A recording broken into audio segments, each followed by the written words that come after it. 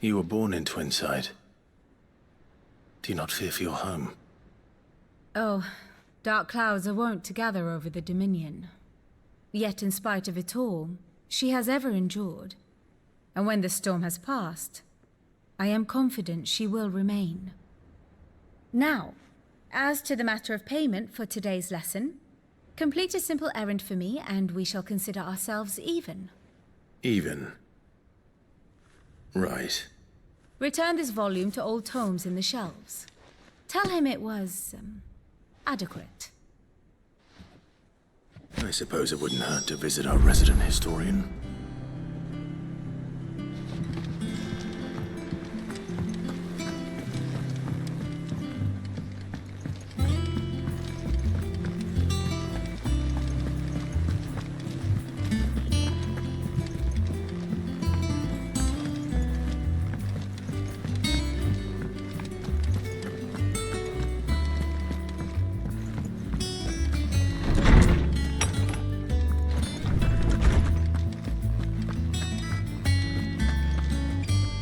Lawsman Harpocrates.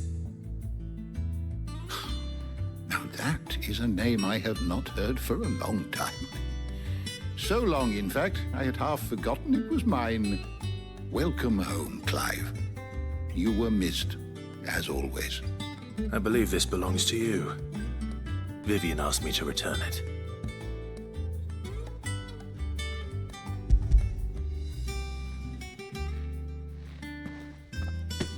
Ready? Our resident scholar devours books faster than young Tet does lemon tarts. Would that I could do the same. But alas, I no longer possess the necessary constitution for such indulgence, either in words or tarts. That said, I have continued my search for mention of the creature you encountered at Drake's Head. But without access to the great libraries of Oriflamme or the Dominion, I regret that I have been able to find little and less. I am sorry.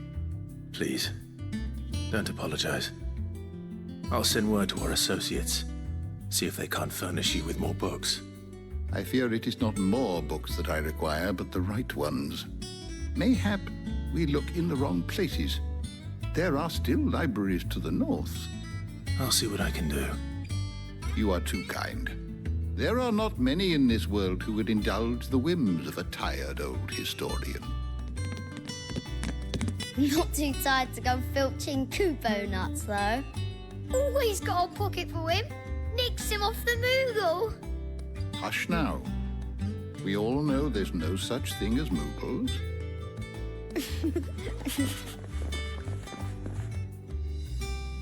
The twins seem well. Aye. Yet they laugh far too little for one so young.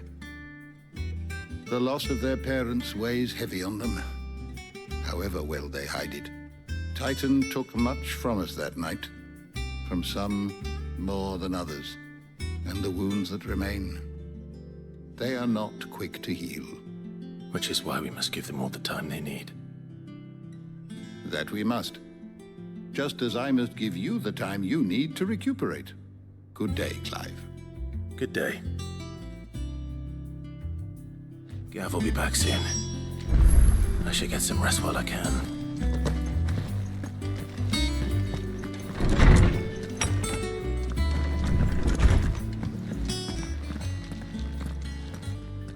Not back a blink and you're already off solving everyone's problems. It looks good, Clive. Goes well with the scowl. I'd had that brand for so long. I'd forgotten what life was like without it. What it was like to be myself. And it's all thanks to you, Talia. The scalpel did most of the work. Ah, before I forget, a rider was here with a letter from Gav. Otto left it on your desk. Not a Stolas. All right, I'll have a look. And then you get some rest.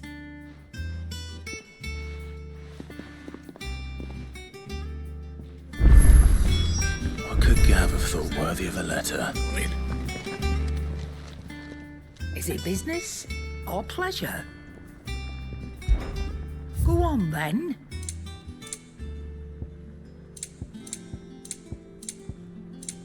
Finished, are you? What do you need?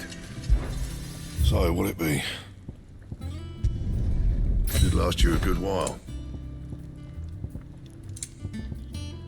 And? Once the hall's swept, it's over to the Tavern Crown for me. You're a serving girl, are you?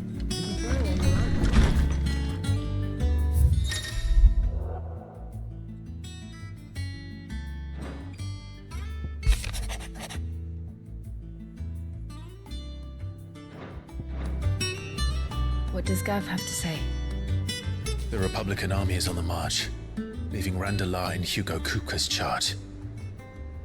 With him and his men occupied with the defense of the capital, they're less likely to trouble us. Good news, then. It's more than that. This is our chance, the one we've been waiting for.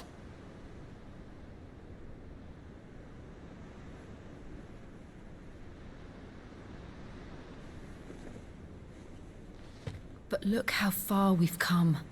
All that we have here, our friends, the hideaway, are they not cause for joy? 5 years. 5 long years. If I could only command this power I've been granted, we might have achieved so much more. But each time I reach for it, it's like something is holding me back. Summoning an Eikon exacts a price not easily paid. Your body knows this only too well. It's merely trying to save you from yourself. And every burden I cannot bear falls to you. This mission of ours has made me question everything I thought I knew. But one thing has become abundantly clear. The crystals take more than they give. In exchange for momentary comfort, we must endure a lifetime of pain, war after war, loss upon loss. And now they rob us of our very homes, leaving naught but dust and ash. But you're trying to change that. We're trying to change that. And to me, that's no burden. I know, but... Try not to forget. We're only here because Joshua gave us a second chance. It would be a pity to waste such a precious gift.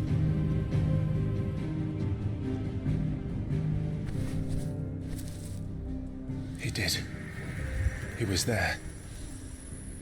It wasn't an illusion. I heard him call out to Ultima.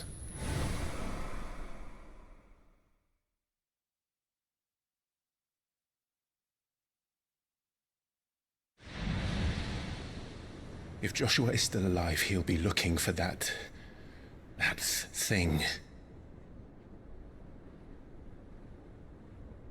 Do you think he will ever come back? I know he will. And we must be ready when he does.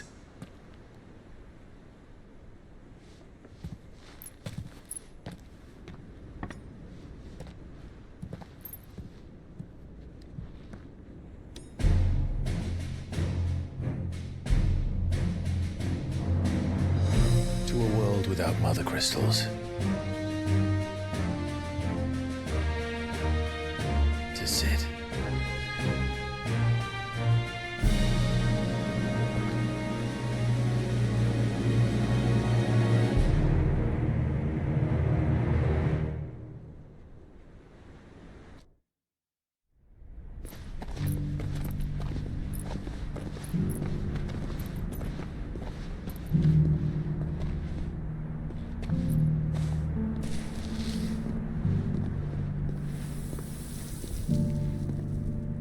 And so the North is lost. I knew that the Blight spread ever more swiftly, Your Grace. But this is far, far worse than any could have imagined. It is only a matter of time before the twins are no more.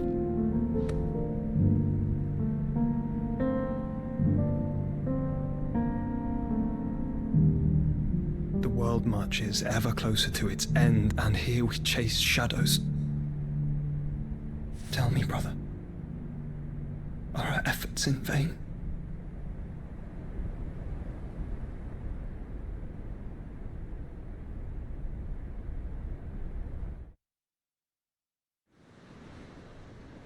Master Clive, a moment, if you...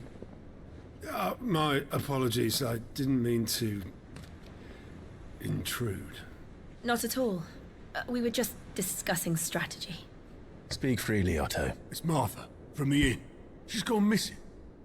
Anyway, I'll be in the mess when you've finished. Very well.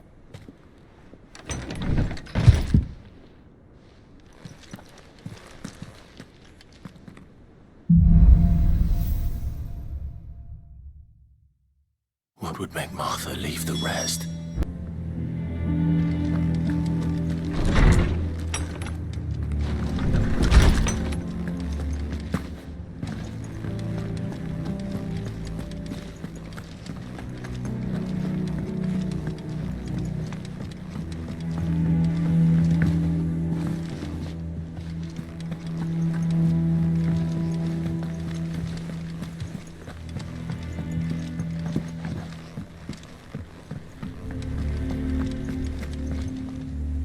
What do we know, Otto?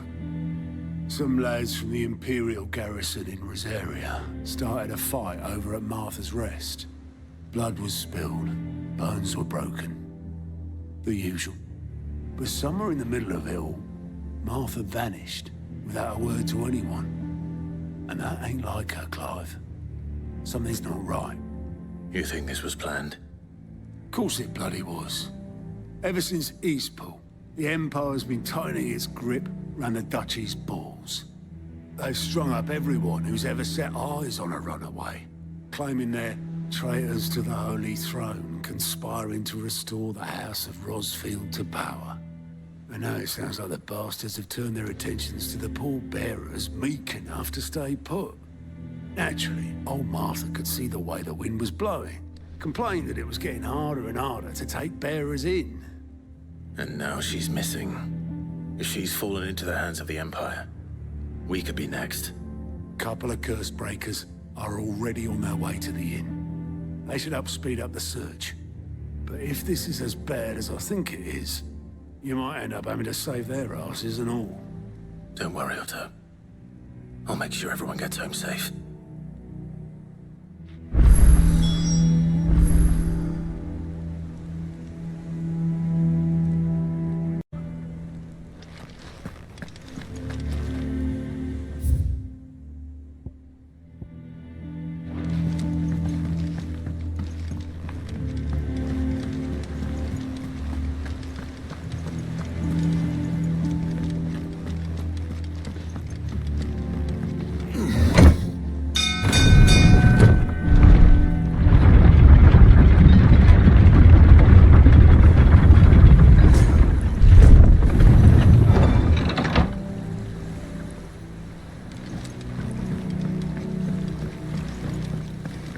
With that long. Welcome back, Sid.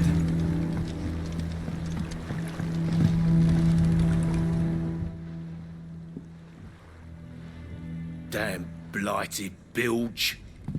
Is everything all right? Aside from the holes in my hull, everything's roses. The lake water doesn't agree with it, then? That's one way of putting it. And unless you got some grand scheme to suck the black from the lake like we do in the atrium, that slurry'll keep eating away at the timber like young Tech does our lemon tarts. Suppose a coat of pitch might stave off the rot for a moon or so, assuming we had any pitch, which we don't. Not any bloody more. Doubt the old tub's got more than a dozen runs left in him.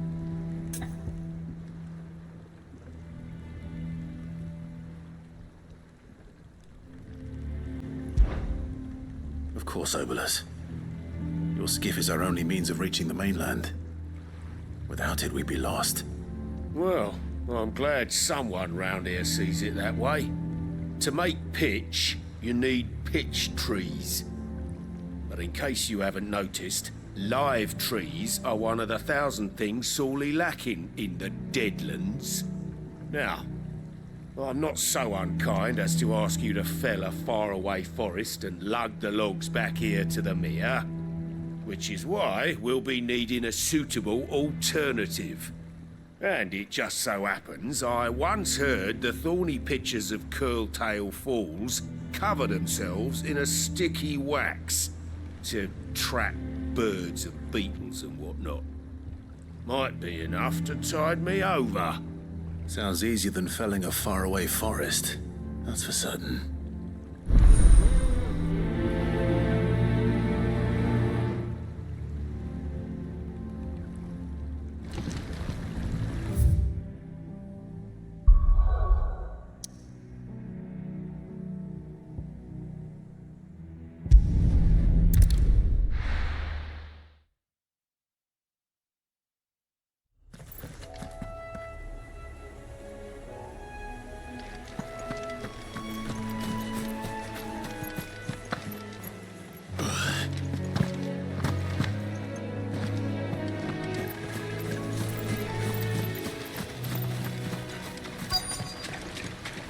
Easier than felling a forest, I said.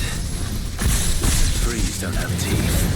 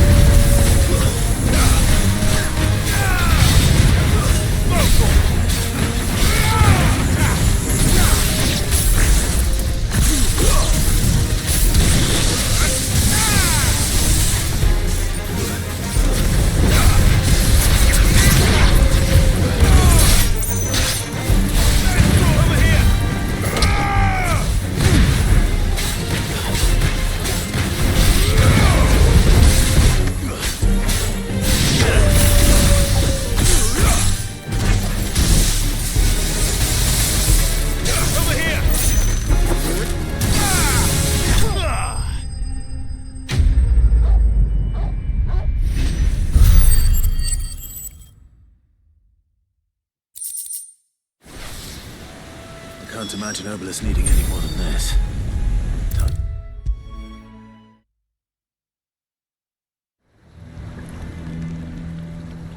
Well, did you find me some wax? Find is one way of putting it.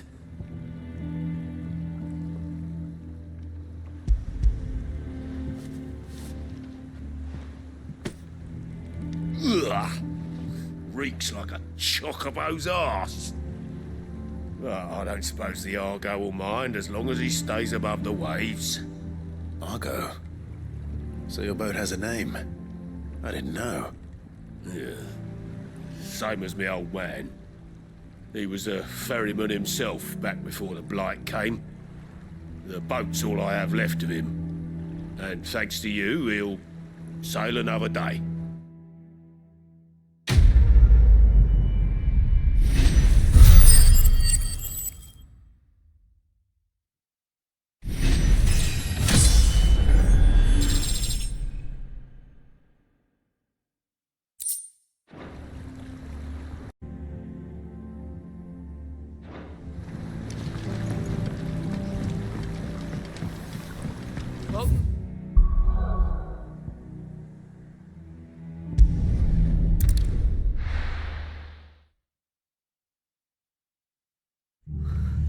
What happened here?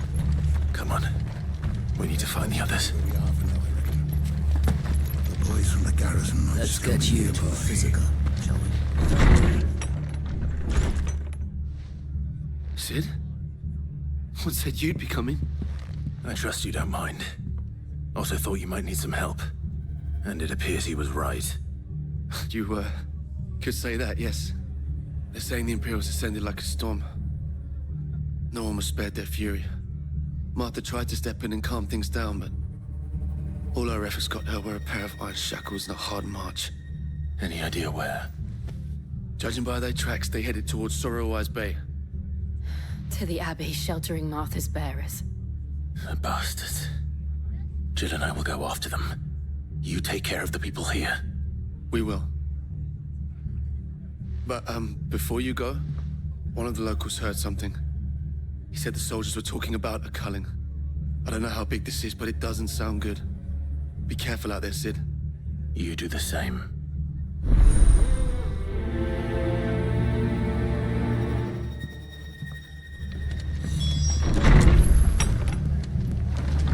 Cole is right.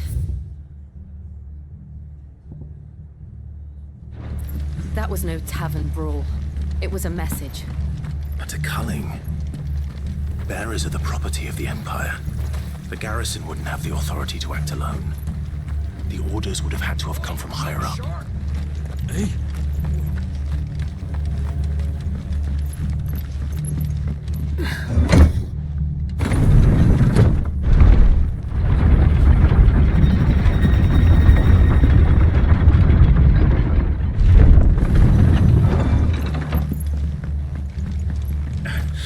If those horses touch an arrow.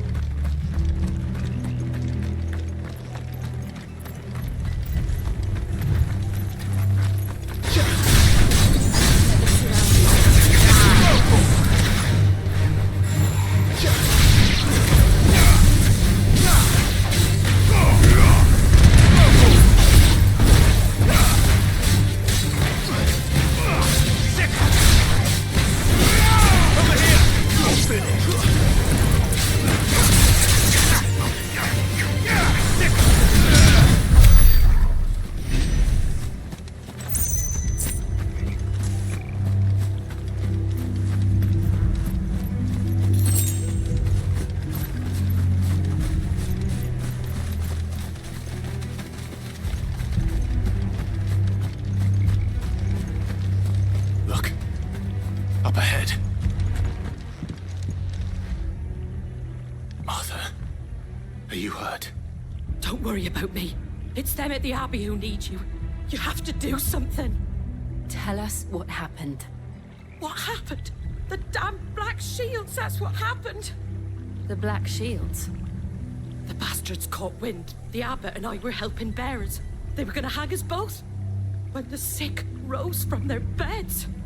Poor souls turned on the Imperials. Distracted them long enough for me to get away. Then, they may still be alive. Martha, do you think you can make it back to the inn? Cole is there with the other curse breakers. I think so. Thank you, Clive.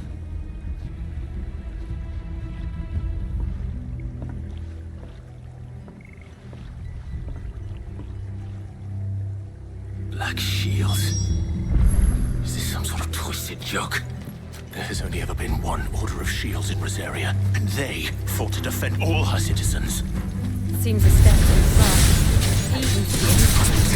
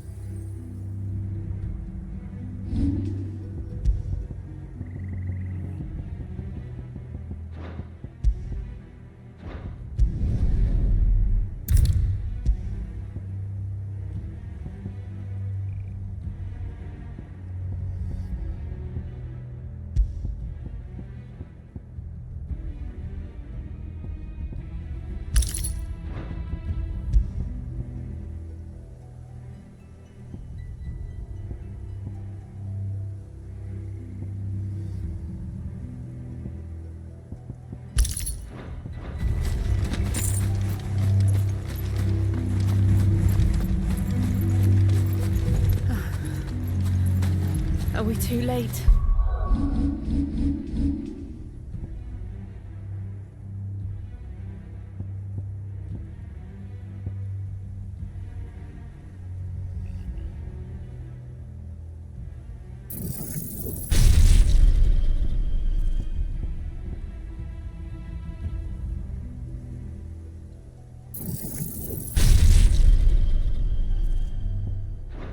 There might still be...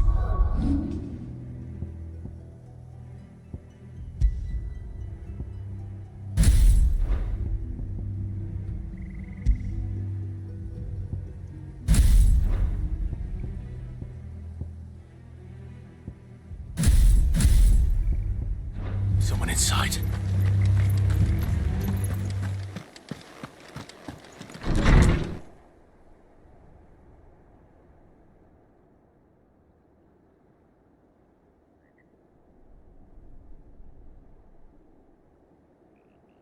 No. Damn it.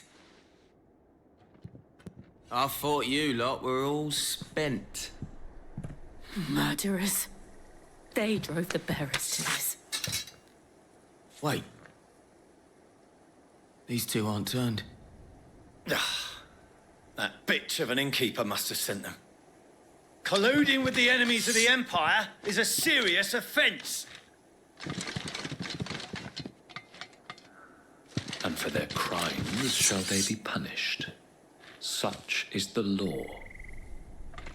To dwell in darkness that we may purge the night and welcome lasting dawn. On these our swords we swear. How dare you speak those words? Have you no honor? Clive. This won't take long.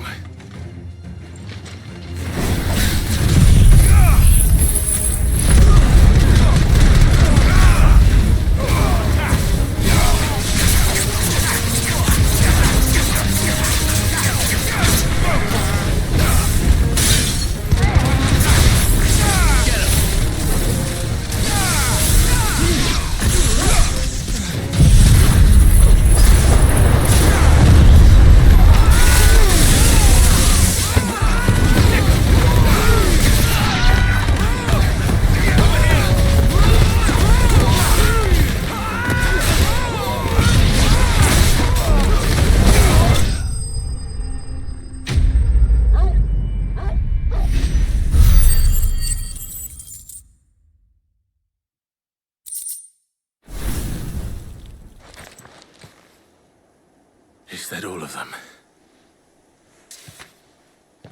I think so.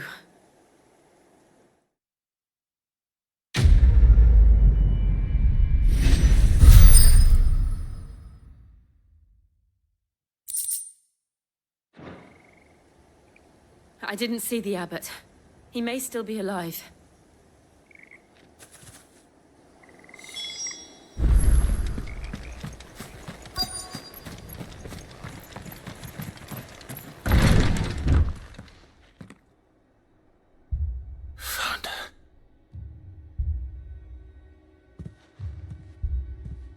The abbot.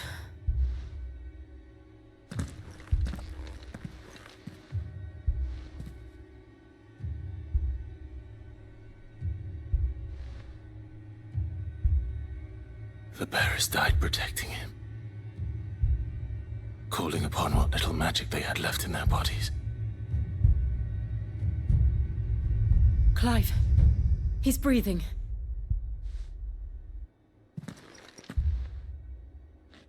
We're friends of Martha. We're here to help. Are the Imperials dead? They are. Every last one. If only that were true.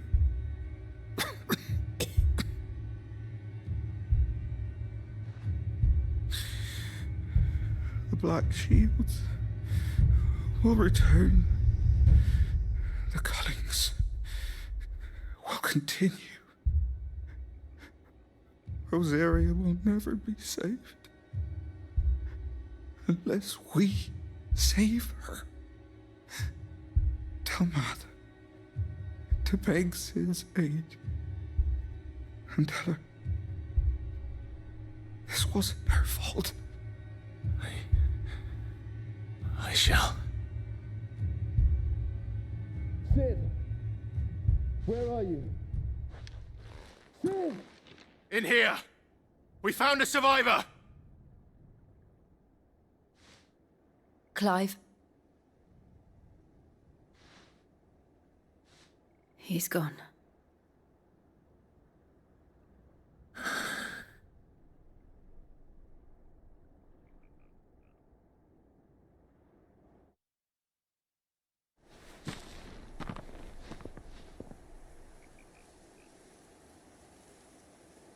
We've laid the abbot to rest, but the bearers, they didn't need to die like this.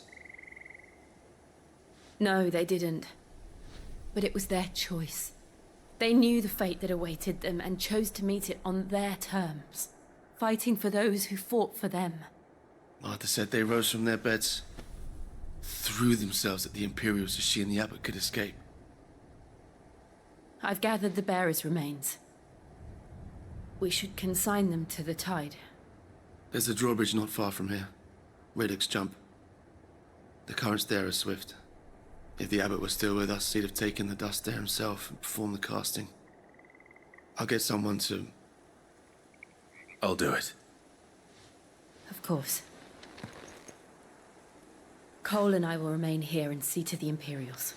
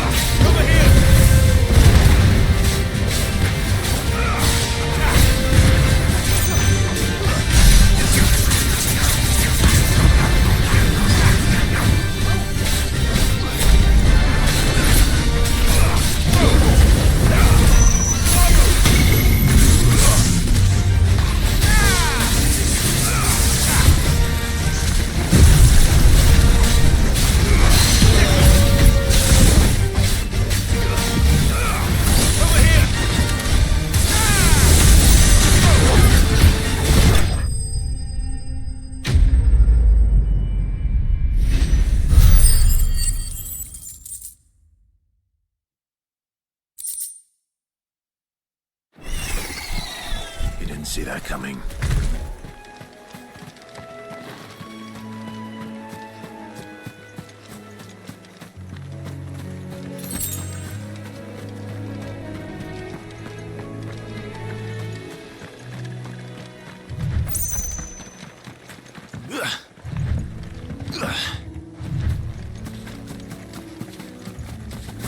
That must be the bridge.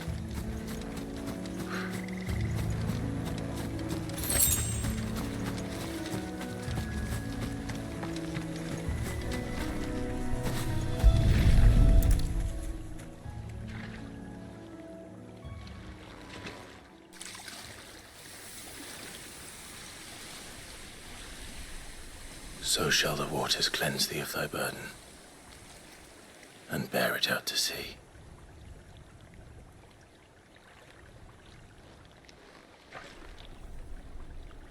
And now they are truly free.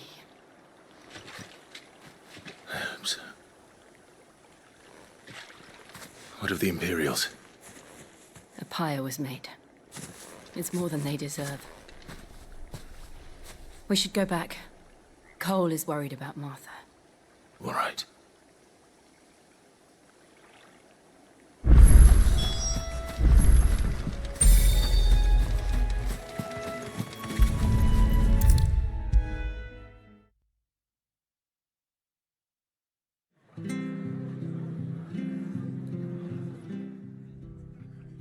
No one survived then?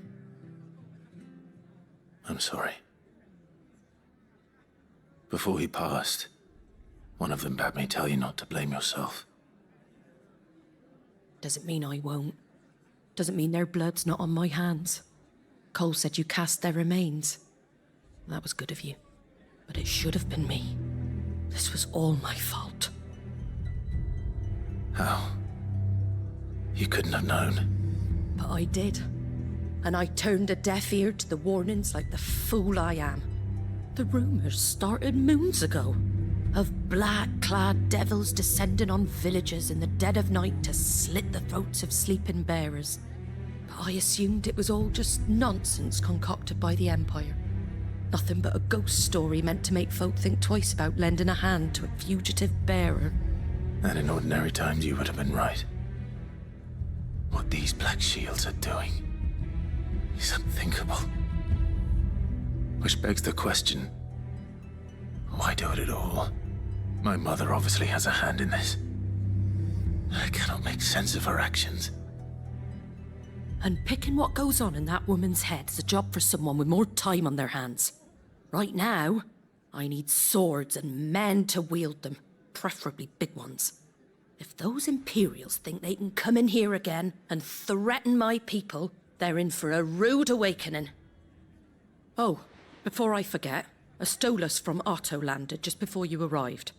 He asked me to tell you that Gav has returned. Then we must as well. Will you be all right here, Martha? We can stay longer if you wish. No need. I'll be ready should the Imperials come calling. Though I wouldn't turn my nose up if you were to lend me a pair of them strapping young curse breakers.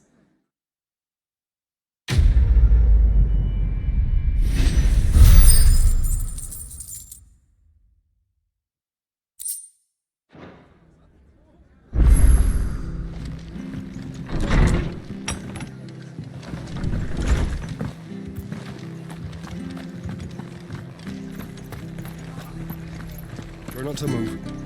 You'll only make it worse. Oi!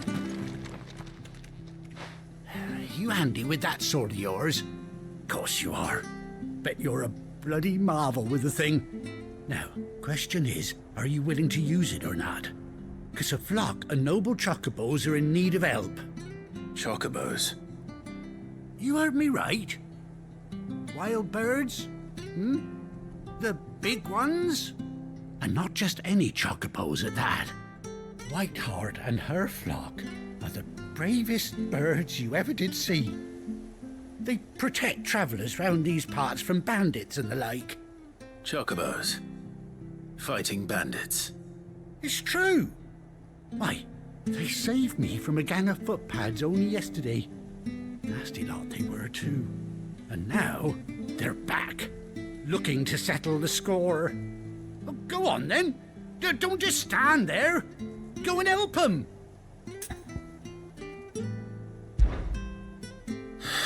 All right. There's a good lad. Where can I find these chocobos? I saw him cut across the way over yonder. The rotten scoundrels were driving the poor things towards the old dock. It's a dead end, that is. You save Whiteheart and her flock, you hear me? There ain't a pluckier bird in all the world. She's a hero to us locals. And don't worry, you'll know her when you see her right enough. I'm sure I will. And good luck to you. And give those no-good bastards a hiding from me.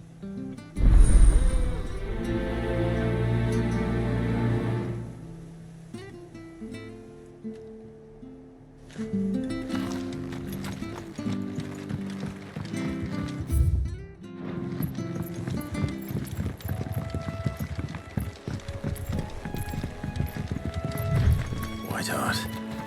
That's quite a name for a chocobo.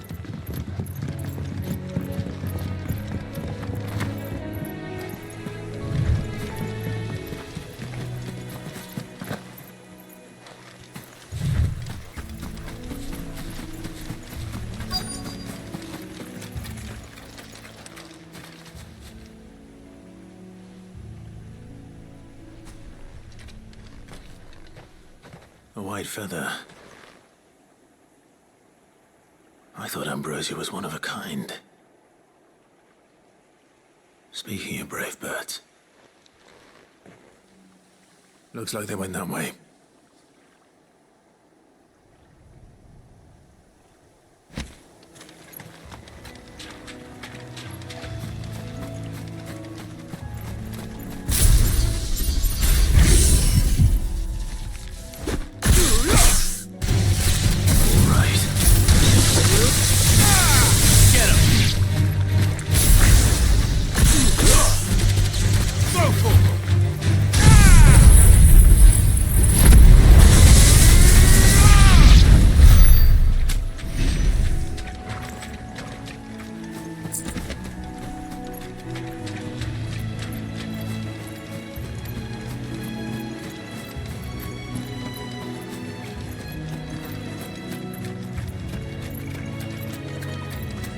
These chocobos aren't going down without a fight.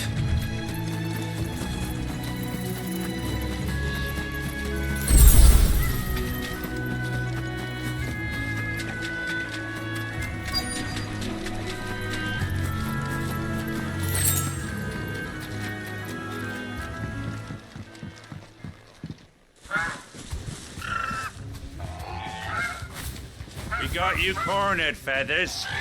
You didn't think you'd seen the last of us, did you? You've been bad for business. But I reckon someone will pay good coin to mount your head on their wall. Not around here, they won't. Oh. And why's that, eh? Because she's something of a hero in these parts. You hurt her, and I hurt you. Piss off. Or better still, how about we hurt you both? All right then. But don't say I didn't warn you.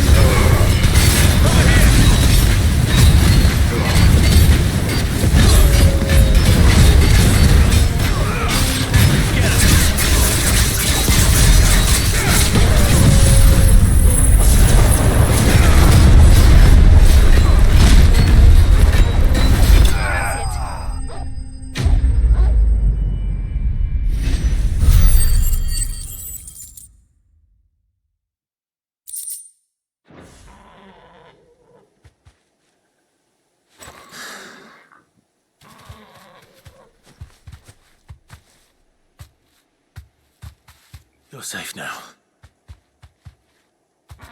White Hart, I presume.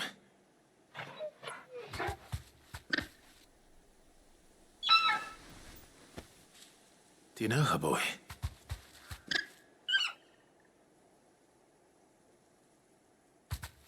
That scar. It couldn't be.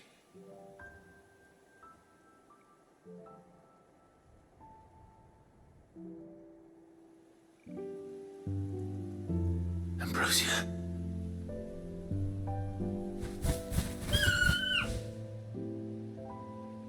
It is you. You survived.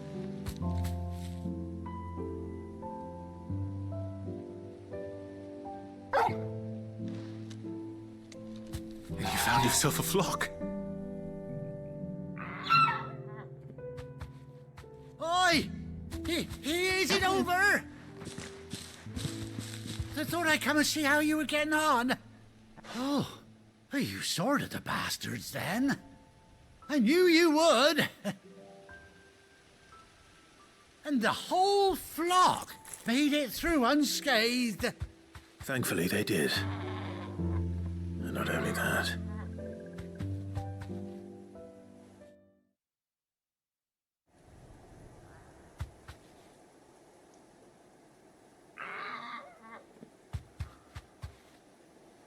Well, I'll be. I never stopped to think our hero here might once have been someone's mount. Though I dare say she'd suit a fine fellow like yourself. Reckon our feathered friend must have learned a thing or two from her master. Kind-hearted warrior that you are. Bird like her would have cost a princely sum. You born a lord or something? Well, Oh, no, sorry. I didn't mean to pry. Don't matter who you are. You done right by me. What is it, girl? She wants her master back, I reckon.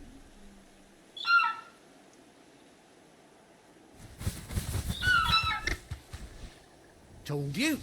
And it seems her pals agree. Is that it? You want to come with me? Well, bugger me if this ain't a heartwarming sight. The lads down the stables will be hearing about this tonight. Oh, stay right where you are.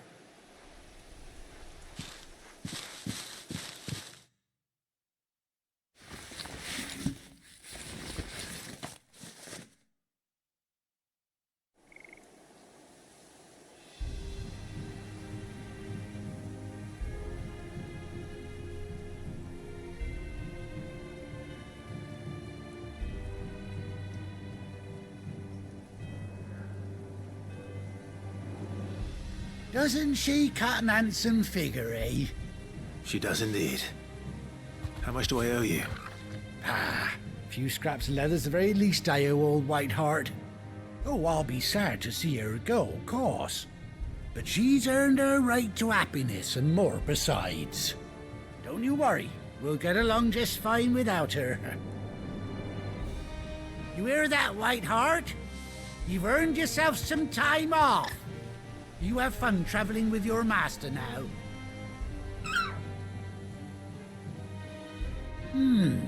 You seem awful familiar now I get a proper look at you.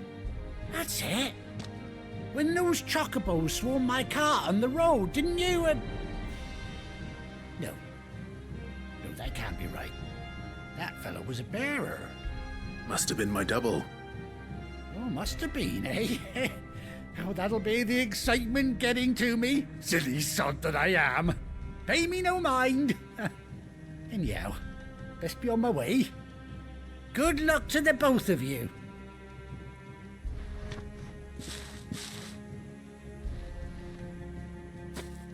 You take care of your flock for now. I'll call you when I need you.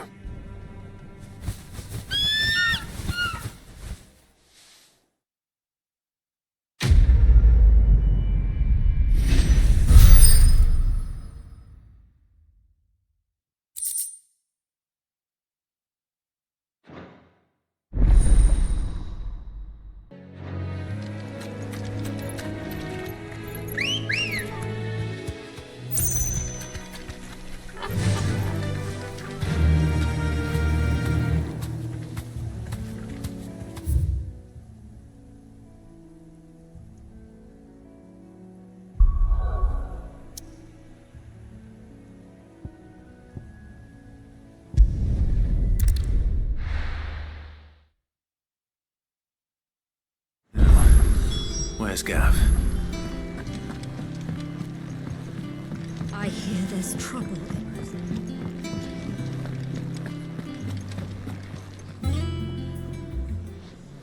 Ah, Clive! Oh, I've missed that scowl.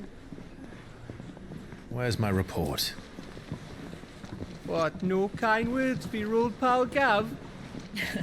If it's kind words you're after, you're fishing in the wrong barrel. Now sit down, you fool.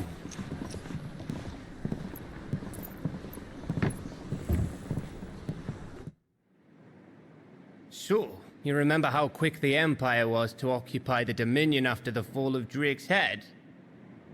And how pissed off all the other nations were that they didn't think to do it first? Half a century of independence gone at the whim of a madman. So much for their bloody treaty. Clearly, the promise of unblighted land and the world's supply of crystals was too much for his radiance to resist. And now the Republic's finally decided to follow suit, using liberation as an excuse to declare war on Sambrek. Lined up right outside the Dominion's gates as we speak, looking to starve the Imperials into submission. And now all eyes are on the Strait of Author. Well, the two nations beat their shields. The rest sharpen their daggers, ready to set upon the war-weary victor. They'll never see us coming. It's time we moved on the Mother Crystals.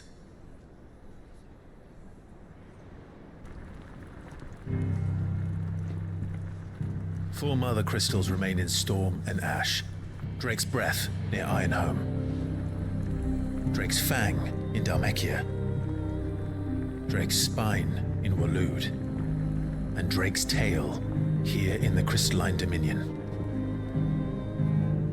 With the bulk of the Republican army marching to Twinside, Drake's Fang will be left exposed. That is exactly the move Kupka would anticipate. And if there is anything these past 5 years have taught us, is that he loves his traps.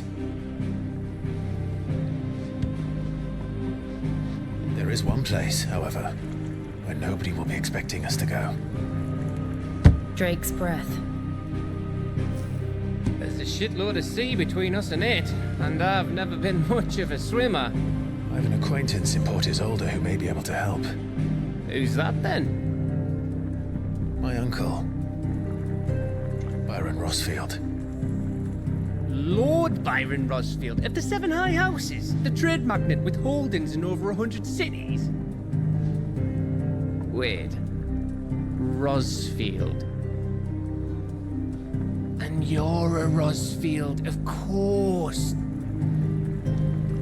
My uncle's name gave him his start in the world, but it was his acumen which earned him his fortune, along with a handsome fleet of ships. Well, it's settled then. What are we waiting for, eh? Huh?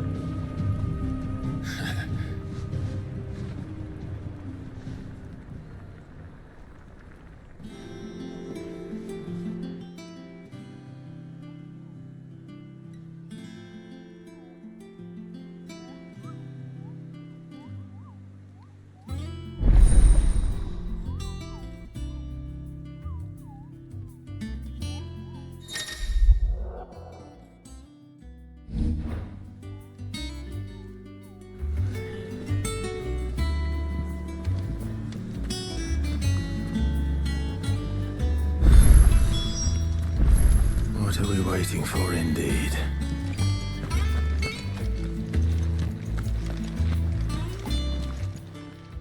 And what can I do for you?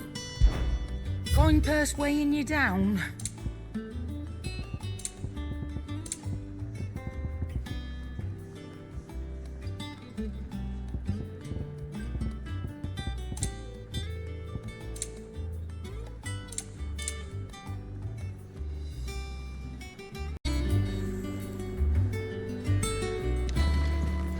Think it's all right to touch him?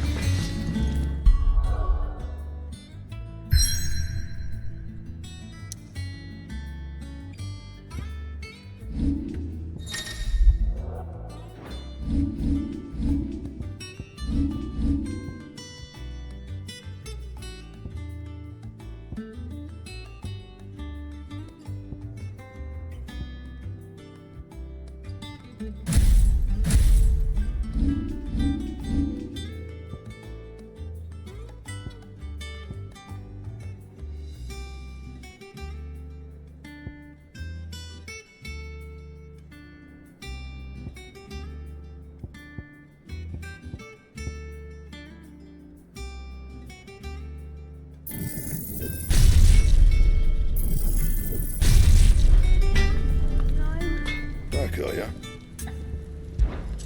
What do you want? No scratches, all right?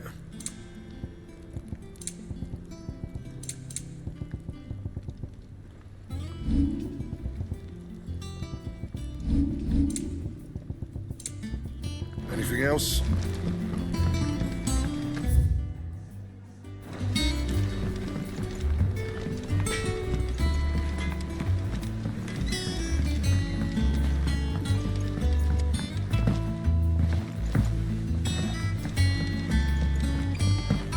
How much water can a flower drink?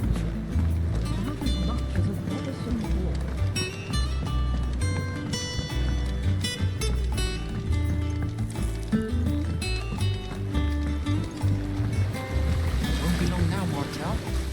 Sid, I was hoping to speak to you. Is everything all right? Oh, yeah, it's just, well, as you know, we've been trying to grow fruit down here. It's good to know that something of the old hideaway still lives on. Martel's pride and joy. It was a sapling when she rescued it from the rubble, but look at it now. All our hard work's finally paying off. I took it on, you see, after she died, and now the fruit's finally ready to eat. And not only is it ready, it's actually tasty. Sweet as you like, in fact. She bred the bitter right out of it. Impressive. And welcome news to more than a few, I'd say. I thought this first harvest could go to the curse breakers, on account of all they do for the hideaway. You couldn't take them some, could you? Seems better them coming from you.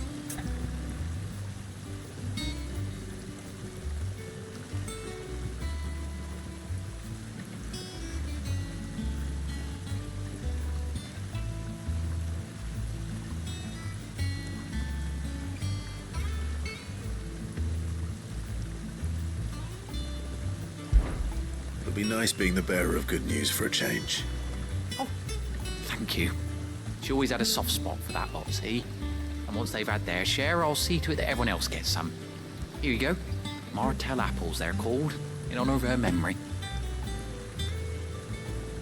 You hear that, Martel? Today's finally the day.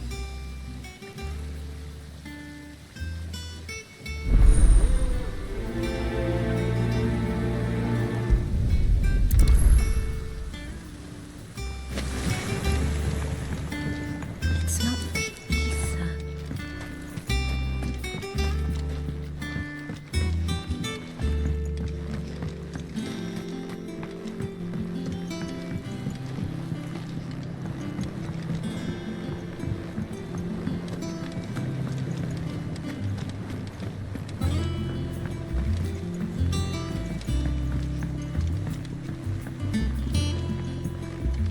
Did you come through the forge today? It smells like a still. Would explain Blacksmith.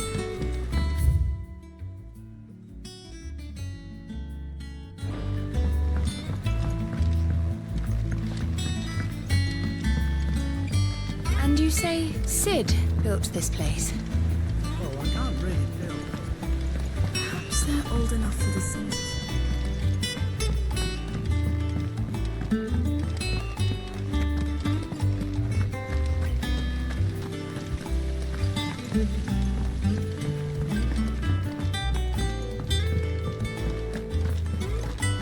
So Martha's all right. You two look like you could use something to eat. Here. Courtesy of Martel.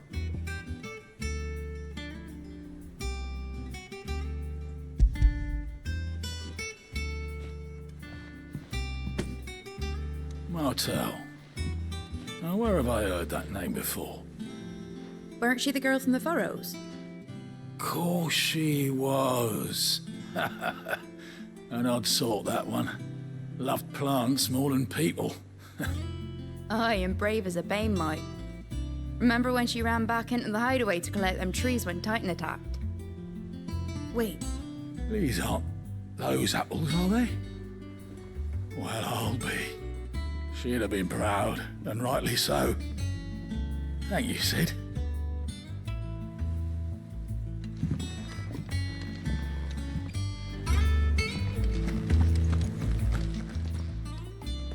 A gift from the backyard. For your service.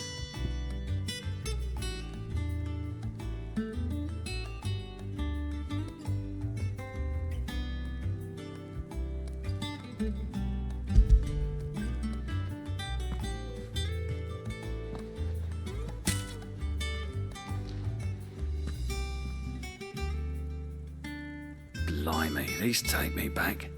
I haven't seen a hideaway apple since. Old Sid was the only one who could stomach the things. He'd nab them right from the branch, made Martel livid. Not that anyone could stay mad at the man for long. That sounds like the Sid I knew, all right. Planning on keeping that lot to yourselves, were you? Hang on. These aren't Martels, are they? I'm glad to see someone carried on what she started. Can't have been easy, not in the Deadlands.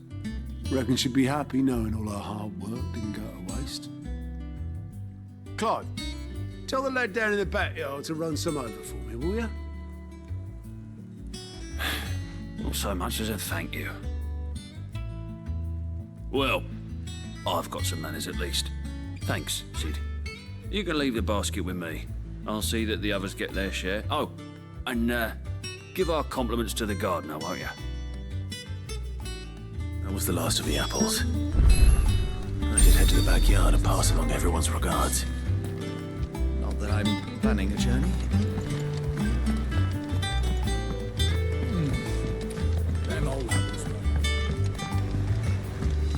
That room's as ragged as goat's locks.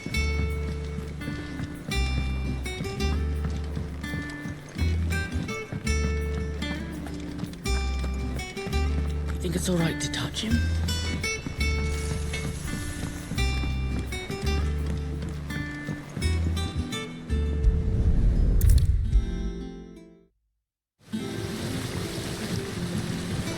The Cursebreakers sent their thanks. And their compliments. They were clearly very fond of Martel. They remembered her. After all these years. I suppose she was very kind.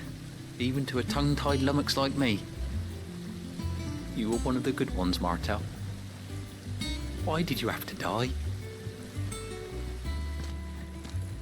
She put everything into her work. She wasn't going to rest until we had fruit sweet enough to enjoy. And now we do. When she died, I named a sapling after her. And now it's a full-grown tree. Martel lives on through the fruit it bears. And through you. Her dream would have died with her, had you not kept it alive.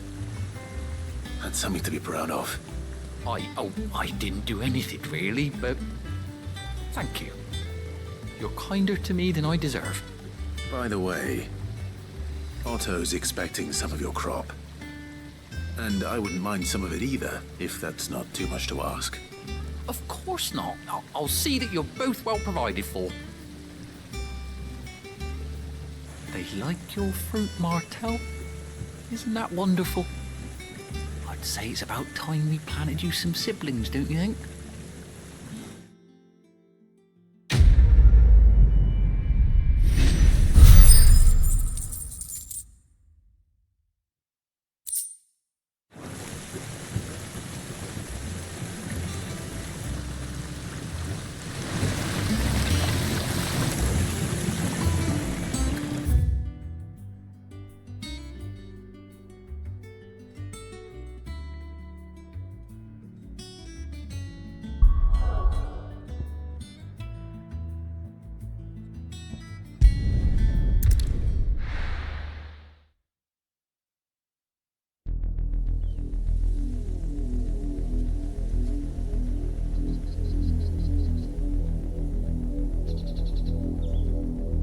Do you think it was wise to leave, Gav?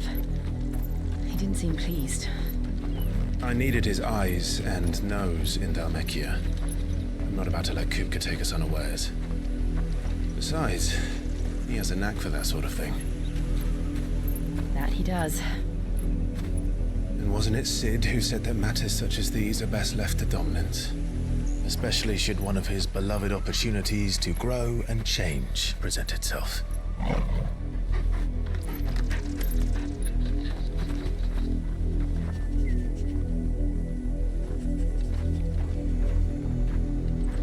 I always knew that I would return one day. Return to Ironhome. For what?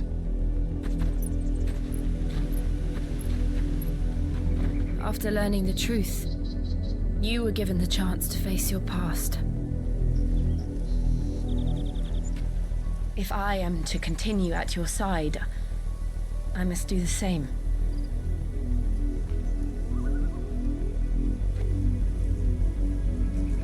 We will face it together then. To the end.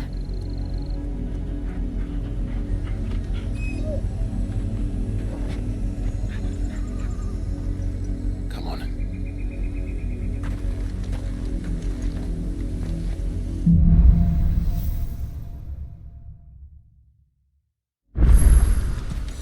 How far do you think your mother's reach extends? Will we find the same tragedy in the south as we did at Martha's Rest? More than likely. Which is why we should hurry. There are still many settlements between here and Port Isolde. We visit as many as we can and hear their stories.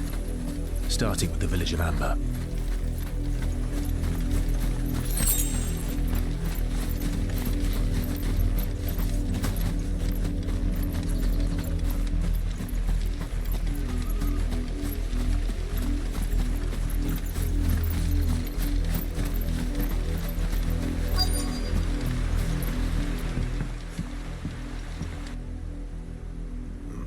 Mockery of justice is what it is. Lord Elwyn would never have stood for this. Quiet, you! Nothing but loyalists. Jill, look.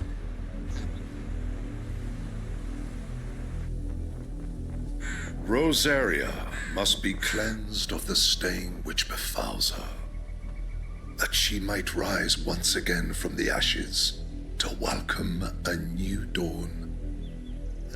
'Twould be a pity to make examples of you all, for the transgressions of but a handful. Of course, your lordship. You shall have our full cooperation.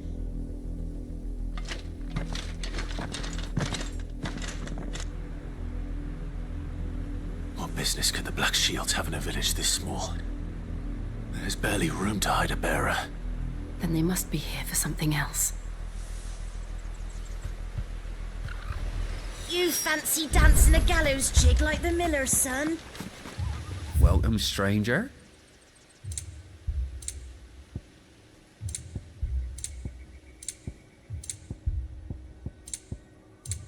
Are you well? You're a long way from home, aren't you? I'd like to help you. Truly, I would. I suppose we won't be seeing you again. Excuse me, but what was all that about earlier? You haven't heard? Someone's been stirring up trouble. There have been attacks on the garrison, supplies stolen. They even say a Black Shield was murdered. The Empire wants answers, and what the Empire wants, Empire gets. Don't they just? Keep your ears open, eh? The Black Shields will pay good coin for information on the culprits. You'd have to be dull as a sack of stones to think you could take on the Empire. What with their 100 full legions? 100? I heard it were 1,000.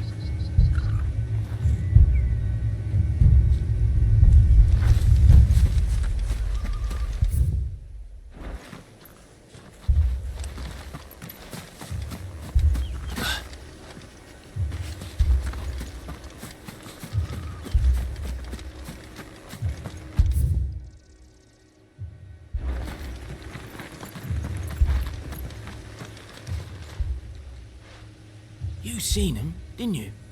I'm sorry. The Black Shields. Just now. You seen them, didn't you? At least I think there was a Black Shield. Can't say I ever saw one before. Was this the first time they visited the village? But what do you think? Amber's the arse end of nowhere. And they thought we might be harbouring firebrands. Huh. If only we were. I might have turned them in and become a Black Shield myself. You don't think these firebrands the Empire is looking for could be us, do you? I don't know. But we need to find out. Greetings, friend. We are travelers. I know that. What do you want? We couldn't help noticing those Imperial soldiers who were here earlier. Don't you go telling these strangers a thing. I speak for the people of this village, and we have nothing more to say to you. You are to leave Amber and never come back. May I at least ask why? I don't know who you are or what brings you here, but your presence puts us all in grave danger. The Empire is a harsh master.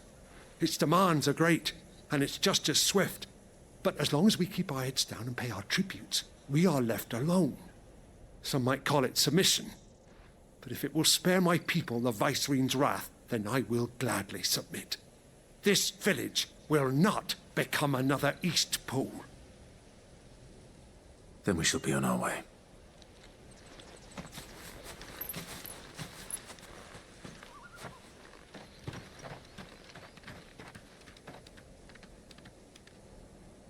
These people live with a knife to their throats. In the mistaken belief that if they cooperate, my mother will show them mercy. Obedience bought with fear. Are you all right? Sorry, It's nothing. We still don't know who the Black Shields are looking for. Well, whoever they are, the Imperials deem them worth pursuing to the back of beyond. But other than Martha, who else in Rosari would have the courage to stand against the Empire? A new ally would certainly be welcome. Can we find them before the Imperials do? Perhaps the next village will yield more answers. Perhaps.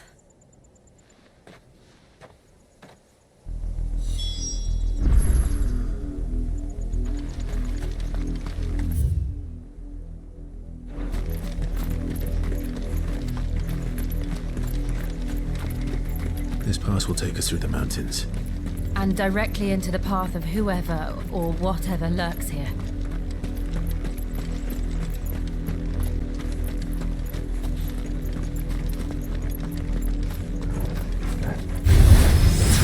Ever since the apodder tree, we've seen more and more of these echoes. What do you think is waking them? The mother crystals collapse?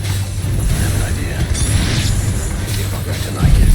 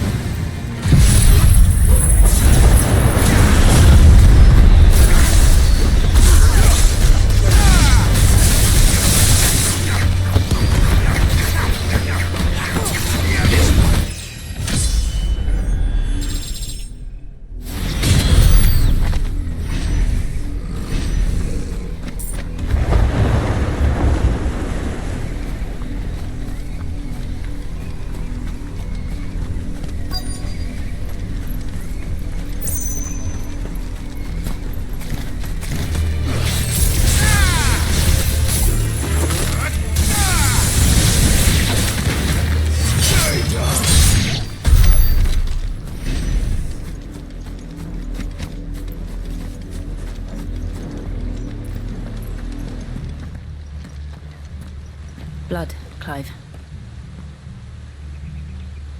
And still wet.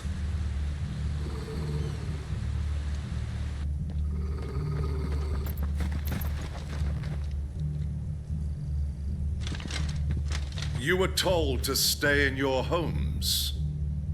The Black Shields. You know who we are. And still, you would bear your steel. Why then? We owe you our thanks. You have saved us the trouble of an interrogation. To dwell in darkness, that we may purge the night and welcome lasting dawn. On these, our swords we swear. Say that again. I'll show you a true shield of Rosaria. Get him! This one!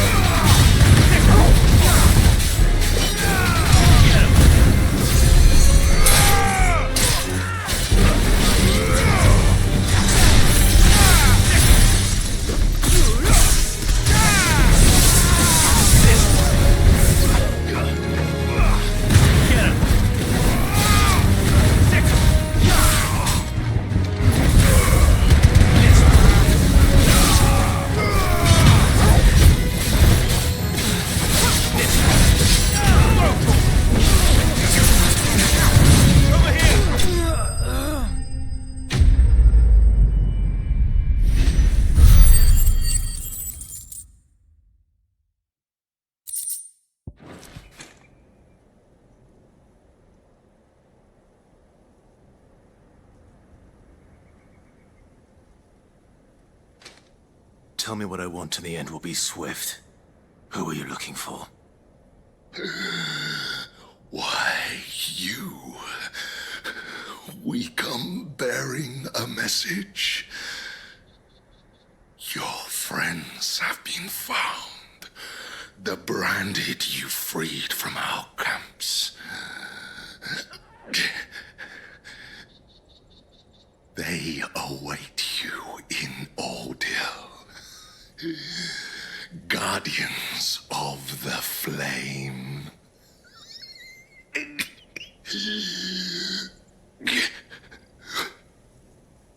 Those are Old Hill's gates. Then we hurry.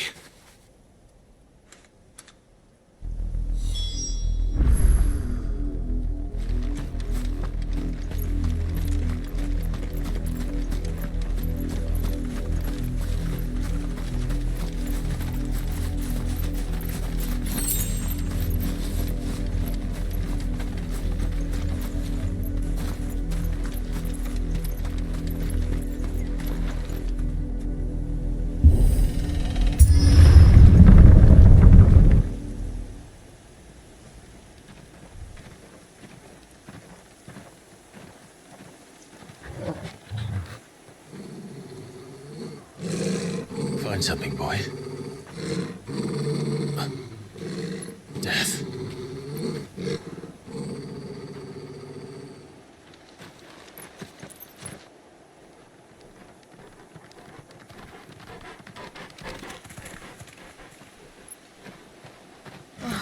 Found her.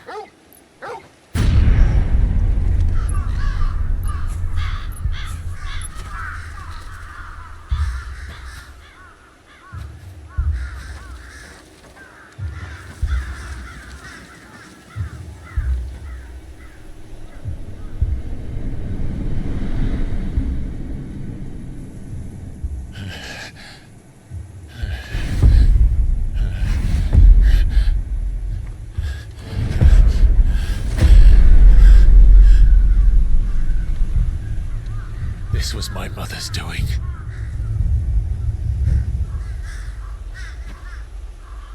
But why? Why would anyone... I don't know. I never truly understood her. But this... Oh, Clive.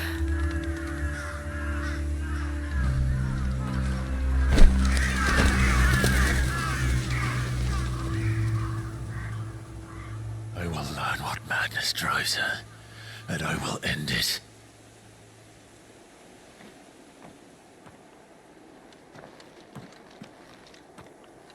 We should go. Yes.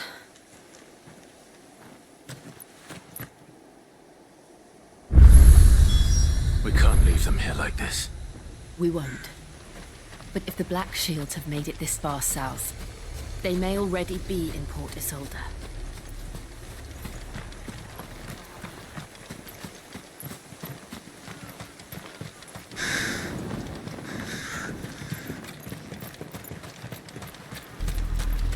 We're approaching Buick Bridge. Though I doubt the Empire would let us cross over to Rosalith.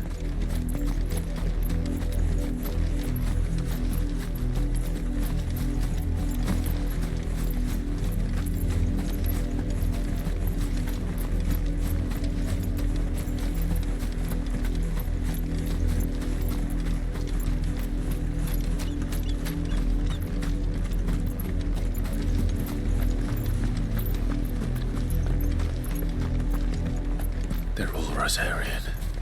But this is their home.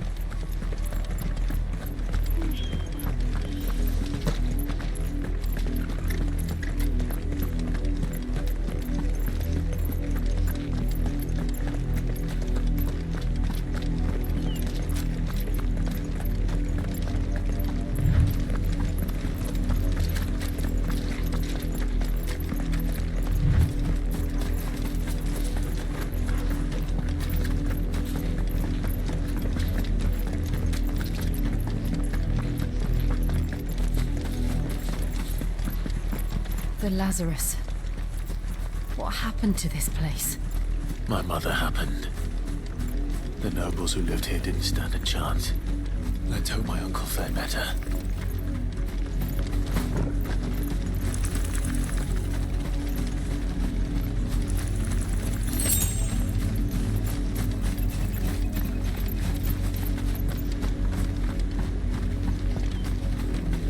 That's the main gate. And it looks like we're not the only ones hoping to get in.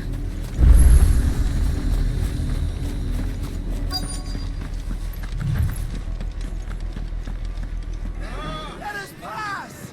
My children are starving! Have mercy!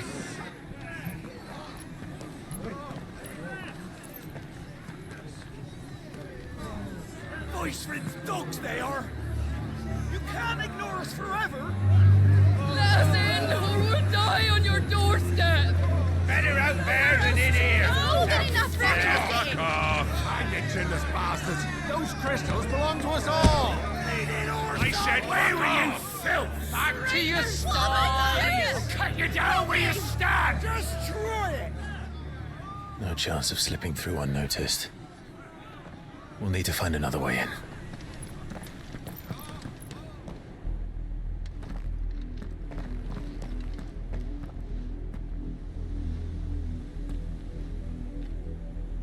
I thought we might be able to reason with the guards. Or at least bribe them. I suspect everyone in that crowd thought the same. Was that the only way in? Officially, yes. Strictly speaking, no. My uncle once told me that the nobles had tunnels built, so that they could visit town without having to walk amongst the rabble. The Lazarus.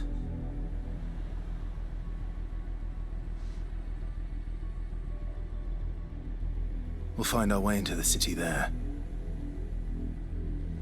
If you're sure. And the entire place looked abandoned. Do you think it's safe? As long as it is abandoned.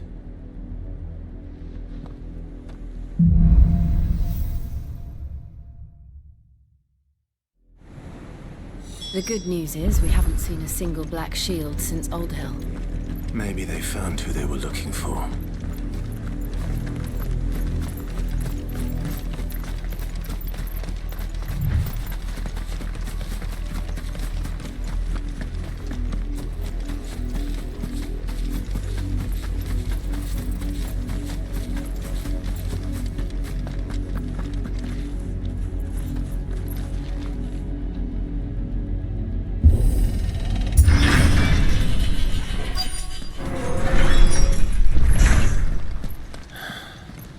This is nothing like I remember it. How quickly a crown can lose its luster.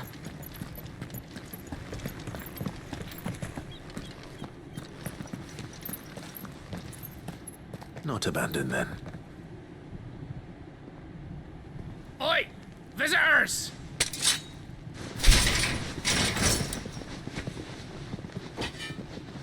Apologies.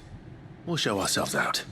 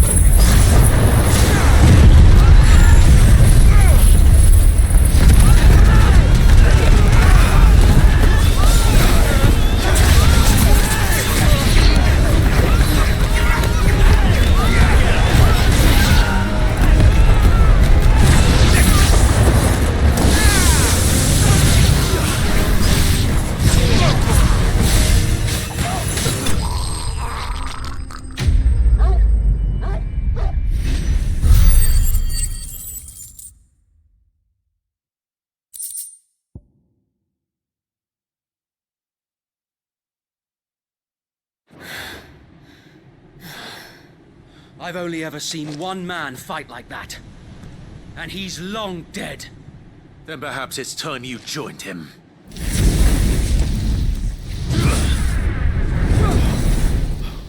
The blessing of the Phoenix. It can't be. I was there when you died. Huh?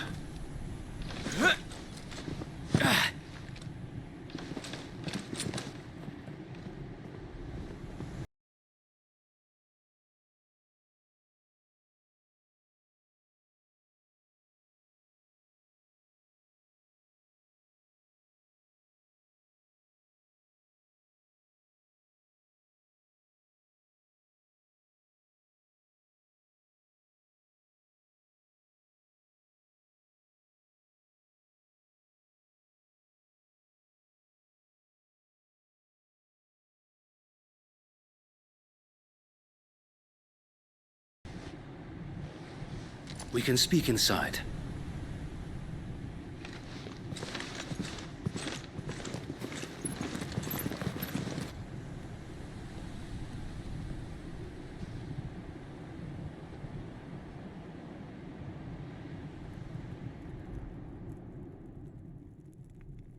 And those who wouldn't bend the knee? We left before the Empire could make examples of us, though we didn't go far. And we banded together to form the Guardians of the Flame soon after. Alas, there is only so much a handful of aging shields can do against the might of an empire. But we've seen to it that their stay has been anything but pleasant. Of late, though, we've had our hands full just trying to keep the Duchy's few remaining bearers out of the Imperial's clutches. The Cullings. We saw what happened in Old Hill. Aye. The foul work of the Black Shields and their mistress. You mean my mother? But it doesn't make sense. Even knowing what I know about her. Her hatred for bearers was no secret, but she wouldn't have been ignorant of their value to the realm. No offense, my lord, but in case you haven't noticed, the Lady Annabella couldn't care less about the realm. She barely even cares for her own home. That much has been plain since the slaughter at Eastpool. And, since granting the Holy Emperor a new heir, her obsession with bearers only seems to have grown. As to why, I don't know. Maybe she can't bear the thought of anyone having the power to challenge her beloved son. Her son? Sir Wade, the Black Shields have broken camp. They march in full force for Buick Bridge. Then so do we. Make ready.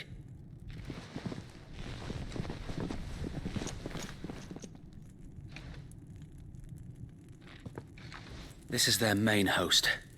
If we remove the head, perhaps we can prevent what happened at the docks from happening somewhere else. If I do nothing, then the blood of their next victims will be on my hands.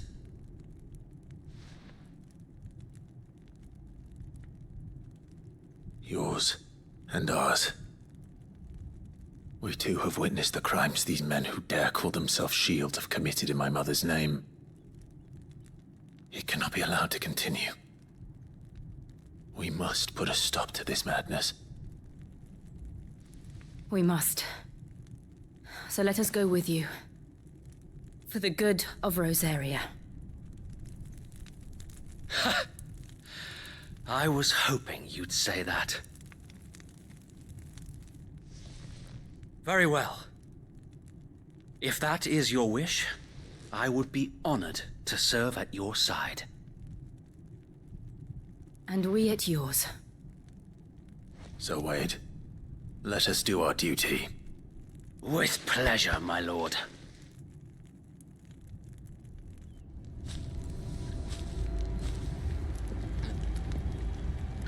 I imagine this endeavor will require more than just our wits. Then... You're telling me that's the Archduke's son? You are welcome to what little we have managed to salvage. As you wish, my lord.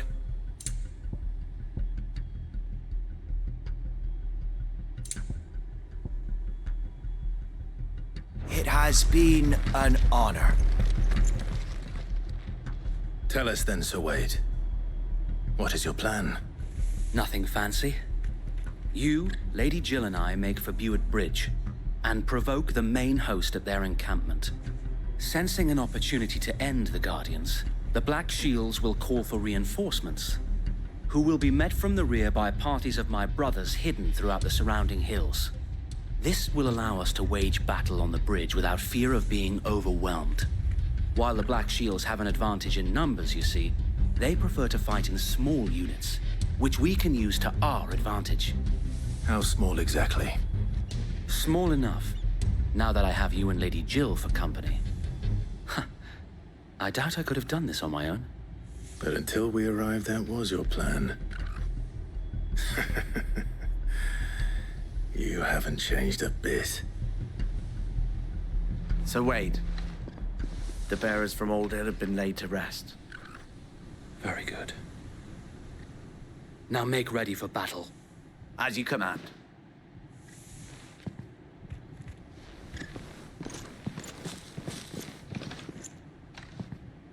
Thank you, Sir Wade. Perhaps now they will find peace. There is but one thing which will grant them peace. Putting an end to the Black Shields. And so we shall.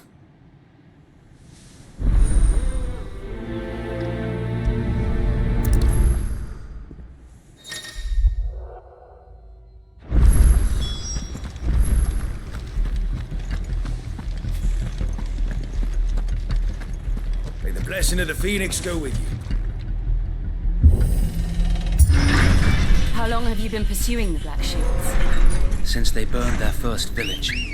We tracked down the bastards responsible and fed their corpses to Stillwind.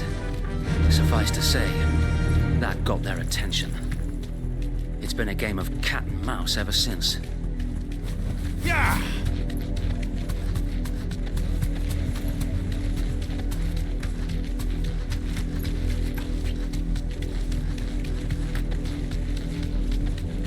Look at me sideways. Come along now. The bastards are looking. There they are. On your command, my lord.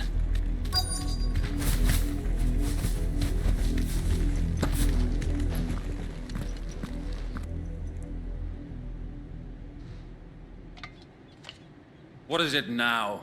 I told you! We bear a message for the Vicereine. From the Guardians of the Flame. Ha! You presume to tell us that a pair of filthy vagabonds, a woman and a dog, could guard aught against the might of the Black Shields? Then come! Die along with your flame! For Azaria! For Azaria! Your petty revolution ends here. On these our swords we swear.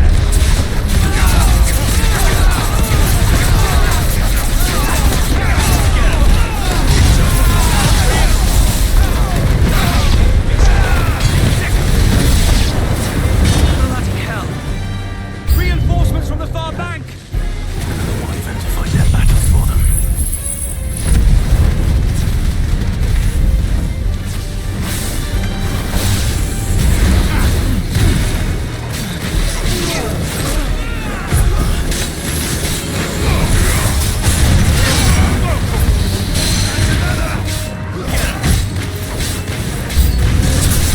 More dragons. The Imperials aren't taking any chances. I can't say I'm flattered.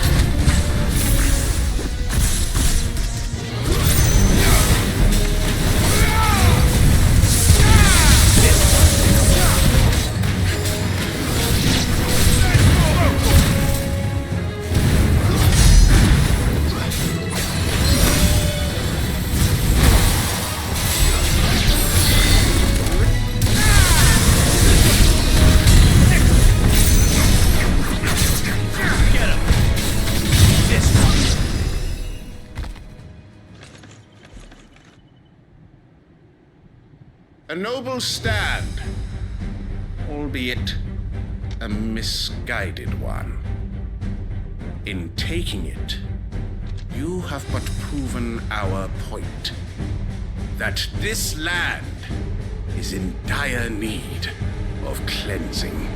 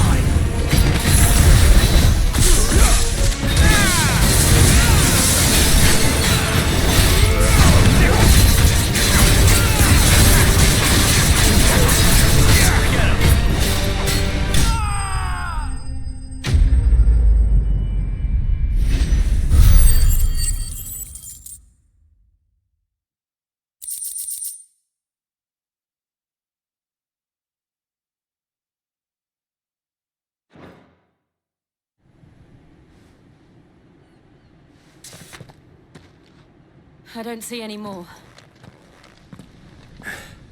Nor do I. The plan worked. It did. It bloody worked. We sent every last one of the rotten bastards straight to the mud! My, Lord, perhaps this will be enough to stop the Cullings. For the time being, at least. Perhaps. Though I doubt my mother will take this loss well. She'll move swiftly to see her minions' ranks replenished. And then it will all begin again. I often wonder if the nation we once knew is gone for good. Her fields rot. Her people starve. We battled to preserve the flame that was, but for every foe we fell, another springs up in its place. Yet be that as it may, it is still our home, and we must fight for it, as we always have, and always will. For as long as the Firebird's flame burns in our hearts, the Duchy cannot die, and her loyal subjects may dream of a day when the Rosarian standard flies over Rosalith once more. So wait,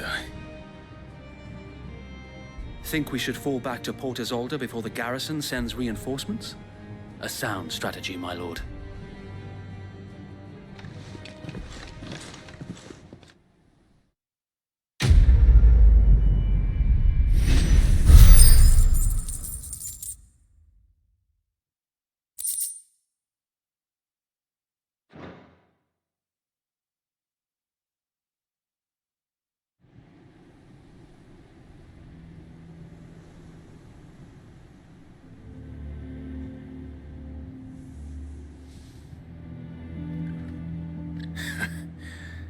And how long has my uncle been funding you and your comrades' endeavors?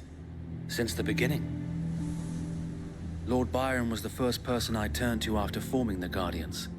And had I known of this tunnel back then, I wouldn't almost have been hanged by the city guard for trying to sneak over the wall. I suppose a formal request for an audience would have appeared suspicious.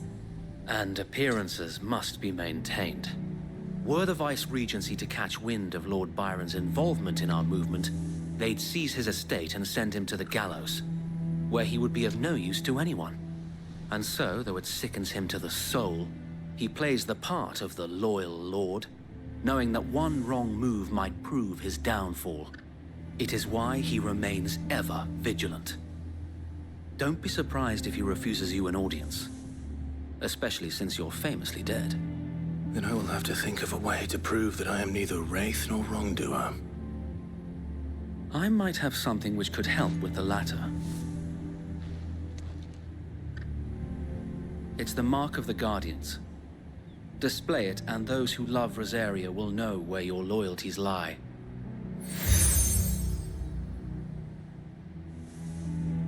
I shall wear it with pride. Be sure that you do. I don't want my men attacking you again. Unless you deserve it. If only Sir Tyler could have been here to see you. Or the Lord Commander. Thank you, Sir Wade. If there is ever anything you need. I know. Go on now, my lord.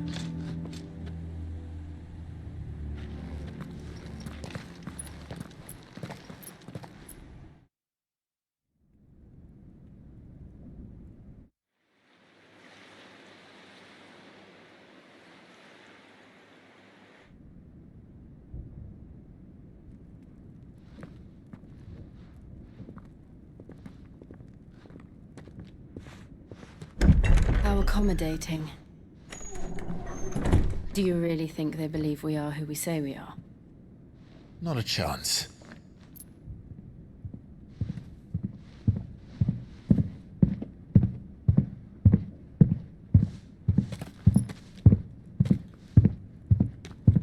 Right, I guess. My uncle believes we're imposters here to rob him. And means to string us up himself.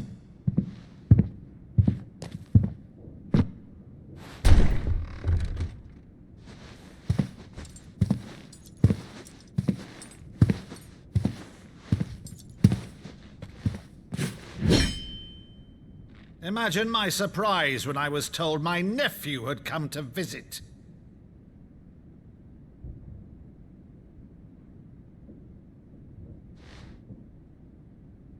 Clive Rosfield died long ago. And for uttering his name here, you shall pay with your tongue!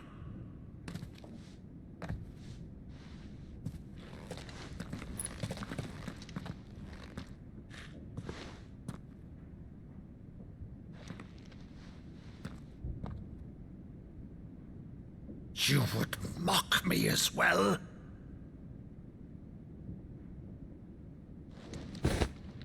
It is I, Sir Crandall of Camelot, loyal servant to her serene holiness, Saint Sybil the Unshod.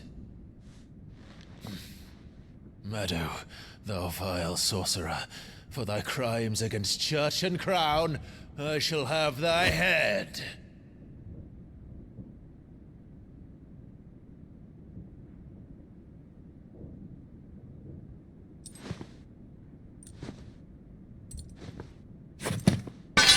Curse thee, infectious flax wench. Even in death, must thou plague me still? Very well. I shall open the gates of hell, that thou might see thy charge once more.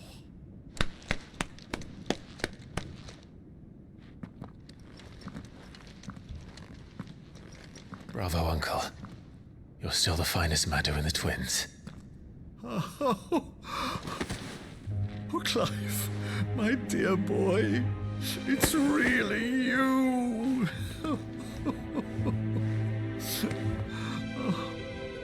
You always were fond of that scene from The Saint of the Sanctuary. Never did let me play Sir Crandall.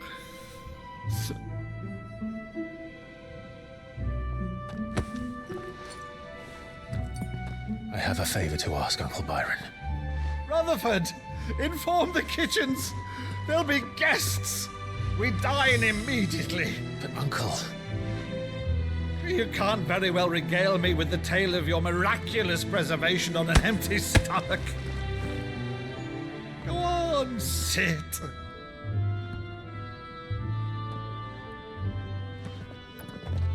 See that you use the good plates, Rutherford.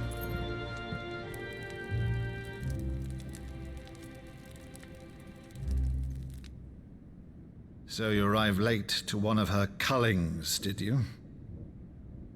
Since becoming Vicereine, Annabella has been a constant thorn in Rosaria's side, but these atrocities are a new low. Something has changed. Quite what, I don't know, but the woman we knew is gone, and a monster sits in her place. A monster? For better or worse, I've been charged with governing this town, and thus must maintain the illusion of obedience. That's all I can do to aid Wade and his merry band of revolutionaries. So he's told us. You have risked much for Rosaria. Our nation will be forever in your debt.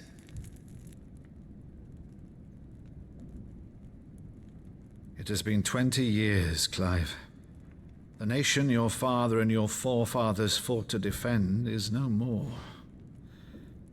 Perhaps it would be otherwise had I the courage of my brother.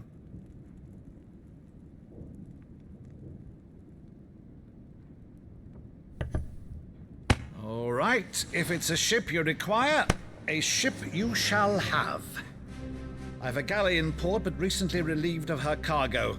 She can be outfitted for the voyage in a matter of weeks. So you believe us, then? About everything? Believe you? Ha! Only a fool would believe even half of the things you claim. But until tonight, only a fool would have believed my nephew still lived. And besides, I have it on good authority that Clive is telling the truth. Whose authority? Your own, of course. You've always been a terrible liar. Is that true? It's not untrue. Let's say no more about it, eh? It wouldn't do to linger on my nephew's greatest failing.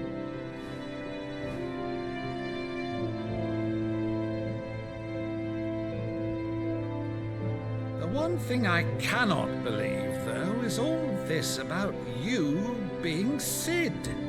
You were always such a good boy, but now you're quite the outlaw. Which, if I'm not mistaken, would make me an outlaw's uncle. Right then, who Who shall we pillage first? Rutherford, fetch me my cutlass. This will be fun.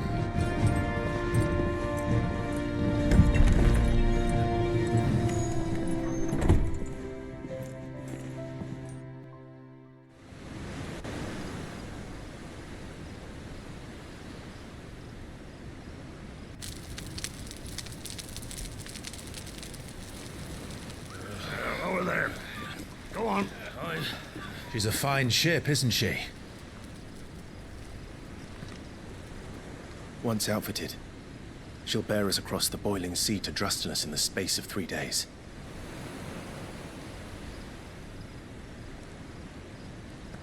Something on your mind?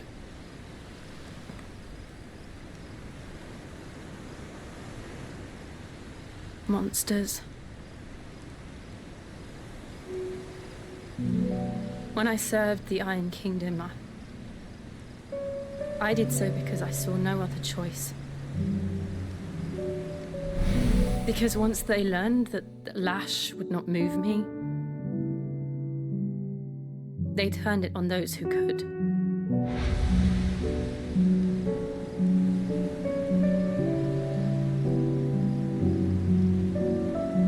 And so I became their puppet. I let them pull my strings, telling myself it was not my hand that swung the sword, but another's. I removed myself from the truth so I wouldn't feel the pain it caused.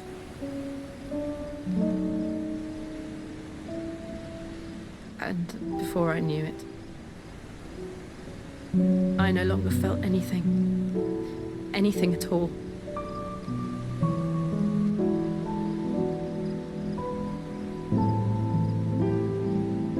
I had become a monster. Jill.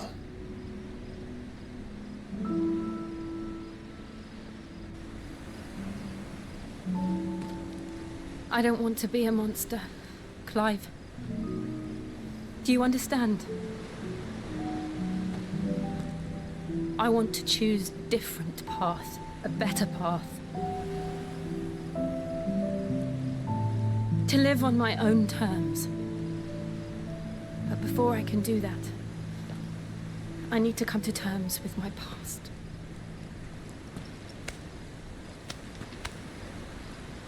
And when you do, I'll be standing there with you, just as you stood with me.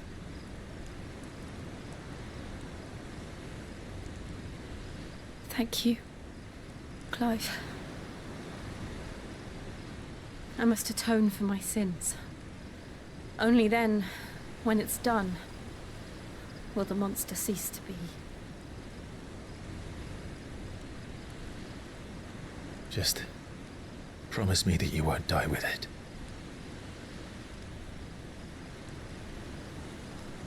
Now, let's get some sleep. The journey back to Benamir is long, and there is much to tell the others.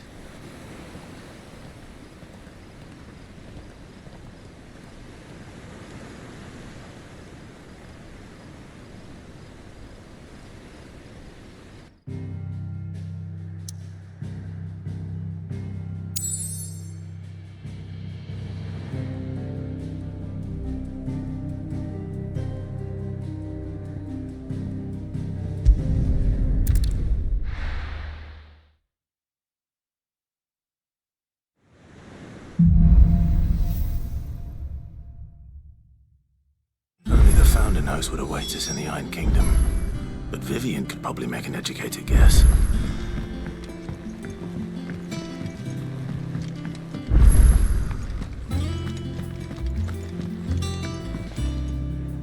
I didn't take you for a scholarly van.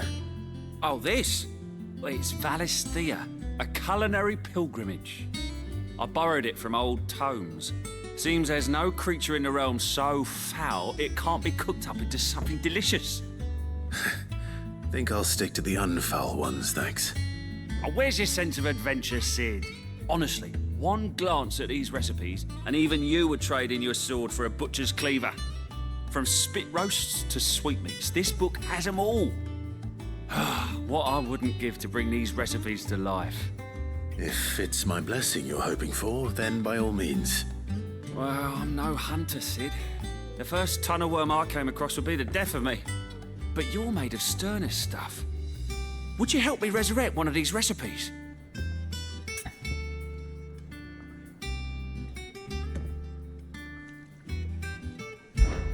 Something tells me you won't be taking no for an answer. Fine, I'll help. Fantastic! Thank you. So, dare I ask what's on the menu? Chance's Stew. It was once a favourite among the gourmands of Oriflamme, if the author is to be believed. Though Molly's never heard of it. The only problem is that while the recipe is extremely detailed in most respects, it's infuriatingly cryptic as to the main ingredient. A beast, no doubt. Most likely something that would make easy work of a simple cook with more broth than brawn, but unwanted violets. I've no idea what they might be. Does the book say anything else? Well, only that the sweetest violets sprout atop the bed of roses. Roses. Rosaria, perhaps? One of the butchers in Martha's Rest might know something. I'll ask next time I'm there.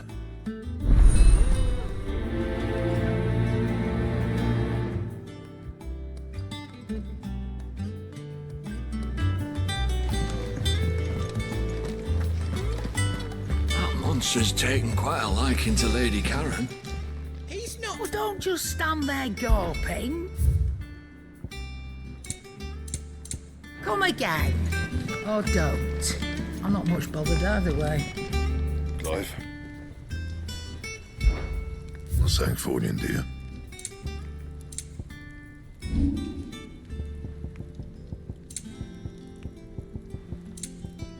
That it? Fine.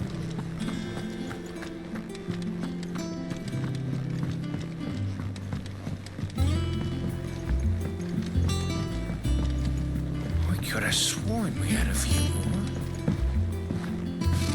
Typical nobles. How did we never How hear you about been these being guardians of the posted flame? every... Clive! Oh, am I glad to see you? Is something wrong? Well, it's Blackthorn. He ain't himself. And if I'm honest, he ain't been for a while. That normally it only takes a couple of drinks to perk him back up, but not this time. Something's getting him down.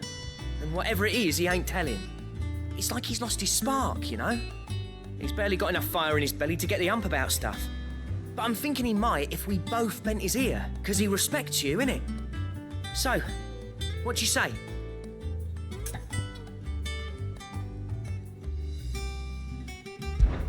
Fine. If you think it will help. I knew you'd understand. But if he doesn't want to talk, we let him be. He'll open up when he's ready. All right. Now, he'll only smell a rat if we both turn up at once. So, I'll go first, and you can meet us at the forge. Wait a bit, then head over when you're ready.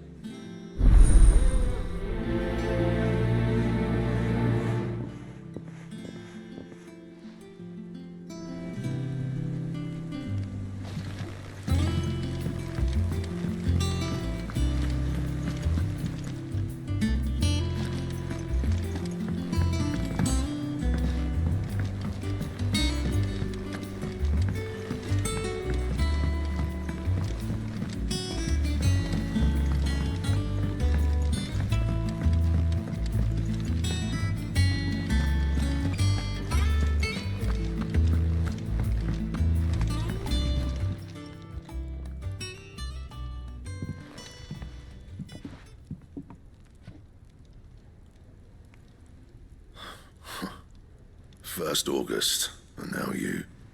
What are you pair up to? What's it got to do with me? August was worried that something had been weighing on your mind. I thought you might want to talk about it. Did you now? I told you not to stick your nose in my business. What'd you go and do? Clive just wants to help, innit? What's so bad about that? Talk to him. You never know, you might feel better for getting it all out in the open. Please, mate. I'm worried about you. Phil shut you up. It's nothing really. Stupid. Not the sort of thing you bother people about. Why don't you tell us all the same?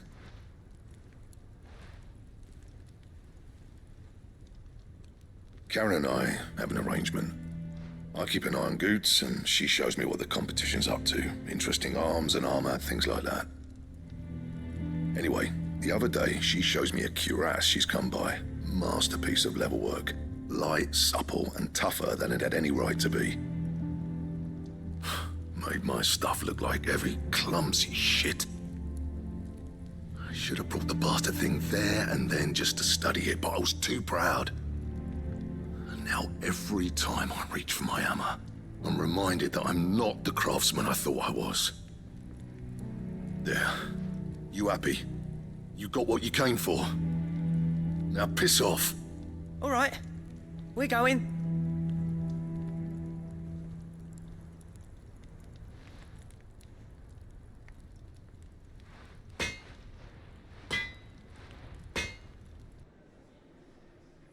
I always thought of old Blackthorn as a bit of a force of nature.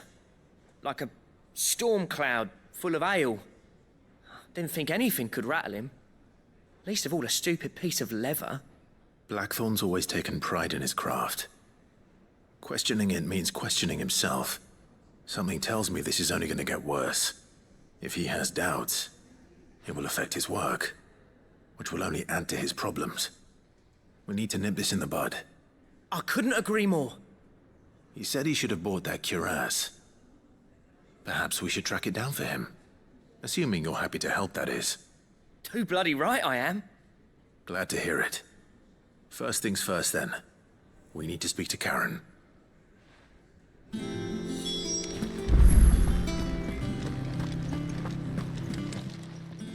Karen, do you have a moment?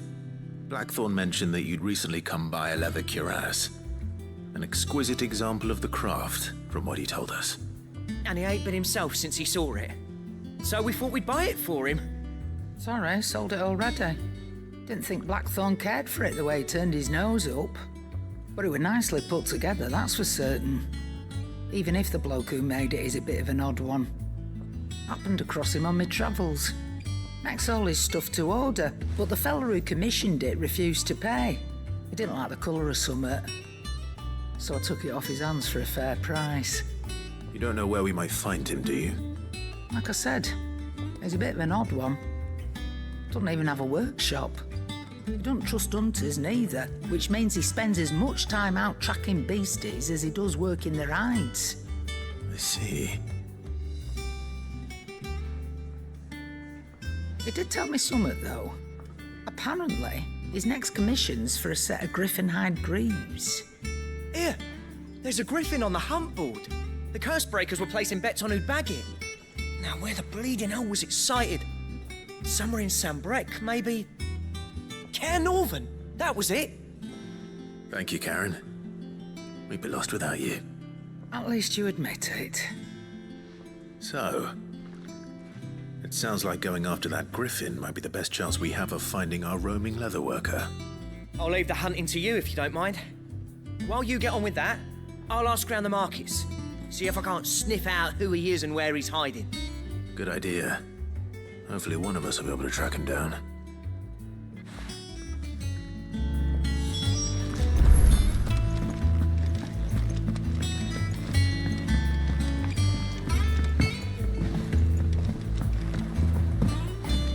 I could have sworn we had a few more.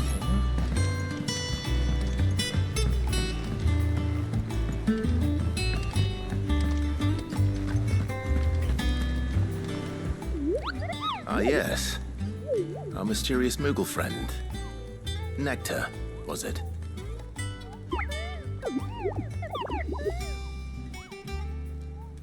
I'll stick with Nectar if it's all the same to you. What seems to be the matter?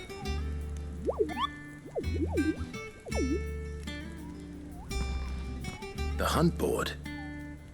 It's where the curse breakers post sightings of particularly fearsome beasts. Those that might pose a threat to our operations if they were left to roam free. Just because they can't be dealt with when they're spotted, doesn't mean they can't be dealt with later. Was that what you wanted to know?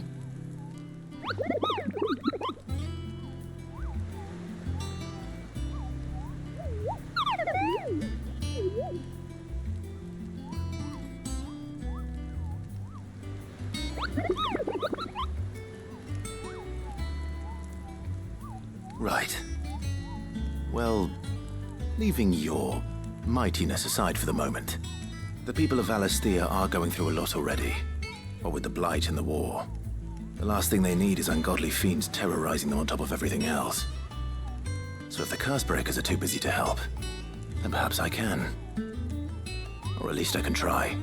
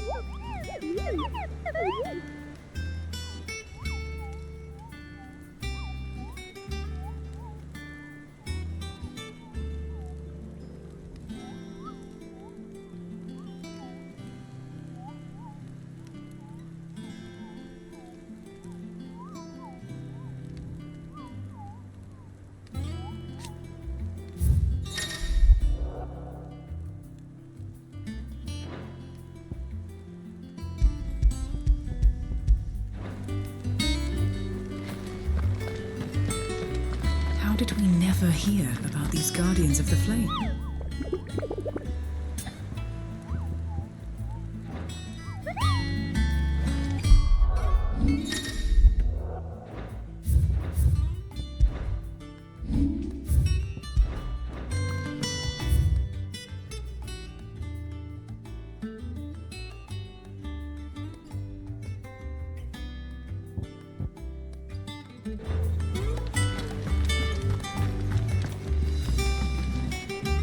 Back again, Lord Rosfield. I'm touched that you should find me such good company. It is not your company, but your counsel that I seek on this occasion. Ever the charmer. What will it be today, then? The Iron Kingdom. I need to know what to expect. You'll soon be setting sail for Drake's Breath, then, I take it. The mother crystal that rises from the boiling sea. There was a time when a true-blooded Rosarian had only to brave the waves to visit it. But then the Ironblood made their move.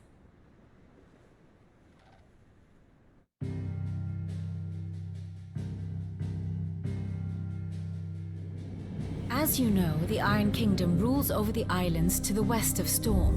Or rather, its church does. But this is not the pragmatic approach to state religion employed by the Holy Empire to manipulate the masses. No, the Iron Kingdom is the literal embodiment of the crystalline orthodoxy. And so, if one is to understand it, one must start there.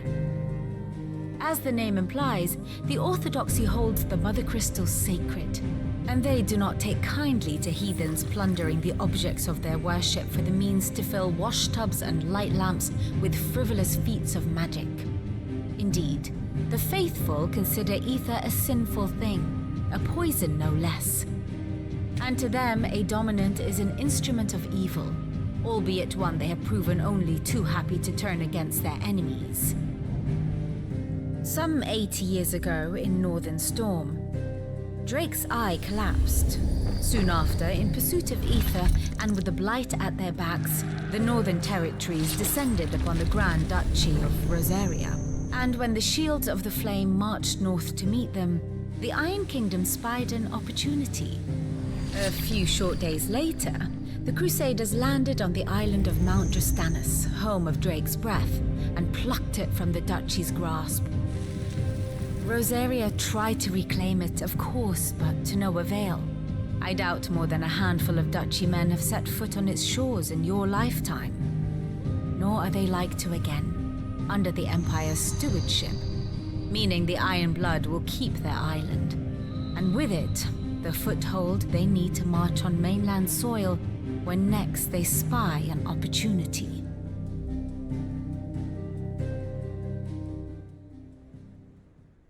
The Mother Crystal is both the object of the Iron Blood's worship and their gateway to the continent, making Drostanus the holiest of holy grounds, from which the Orthodox Crusade shall one day sail forth to claim the remaining Mother Crystals, or die trying. My father and my grandfather both traded blows with the Iron Blood for control of Drek's breath. Had things unfolded differently at Phoenix Gate, we would have sent our entire fleet against them. But instead, they sent their fleet against Rosaria, sacked the capital, killed the men, and captured the women, including Jill. I'd say you'd be forgiven for wanting a little revenge, Clive. My only aim is to destroy the Mother Crystal. But thank you all the same. Not much else to do here. Let's see if Jill's ready.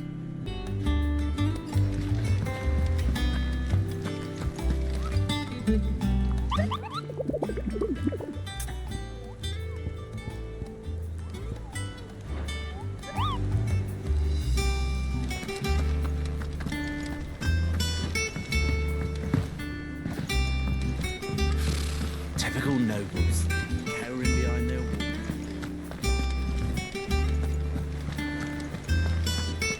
It will be over soon. You ready? I think so. Jill, when you told me you had to come to terms with your past, you weren't talking about destroying Drek's breath, were you? No.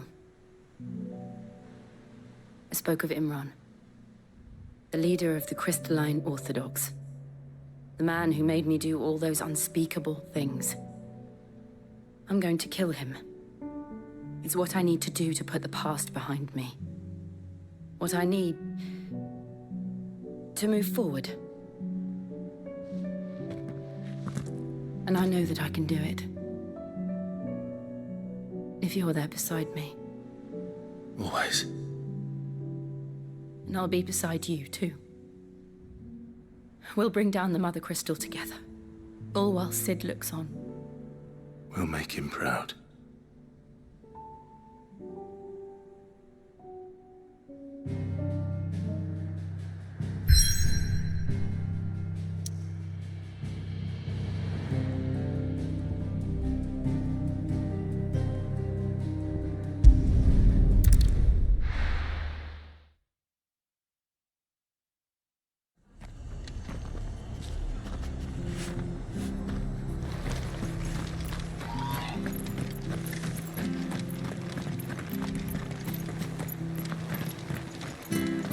Thank you for sticking with us. Those of us who are still here have to look after each other. Ah, welcome. Times may be hard, but if you got the gill, I got the goods. What can I do you for? Unwanted violets, if you have them. Though I'd gladly settle for learning what they are if you don't. Boy, I haven't heard folk call them that since I was a lad. You're looking for scorpion tails. Unwanted violets is what folk used to call them back in the day. They turn a wicked purple when you boil them up. Hence the name. Used to chuck them in the pot when there weren't nothing else on offer. When there was a war on, that sort of thing. Thankfully, times aren't yet as hard as that. And even if they were, you wouldn't find anyone selling them these days. Do the scorpions still live nearby? I dare say they do. 3 reeds would be your best bet, if memory serves. Thank you. You've been most helpful.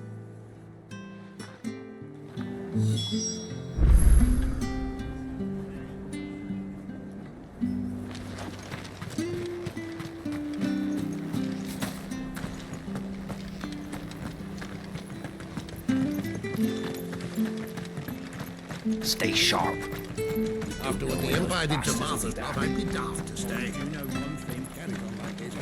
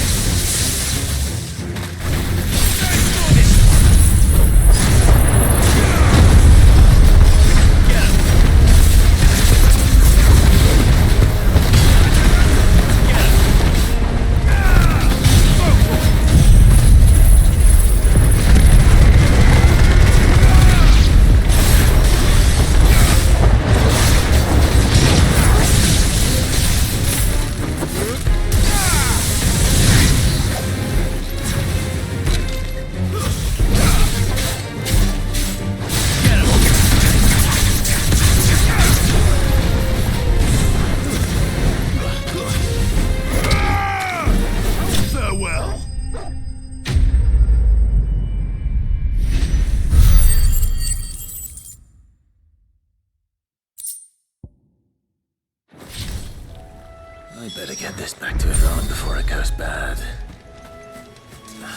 Or any worse, at least.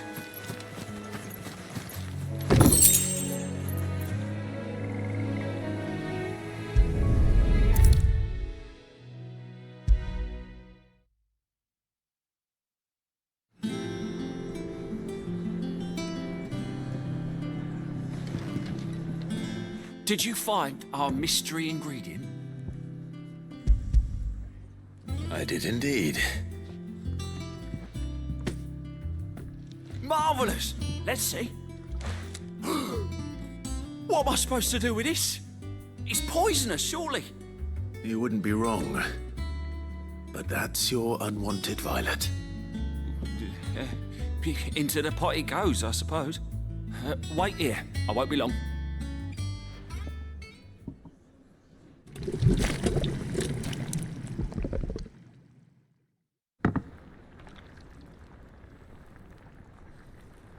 I present Chance's Stew, risen once again from the ashes of obscurity.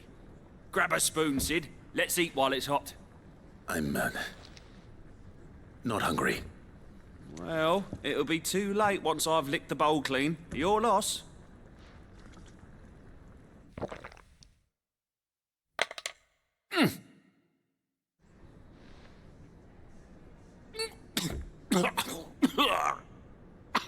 Odin's teeth. What the salt on the senses is like choking on swamp water.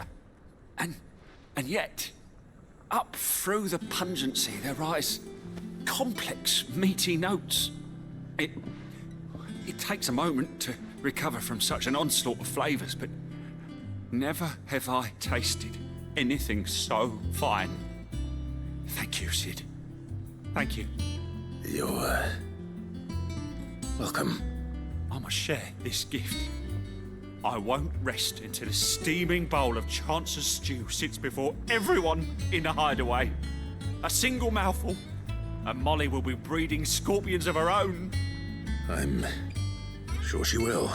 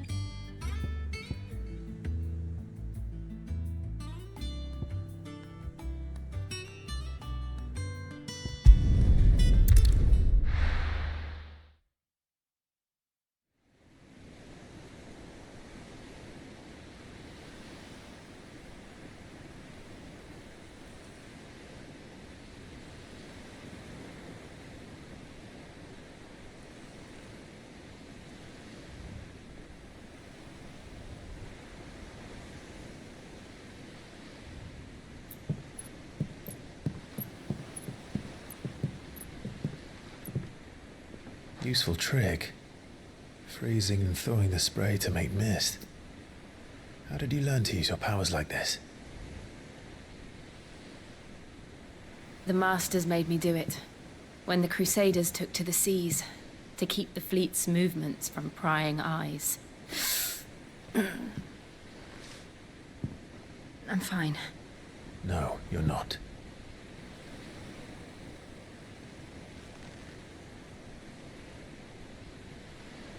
This may be the only chance I get to go back. My only chance to put things right. I have to do this. Whatever the cost. All right.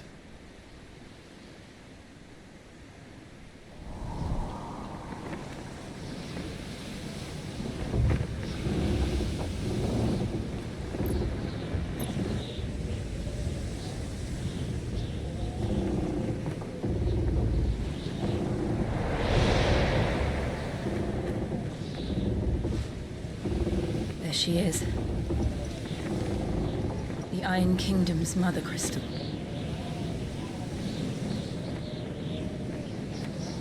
Drake's breath.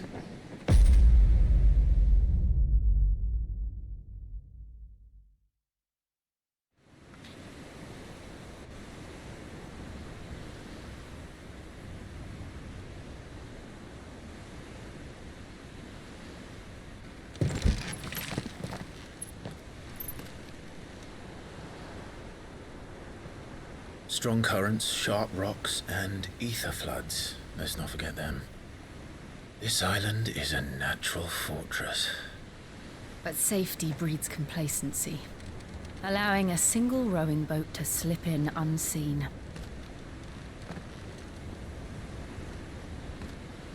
The sanctuary is inside the mountain. If we follow the old trail, we should be able to enter by the back gate. All right. Let's go.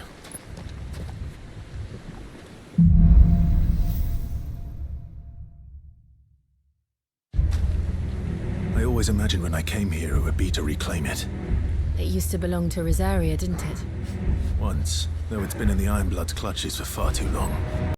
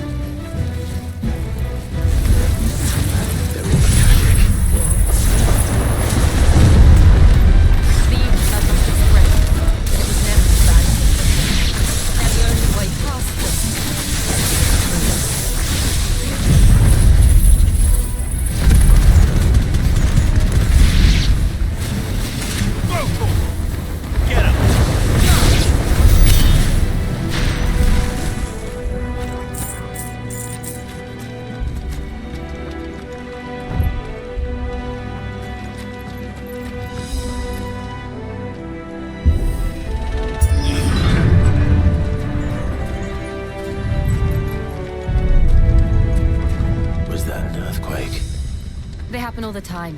That wasn't even a bad one. It's nothing to worry about.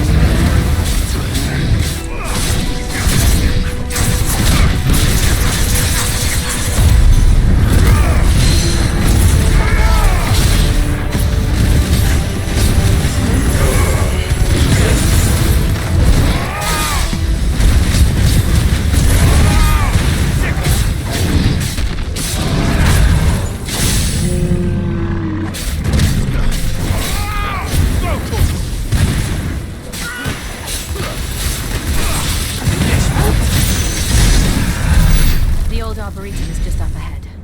We'll enter the caves from there.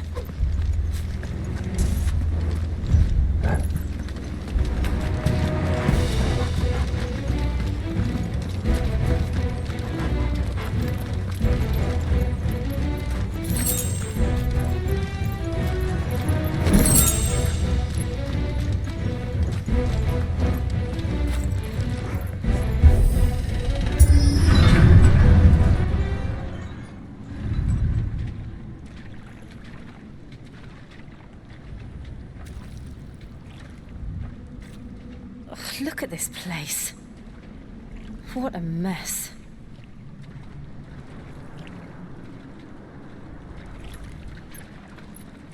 Wait.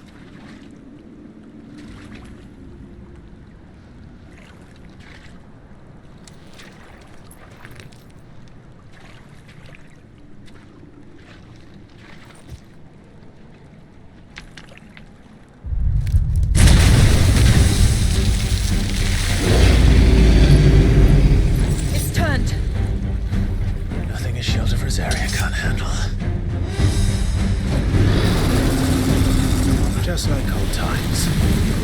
Be sure to keep her around there. Believe me, I need you. That's foul. Don't breathe it in.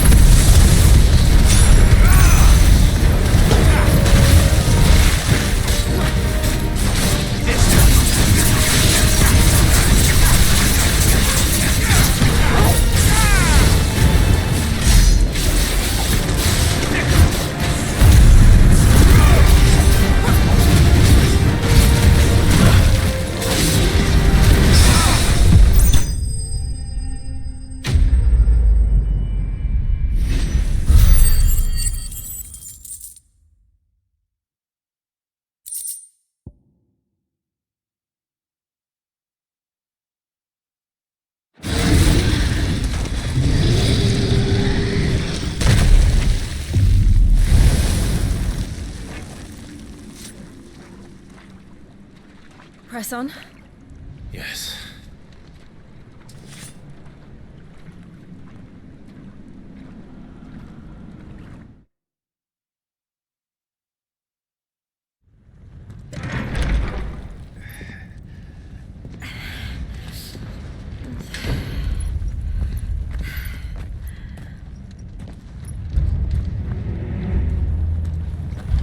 It's like a furnace in here. We're inside the volcano. You get used to the heat, though I don't remember it being like this hot.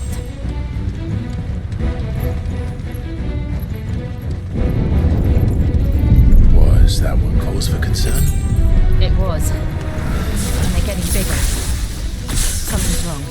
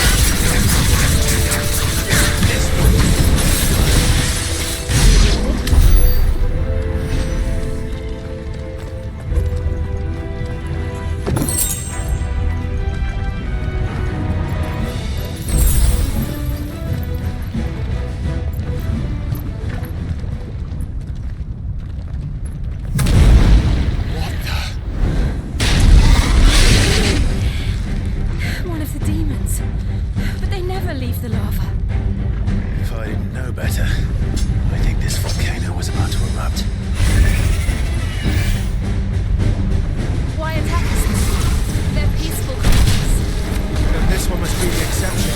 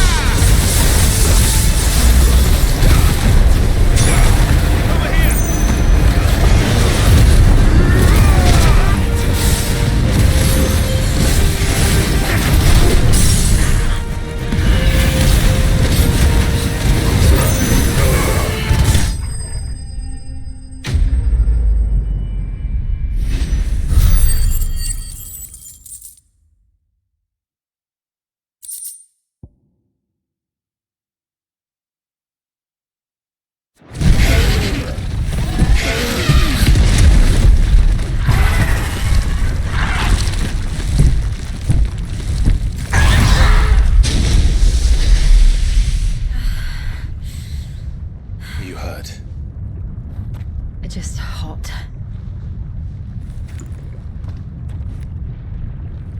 Thank you. Quite a commotion our friend made. Let's hope the guards didn't hear it. The gate to the inner chambers is just up there. Then we make for the sanctuary. I need to finish this.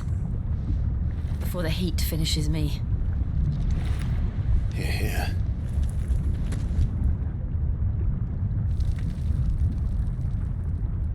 We'll enter the Comric by the Handmaiden's living quarters. It was always a hive of activity. Sounds like we'll have a hard time staying out of sight. We won't have to. There's someone there I should very much like to see.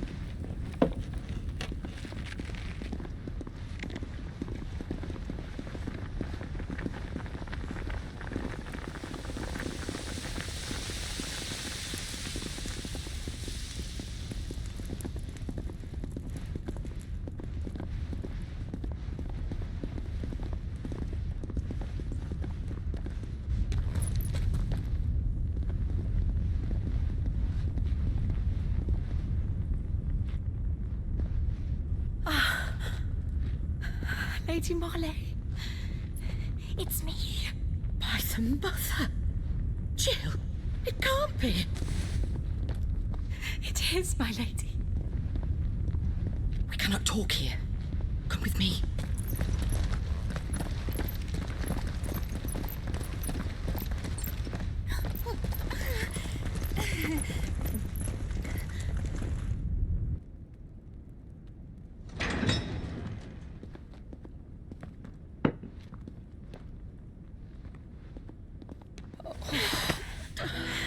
I'm so glad you're safe.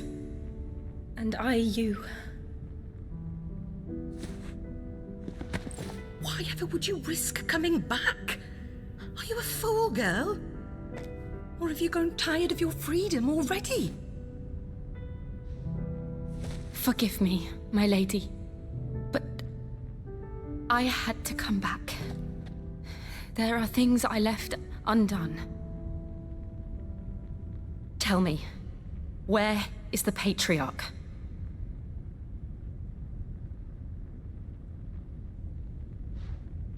At this hour, he'll be in the Comric, giving thanks. You mean...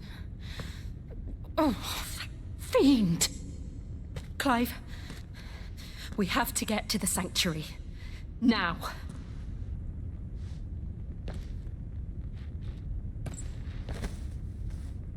Lady Marley, you must flee this place, gather your things, and go.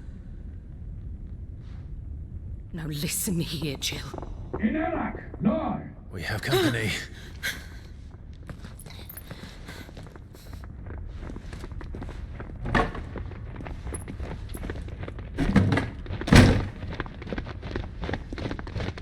This way.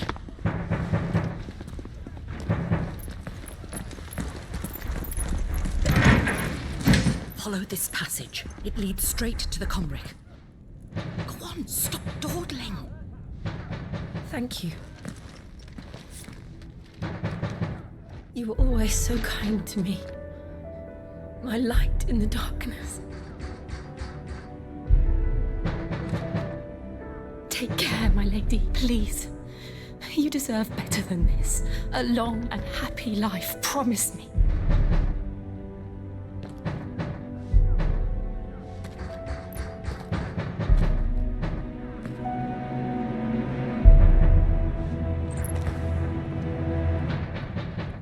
I'll live if you promise to do the same.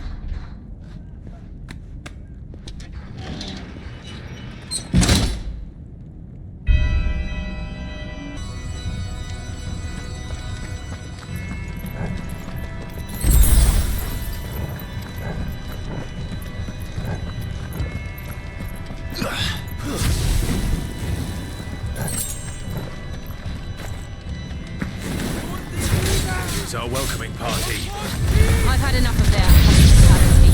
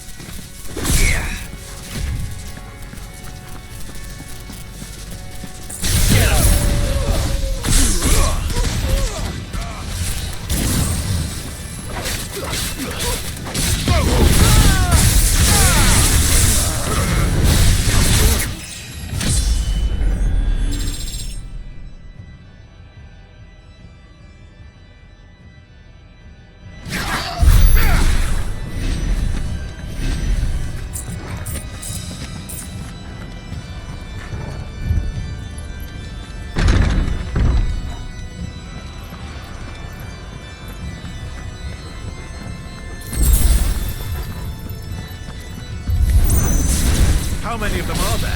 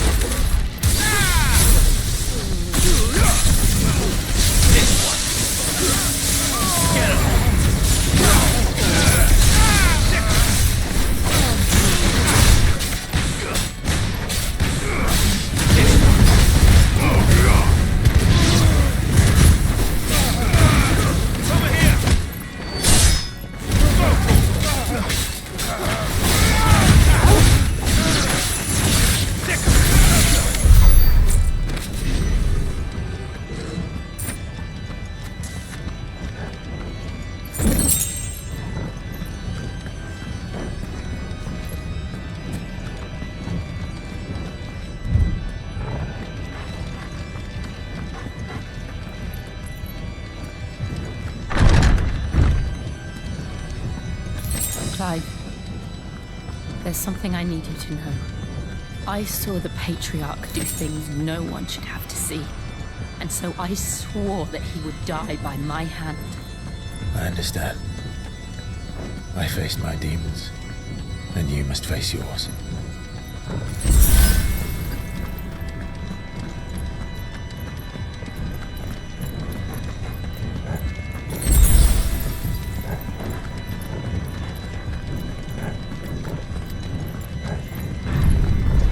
We're nearly there.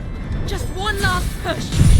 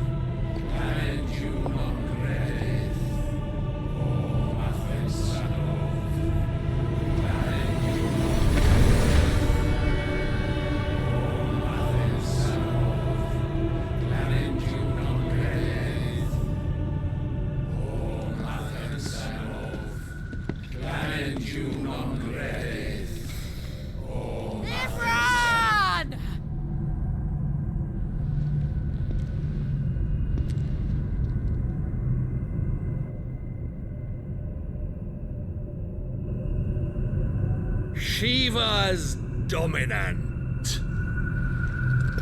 Come to beg forgiveness for your failure. For years, I followed your orders. Fought your wars. All to protect the children you took. Just as you took me. And what did you do in return?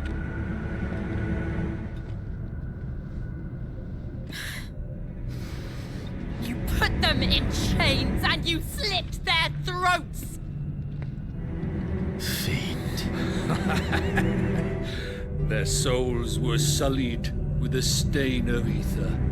I merely cleansed them of their corruption. A penance paid, just as the Holy Mother wills it! Repent, abomination! For a monster like you to set foot in the Holy Cymric is in itself a crime deserving of death. You're right. I am a monster. and my soul is stained black. No, not by ether, but by the evil of men like you, who made me close my heart and drown in darkness when I should have raged against it. This is my penance. I will be your monster no more, nor will I suffer you to create another.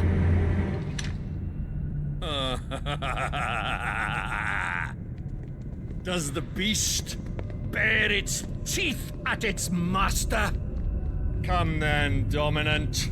Rage, be as you have ever been. A monster! And what are you, Imran? I was forced to kill. You do it by choice.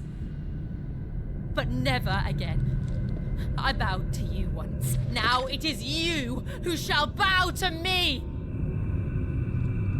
Kill them.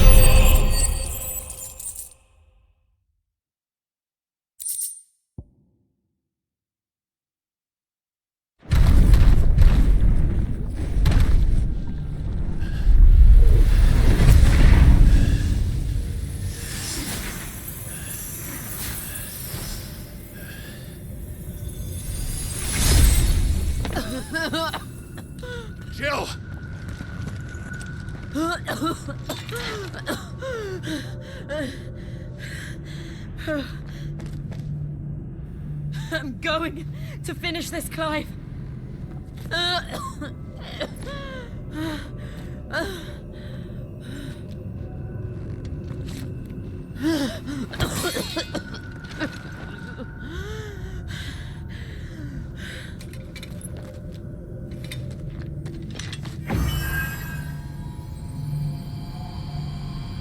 Here!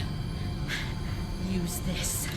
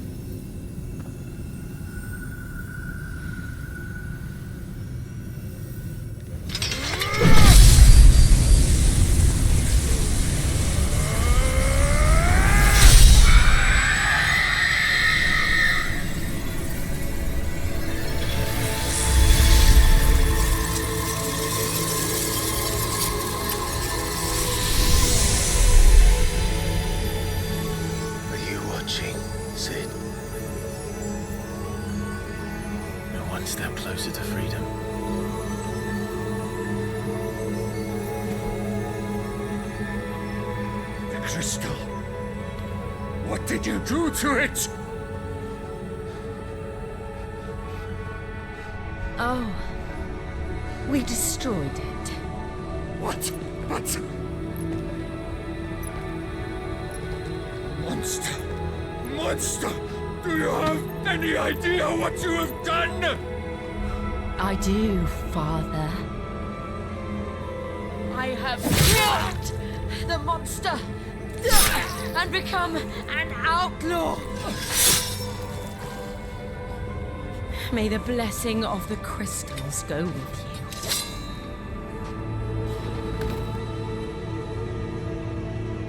you. It's over.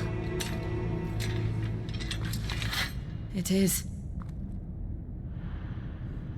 And Shiva exacted her price. She did. Again, the burden fell to you. And I bore it willingly. This was a sin for which I had to atone. Now I can continue at your side with my head held high.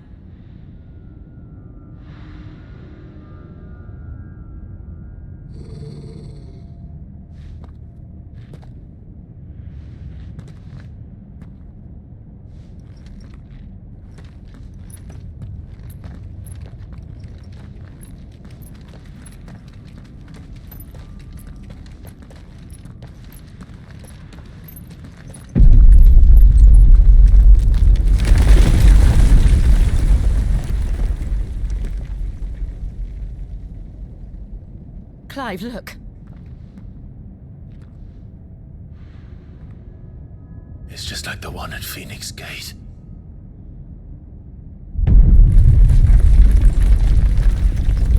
Damn it. We need to leave. Agreed.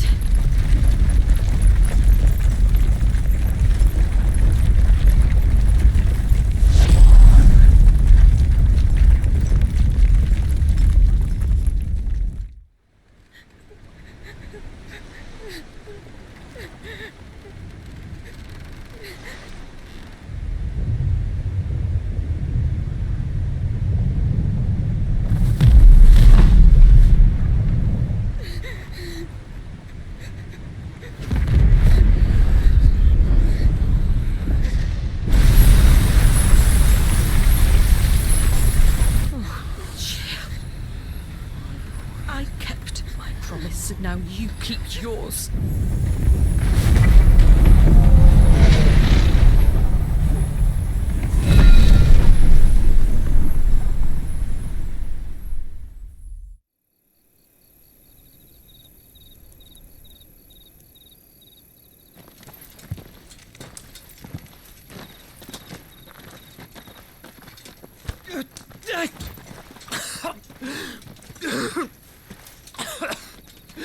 This way, Your Grace.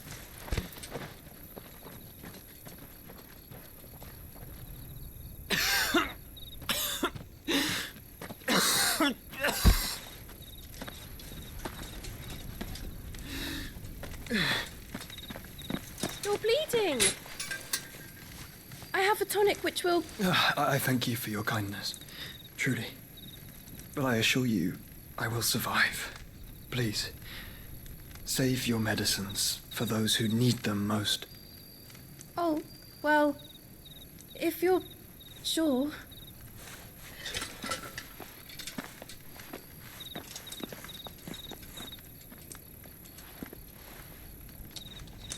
For a moment there, I felt my brother's presence.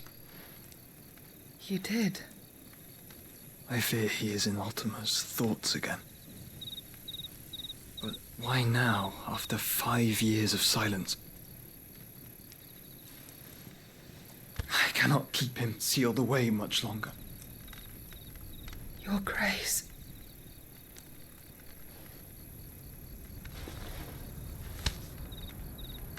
No, do not dirty your hands.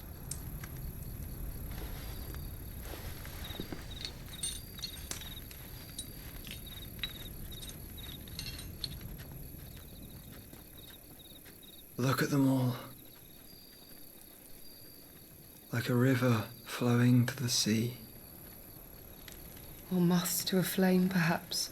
The crystalline dominion their light in the darkness. More and more lose their homes to the blight and set out in search of sanctuary, while others lose their fortunes to the Dhalmekian levies and leave to find new livelihoods. What is it that you seek in the Dominion, Your Grace? Oh, Dion Lesage. You mean the Crown Prince of Sanbrec? He has many titles. Dion the Bold, Prince of Dragoons, Odin's Nemesis, or simply Bahamut. I met him once, when we were children. He was a chivalrous soul even then, and has served his empire indefatigably ever since. And you are confident that he will listen to what you have to say? Our world lurches ever closer to the abyss, and a hidden hand ushers us onward. Ultima's influence extends to every nation, Sanbrec included. If His Highness is the man I believe him to be, and I pray that he is, this truth will not have escaped his notice.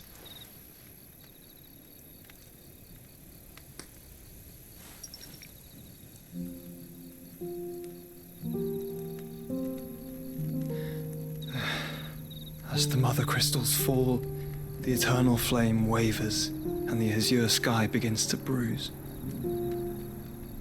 How lucky we were to be blessed by the crystals, and yet how spoiled. Like canaries in a gilded cage, growing fat on seed.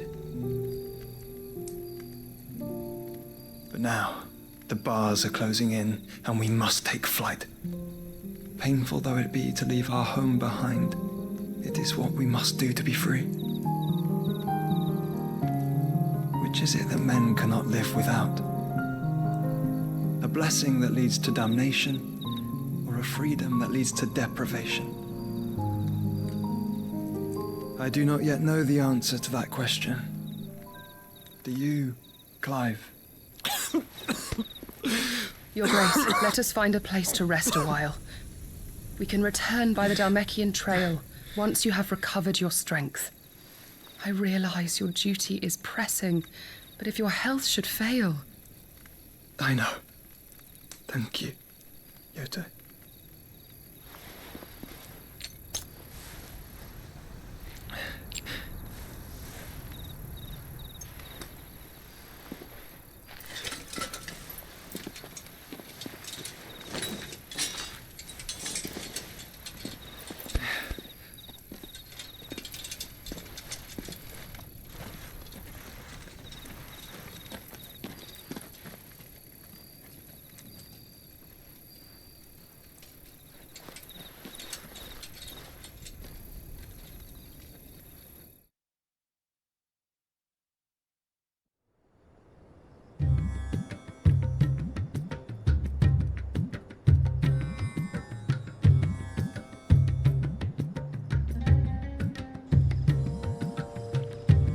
army's attempt to breach the Empire's defenses and gain the Isles of Ark has failed yet again. Only because your fleet has proved as impotent as a eunuch on Lane Night. Would you rather we simply fell back to the capital? Enough, both of you. All here agree that the Empire cannot be allowed to maintain its illegitimate claim on the Dominion. However, our casualties mount with each passing day.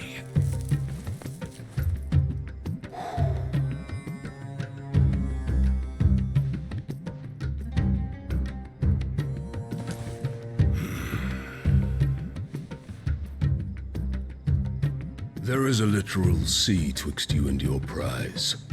The armies of Sambrek need but sit back and watch as you harmlessly lap against their walls. They are dug in like ticks and seek to draw out this siege, knowing the capital's stores are nigh bottomless. And what of our wise rulers? Goaded into war without any thought as to what chaos it might reap.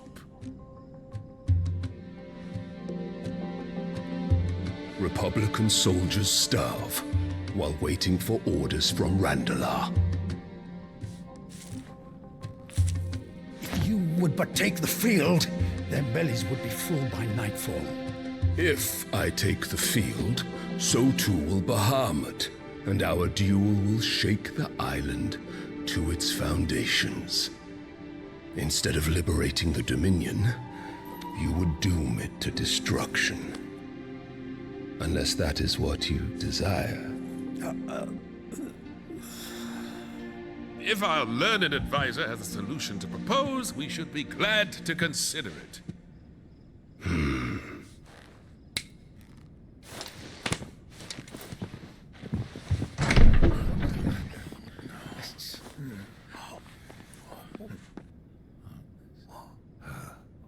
Is that the Emperor's?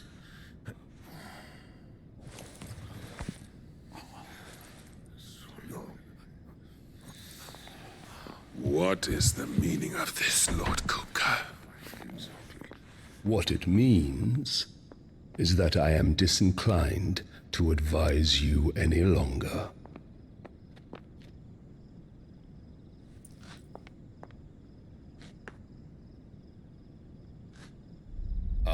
The looks on their faces when you walked through those doors.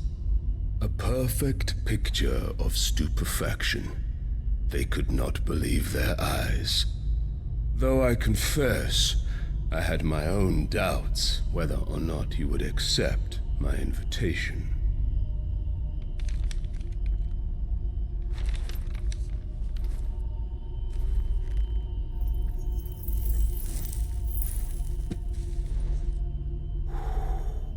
Such shocking news. Sid isn't a son of a whore.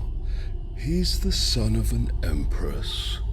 Your own dear Clive. Absurd. Who fed you these lies? I have never spent a moment among criminals, save at the gallows. I came here with my son. Not to entertain your baseless accusations, but to put an end to the senseless hostilities between our nations. Very well. You need only agree to the terms I set out. Sid took the life of someone dear to me, a woman by the name of Benedikta. I swore to take his in turn.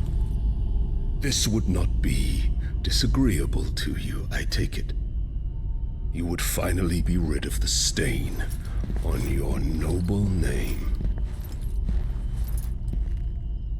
In return, I will leave Sanbrek in your capable hands. Your Imperial Majesty.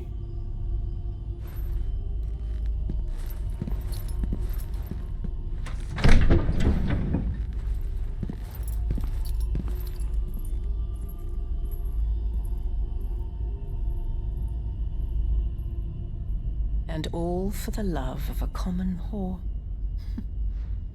Dominant or no, one cannot hide one's breeding. And beasts will ever belong with beasts.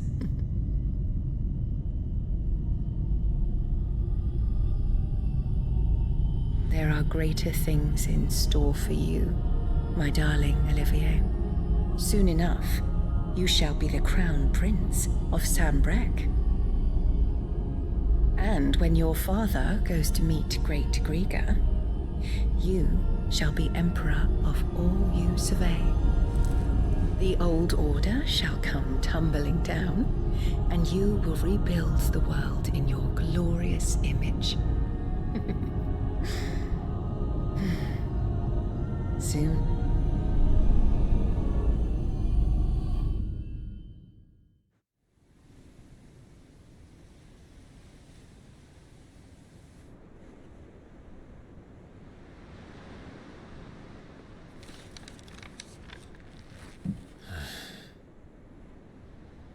She's been in there for hours.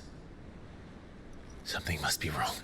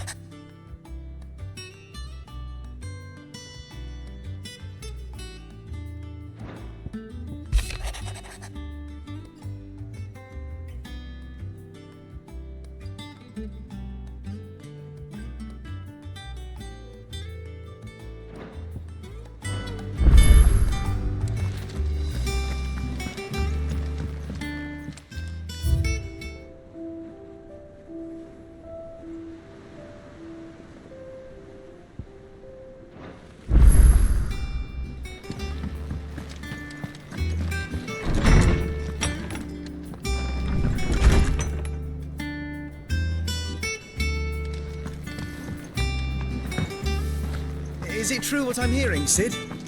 You cracked another crystal? Well, don't just stand there gawping. Go on, then. It'd better all be here. You'll not find a better price than that. You're rubbing me blind, you know.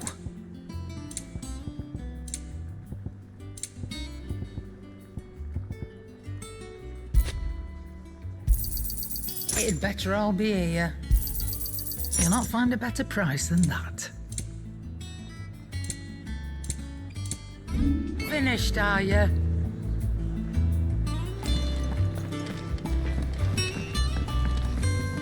Back, are ya?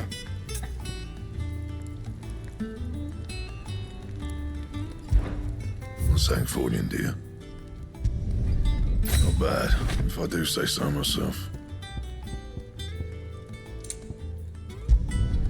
Did last you a good while.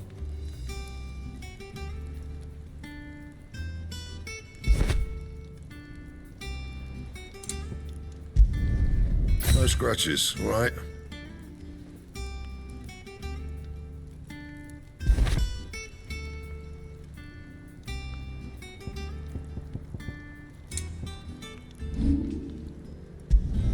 Not my best work, but it'll do.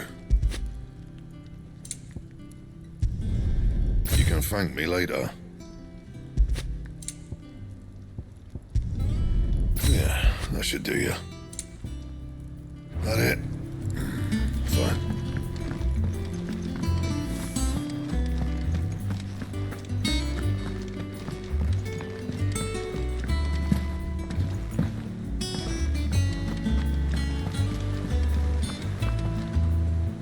Oh, bother.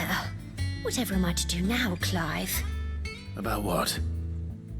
I've 2 dresses that need stitching, but I haven't got a scrap of linen. Those girls' rags are so threadbare. It's a wonder they don't fall to pieces. And we most certainly cannot have that. A certain amount of decorum must be maintained, even here at the Hideaway. You wouldn't want the poor things going without decent clothes now, would you?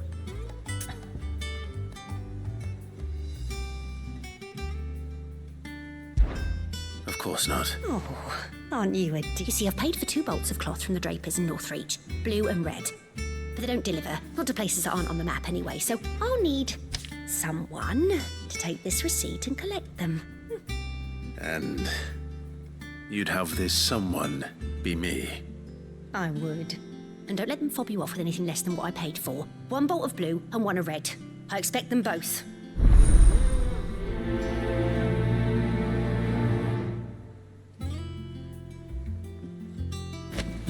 They said they'd give us new clothes.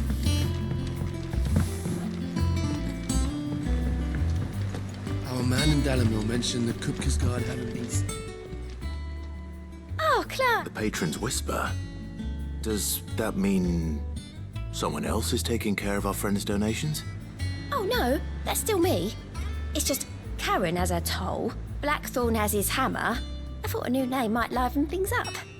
I still catalogue every item that arrives, in addition to setting aside those tokens of appreciation the sender has specified are to be presented to you personally. Would you like to see if we have any?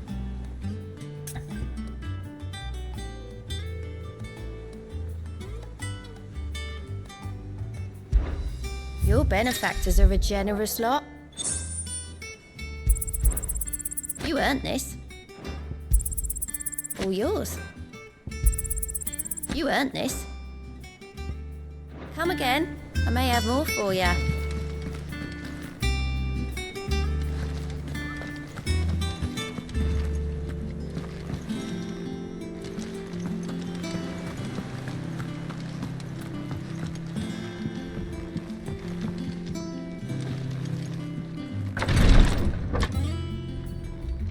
I've done what I can, but the rest is up to you.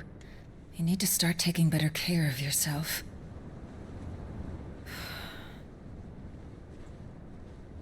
Understood. And thank you.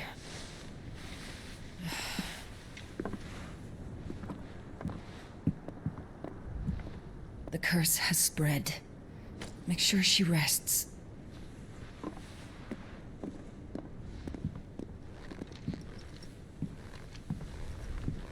If it hurts, you can tell me, you know. I'll understand.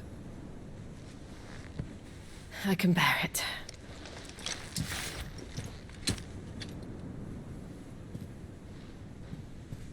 But you shouldn't have to. Not anymore. This isn't just your struggle, Clive. It's ours. And when we see how hard you fight, it inspires us to do the same. Or would you rather we left you to save the world all on your own? No. That's not... Ignore me.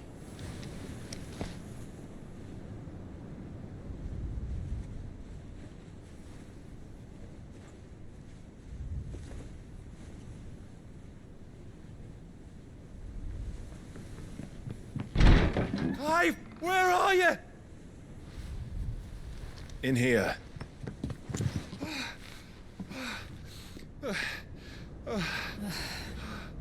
What's wrong? Rosaria's under attack. What?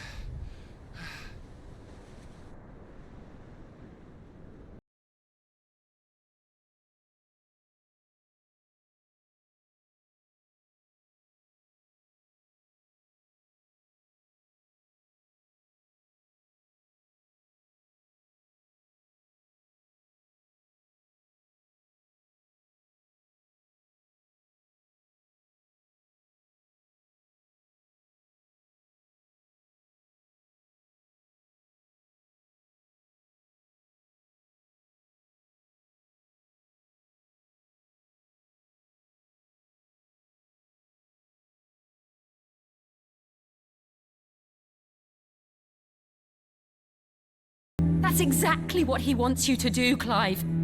Look, I don't know why Kupka harbors such a grudge against Sid, but as long as it's left to fester, our world will never know peace.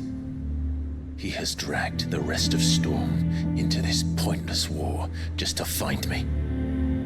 Besides which, I am not about to stand and watch while my home gets ground into the dirt.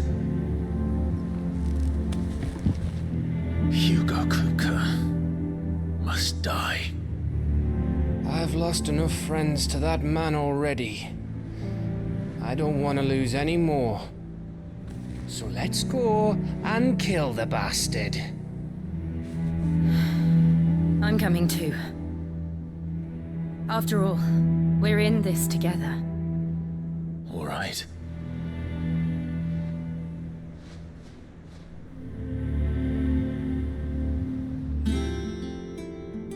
I should probably speak to Otto before leaving. We need to know what we're getting ourselves into.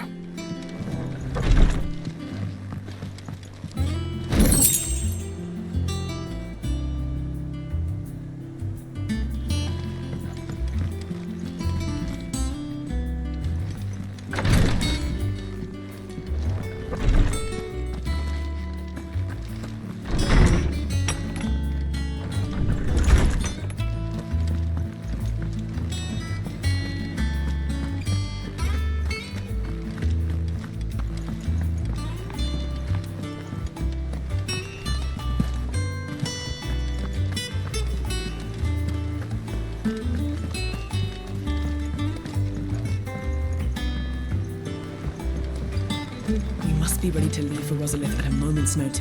Gov gave you the news then? We're leaving for Rosalith, but not before I know exactly what's going on. What have we heard? All sorts.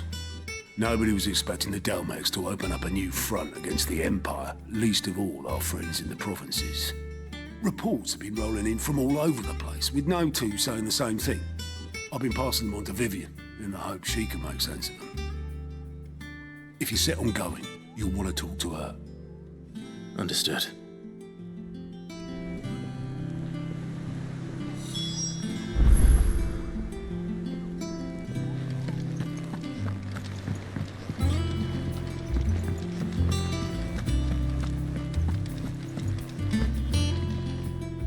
Ah, if it isn't my favorite pupil. Let's see now, where did we leave? Well, this is a surprise. My lectures are rarely so well attended. You know what they say? A little knowledge, can't hurt?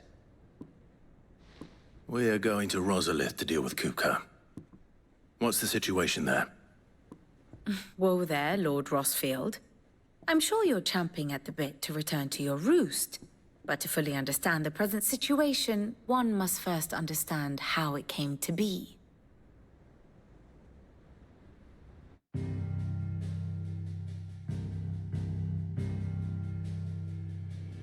Let us begin with the story of Hugo Kupka, or the permanent economic advisor to the Dalmekian government, to give him his formal title. In a republic founded on commerce, there could hardly be a more influential position. It has granted him both extraordinary wealth and extraordinary power. Not that he ever wanted for the latter. Being Titan's dominant, he is also Dalmekia's last line of defense, a fact he has used to his considerable advantage. Why, he was even able to pry Drake's Fang, one of the pillars of the Republic, from Parliament's grip. And he was quick to buy the loyalty of the Fang's protectors. Today they are his faithful creatures, a private army in all but name. The self-same army that marches upon Rosarian soil as we speak. By which I mean Imperial soil, not that you need reminding of the fact. Suffice it to say, the Empire's attentions are elsewhere at present, deadlocked as it is with Dalmekia over its occupation of the Crystalline Dominion, where its legions are now gathered. Scarcely a handful of garrisons remain to secure its western provinces, and half of them left after the fall of Drake's Breath.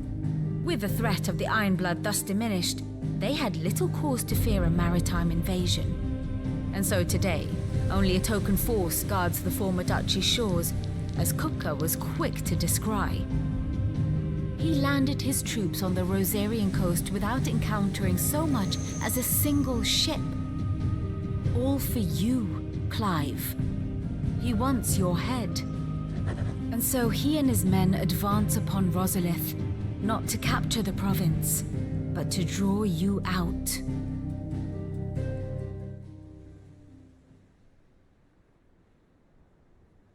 You said Kupka's forces sailed up the coast. What of Port Isolde, then? Is the city safe? Quite, according to the Guardians of the Flame. The Dhalmekian fleet floated by without incident, but not without remark. When they learned Kupka's forces were making for Rosalith, our friends were quick to begin arranging the exodus of her citizens. And so the stage will soon be set for your heroic homecoming. Alas, it will be a more trying task to enter the capital than it was to leave it. Hugo's men hold Buet Bridge, despite the Imperials' repeated attempts to wrest it back from their grasp. And they were careful not to repeat the Empire's mistake in neglecting their coastal defenses. The seas around Rosalith are firmly under Dhalmekian control. So tell me, pupil mine, what do you believe to be the best route to Rosalith? The north. We cross the northern border near Phoenix Gate, then take the road through Stillwind down to the capital. Hardly the quickest route, but at least we won't be spotted. A little local knowledge goes a long way, and so must you. We'd best get a move on then. Oh, will you be going too? Aye. I've been waiting a long time to give that fucker a taste of his own medicine. I would have missed this for the world. All right. We should be on our way. Lead on.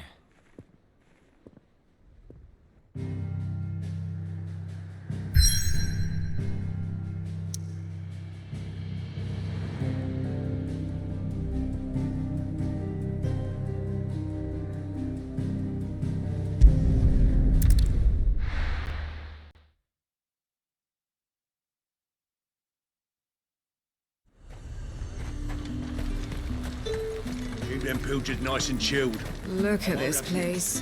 We spend half a day getting here. Let's hope the Draper has Hortense's cloth. Might I interest you in some swansdown? Perhaps some seersucker? Or herringbone? Just some linen. 2 bolts. Already paid for in full.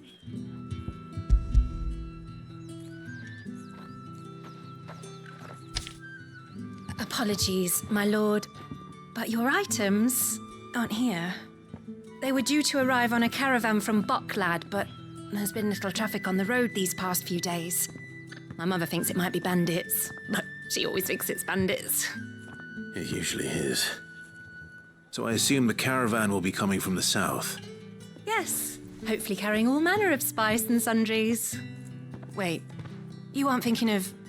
Going to find it. That's exactly what I'm thinking. Oh. Well then, be safe.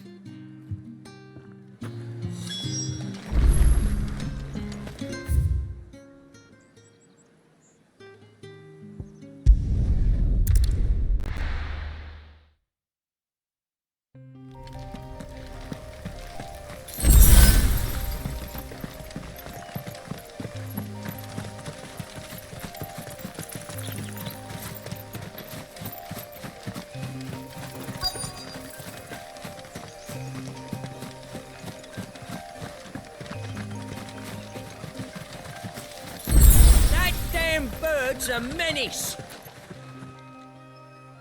Who's gonna buy my wares now? State your animals left them in. But they hardly damage us all. Is there something wrong? If you're a bandit come to steal my stuff, you're gonna be sorely disappointed. And all thanks to this fool. But it was you who stepped into my path. Only after that feather-brain trampled me. I demand recompense, be it in coin or the items you carry. Refuse, and I shall report you to the garrison and see you hanged. These goods are expected in Northreach. I mean, they're not mine to give away. You wouldn't happen to be on your way from Bocklad, would you? I am, but did someone from the market send you? Please, you have to help me. I can pay whatever you ask. So the fool has protection. And coin, too. Sorry, friend, but we'll be the ones taking it. Oi! Killer! It's time to collect! I told you not to call me that. And we'd have already collected if you hadn't insisted we'd put on this little act. Bandits! As I told one of your customers, it usually is. Let's get this over with. I'll deal with the bird lover. You take the handsome one, killer. Stop calling me that!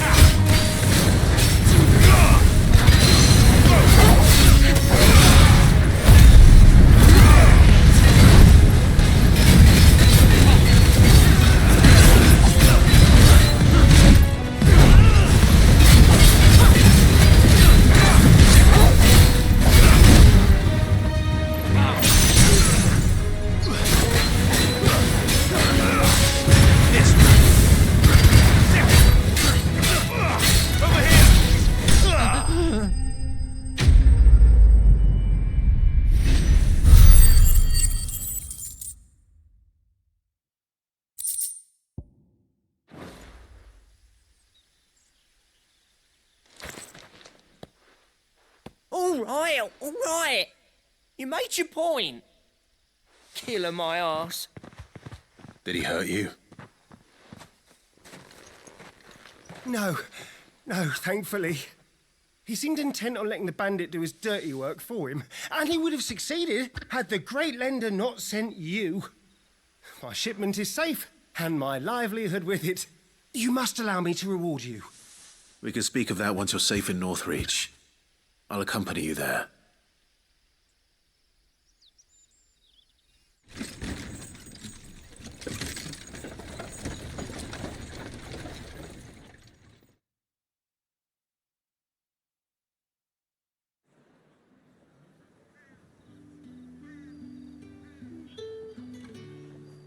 So you and my mother were right. It is always bandits.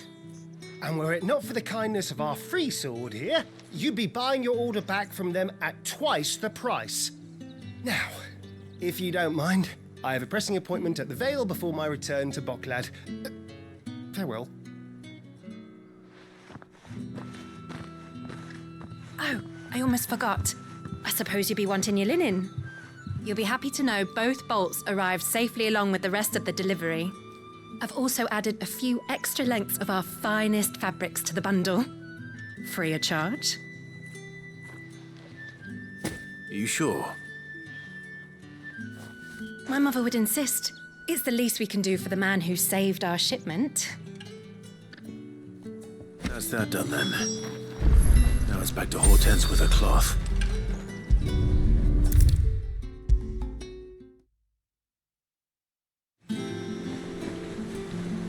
Clive, sorry again for sending you all that way. But you did get my order, didn't you? Don't worry. I have it. I believe this will more than satisfy your needs.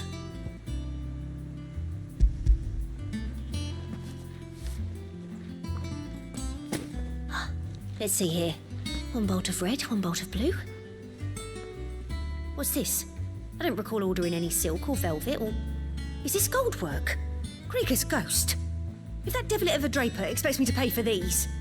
You needn't worry on that score, Hortense. They were a gift. For services rendered. I can always return them if you like. Oh, no. Oh, there's no need to be hasty now, Clive. I'm sure I can put all three to good use. Speaking of which one's most to your liking? I don't know. This one, I suppose. I've a mind to give a piece to Jill. Did you know she's quite the little seamstress? I know needlecraft was amongst her lessons at the castle. Her lessons? Oh, that's right. The two of you were raised together in Rosalith, weren't you? Not quite together, but when my father put down the uprising in the Northern Territories, Jill was taken as a ward to ensure that her father, the Silvermane, would keep the peace. She's an honest-to-goodness princess then, isn't she? I could tell, you know. Some people just have that air about them. Not many round here, mind. I'd offered to sew her something that might better suit her station. But she'd most likely turn me down, as she always does. Tell me not to waste the fabric when it's better used on the children. Don't take it the wrong way. She certainly seems to be attached to the last outfit you made her. Oh, sometimes I think she never takes it off. Or perhaps she'll make something for herself with your gift. Either way, I'm sure she won't turn it down. We'll see, I suppose.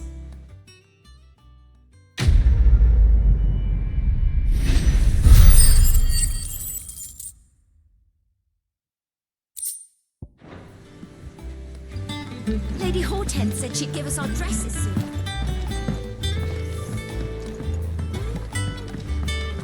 We must be ready to leave for Rosalith at a moment's notice.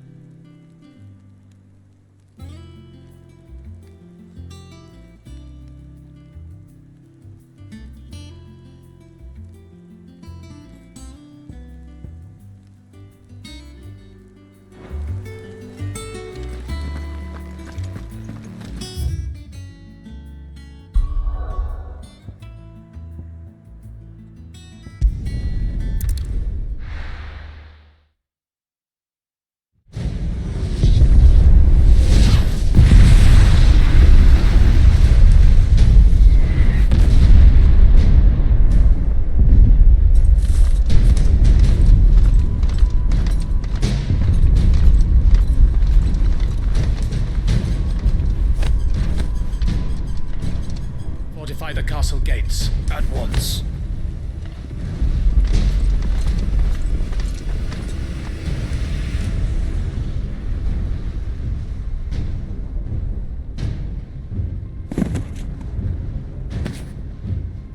Hugo and his men have been busy. They've already breached the castle's outer wall. The Imperials are holding the ground for now, but it's only a matter of time before the keep falls. Those fuckers really went to town on this place. Almost like they want to wipe it off the map. Just a means to an end.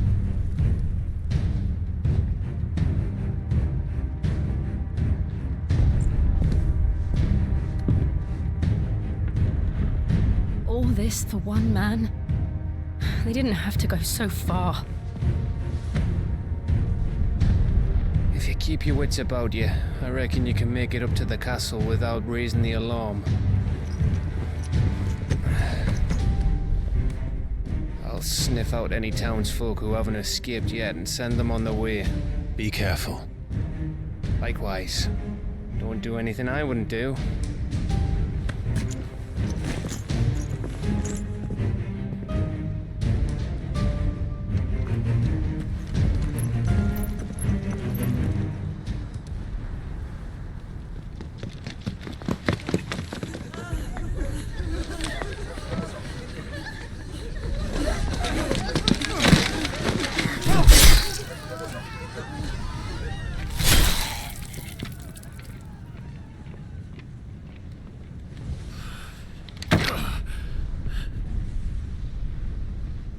not always ready for this, but... I know. It's like a nightmare. This was our home. Come on, Clive. We have to keep going.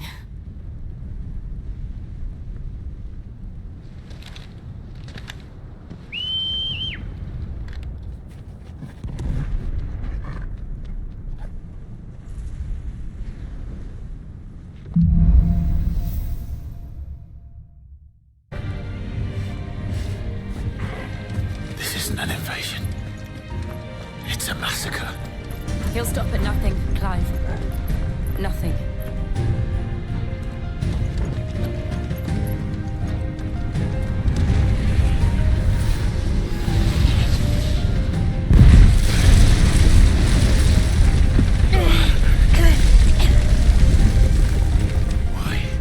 Why do this? Clive, we can get through here.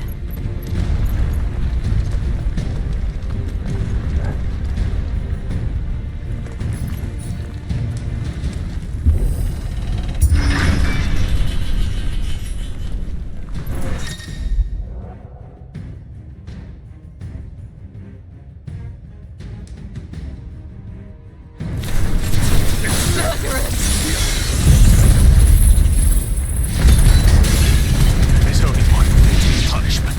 This one.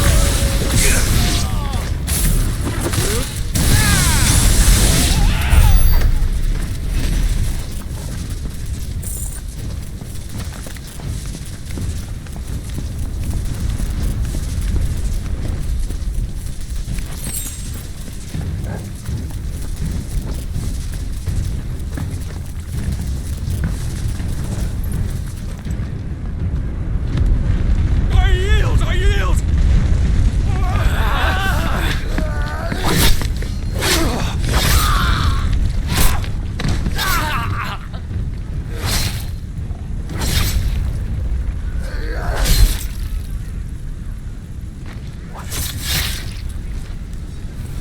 Look what we have here. Gentlemen!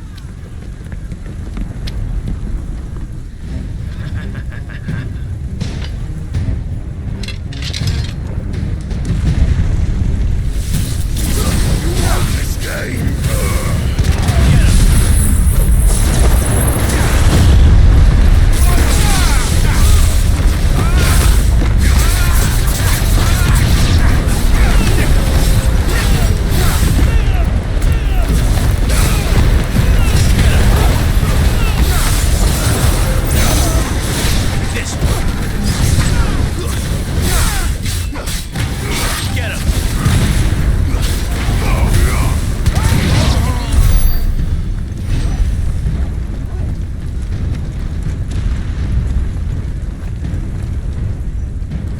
Cut them down!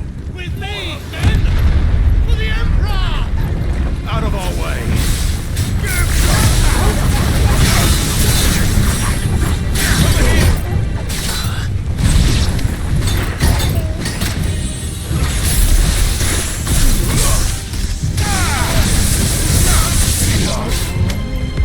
This one!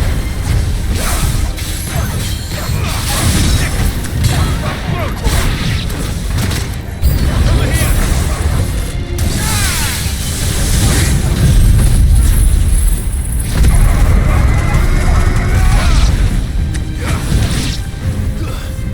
Get him!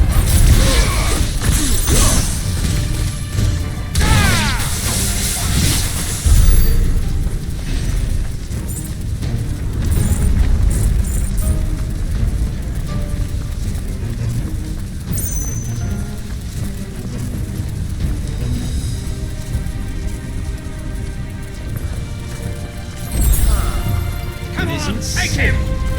Over here! Get him!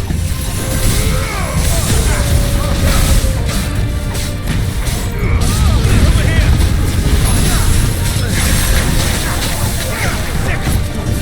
Get him!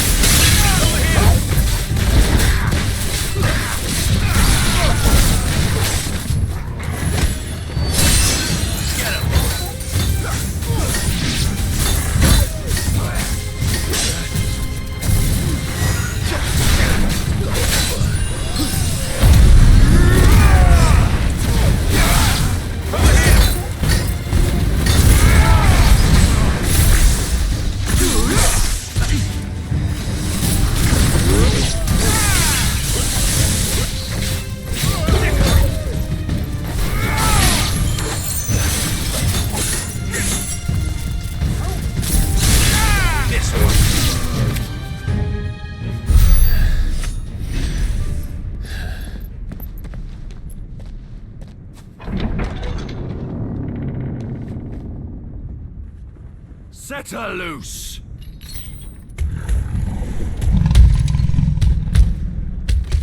They have a curl.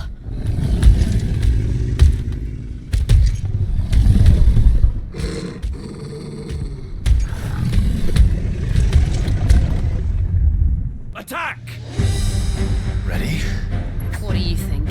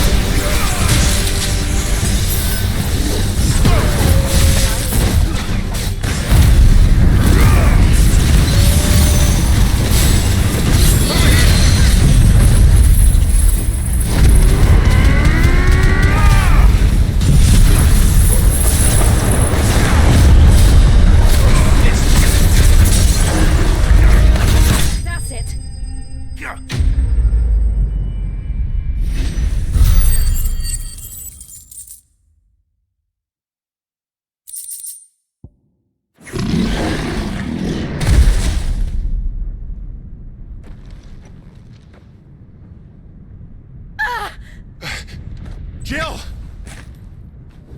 We meet at last, Sid. Or should I say, Lord Rosfield? I've been looking for you for a very long time. Let her go, Kupka. I'm so glad you accepted my invitation. I went to some trouble with the decorations. Do you like what I've done with the place? Bastard! Such a pity your predecessor couldn't join us. But I am sure you will prove compelling company.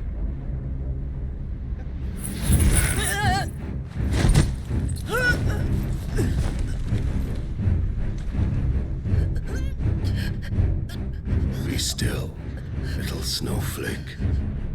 I would not have you melt before your starring moment.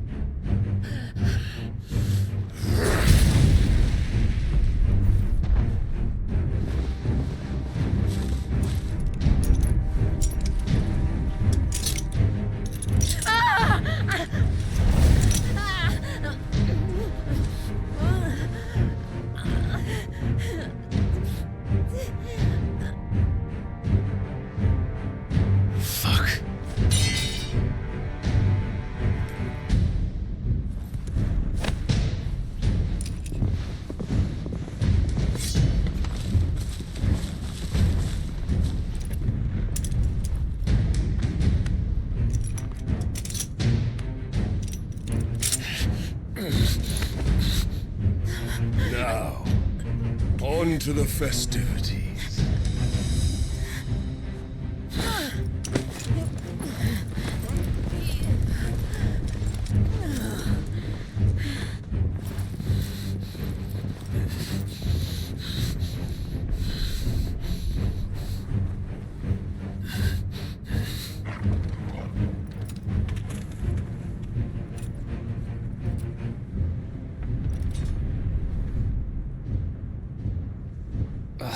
That's just great, that is.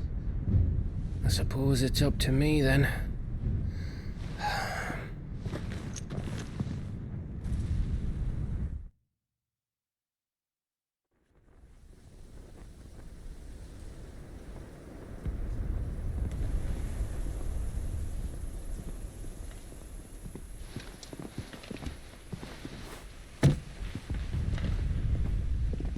Headsman!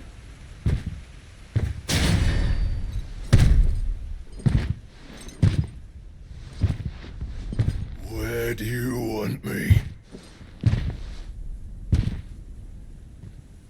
You! Bring the prisoner!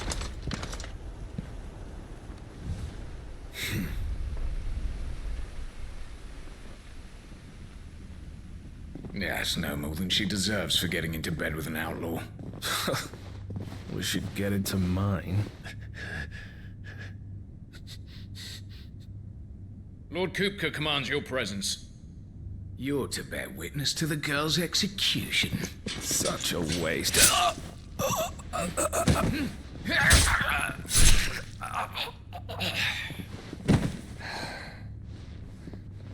Gav! Shh!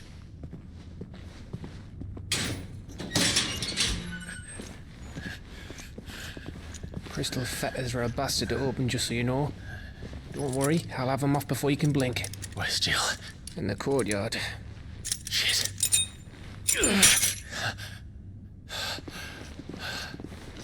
We have to hurry. The Imperials have sounded the retreat and cleared out of the castle, but the place is still swarming with Kupka's men. Leave them to me. I'll make my way up top and circle round the back. Quick as you like, eh?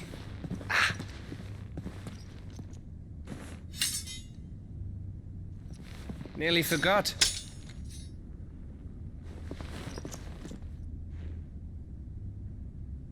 Hold on, Jill.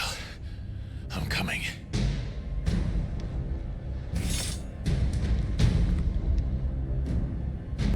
I have to get to the courtyard.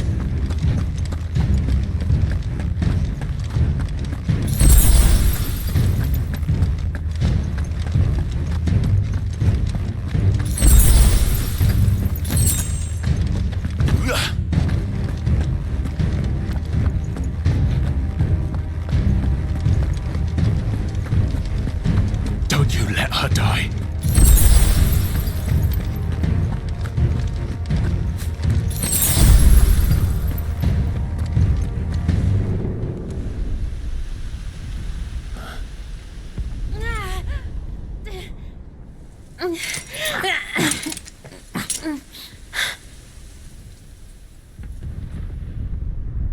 I hope you've got a plan, Clive, because we are fucked if you don't.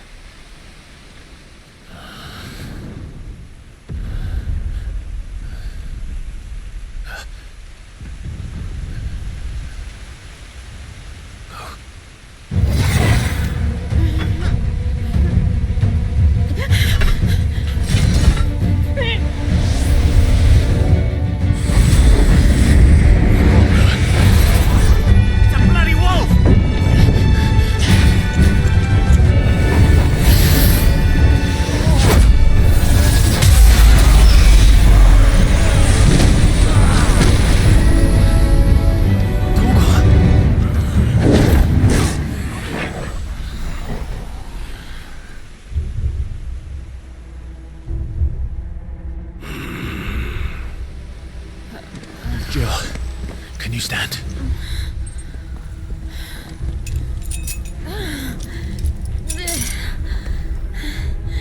Come, Lord Rosfield. Don't tell me you tire of my entertainment. Enough! Yes, perhaps Perhaps it is time we served the main repast. I trust you are hungry! Need this? Much obliged. Stay close. We're getting out of here. And Toggle, thank you.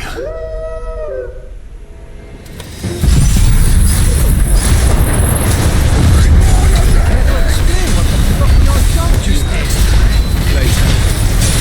With me.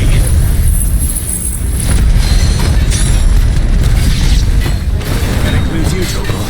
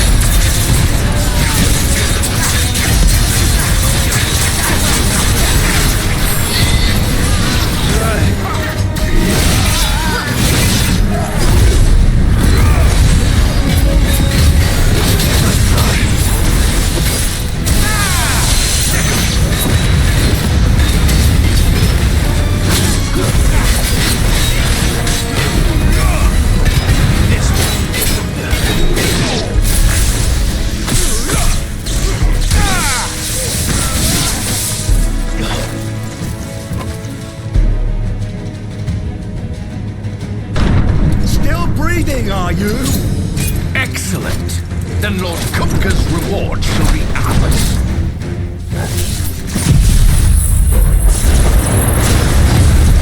I thought Bob used always shoot him in threes. Let them come.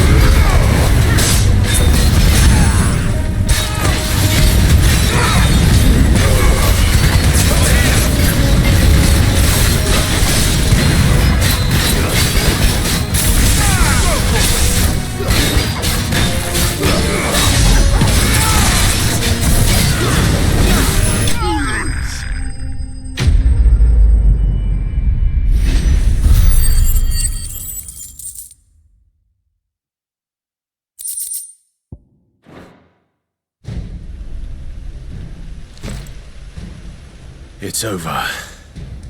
For now. But I bet that wasn't the last of them. And they won't stop hunting us until Kupka's dead. So you get in there and finish the job, eh? Go on. If they come again, we'll hold them back. All right. But be careful.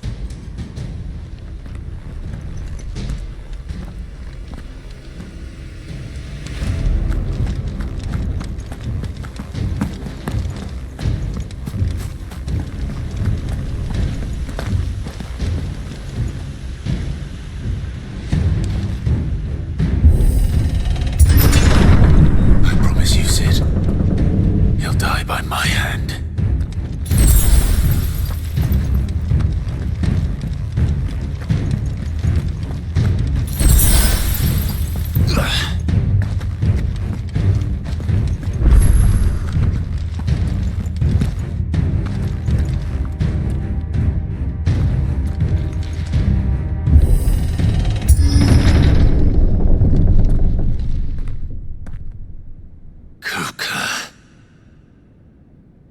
You're late.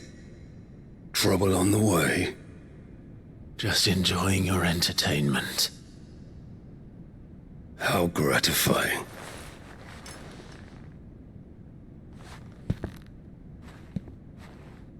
Have you come to defend your father's throne, Lord Rosfield?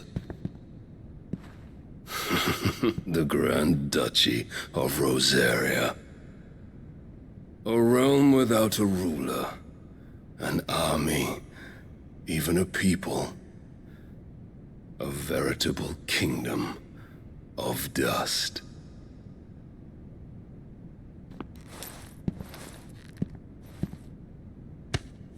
Truly, I see no throne to defend.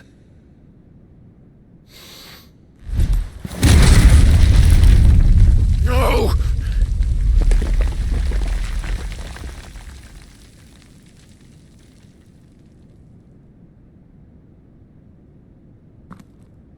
Enough of your games, Kupka. Just tell me what you want. Sid's head in a box. Imagine my disappointment when I learned that he met his end at the hand of another. And my relief to learn that you had taken up his thrice damned name.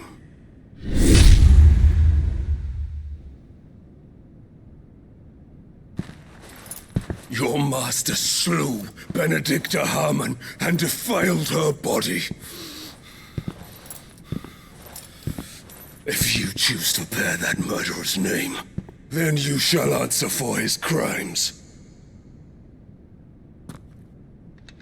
The only crimes I shall answer for are my own. Sid did everything in his power to save that woman, though she was long past saving. And so I did what he couldn't. It was me all along, Hugo. It was you.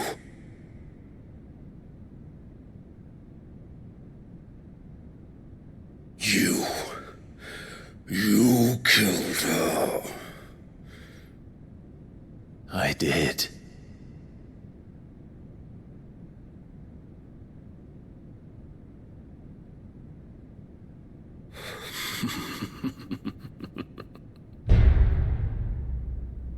Then I am fortunate indeed.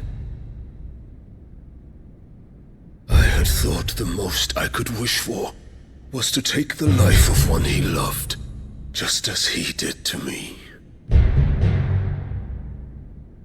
But it seems I was wrong.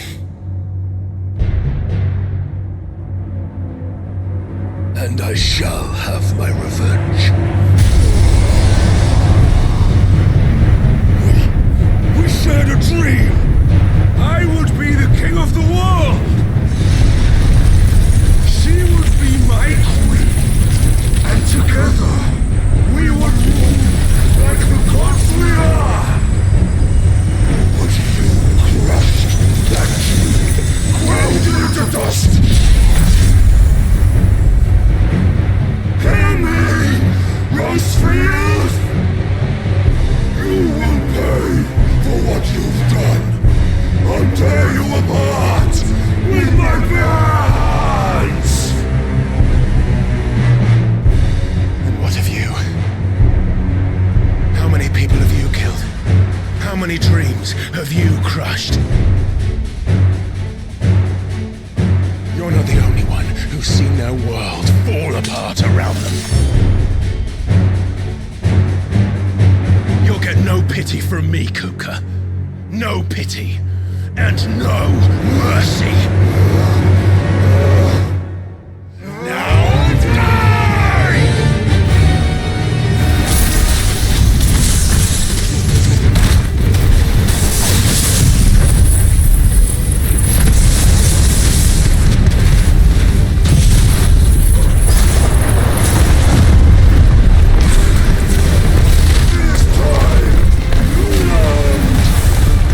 What becomes of those who dare to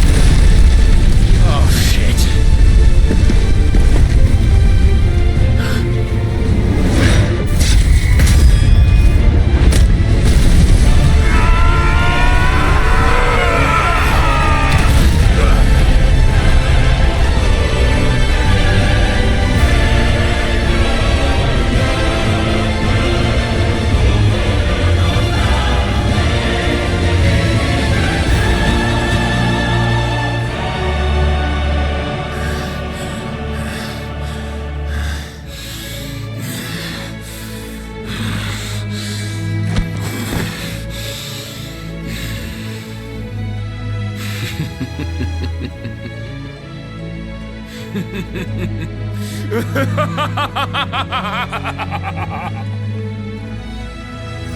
world has chosen. I am in my element.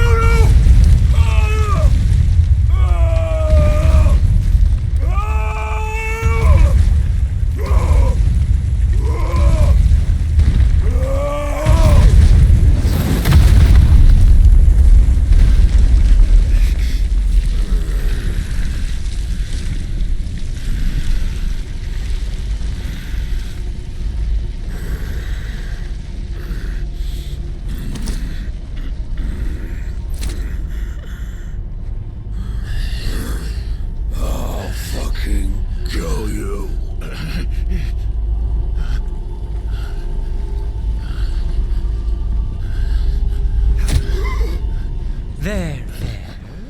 You mustn't get yourself worked up. Wait! Another time, Mythos.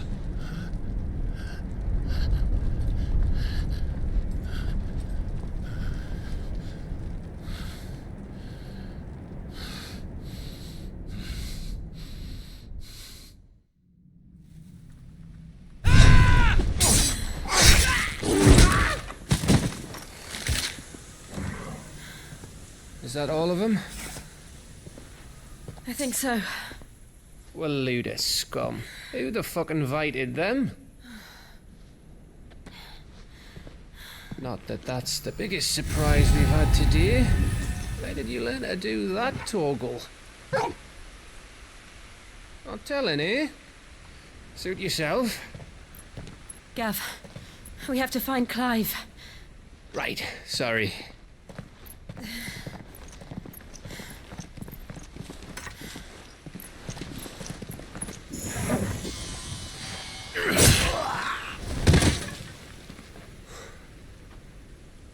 You missed one. We were worried. So was I.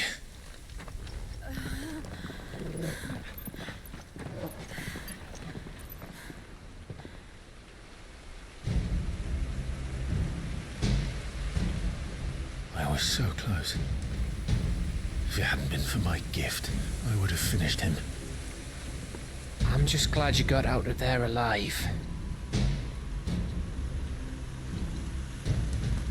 When did the Royalists arrive? Right after you went inside. Just when we thought we were shot of Titans, lot. In pile Odins. Not enough of them to worry us, though. No. You didn't see the one who took Kupka away. So, what? You think they came here to save him? I'll be fucked if I know what's going on, but every minute we spend racking our brains, that bastard's getting further away.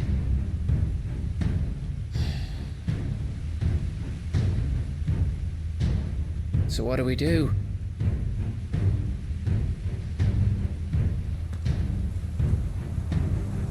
We go back to the hideaway.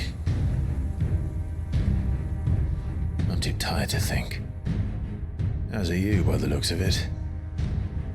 And after what Jill's been through. Let's worry about Kupka later, shall we? Aye. All right.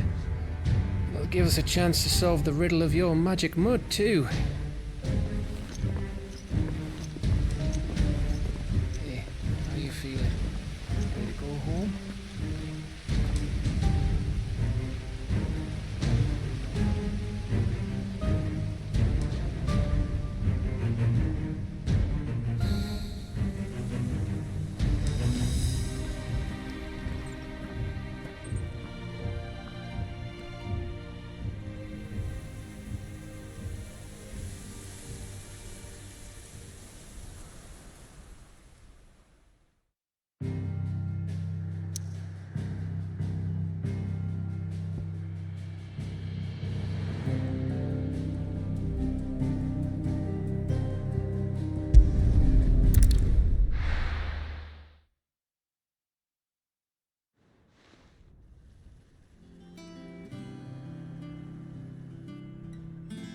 Just look at the state of you. You're more of a wreck than this place. Is this what you call taking better care of yourself? No more excuses, your ladyship. I order you to rest. Fine. I'll rest.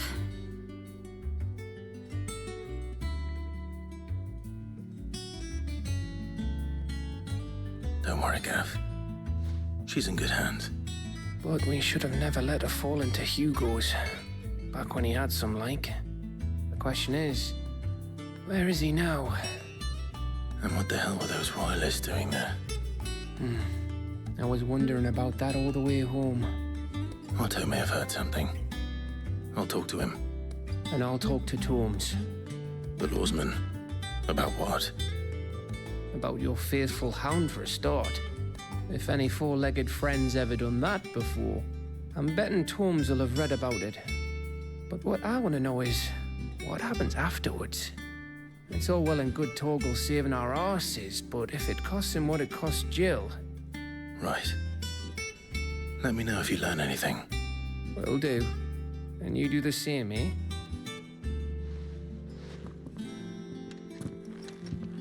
Jill, listen to Taya. I will. Thank you.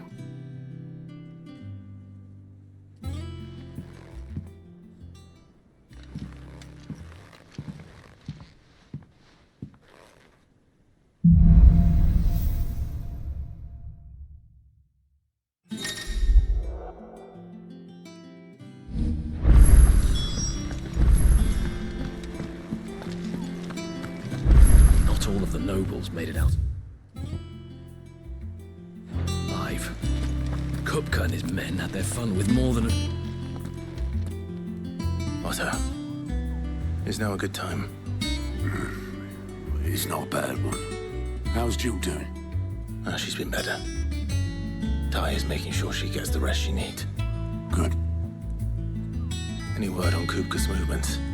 Vivian's doing what she can to try and track him, but she's feeding on scraps. We've sent ours out to the Cursebreakers and their other friends in the west, asking them to keep their eyes peeled for anything unusual. No leads yet, but it's only a matter of time. Right. Let me know when you find something. There he is. All right, Clive. Still busy saving the world. Mid. When did you get back? Just now. What about your studies? Adjourned. Since Hugo Kupka invaded Rosaria. All the canvass in uproar about it. He's gone mad. He's turned rogue. It'll be us next. You try concentrating with all of that. All right. You win. How long will you be staying this time? Dunno. A while, most likely. Any road, while I'm here, I was hoping you could do us a favour. Mid. You can't just expect me to... Please, oblige her.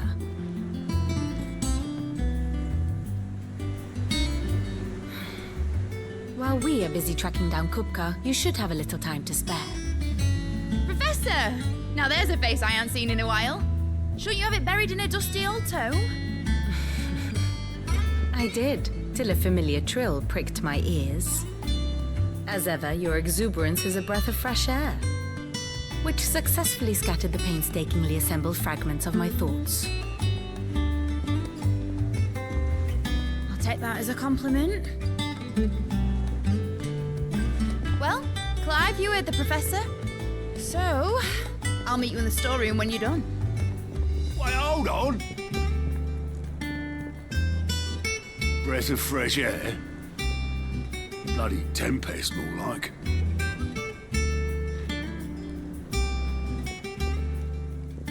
Oi, Otto, you got my gill? Huh? What are you on about? My fee for bringing Mid across. She said you were paying. That little... The storeroom, was it? I wonder what Mid's plotting.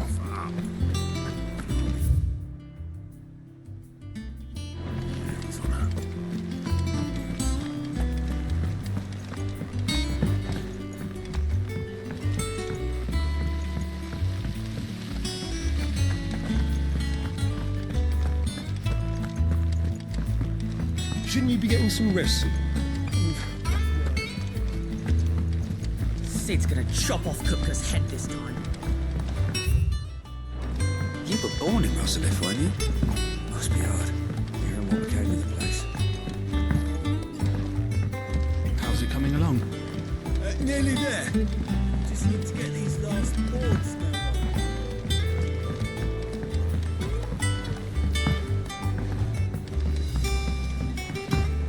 Oh, what a lovely fragrance. Anyone think I should have grown himself a rose garden?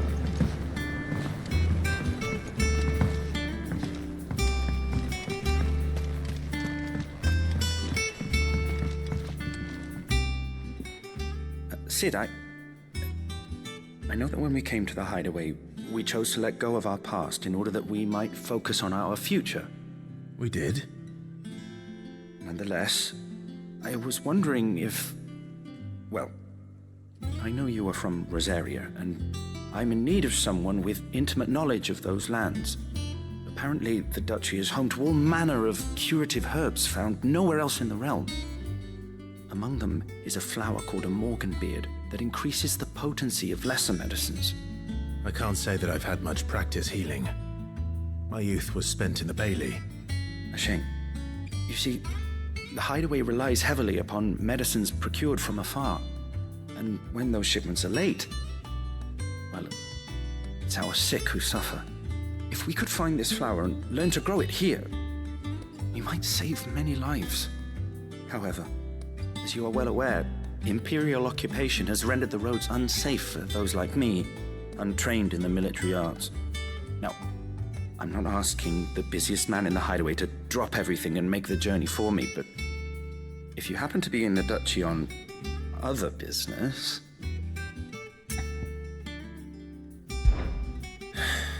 Tell me of these morganbeards, then. But of course. If my old tomes are to be believed, the flowers are bright yellow and as large as goblins' eyes. Oh, and they grow in the marshes of Sorrowwise. If I am to propagate them here in the backyard, I will require several samples, preferably of blooms which have already gone to seed. And before I forget, I do seem to recall learning in the course of my research that their odor has the tendency to attract unsavory creatures. Nothing you cannot handle, though, I'm sure.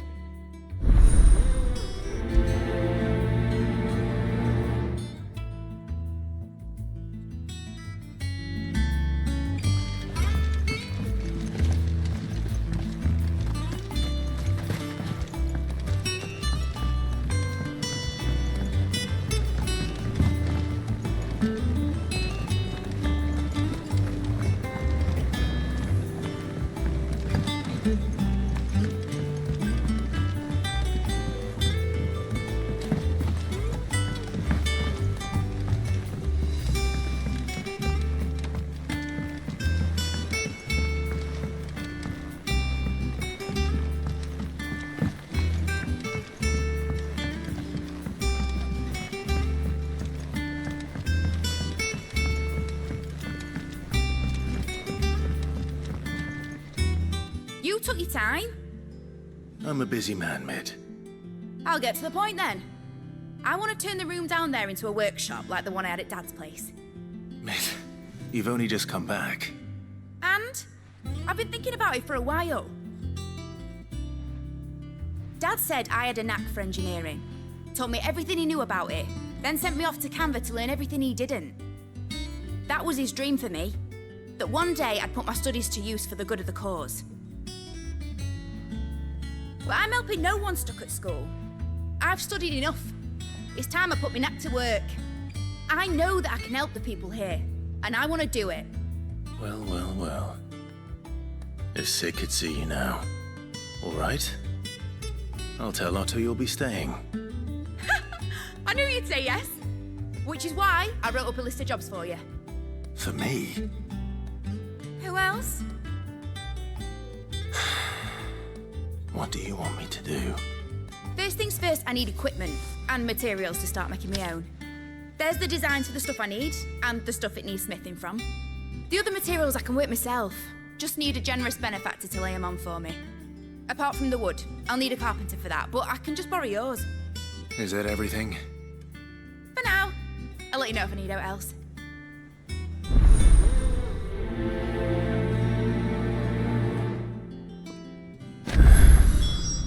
Where to start? Materials and tools. That means Karen and Blackthorn.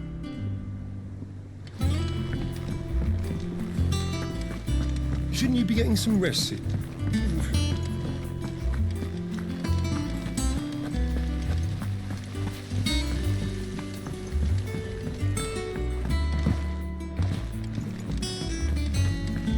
Yeah.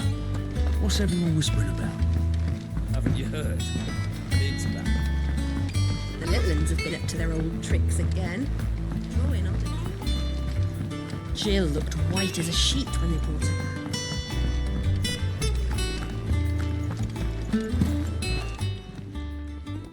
Was wondering where you'd got to. Maid's back from Canva. Have you seen her? Just now. She's planning to set up a workshop in the stores and ask me to buy her some materials. Here's the list.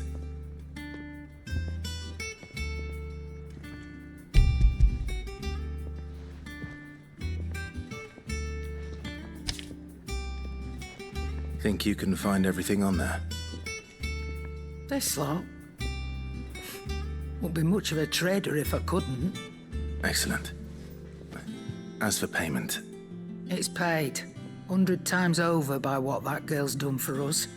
If it weren't for her filters, we'd have naught to drink but blight water, and that would have drained the life out of us long ago. Indeed it would. I'll send the stuff on to Mid when it comes in.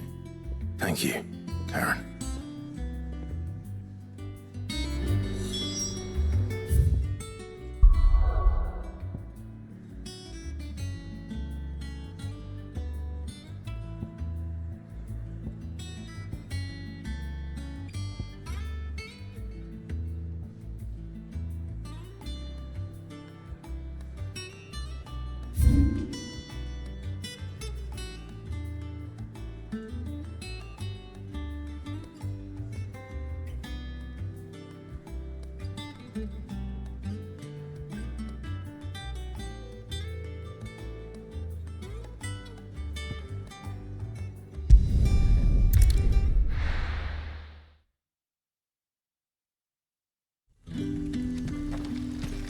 Good day to you, Sid.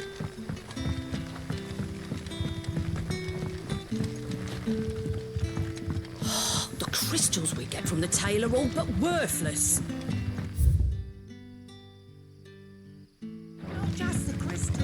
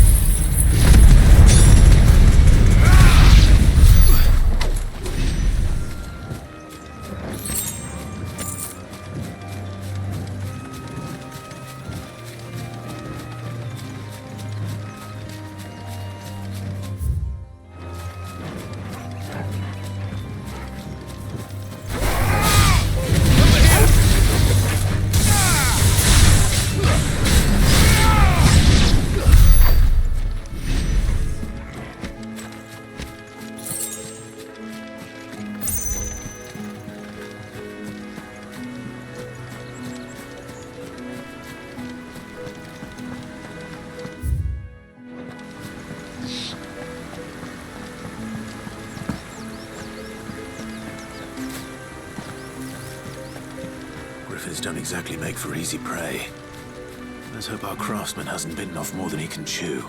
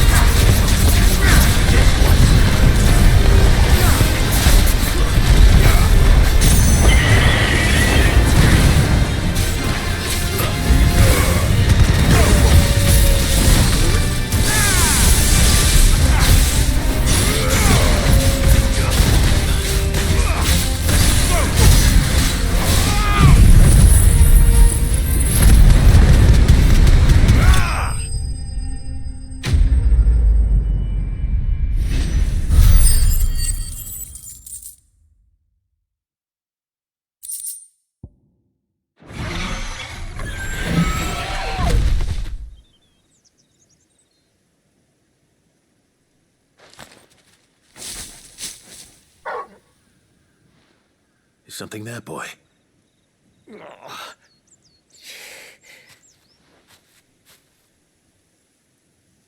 Could that be our man?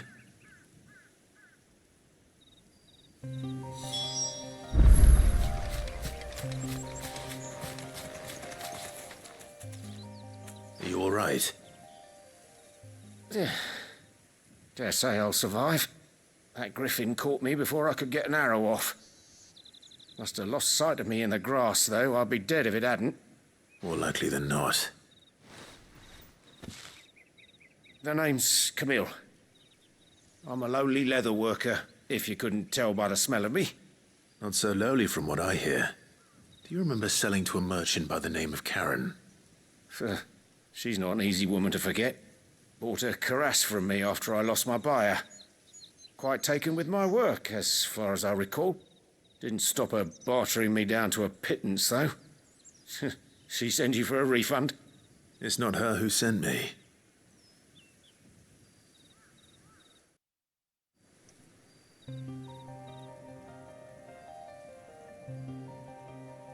Well, consider me flattered. You should be.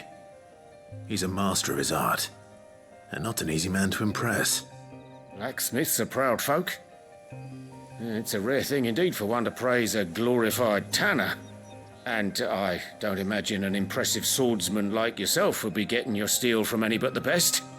I'd dearly love to help a fellow craftsman, but... well, actually, I suppose you could give him this. What is it? Treated leather. Same stuff I used to make that cuirass. If your man's as skilled as he sounds, he'll know what he's looking at. You sure? Well, you did save my life.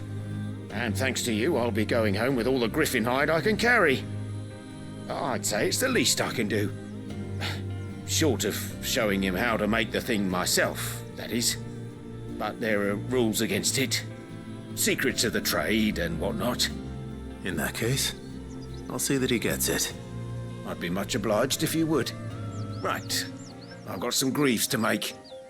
You send your blacksmith my regards. Will do. And thank you.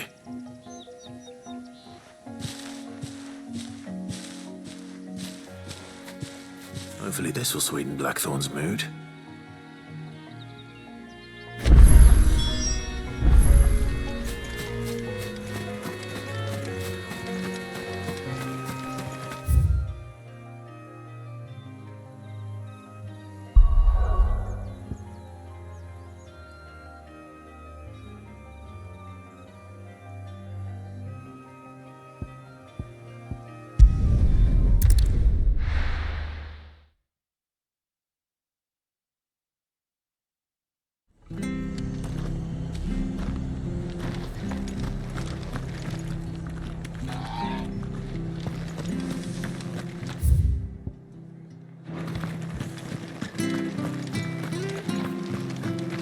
Thank you for sticking with us.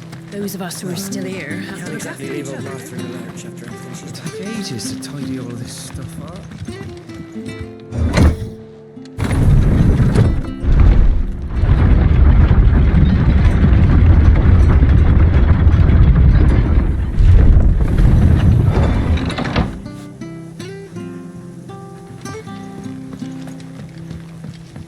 All right, Sid.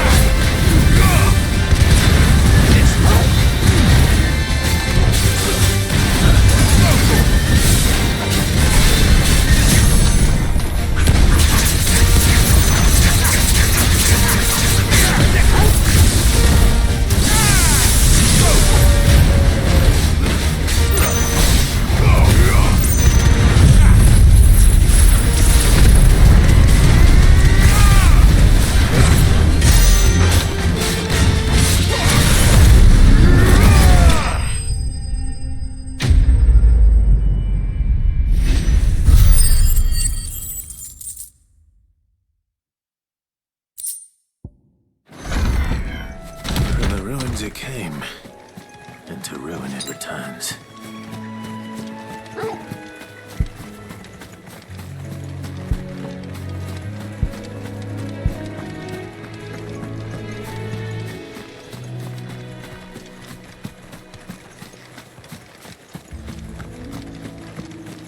The marshes near the Abbey are certainly damp.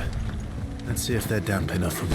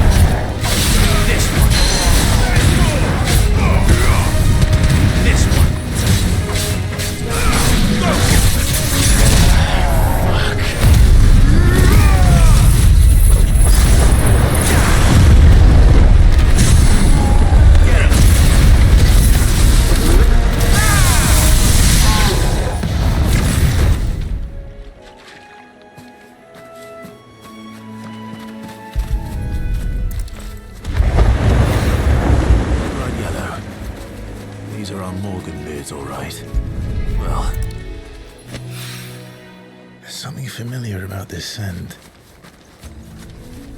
It reminds me of home. Hopefully this will be enough. I've had my fill of goblins.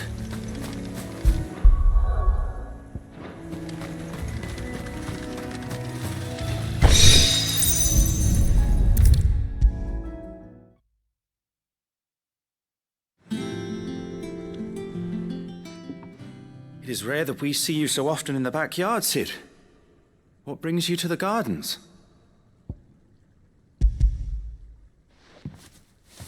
I found your flowers. Yes, wonderful. These are almost identical to the plates in my tome.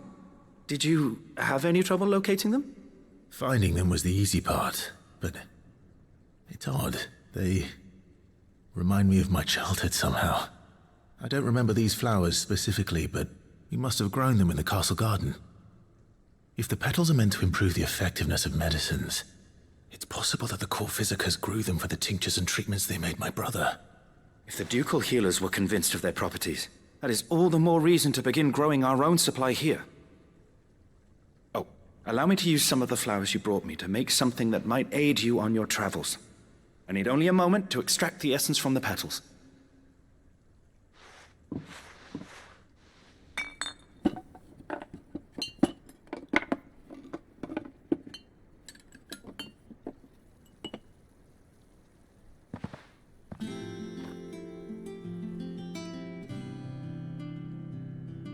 And here we are. A phial of pure Morganbeard extract. A single drop added to any one of your restoratives will increase its potency. At least I hope it will.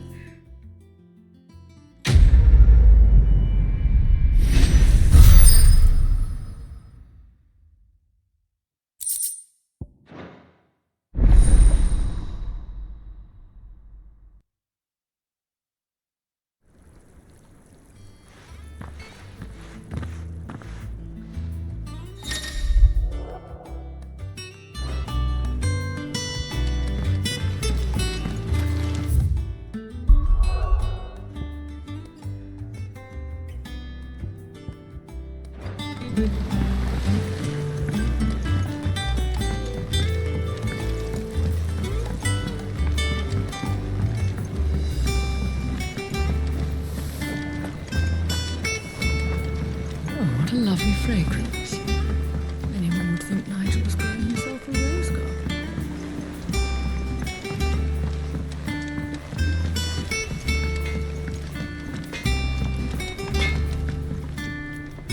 Blackthorn, you busy? What's it look like? I have a commission for you. From Mid. She requires certain tools.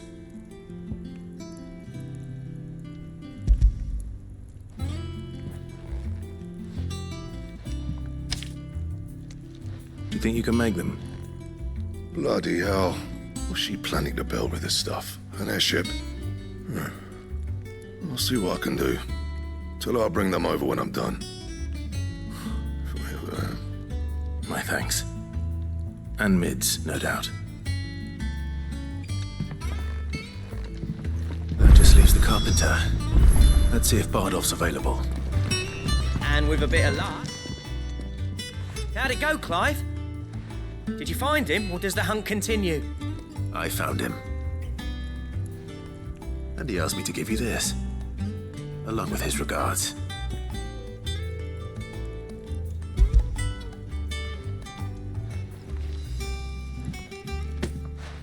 You're joking.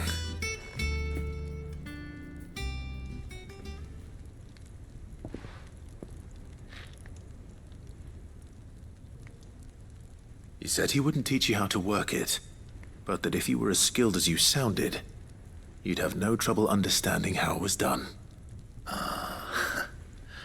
So that's his secret. Crafty bastard. He's layered and cross-grained it. Good few times, too. No wonder it's tough. And that's no ordinary oil he's used to get that finish. Oh, this is fine work. Even finer than I thought. Yeah? I'll take your word for it. Just looks like leather to me. Still, I'm glad you're happy. Here, Clive. You didn't happen to catch the fella's name, did you? Camille, I believe. I thought as much. There ain't many leather workers in the realm daft enough to do their own hunting, see? And his name kept cropping up when I was asking around. Turns out he's from Tabor. And again, most leather workers are. But our friend Camille guards a long-held family secret, the details of which are the subject of some debate in the leather-working community. Then we better keep this close to our chests. Listen, sorry for putting the both of you to all that trouble. Should have kept my moaning to myself. Still, I'm glad you found him. This has cheered me right up. That was the idea. Clive's idea, anyway. He did most of the work. It's good to have you back, Blackthorn. Just don't expect me to go turning out work like this.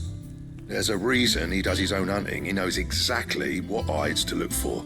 And that's how he gets them to layer up so nicely. And don't get me started on how much oiling this leather would need. But I reckon I can make something about as good. Something a Cursebreaker will have no trouble caring for. Anyway, enough narrowing. I've got work to be getting on with.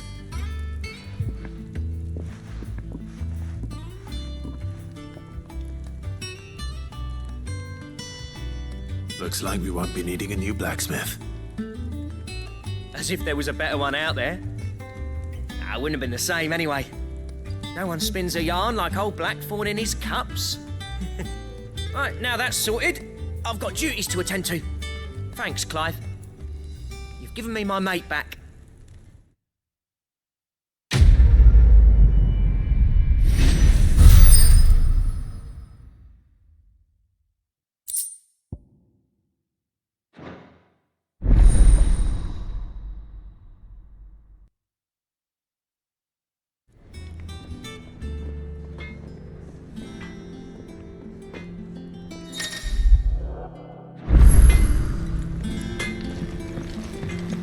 It's all right.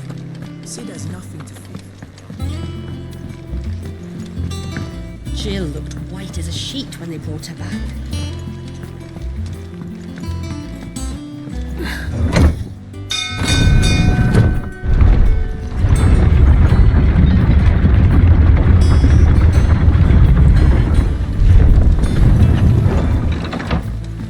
Do with a good oiling, this good. Should be enough to keep us going. How do, Master Sid? Bardolph. Mid's looking to build a workshop in the storeroom, and she needs the aid of a skilled carpenter.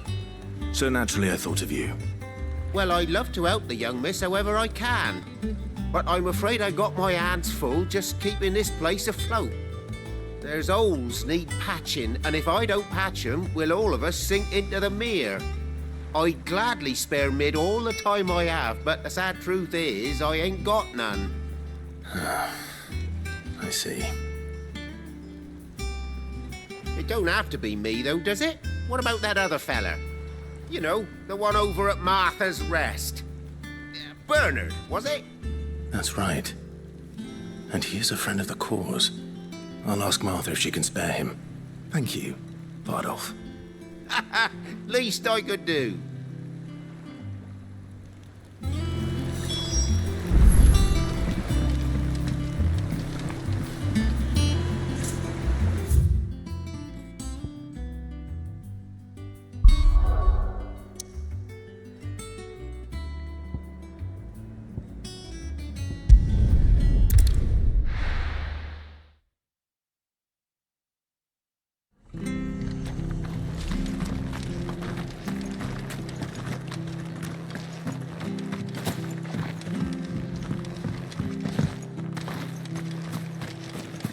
I love Martha like a sister.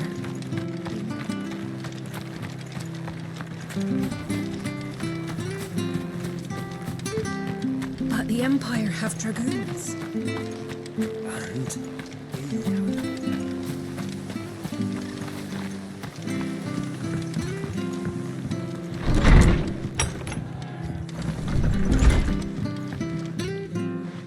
Clive, what brings you to the rest?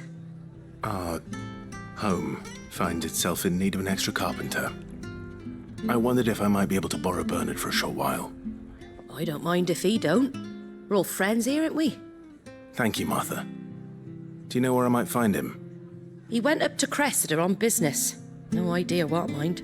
Place is a ruin. Far as I know, he's still there. I'll look for him there then.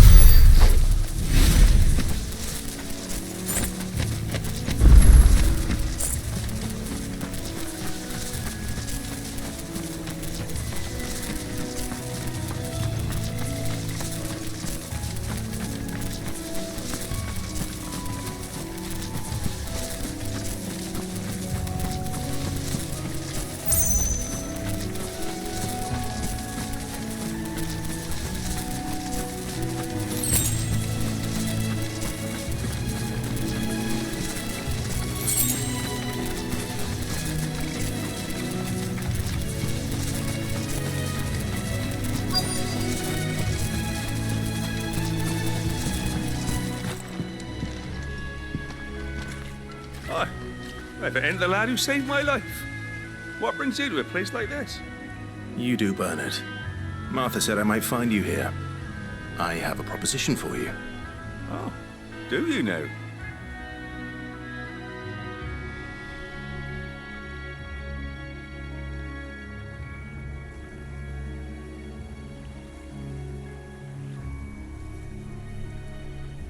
Building a workshop, you say? Well, that beats tacking boards to bridges, sure enough. And if Martha didn't mind me being gone a while, then neither do I. You just tell me where you want me. That's the spirit.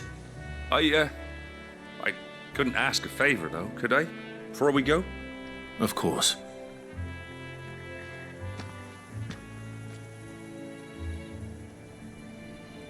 Well, that there is Cressida, where I grew up. Ain't much left of it now, though. Except my parents' graves. But I came up here hoping to visit. I even patched up the bridge to get across. Only to find the place crawling with fiends. But you're a dab hand when it comes to dealing with beasts and bogles, ain't you? Any chance you could, It's the least I can do. Well, thank you kindly. And take care.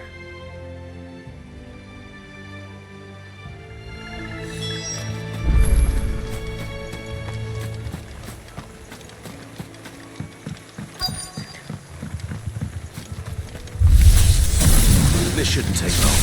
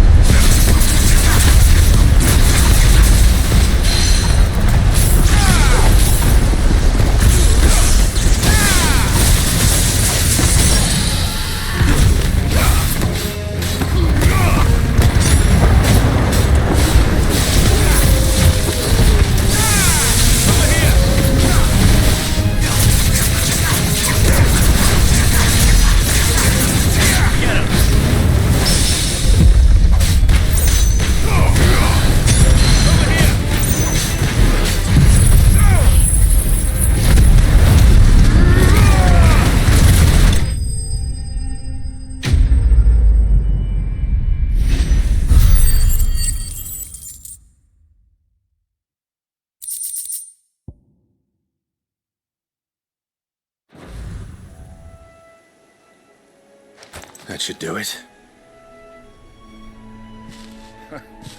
You made short work of that lot. Thank you, son. Now my folks can rest in peace once more. How long is it since the village was abandoned? Well, people started packing their things after the duchy fell. Between the Blight and the Imperials, you just couldn't make ends meet. Must be nigh on a decade since the last wagon left. Though it may as well have been a century, looking at the place. This isn't the Cressida I remember. I'm sorry.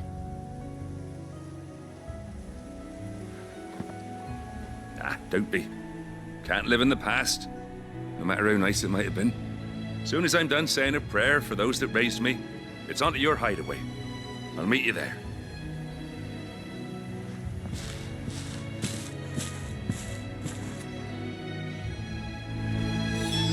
That should take care of Mid's little list. Then ahead.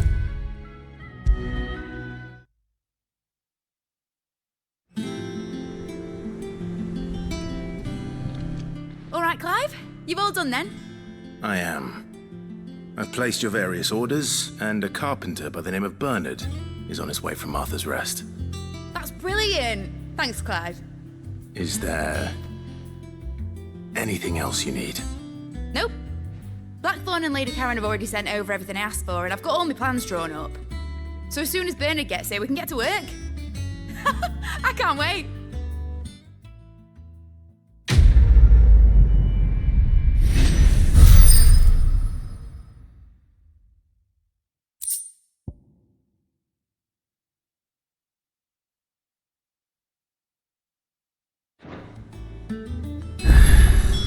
That's my good deed for the day done. Let's see how Jill's faring.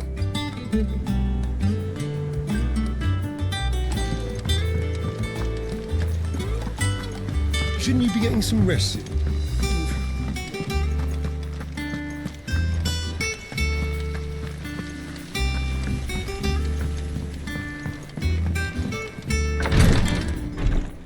Ah, Clive. Talia, how's Jill? Recovering, but she still needs her rest. Of course.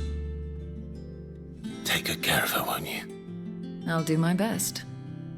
Oh, Gav was looking for you. He said he had something to show you in the shelves. The shelves? Oh, that's right. He went to ask Harpocrates about Torgal. He must have found something.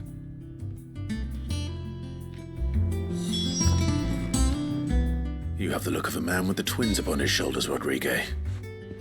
Talia has tasked me with removing a Cursebreaker's brand. But it's my first time, and I don't think I can do it. I'm afraid of what happens if I fail.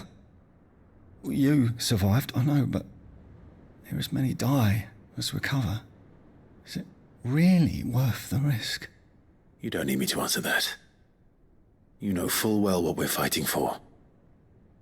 I hope as much as you that one day bearers can walk among others as equals. But until that day, a brand is a burden, and we must lift that burden in order to go undetected. The operation may be dangerous, but it's also essential, and we undergo it willingly. I know. I still wish there was some other way.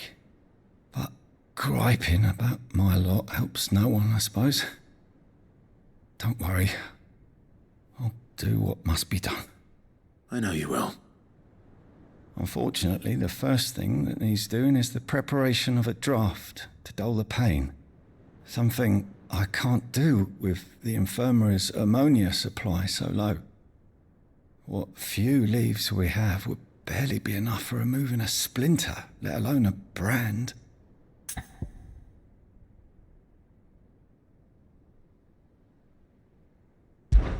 Just tell me what you need. You'll go? Oh, thank you. No one knows Herblord like Talia, and she swears by ammonia for easing pain. It's simple enough to find, if you know where to look. And fortunately for you, I do. Along the river near the village of Amber over in Rosaria. Just search for the bright blue blossoms.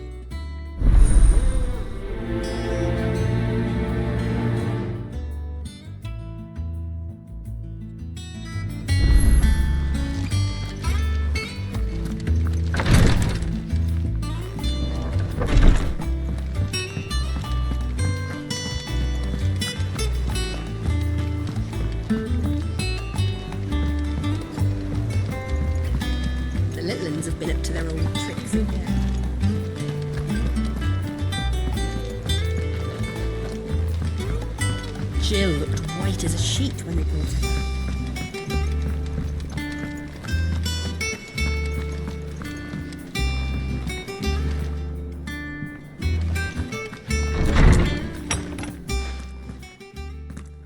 Clive, where have you been? I've been wanting to ask you something about Torgal. Where did you get him, like, in the first place? My father brought him back from one of his expeditions into the Northern Territories. They were crossing a snowfield when they heard his cries, and, seeing no sign of his pack, they took him in. What do you reckon, Tomes? It certainly adds weight to the theory. Clive, I believe that Torgal may be no mere hound, but a rare frostwolf, an animal native to the far northern reaches of Valisthea. In one of our oldest bestiaries, I found reference to a frostwolf who served as guardian to an ancient queen of the north. Such was his mastery over ether, he could cast magics on command. His name was Fenrir. Fenrir the Frostwolf. Now, the annals do not state it explicitly, but I have reason to believe this queen was a dominant of Shiva, a girl from the Northern Territories and her faithful hound. One awakens as the dominant of Shiva, and the other? You're saying that Jill granted Torgal his powers? What? Just like Fenrir. People called him my hound, but Torgal and Jill were inseparable. He grew up as a faithful companion to the dominant of Shiva, and years later, his powers awakened, just when his master needed him the most. You're right. If it weren't for Torgal blasting those bastards to Kingdom Come, Jill would have been for it. Quite. Though Torgal's power is his own, his latent birthright as a frostwolf, it had only to be unlocked. Oh, get you, Torgal! You're an even finer hound than we thought. And regarding your original concern, you need not fear for Torgal's health. Why, the beast has the appetite of a behemoth. Just this very morn, I found him with his nose buried in my nuts.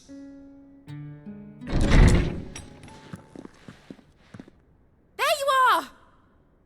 I've been looking everywhere for you. Bernard's here. I need you to introduce us so we can get to work. I shan't be a moment.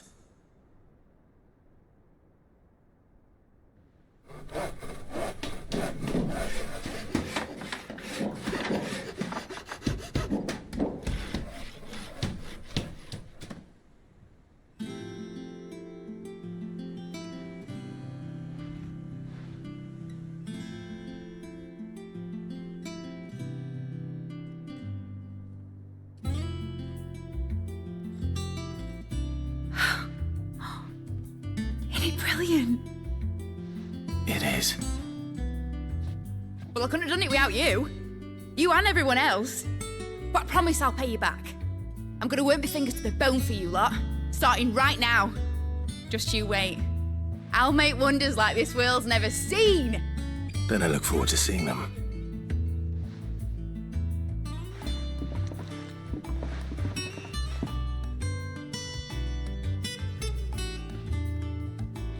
Now that that's settled, I wonder if Vivian's made any progress tracking down Kupka.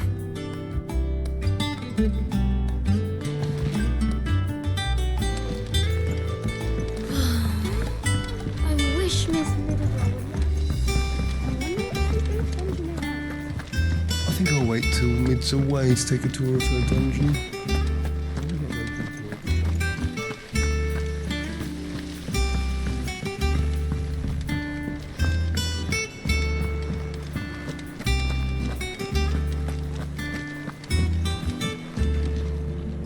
How goes the hunt for Kupka?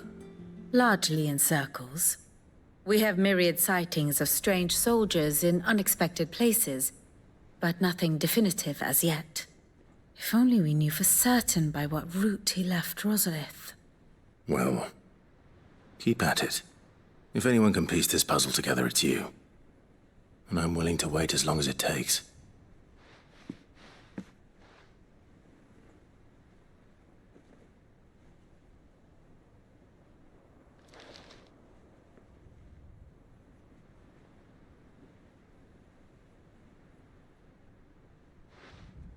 What? Here? Would that be a problem? Do you know, Clive? I believe it a mercy that you didn't inherit your father's throne. Your poor people would surely live in fear of you. You have nothing to worry about on that front. I won't be claiming his crown. That is a relief.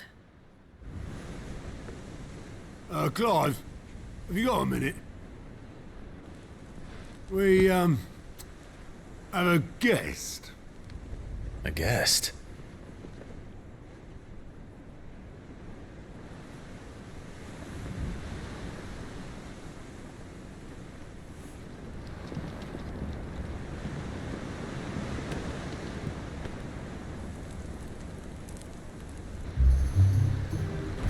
For your trouble.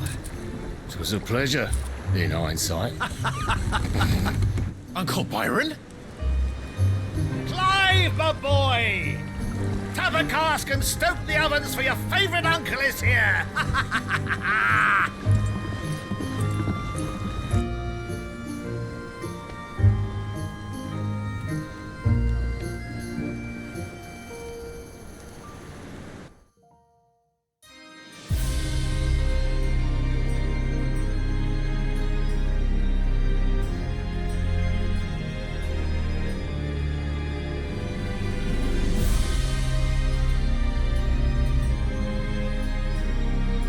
Dalmekian government sues for peace. How shall we respond? If they're willing to accept their fault in the matter, I see no reason to refuse them. Still, we must insist on substantial reparations. The Twinside stores are not as bottomless as reported. Aye, and we have many more mouths to feed. We shall just have to have the Dalmecs empty their treasuries for us.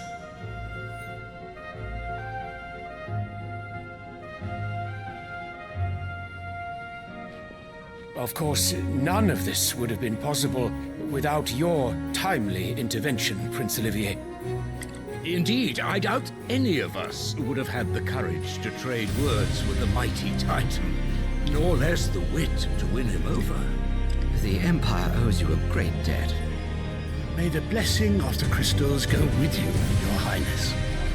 May the blessing of the crystals go with you. Very good.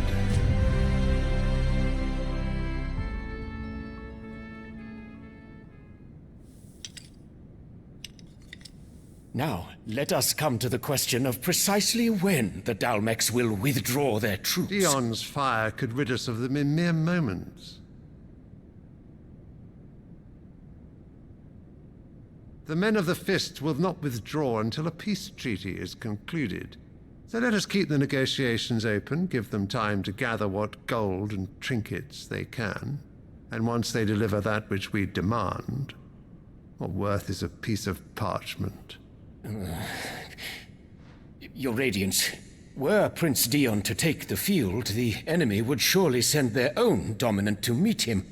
And while His Highness would of course prevail, there would be heavy losses on both. You need not fear Hugo Kupka. He is engaged on the Western Front. Even were the Dalmecs to send for him, he would not arrive in time. As much as I would enjoy witnessing a clash between Bahamut and Titan, it is not to be. And what of your subjects, Your Radiance?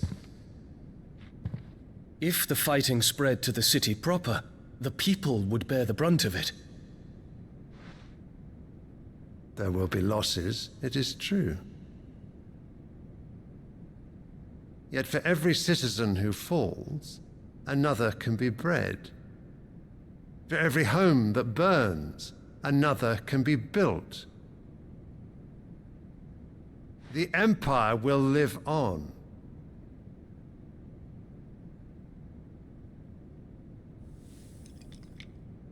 Dion?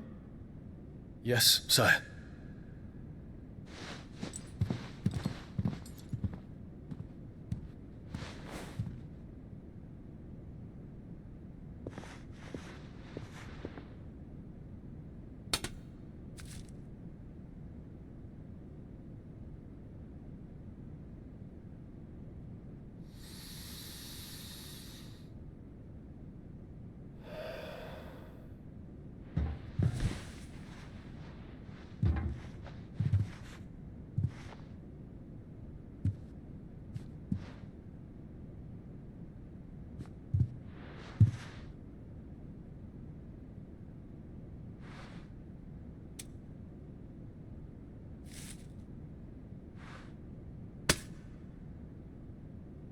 Prepare for battle.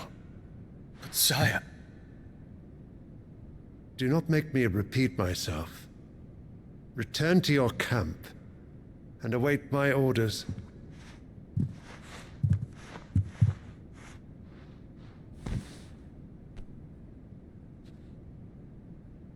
If that is your wish, Your Radiance, I shall depart at once.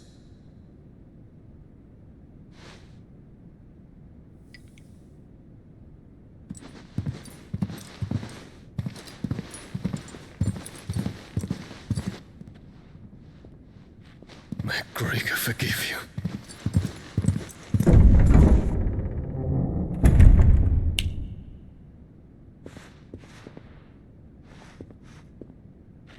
What do the astrologers augur? The stars are in agreement, Your Radiance.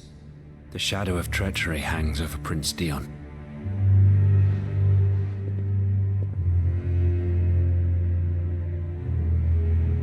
So Annabella's tales were true. You disappoint me, Dion.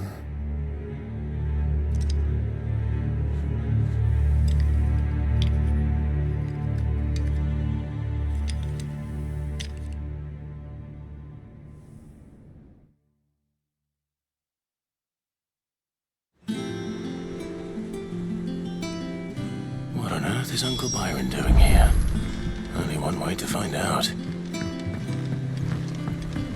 The little uns have been up to their old tricks again. Do you have a moment, Sid? A team of curse breakers has gone missing near Northreach. Which team? Coles. They were sent to liberate a carriage of bearers before they could be smuggled to market. They were moving in for their assault when the carriage was attacked by goblins. A cursebreaker managed to release a Stolas amid the confusion, but... this was days ago. They should be back by now, but I've heard nothing from any of them. I can't help but worry that... They know the work is dangerous. But I'm sure they're fine. But what if I've got them all killed? Before they go out, I always remind them why we're doing this, what they escaped, and what we're freeing people from. But I never really thought how my words might affect them. What risks they might take because of the things I've said. I'll go and find them. We'll both rest easier knowing they're safe. Thank you, Sid. And I'm sorry to trouble you with this. The plan was to intercept the slaver somewhere in the Dragon's Eyrie. I can't tell you much more than that, I'm afraid. That should be enough to go on. If they were there, Torgal will track them down.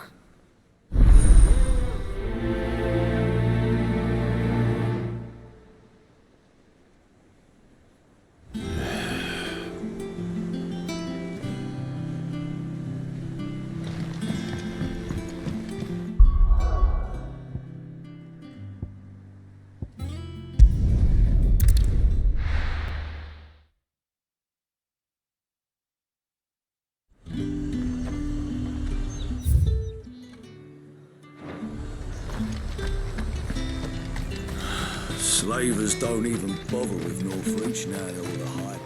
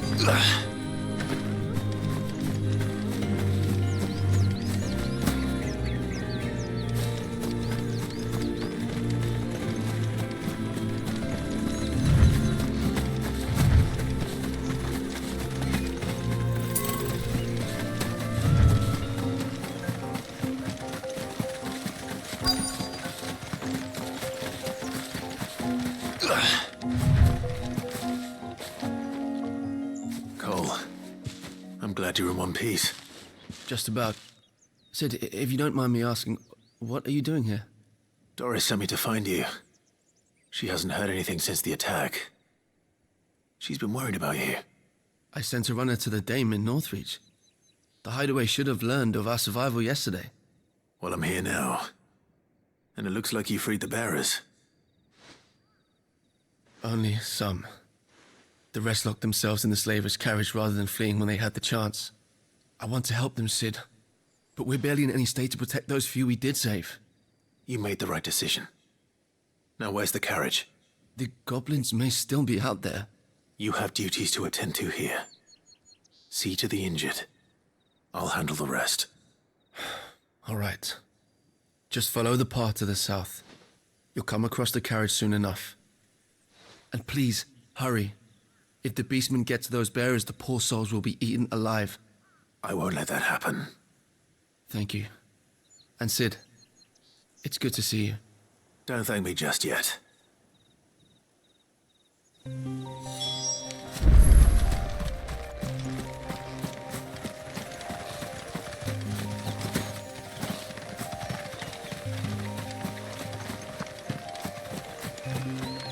They're trying to get into the carriage.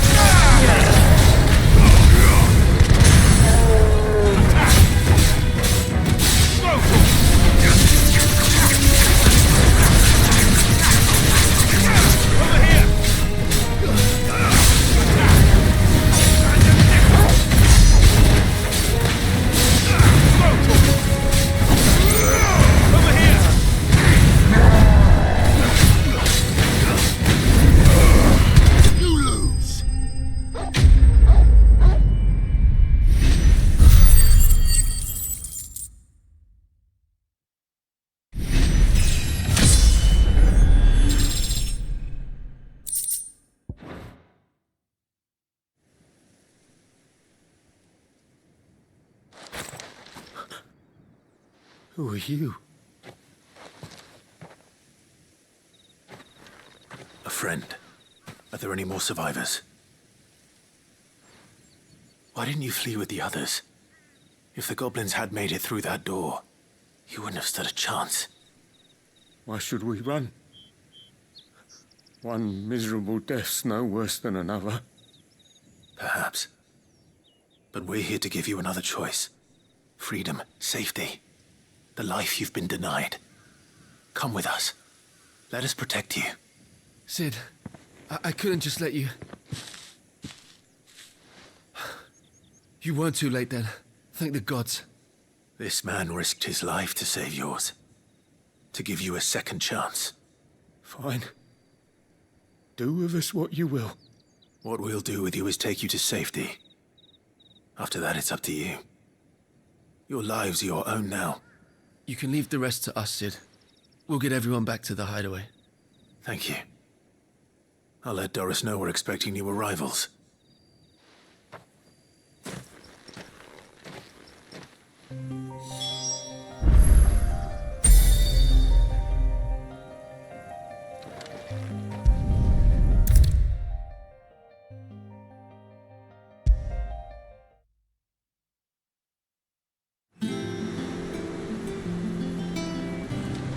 Sid, welcome back. A stolus from the Dame arrived not long after you left. If I'd just waited a little longer, I might have been able to deal with things myself. Or maybe I wouldn't. I keep making the wrong decisions. Cole and the others got home safely. You made exactly the right decision. No, I was lucky. I've been tracking that slaver for months, and then I sent Cole and you after them, woefully unprepared. What kind of leader sends people into danger without considering all the risks? I should have urged greater caution, told Cole to be wary, to pull back at the first sign of trouble. We swore the same oath as you, Doris. It's good to see you safe and well, Cole. I'm sorry. With all due respect, we Cursebreakers don't risk our lives because you commanded of us. We risk them because we believe in our cause. No one with doubts ever joins our ranks. The agony of removing the brand more than sees to that. We all know how much bravery that takes. Cole, I never doubted your courage. Only my ability to see it put to good use. Thank you for your faith in me. I'm not sure I deserve it. I sometimes wonder if I might prefer to risk death alongside the others than ask it of them. But I'm a Cursebreaker. I swore an oath too. I have a role to play, and I must trust that I'm the right one to play it. You will. In time.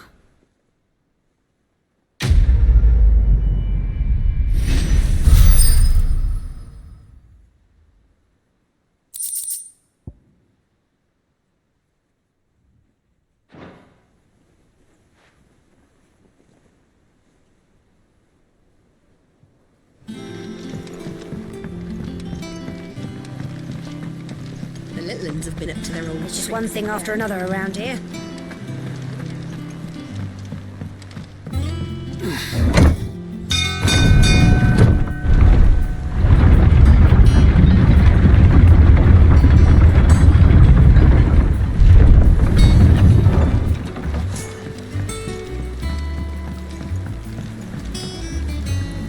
Ah, my dear nephew, how I've missed you. How did you find this place, Uncle? Through the good offices of young Sir Wade. He really is the most helpful fellow. As are you, I hear. The Guardians and those they freed tell the most outlandish tales of your heroics in Rosalith. Which is why I came, to learn the full truth of the matter. Sort the fact from the fiction, so to speak. You were working with the Guardians of the Flame to evacuate the people of Rosalith to Port Isolde. I was, aye. Then I have questions for you. Please, come inside, Uncle. Gladly. You there? There are 2,000 gold talents in those chests. See that they're added to my nephew's coffers, would you? 2,000?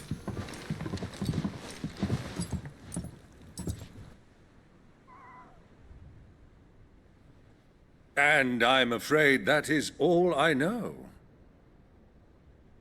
A fleet sailing south past Port Isolde. Most intriguing. Forgive me for not being able to tell you more. I hadn't the faintest idea Kupka withdrew wounded from Rosalith.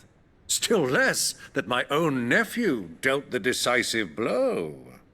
What do you think, Vivian? I think, with this news of the Dhalmekian fleet and recent reports of the Royalists' movements, that the final piece of the puzzle has fallen into place. Come here and I'll show you.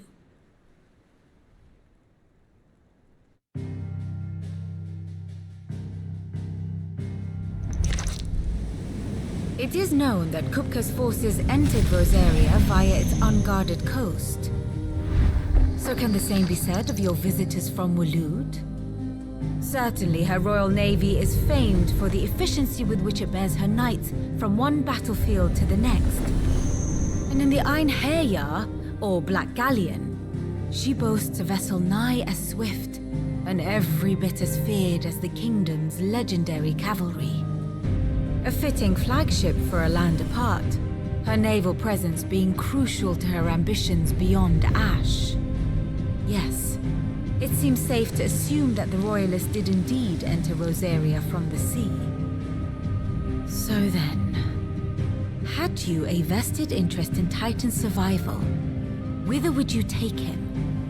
Why, home to Drake's Fang, a place rich enough in ether to conjure the magics needed to mend his hurts. But would that not entail an arduous voyage around the southern cape? Let us say that the Royalists did put ashore with a mind to spirit Kupka away from under your very nose. Could that truly have been their plan for him? To load him aboard one of the ships flying Republican colors sighted off the coast near Port Isolde? To spend weeks at sea, being tossed hither and yon by unforgiving waves, his life hanging in the balance? No. The journey would mean Titan's death, and Kupka's faithful creatures would not allow it. So what then was the plan of our Waluda friends? Reports suggest they made not for the coast, but for the desert. And by cutting through the Velcroy, a party traveling light would have Titan back in his bed days before a galley could lurch into port. To wit, it was the Royalists, not the Republicans, who effected Hugo Kupka's safe retreat. I would stake your life on it.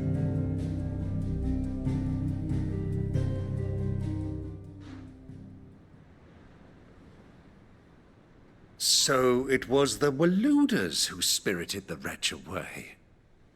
Now I think about it, there was something a little strange about the ships I saw. The men seemed almost crestfallen, as if in mourning, as if they believed, or were made to believe, that their master was dead. You have a keen mind, Lord Rosfield. And you have your answer. To find Kupka, you have merely to follow the Royalist trail across the Velcroy. It may well have gone cold by now, but as they say in the Republic, all roads lead to Drake's Fang. Allow me to accompany you part of the way. As luck would have it, I had intended to journey Canberward on business after visiting you here. The Fang would be but a short detour. I'd be glad of the company. Give me a moment to make ready. I need to tell my friends what we've learned, and where we're going. Very well, but be quick about it, my boy. Time waits for no man.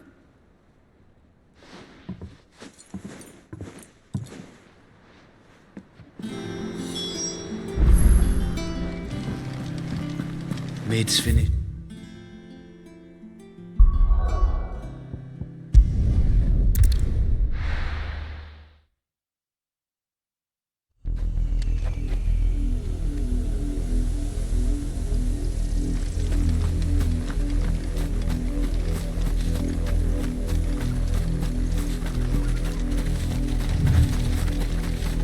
The river was easy enough to find. Now for those herbs.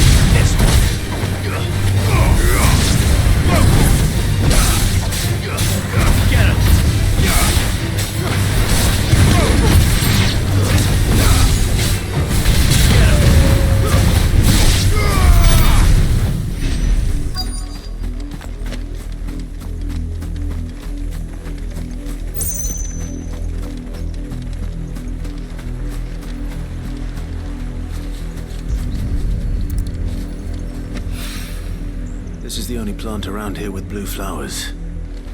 I hope it's the right one.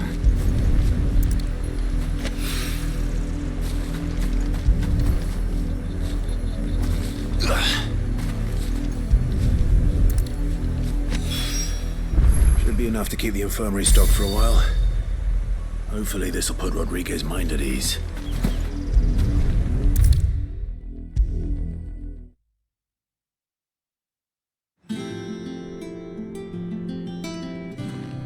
I hope you didn't have too much trouble finding the ammonia.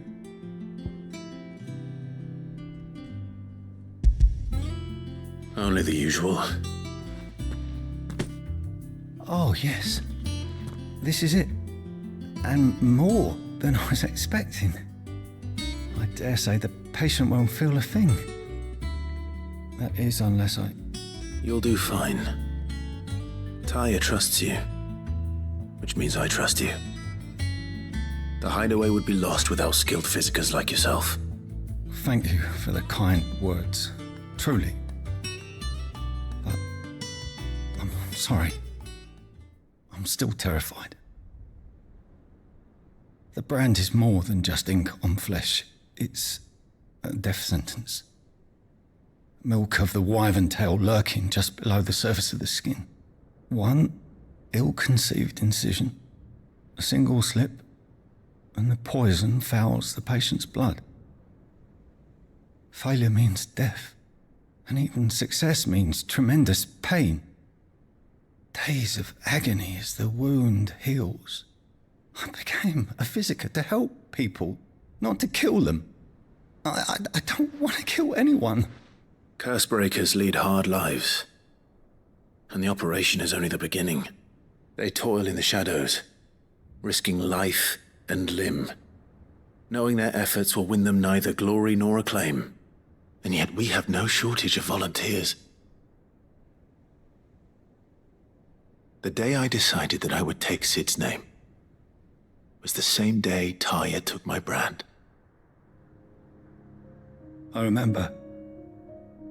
It wasn't long after we came here. What little medicine Talia managed to salvage from the wreckage of the old place had been used up treating the wounded. She begged that your operation be delayed until a new supply of antalgics was found. Procedure was even more dangerous back then. Only a few souls had undertaken it. Doris, Cole, a handful of other cursebreakers, and those who were no longer with us. Those who lost their lives in the process. It wasn't something to be done lightly. No. But it was something I had to do, if I was to take Sid's name. He always led from the front, and never asked anyone to take a risk for his cause that he was unwilling to take himself, even if he knew that it might cost him his life.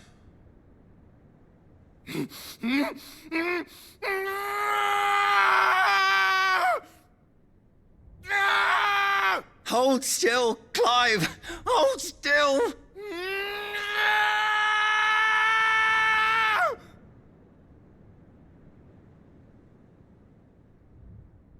I knew there'd be pain. That I might not survive. And I was afraid. But I also knew that if I didn't overcome that fear, that pain, then I would never be able to call myself Sid. I didn't know. We all want our brands removed. But it's a decision each of us must make for ourselves, on our own terms. Rodriguez, I know your work isn't easy, but neither is going under the knife. Be a shoulder for your patients to lean on. Stay strong for them. You sound like Talia. Do you know what she once told me? It's natural for a patient to feel like they're suffering in solitude. And it's a physiker's duty to see that they don't. Thank you for helping me remember that. I won't falter. Not again.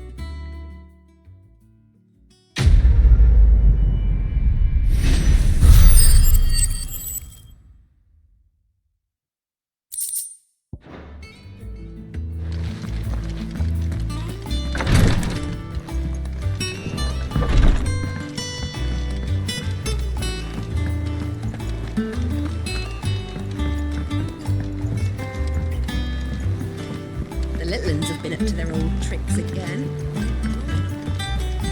Who's this blue blood?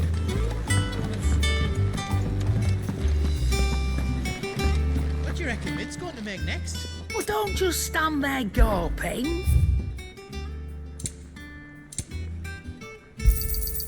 You're rubbing me blind, you know. You'll not find a better price than that.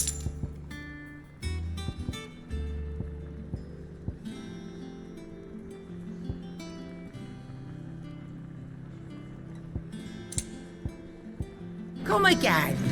Or don't. I'm not much bothered either way. Back, are ya?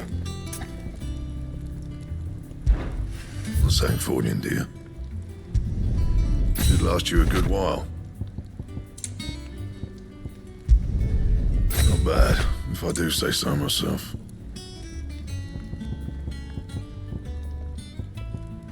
Don't waste my time. You ain't got the stuff.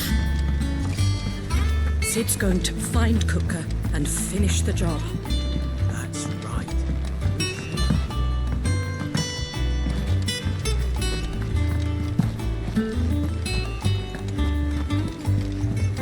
Hurry and make ready, my boy. We mustn't sell. Mid's finished outfitting our little workshop, I hear. Otto, Kupka's at Drake's Fang. I'll be leaving before sunset. You're not going in there alone, are you? Don't worry. I'm not going there to destroy the Mother Crystal. All I'm after is Kupka's head. I won't risk any more than I have to. I promise. The Lancer and the Fang are all Kupka's personal fiefdom. You have any trouble on the way, you ask for Rosina Dalamil. Some call her the Desert Hare. Who is she? An old associate of Sid's, and only Sid's. All I know is the name, and that they used to meet at the Dalamil Inn. We've heard nothing from her since he died. But I'm thinking maybe the new Sid might be able to bring her back into the fold. Thanks. I'll keep that in mind. So, what about your uncle? I mean, he's welcome to stay, but... Don't look so worried. He'll be coming with me. Thank fuck for that. Gav, Otto, I'm leaving you two in charge. You can count on us.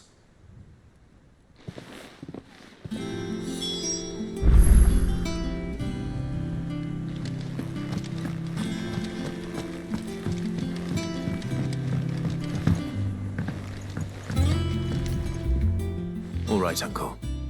I'm ready to depart. Shall we? We shall. Come, let us away to adventure.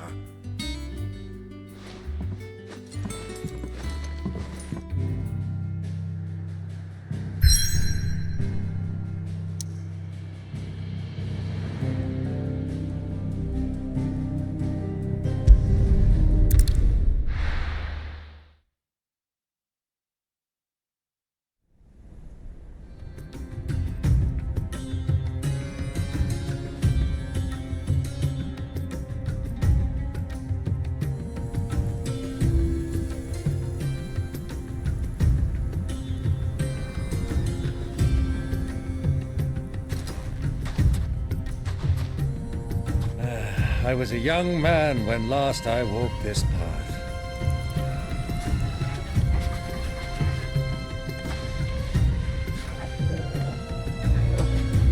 There's an old trading post not far from here. The road to Drake's Fang leads through it.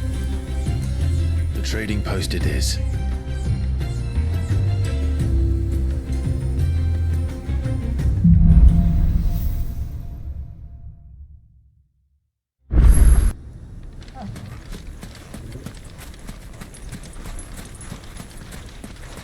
Our destination lies over that dune, beyond the ruins.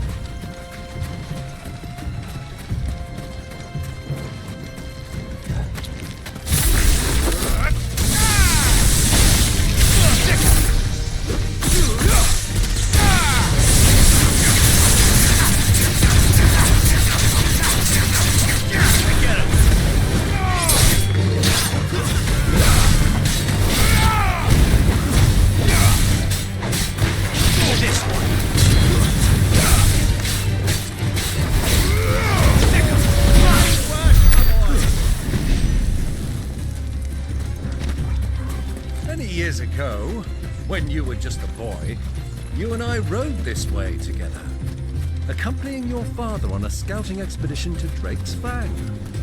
He let me come with you. I'm not surprised you don't remember. It was just before Joshua was born. You were so eager to be there when your brother arrived. Don't you switch on some boat too hard on the journey home and fell from the saddle.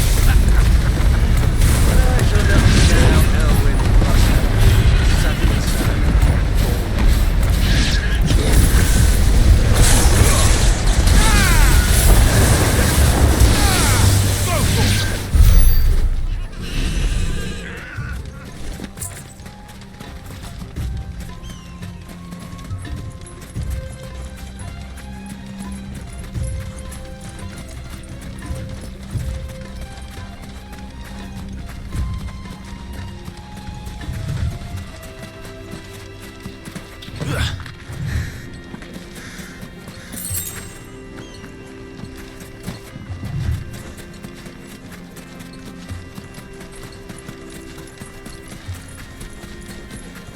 Who do you think those soldiers were in the inn? So, the Lord Cook has finally made his will. Yes. I expect that's why there's so many soldiers in town, to deal with any imperial reprisals.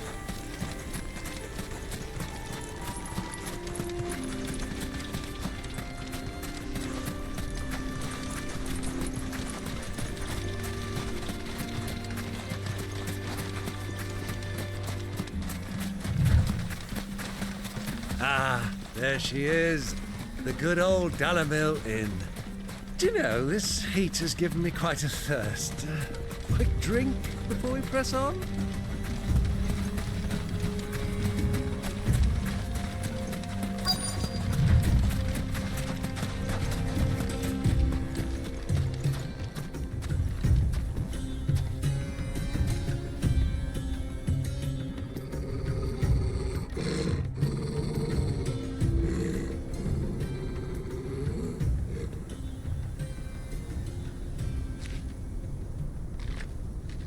Look, there. Those are Ashen steeds. No doubt about it. And such a long ride from Stonehere. Our Waluda friends must be soothing their saddle sores in the inn. Shall we join them?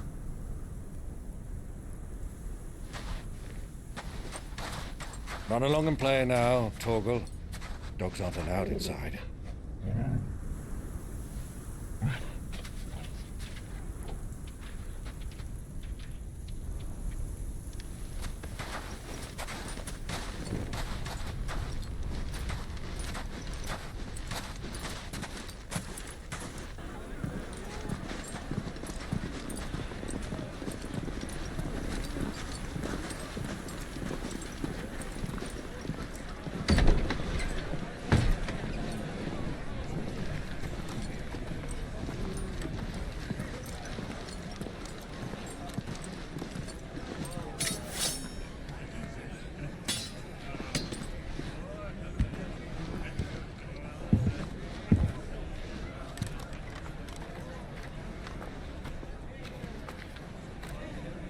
Good day to you. Eating? Sorry about my pal. He only talks when his mouth's full. What do you recommend? Well, if you're after something light, we do a fine chocobo soup with lentils and honey. 2 bowls of that, then. An ale. Right you are. Hey, girl! Coming! Your pal? Would you rather be my squire?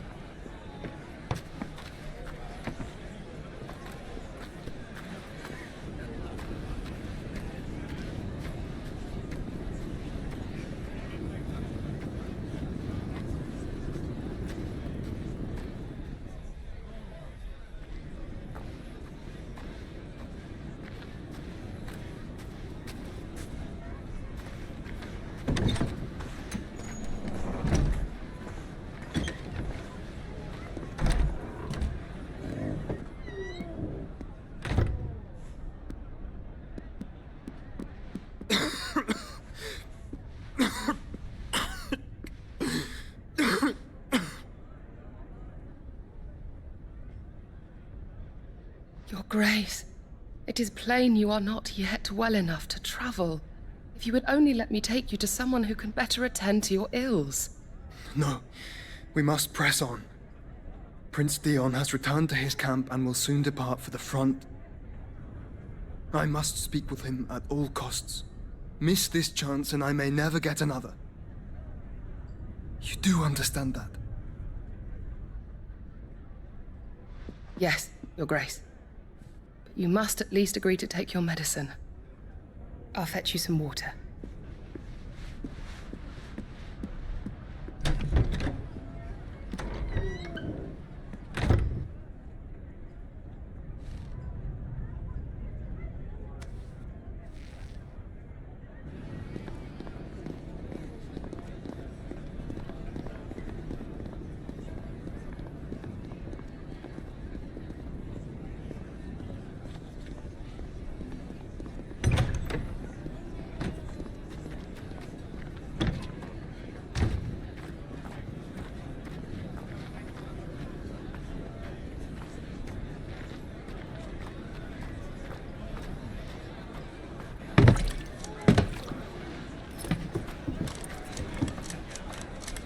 Keep watch, they tell us. But all I see is sand. I hear they got our guest back to the Fang without any trouble. We'll be leaving soon enough. Why the Lord Commander dragged us all this way just to save that blockhead skin, I'll never know. Dominant or not, he's a bloody idiot. That'll be Kupka, then. Well, let's get this down us. We've a long way to go. Hey, you!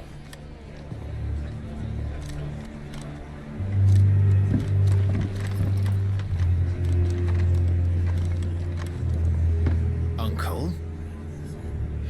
Sorry.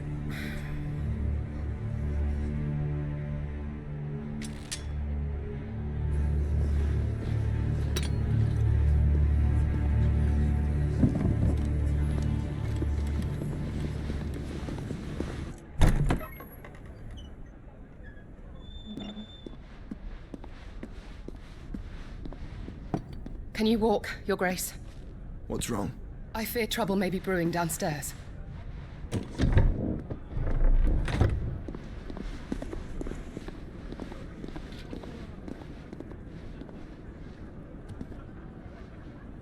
You two are travelers, are you not?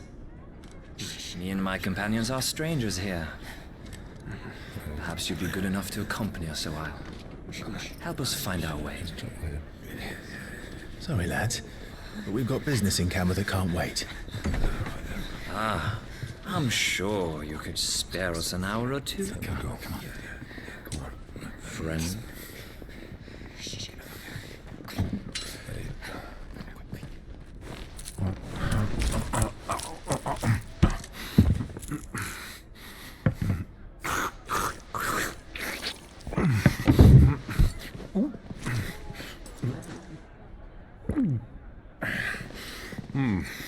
I'm afraid we don't have a moment to lose. Stay back, Uncle. Gladly.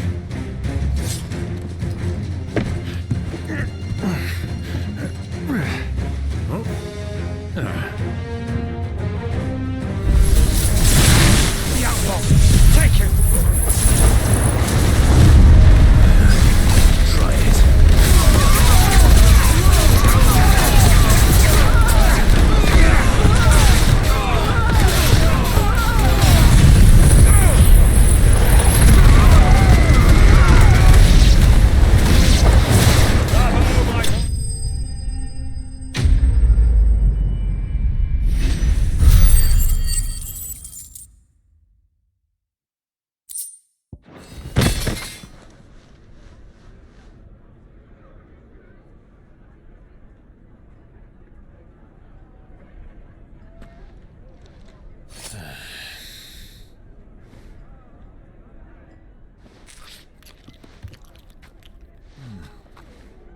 For your trouble.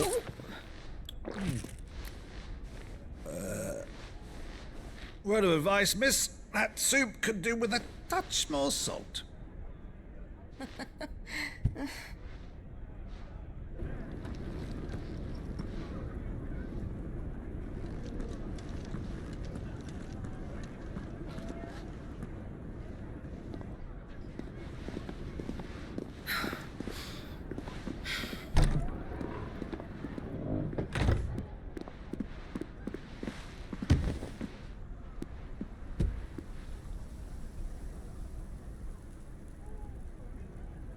Now's our chance.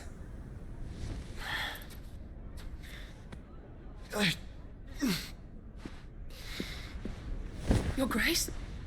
I'm fine.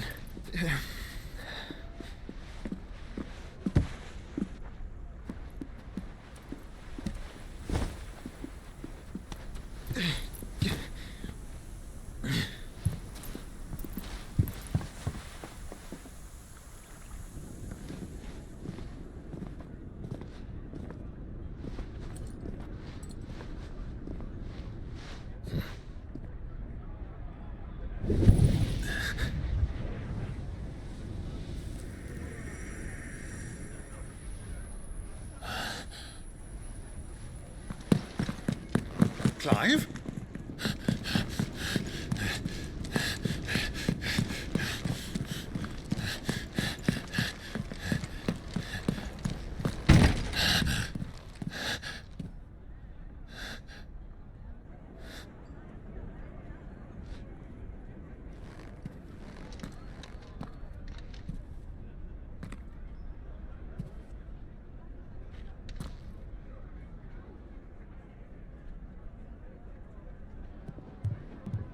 What is it now?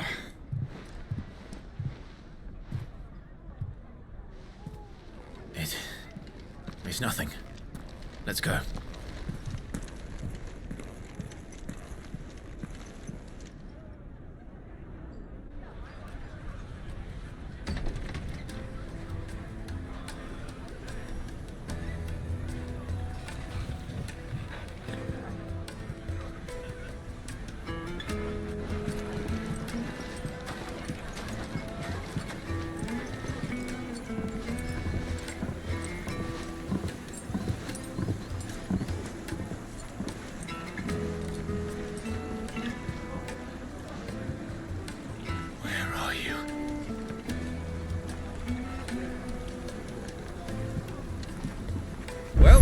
Didn't know where to find Kupka before. We do now. The Royalists said it themselves. Their guest is in the Fang. We should press on before any more of their friends.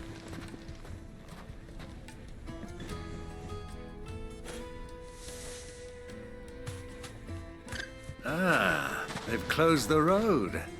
And it's the only way from here to the Fang. It would seem Lord Kupka is not accepting visitors at present. We have to get through that gate. Not by force, I trust. We've attracted quite enough unwanted attention already. By guile, then. Perhaps the Desert Hare can offer us her aid. Rosina Dalamil, woman of mystery. But how will we find her? We know naught of her but her name. And that she was working with Sid. Sid's other collaborators have all been people of means. The wealthiest and most successful members of their communities. I'll wager this Rosina Dalamil is the same. That would certainly help to narrow the search. We need only inquire as to who is in charge of the town. And that's exactly what I mean to do.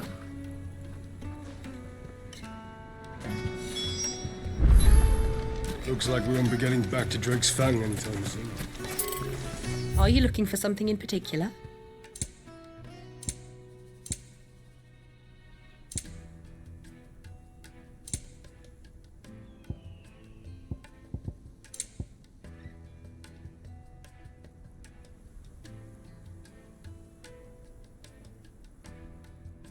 Thank you for your custom.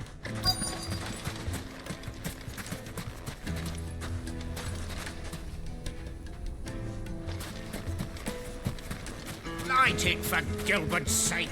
You're a bear.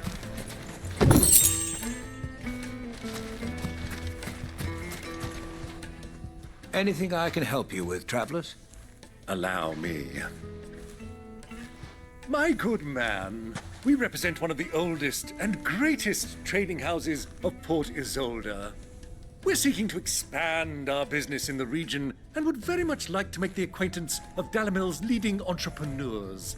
If only we knew where to find them. Well, we're best known for our baths, our markets, and our smithies. I suppose you could do worse than start your search at one of those. Thank you. You've been most helpful. Oh, you wouldn't happen to know a lady by the name of Rosina Dalamil, would you? No. I can't say I do. Well, thank you all the same.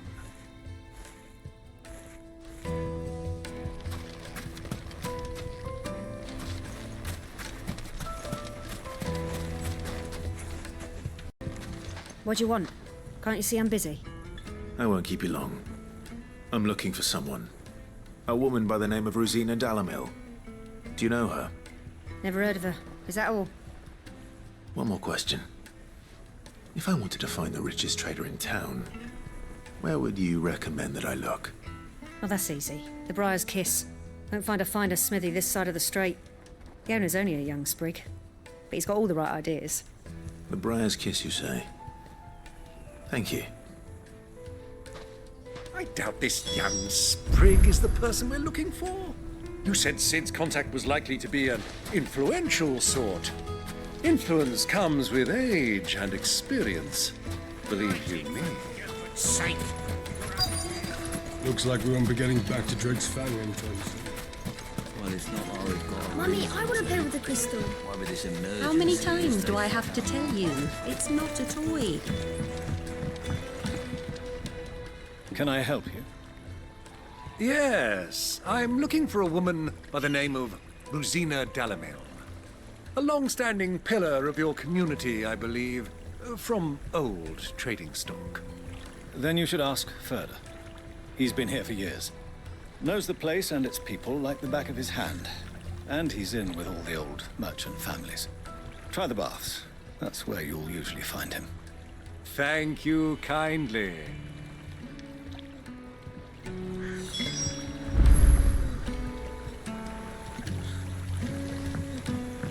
Well, it sounds like we have our man. Perhaps. Let's go and find out exactly what this Furder knows. Hanging lanterns, keep the darkness from your door. Excuse me.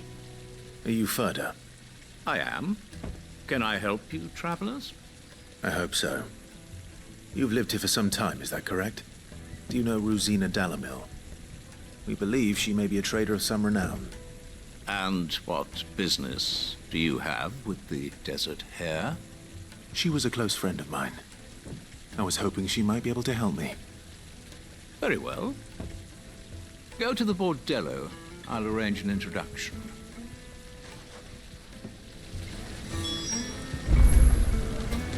Do you think we can trust him? Only as far as I think. So you're the ones who've been sniffing around? I beg your pardon? Don't play the fool. Stick your nose in our business and you're likely to lose it. Over here!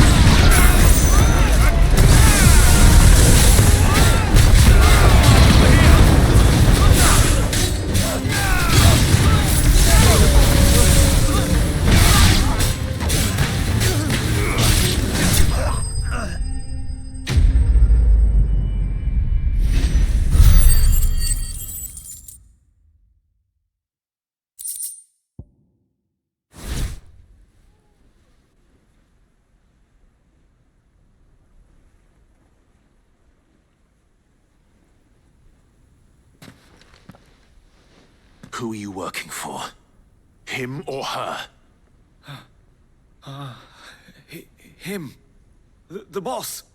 He wanted us to test you. Though one could hardly call that a test. Lord Furder?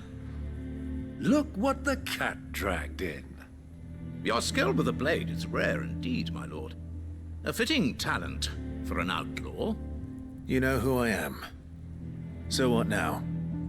Call in the Men of the Rock and collect the bounty? That isn't my decision to make. Our work is done. Take him to meet his precious Rosina. She will be interested to make his acquaintance. Yes, my lord. To the Lock of Leisure, then. To the Lock of Leisure.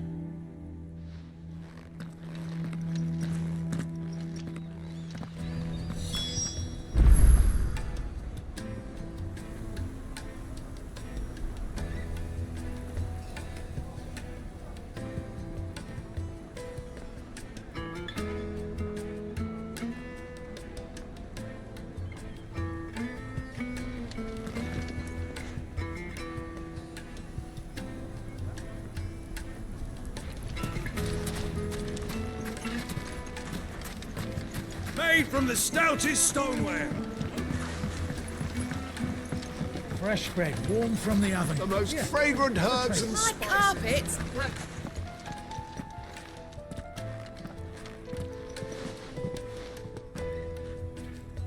Is this the place? Lubor's Forge. The Briar's Kiss. So it was the young sprig after all. So much for Rosina Dalamil being a woman of experience. How wrong I was. It was an easy mistake to make, Uncle. After all, it must have been years since Sid last saw her. Sorry, him. Whoever this Lubor truly is, he's clearly a man of means. I'd say he deserves our respect. See that he gets it.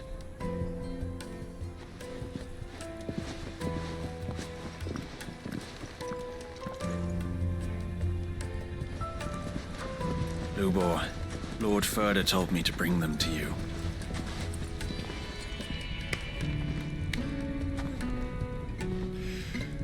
My boys tell me you're in need of assistance.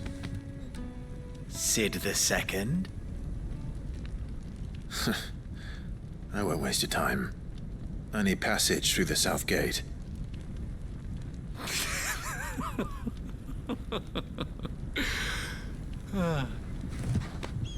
Tell me, what do you think is a merchant's most important commodity? Why, trust. Everyone knows that. Without it, you have nothing. And nothing is exactly what you have. And so, for you, I, too, have nothing. I'm not in the business of helping every lost puppy that wanders in off the street. I'm a busy man, as you can see. Let's leave this mummer to his farce. By all means.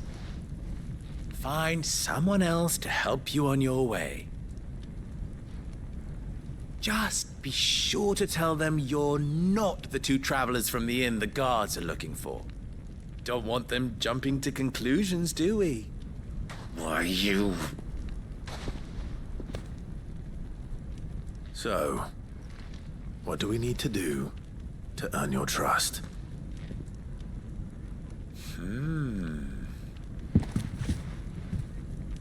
I like this one. Willing to do whatever it takes to get what he wants. Ha!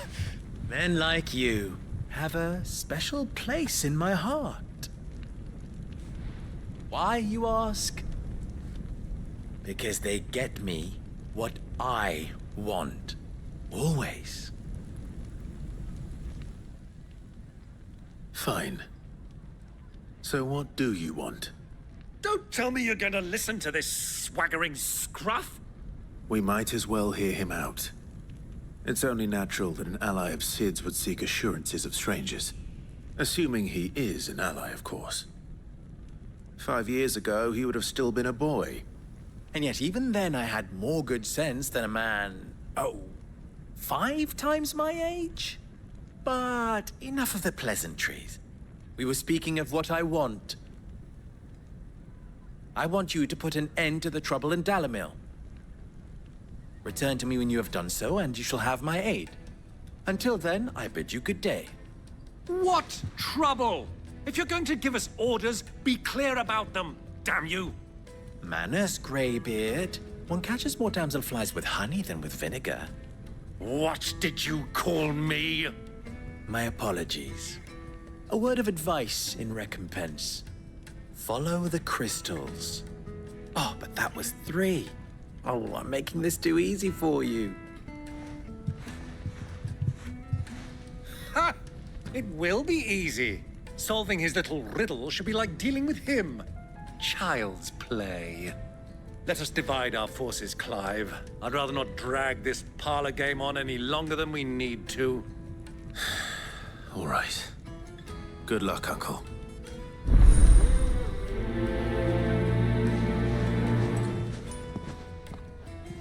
I thought we were the only ones causing trouble in Dalimil.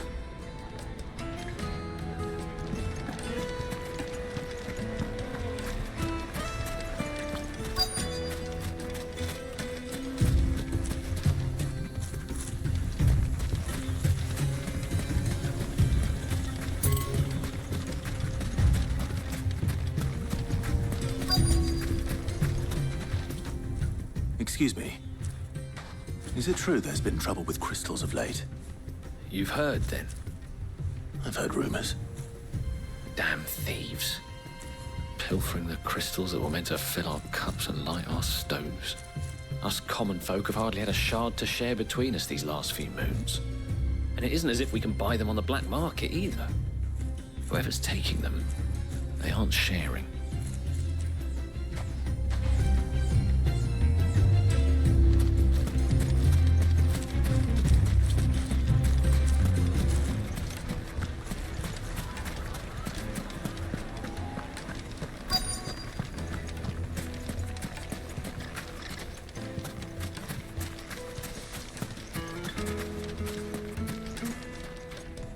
Do you have a moment?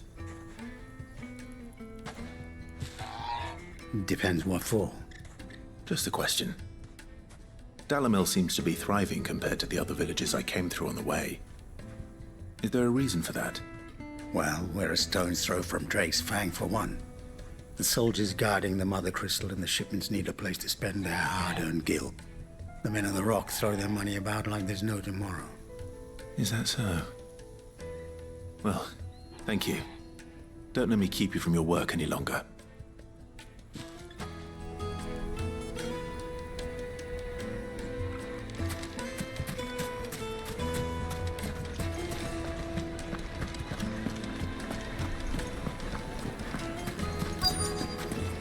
Kneaded to a silken softness. You wouldn't believe how much a cloud. What can I do for you, soldier? Need that sword polishing? I'm not a soldier. Ugh, then be off with you. I serve the men of the Rock and the men of the Rock only. You have an agreement with them? Don't be stupid. I just know which side my bread is buttered. Don't want to be stuck under some pauper when they come knocking. With pockets deeper than Zemeckis and an urge to empty them. No, just leave, will you? Before you scare them off. I think I'm starting to get an idea of what's been going on. I wonder if Uncle Byron's learned anything of use. They'll probably be back at the inn by now. Take a sniff, good sir. My carpets have pride of place. What was all that crashing and banging about before? It's you, the one who broke all our furniture. What do you want? Haven't you caused enough trouble already? I'm looking for my pal. Have you seen him? The gentleman who was with you? Yes, he's upstairs, but...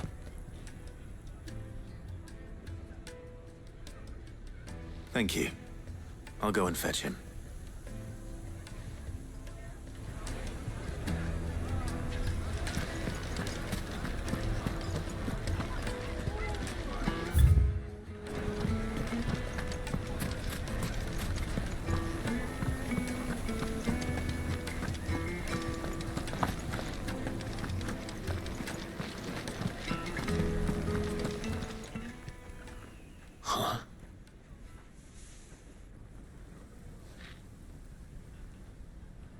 Will this suffice as a deposit? By the sands. That's a black pearl. One of the many treasures in my collection that I would be only too happy to part with, should you give me reason to do so. All right. I'm sure that we can come to an agreement, but not here. What are you doing, Uncle?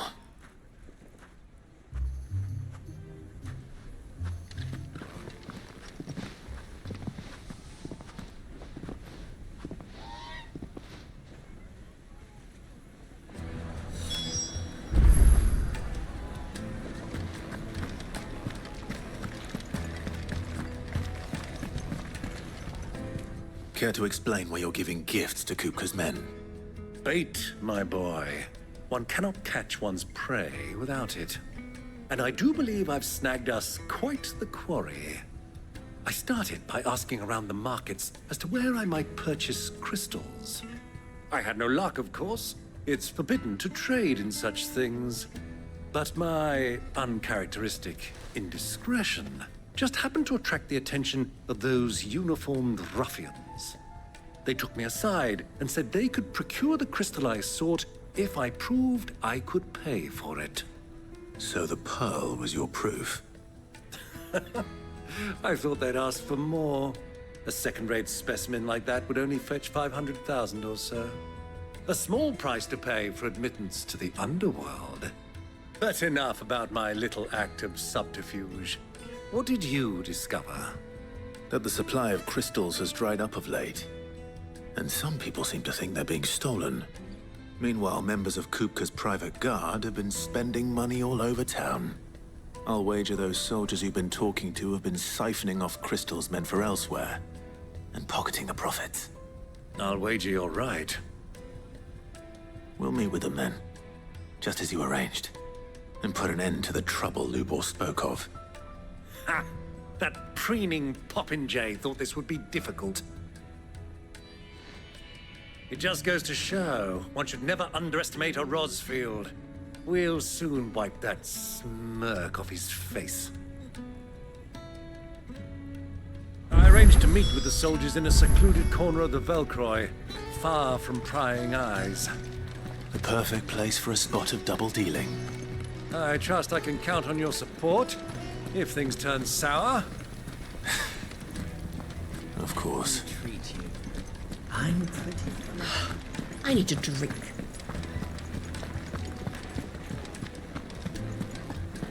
Fucking men of the wrong.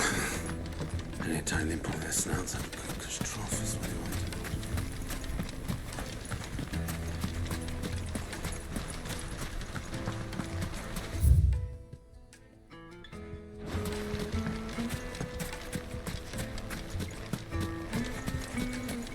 $1,000 for a measly bunch of Gazal dreams. Won't you come and play, handsome?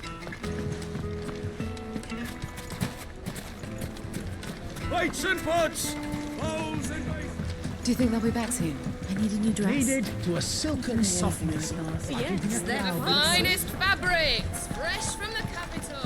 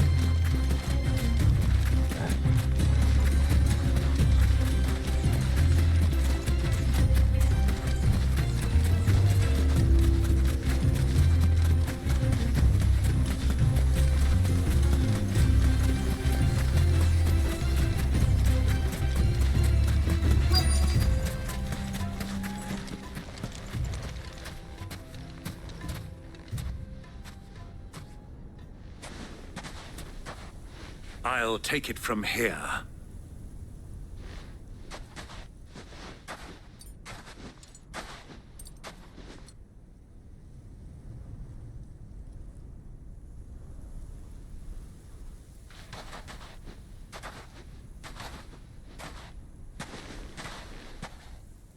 I was beginning to think you weren't coming, my lord.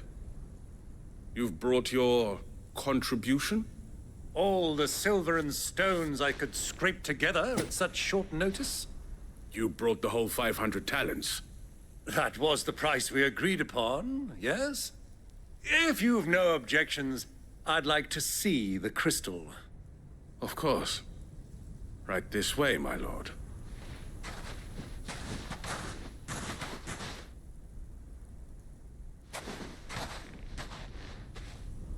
Not bad at all. You weren't lying about the clarity. But what of security?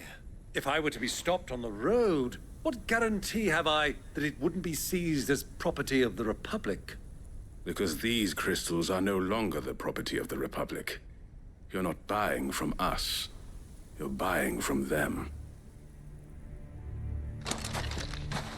And we have no more jurisdiction here than you, my lord. But we have ships, and will gladly deliver to a port of your choosing, now that our price has been met. Royalists, eh? What brings you here? Why, to collect their share of Drake's Fang's blessing, of course. Our nations are allies, and so they are entitled to a portion of the Mother Crystal's bounty. And, being such good friends, we elected to increase that portion and share the benefits. And now that these crystals are officially property of the Kingdom of Waloed, we are duty-bound not to interfere, no matter where they might happen to end up next. Did you get all that? They're in cahoots! So it would seem. My lord! What is the meaning of this? Double-crossing dogs. They're not here to do business. Kill them. Kill them both!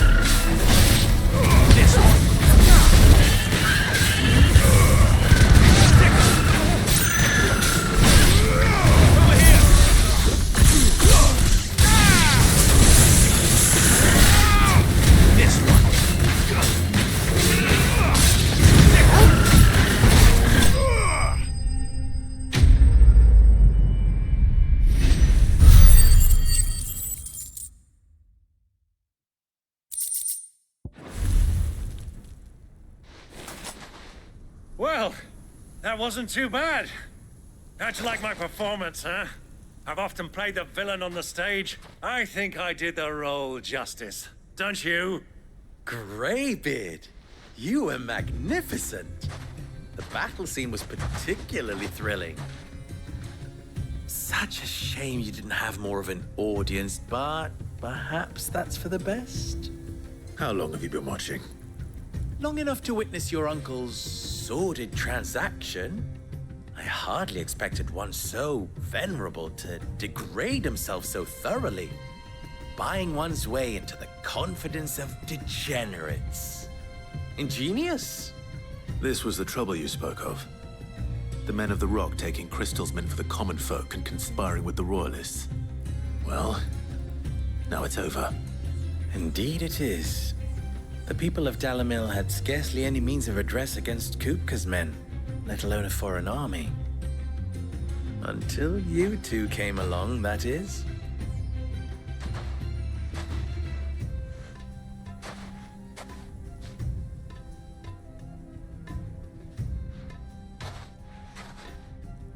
Well, we'd better get these crystals back to town. You won't mind waiting with them while I fetch a wagon.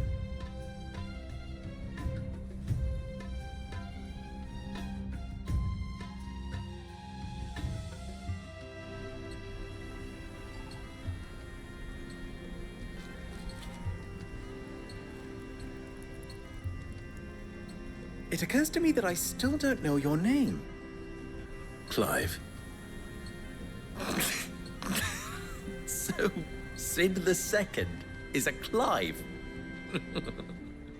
I suppose it could have been worse.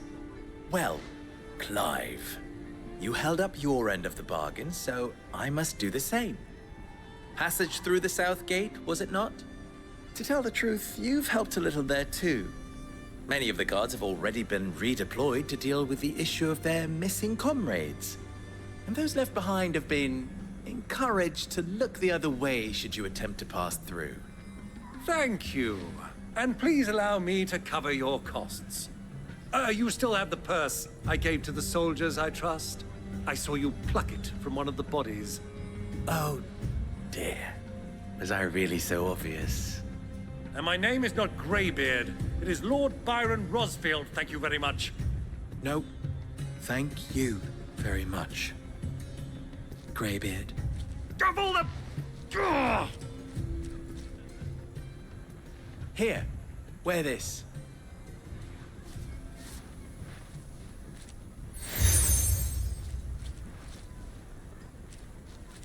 Any friend of mine who sees you with it shall be a friend of yours. Thank you, Lubor. And please, feel free to send one of my Stoluses back to your people. Tell them that Rosina Dalimil is back in bed with Sid.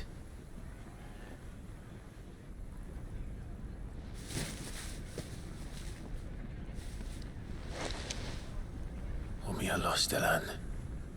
Tuhisakelis.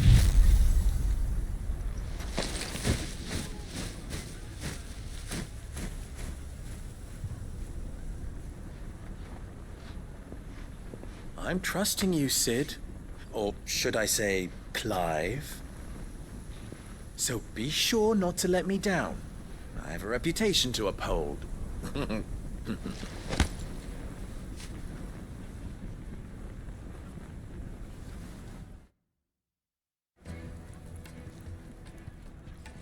Well then, I wish you a safe journey south. Thank you. Not at all. It was my pleasure. Come on, Uncle. Let's go.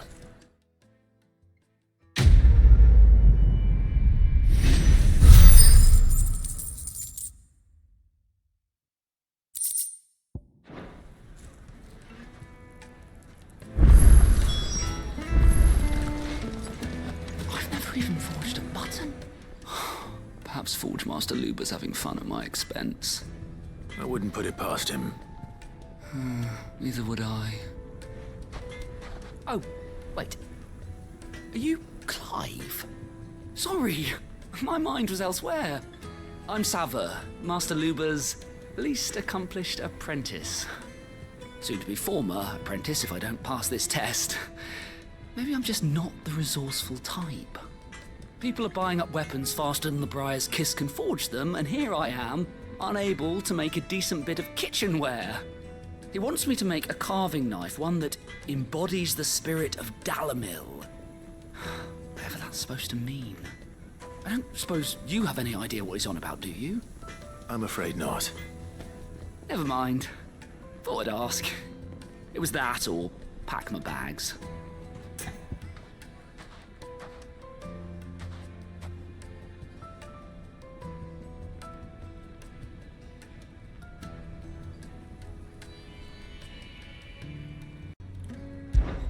I could give you a hand if you like. I know how busy the Briar's Kiss has been. We start. Good question. If I'm honest, I've never made any kind of knife before. And then there's this little riddle to keep in mind. The spirit of Dalamil. Nothing is ever simple with that man. The way I see it, there's only one way we'll be solving Lubor's puzzle. We need information. The more the better. You're right. There's no point fumbling in the dark, I suppose.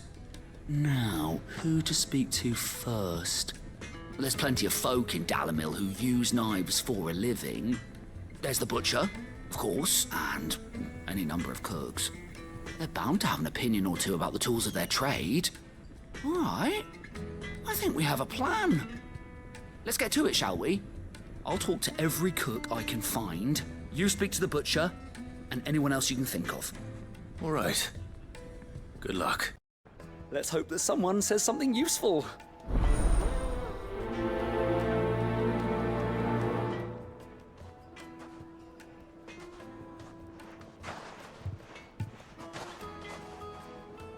Trust Lubor to take a simple test and turn it into a riddle. I better get to it.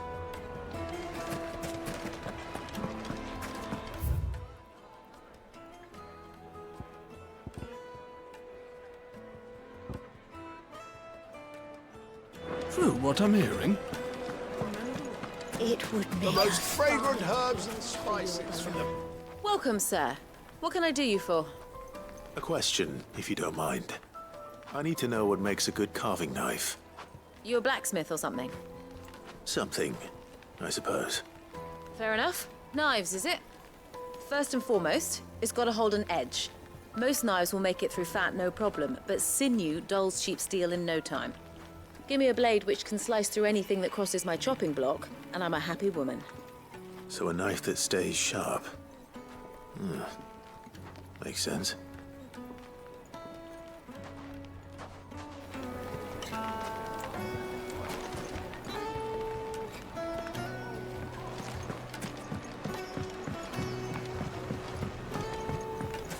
Made from the stoutest stoneware. Everything I've worked for. All those years of toil. Every coin I've ever earned is tied up in this place. Are you all right? The baths are closed. Leave me be. On second thought, perhaps you are just what I need. Might your services be for hire? That depends on the job. I'd have you save my business, the baths. The water's turned scalding hot and all the crystals in Dalamil wouldn't be enough to cool it. I've no doubt that my woes stem from the water's source.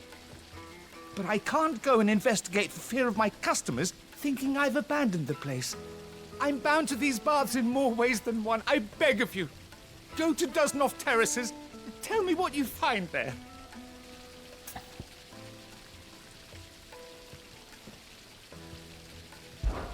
All right. I'll go and take a look. Wonderful. It's not far. Leave the market by the south gate. The smell of sulphur will guide you the rest of the way. These baths are all that keep me from an ignoble end in a debtor's prison. My livelihood, my very life, is at stake.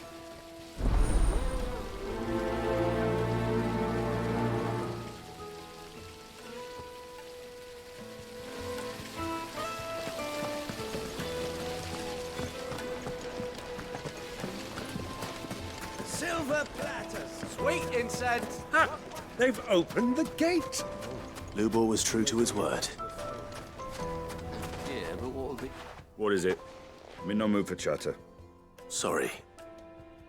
Do you mind if I ask your trade? Hunter, why? I have a question. Can you tell me what makes a good carving knife? I assume you use one out in the field. Has to be able to put up with some punishment. Can't be dealing with a brittle blade, not while I'm on the hunt. If your knife snaps every time you use it, you'll be spending coin as fast as you make it. Times are hard enough as it is. Thank you. I won't keep you any longer. All business, eh? Man after my own heart. So, a carving knife should be hard-wearing and hold an edge. Hardly a revelation. Let's hope Sava had better luck than I did.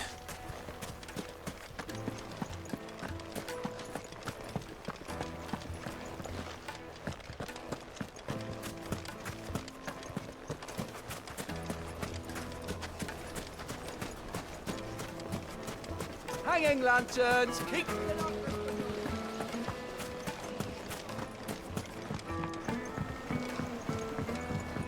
Kneaded to a silken softness, like eating a cloud. My carpets have pride of place. So, how'd it go? You learn anything useful, or should I be looking for a new trade? Only that a blade should be durable and stay sharp. But I don't see how that relates to the spirit of Dalimil. I didn't have much luck either. All the cook said was that he needs his knives to be light. Too heavy and they do his shoulder in. So we're no better off than when we started. Perhaps Lubor didn't mean anything with his Dalimil remark. But that can't be right. I've bandied enough words with the man to know that he chooses them carefully. No. We must be missing something. Something right in front of our noses, most likely. No doubt you're right, but I have to make a start soon. I can't put off making this knife forever. Agreed. Lubor wouldn't like that much. Right. I've been trained to work iron. The cheap stuff, mind. But it's hardy enough if you don't hammer it too thin, and it sharpens up nicely with a bit of effort. Trouble is, it's either durable or it's light. Meaning someone is going to be disappointed. Forge Master Lubor, probably. Is there no one else you can turn to? Someone who knows their metals, perhaps? The other apprentices know better than to help me with my test. But maybe there is someone I could turn to. A merchant, a favorite of Forge Master Lubor's, who sells metals to tradesmen passing through the Valcroy. I bet she'd know a thing or two.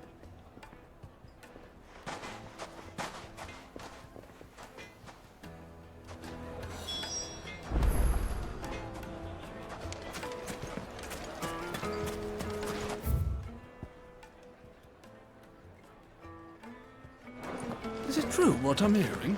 The finest fabric! Yes, Take a they're sniff, quite sir. sure. The juiciest meat from Greens. Plates and pots! Oh, just look at the detail.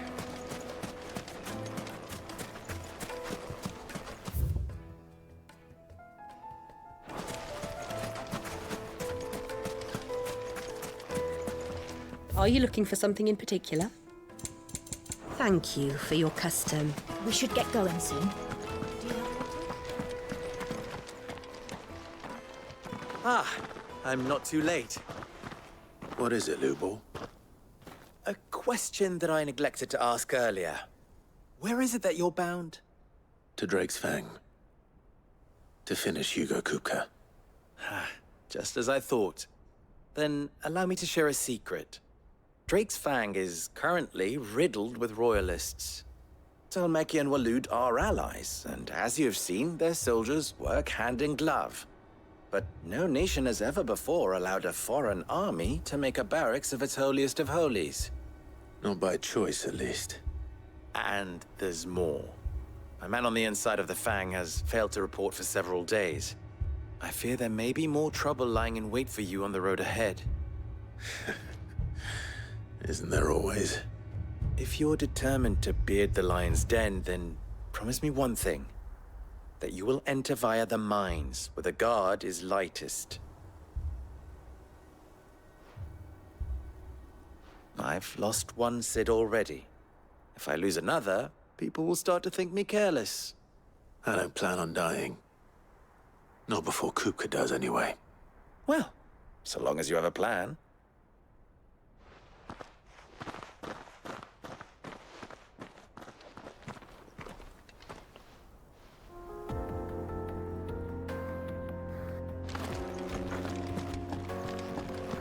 Drake's Fang should be just beyond these springs. Shall we press on?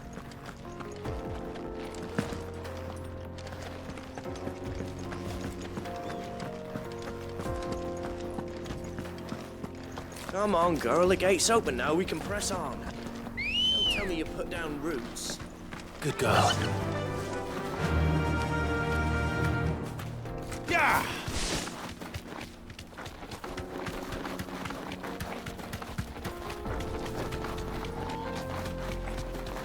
What the hell are those things?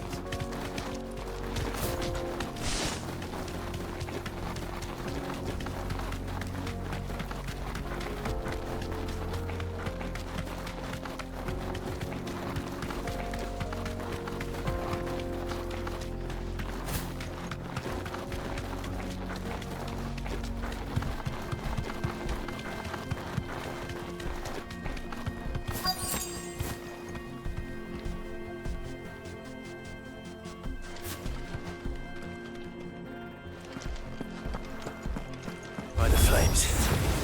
That explains the heat.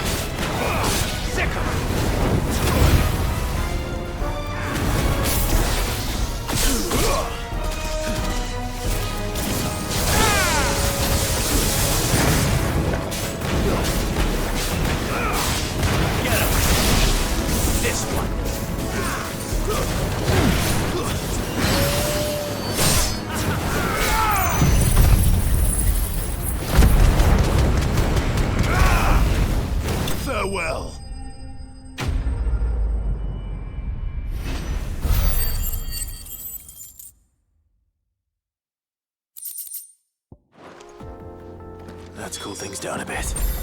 Let's hope it's enough to keep the baths from boiling.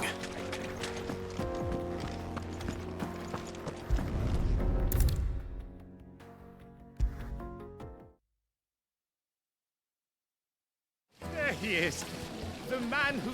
I was hoping we'd be seeing you again. The baths grow more bearable by the moment. It won't be long now before we are back to business as usual. I'm glad to hear it. Now, tell me this. What did you find at the terraces? What threatened to make me a pauper? Not what I expected, that's for certain.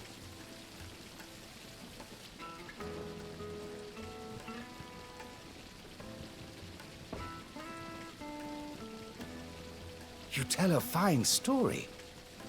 That's not to say I don't believe you, though. Creatures made of flame, eh? That's something new to worry about. But I burdened you with my worries enough already. Here, a small something by way of thanks. Right. It's high time I got back to work. With a little luck, the day might yet be salvaged.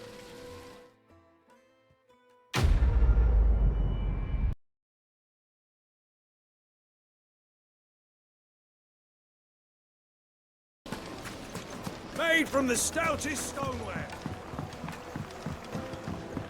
Fresh bread, warm from the oven. Take a sniff, good sir. My carpets have pride of place in...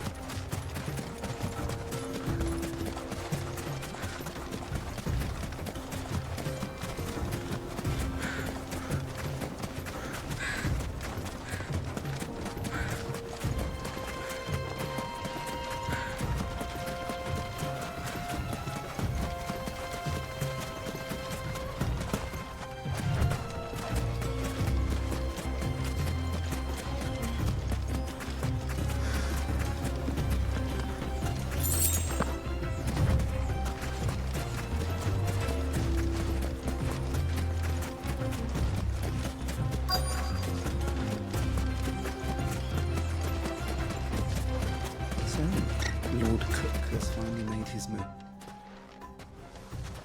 Any luck? Or will you be needing help with your bags? Well, I asked her, but... you tell him. If you're looking to make a knife that will impress a master like Lubor, there are options. They're just not that viable. Featherlight adamantite knives will get passed from generation to generation, never needing so much as a lick of the whetstone. But adamantite ore is unique to ash, so it doesn't come cheap. And it's beyond my skill to handle. Unique to ash. Are there any materials unique to Dalimil? Something which could be mixed with iron to refine it. Make it lighter. What are you getting at? You said that Lubor trained you to work iron. Then that's what he'll expect you to use. But he would have known that it would either be too heavy or too brittle for a carving knife. Perhaps his Dalimil remark wasn't a riddle, but a hint. If it's cheap metal you're using, then there's always limestone, I suppose. Folk first settled Dalimil to get at her mineral deposits. And, if you know the trick, it can be melted down in the furnace to drive out impurities from low-quality iron. Bloody hell! That must be it! I don't suppose you know the trick, do you? It's hardly my speciality, but I've been around enough blacksmiths to know how it works.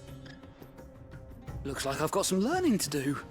Clive, I hate to ask after all that you've done for me, but... The limestone?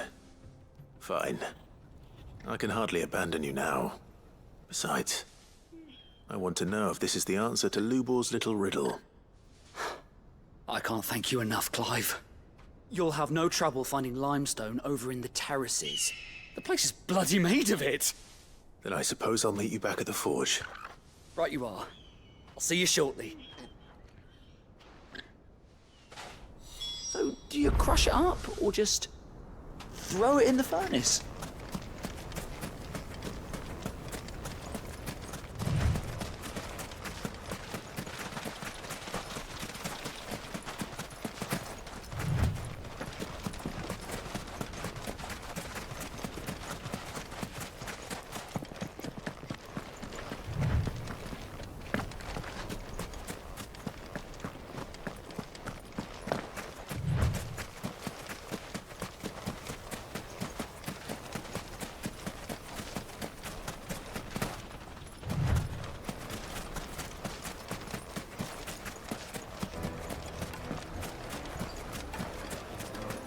Is it true what I'm hearing? The finest fabric! Take a sniff, good sir. Fresh bread, warm from the oven. Here, have a taste. Plates and pots! Sweet incense! What? We should get going soon.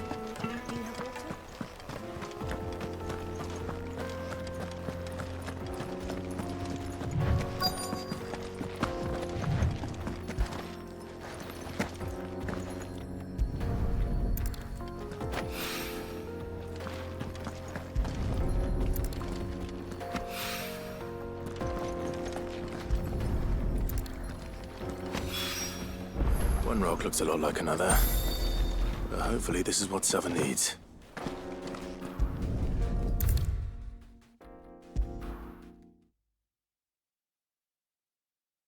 I wasn't sure how much you'd need, but I hope this is enough.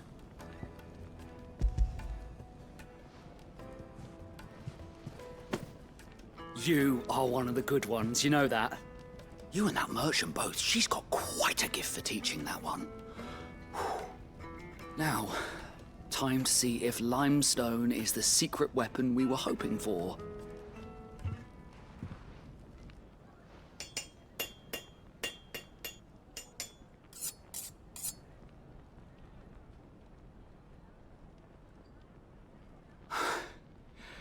That'll do, I reckon. A knife forged from the very rocks of Dalimil. Her spirit, if you will. It's a fine-looking blade.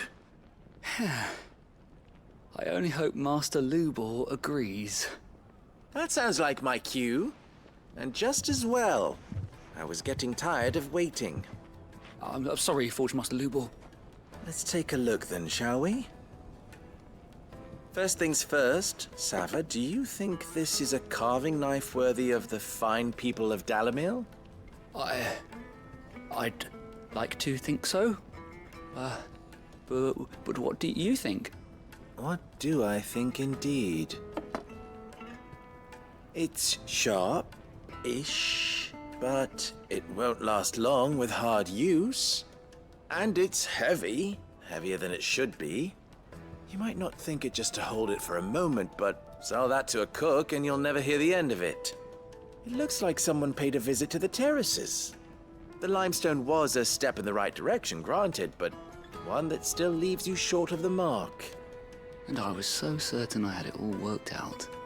I don't know who you found to teach you that little trick, but it certainly shows initiative. Next question.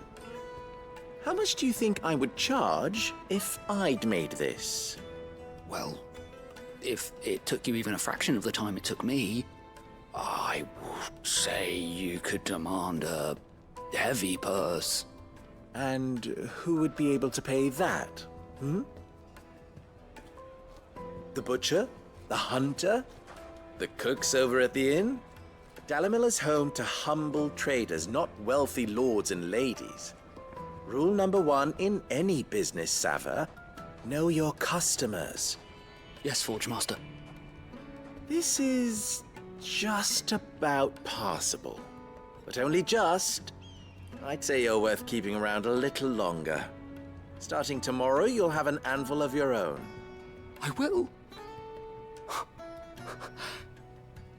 Thank you.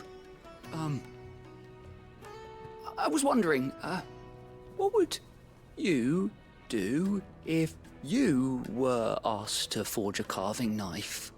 I'd do what I always do. Ask who it's for.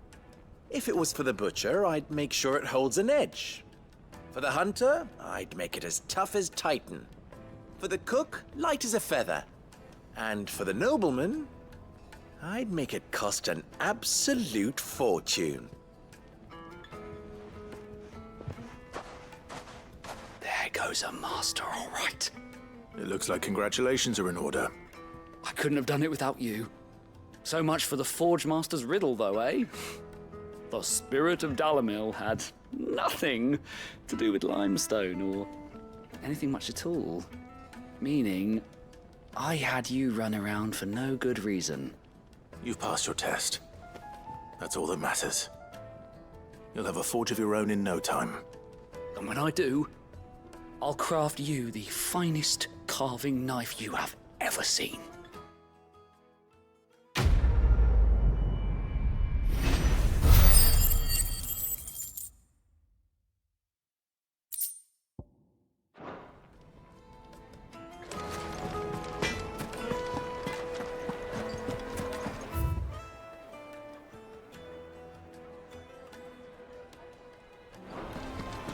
true what I'm hearing?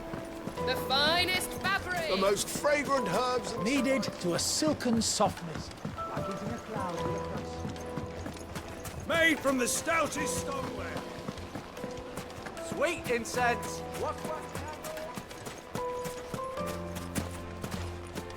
We should get going soon.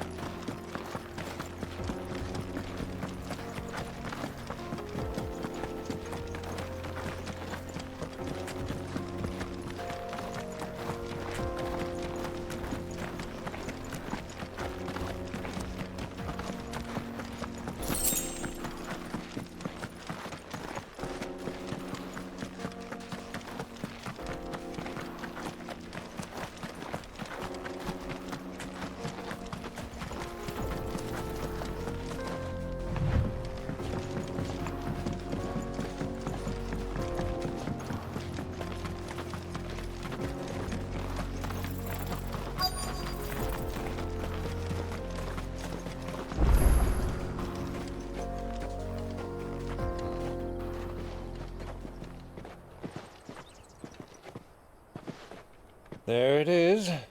Drake's Fang.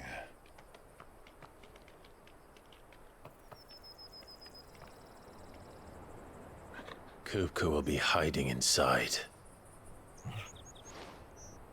Along with goodness knows how many guards, all on highest alert.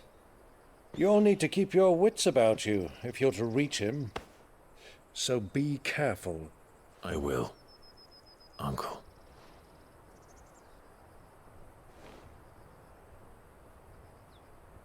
Before you go, Clive, allow me to apologize.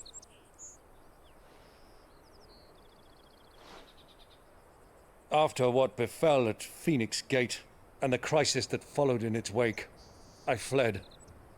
I retreated to my counting house and danced attendance upon the vicereine in the hope it would bring me favor. I betrayed my nation to save my skin, like the coward I am. And I'm sorry. Uncle, please. It's not too late, Clive. Rosaria is yours by right, and there are those that would help you to take it back. Had I the courage of my brother, I might already have done so. But that ship has sailed. You, however... No. Forgive me, but I cannot. I fight to build a new world now. A better world. Where men can live and die on their own terms. I was raised in a nation that strove to improve the plight of bearers.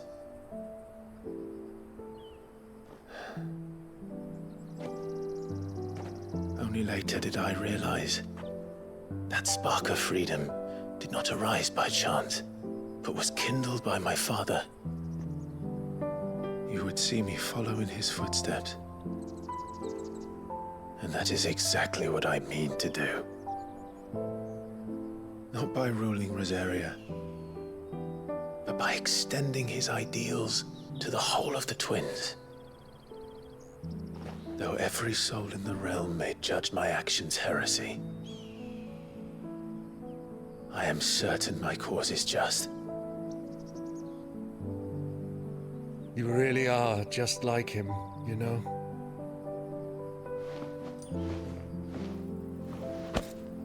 Thank you, Clive, for coming back to me. I am proud to call you nephew.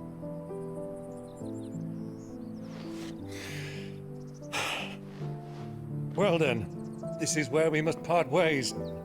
Wish me luck in convincing my Canvarian friend to share his considerable talents. I mean to plunder his coffers and prove myself worthy of a place in your merry band. Till then, my boy. Till then, go safely, Uncle.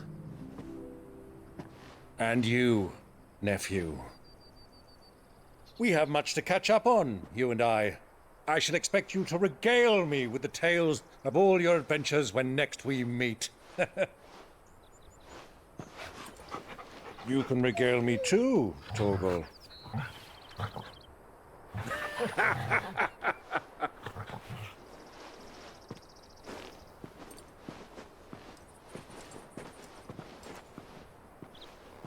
I'm coming for you, Kupka.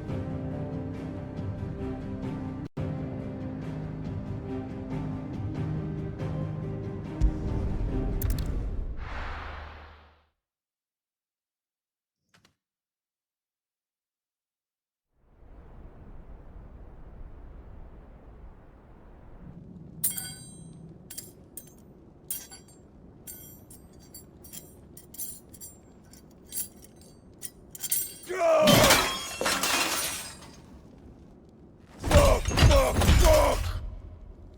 What have they start?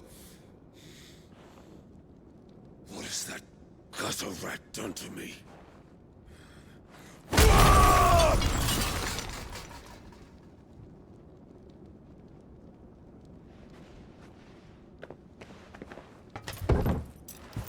Out of my sight, wench!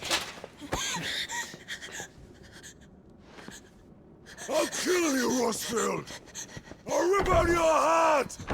I'll tear you limb from limb! Peace, Hugo. The table shan't hurt you any longer. He sought to humiliate me. Me! If you hadn't interfered, he would be dead! You truly believe you would have triumphed had the battle continued? Titan would have ground him into dust! And how would he have done that without his head? Shut up! You weren't strong enough, and you call yourself a dominant. Or rather, you did. You mock me, Harbert.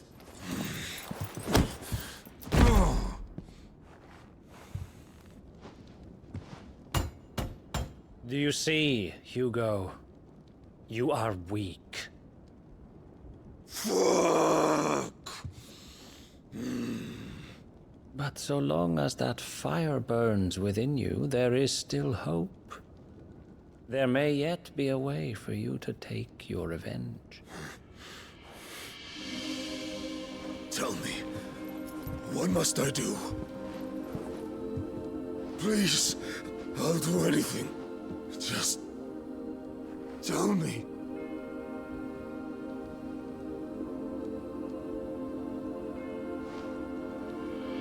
The heart. What of it?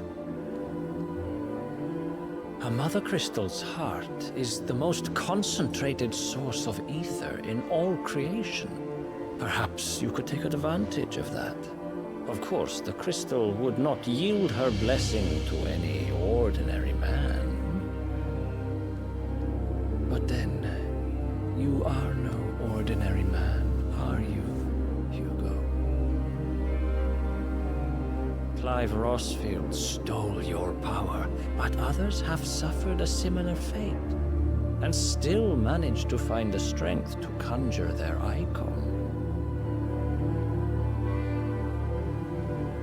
Like Benedikta Harman.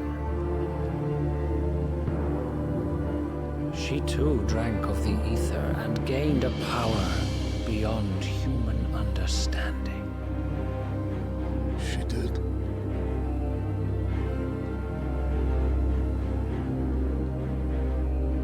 Benedikta. Benedict.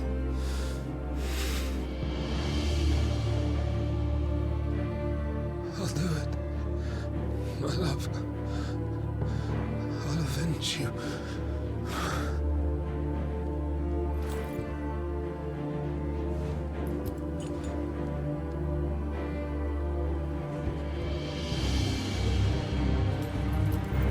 Run along now, Hugo. You need only follow the light.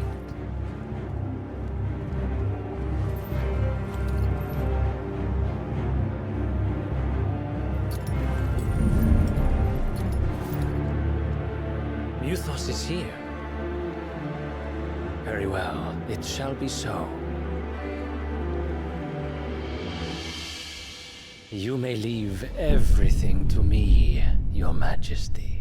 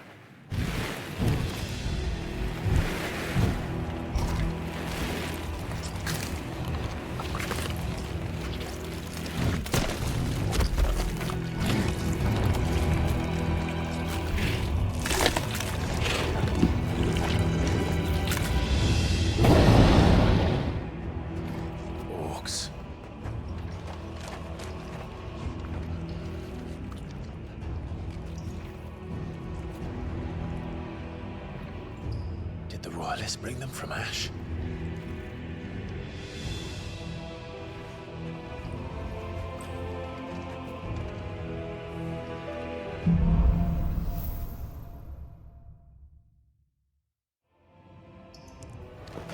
Are the Beastmen part of the Waluda army now?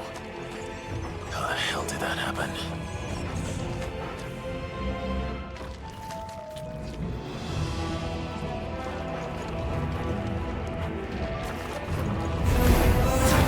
They've spotted us.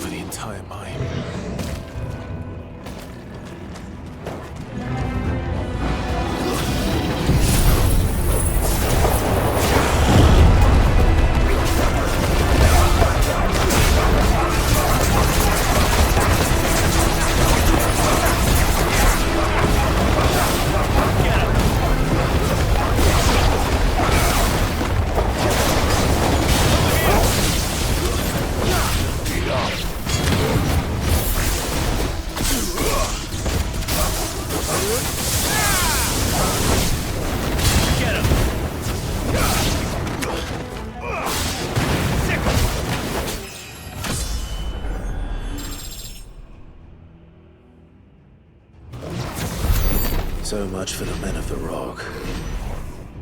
Dhalmekia's finest.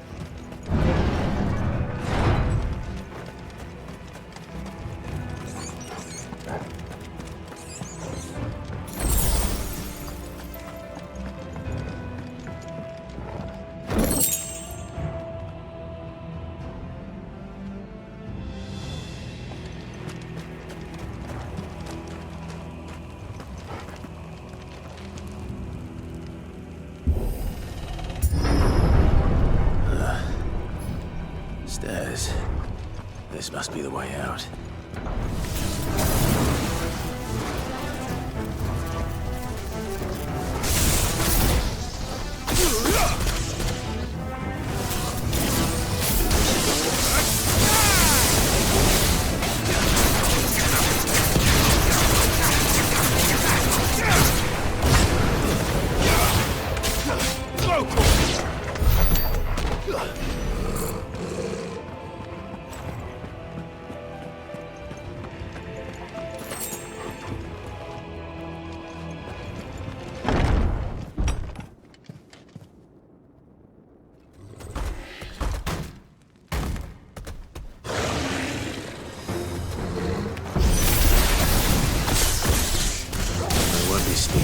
This one. How did they get in here?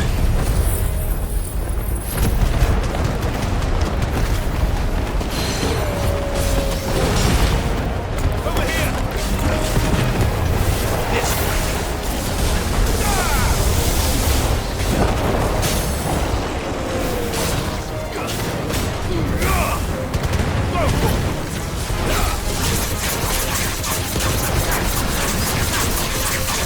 Get him!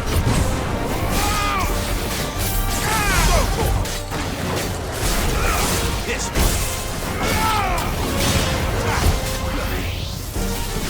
Too slow.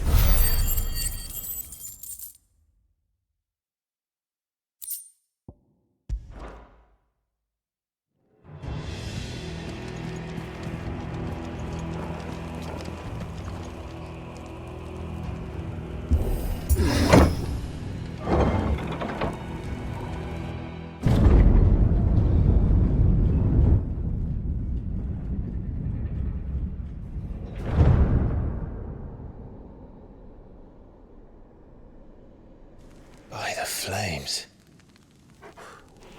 Come on, Torgal.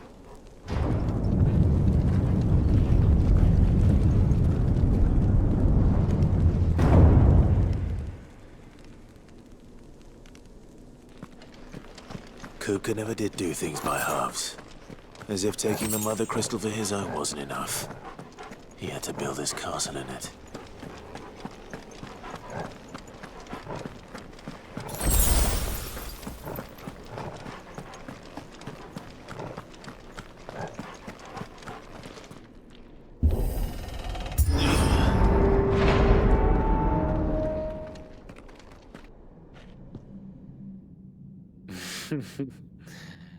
Let the trial begin.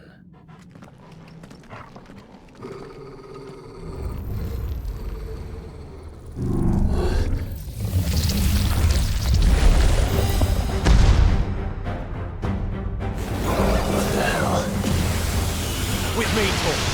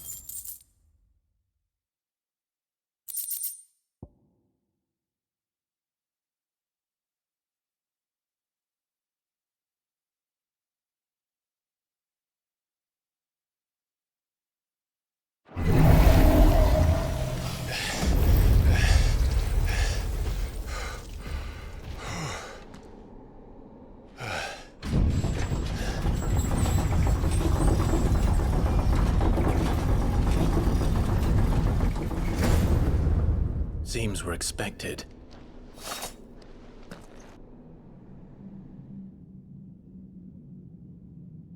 So this is the power of Mythos.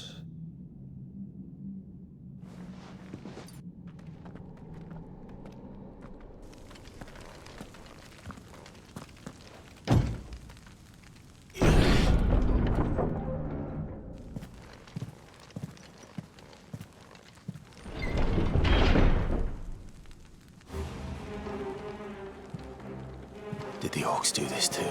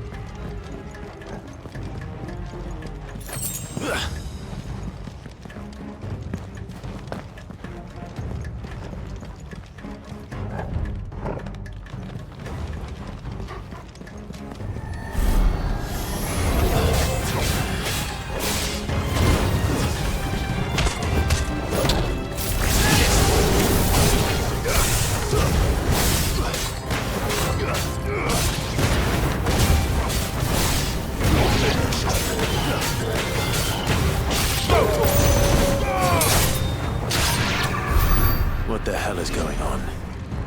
Are these things here for me? Or for him?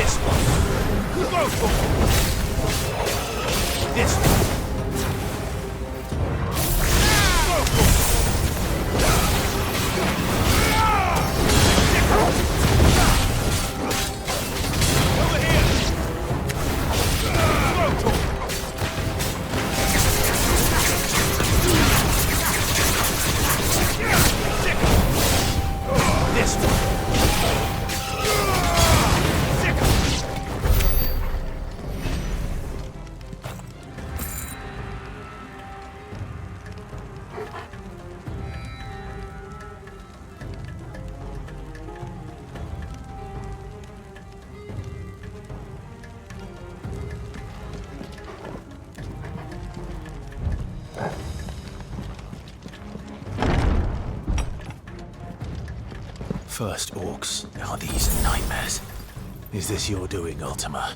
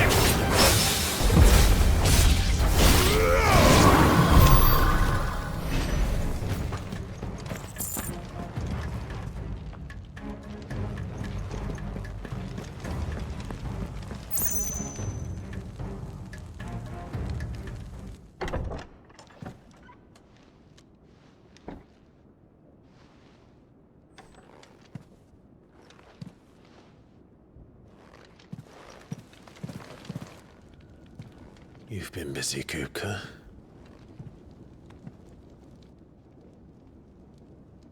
But where did you go?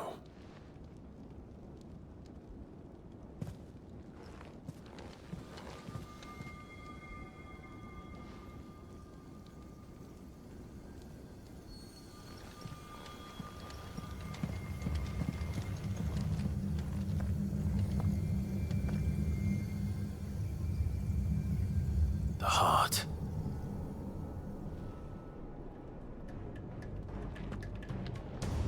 He's in the sanctuary. I can feel it. Come on, Toggle.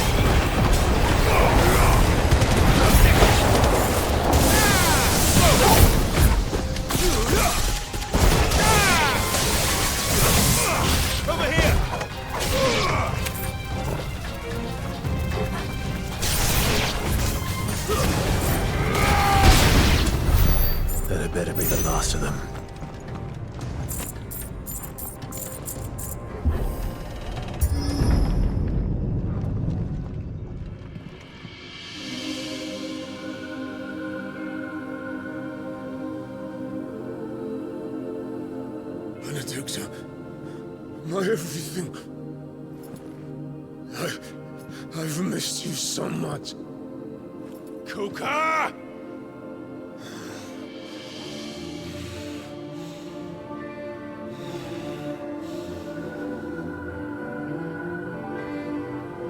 I swear to you, my love, we will never be parted again. What's wrong with him?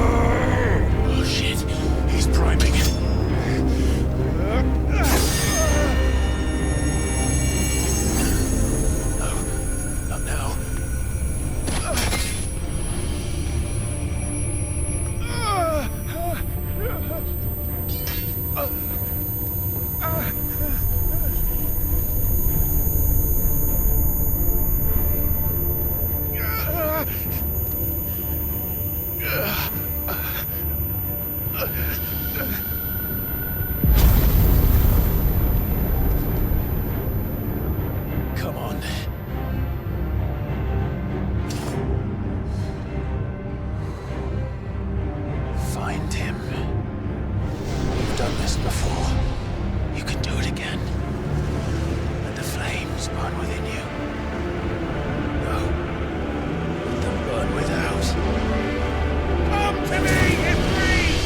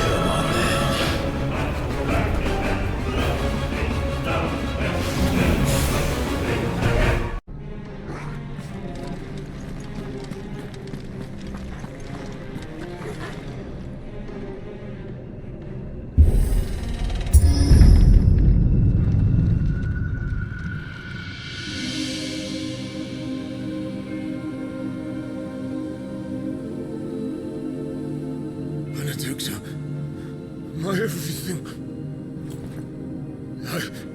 I've missed you so much. Kupka!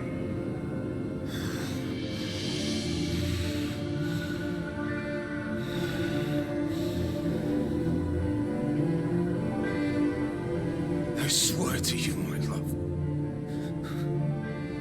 we will never be parted again. What's wrong with him?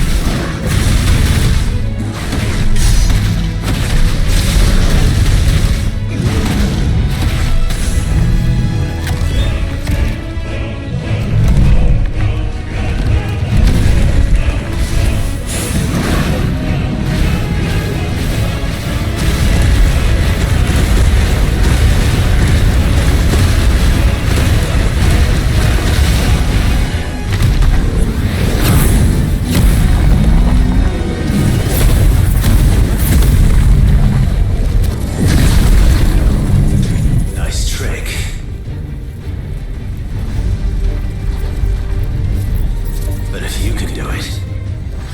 And so could I!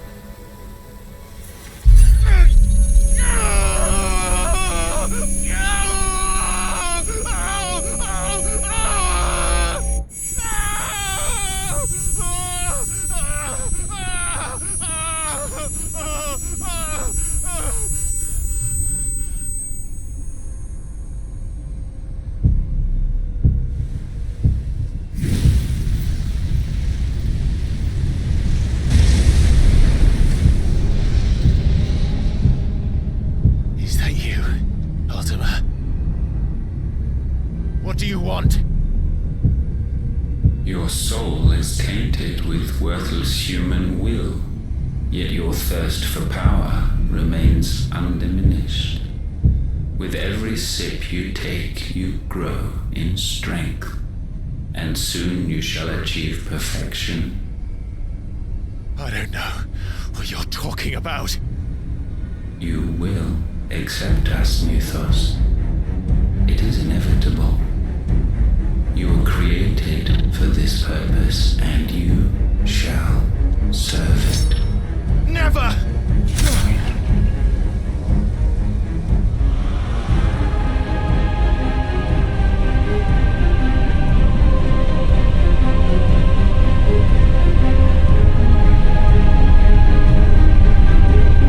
Fight it, Clive! Don't let him in! Consciousness. We see now. Human will is so insubstantial it cannot exist in isolation. You mitigate its weakness by interweaving it with your consciousness. We believed we had merely to purge you of your will to claim our vessel. It appears we first have to sever every thread of the consciousness that supports it. No matter. The time to build a new world is not yet upon us. We will contemplate.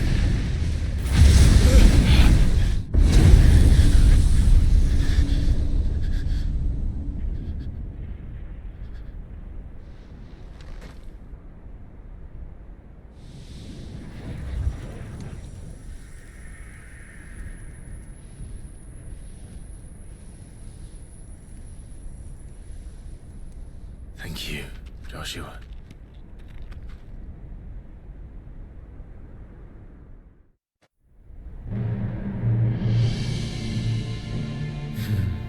One can no more command the power of ether by drowning in its flood than one can constrain the tides by standing in the sea. I had thought Hugo wiser than this, but it seems his head was full of rocks after all. Titan was strong. Your Majesty. But Mythos is stronger. For 5 years, that man lived only for revenge. Clinging fast to a fiction, even as it swept him into the abyss.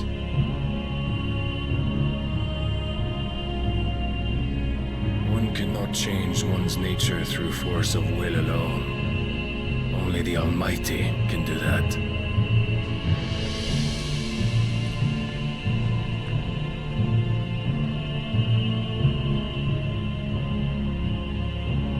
Hugo Kupka.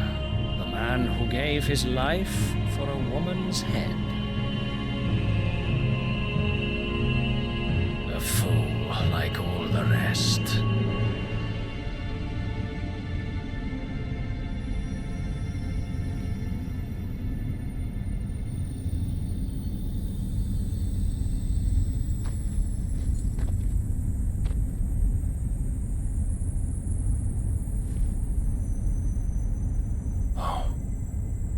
The death of a mother crystal should be so beautiful.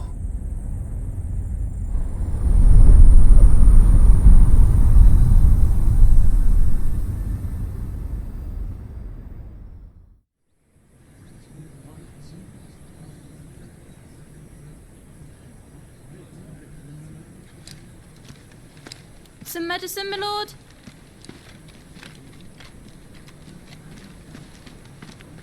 I have salves, potions, anything you need. Stop bothering me, urchin, or you'll feel the back of my hand.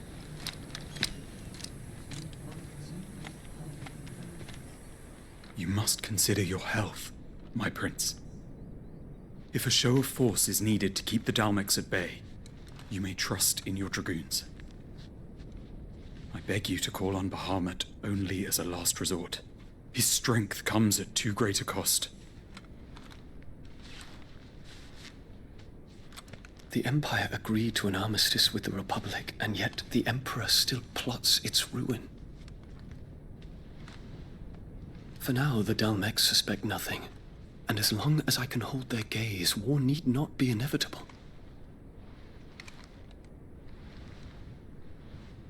But more than that, Bahamut is the champion of the Empire.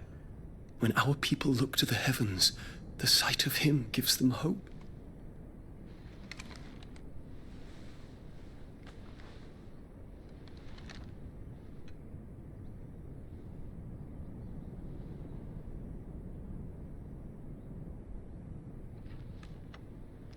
Forgive me, Terence. Would that you were my master. But alas. I will always be your loyal servant.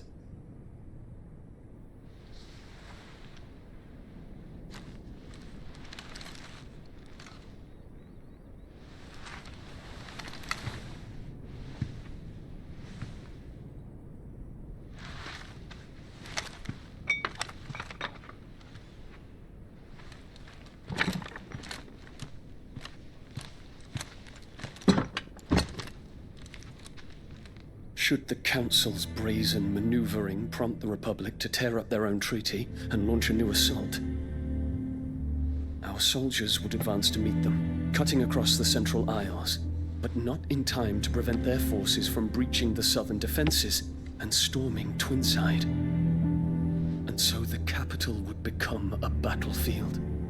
Thousands of innocents would die. I cannot allow that to happen. There is one small mercy, at least. You will not be forced to do battle with Titan. Would that I could avoid doing battle at all. 1,000 pardons, Your Highness. What is it?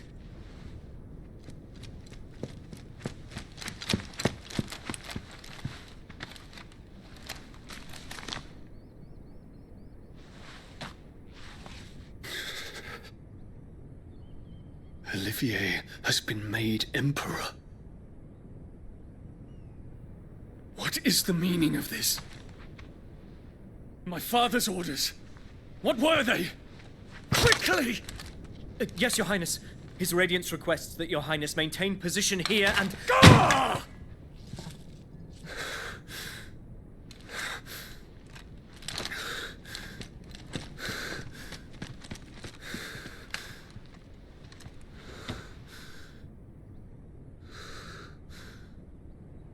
Terence. Yes, my prince. I must go to the palace. I'll ready your steed.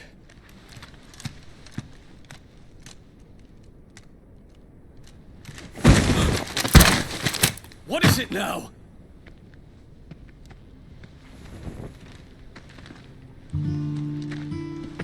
Forgive the intrusion, Your Highness. I know you. At ease. We stand in the presence of the Phoenix. You wouldn't want to get your fingers burned. I hope I'm not interrupting. Not at all. Though I admit, I did not expect such a distinguished guest. How many years has it been since the Remembrance ceremony? 20? I thought you long dead. Do I address a ghost? Many have told me that I look like one. But no. I'm alive. Just. Prince Dion of the House Lesage, I have a tale to tell you.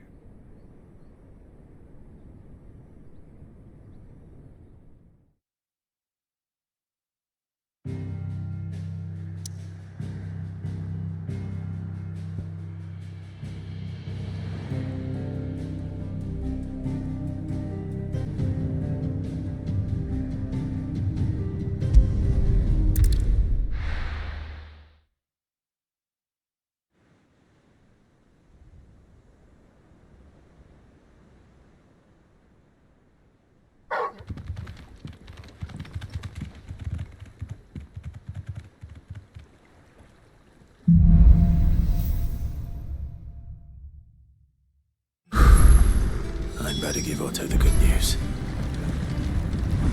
Always need patches.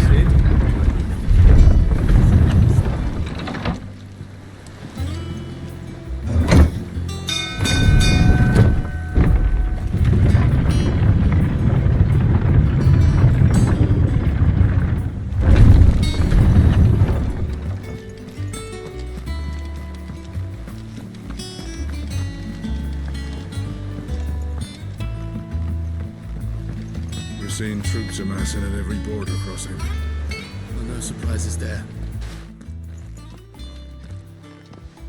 Clive, you're back. I am. And with glad tidings for once. Hugo Kupka is no more. Well, I'll be.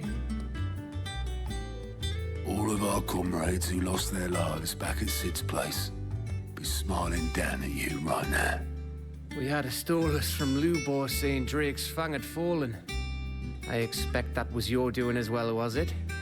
It's a long story. One for the history books, I'll bet.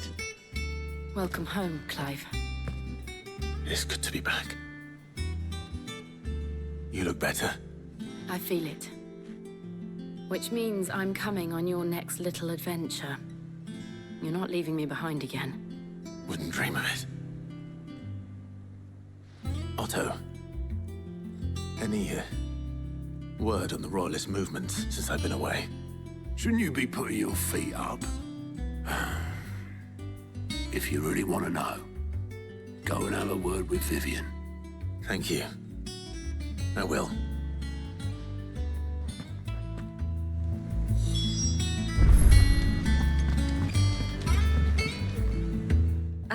The conquering hero returns. And with hardly a scratch on him. I may have picked up one or two. Well, the fact that you came straight to me instead of visiting our resident physiker suggests that you picked up something more important. A scent. The scent of Waludas. The very same. But whatever plans Kupka was hatching with the Royalists, he took them to his grave. As did his men. Slaughtered by the orcs who'd taken over the Fang. Orcs, Vivian. I've never seen such creatures in Storm before. The Waludas must have ferried them over from Ash, but why?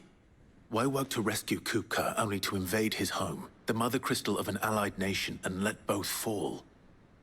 It makes no sense. Do you know the tale of the blind men and the Adamantus? One can often be led astray by focusing too closely on individual details. One must instead see the bigger picture. And what bigger picture is there than my map?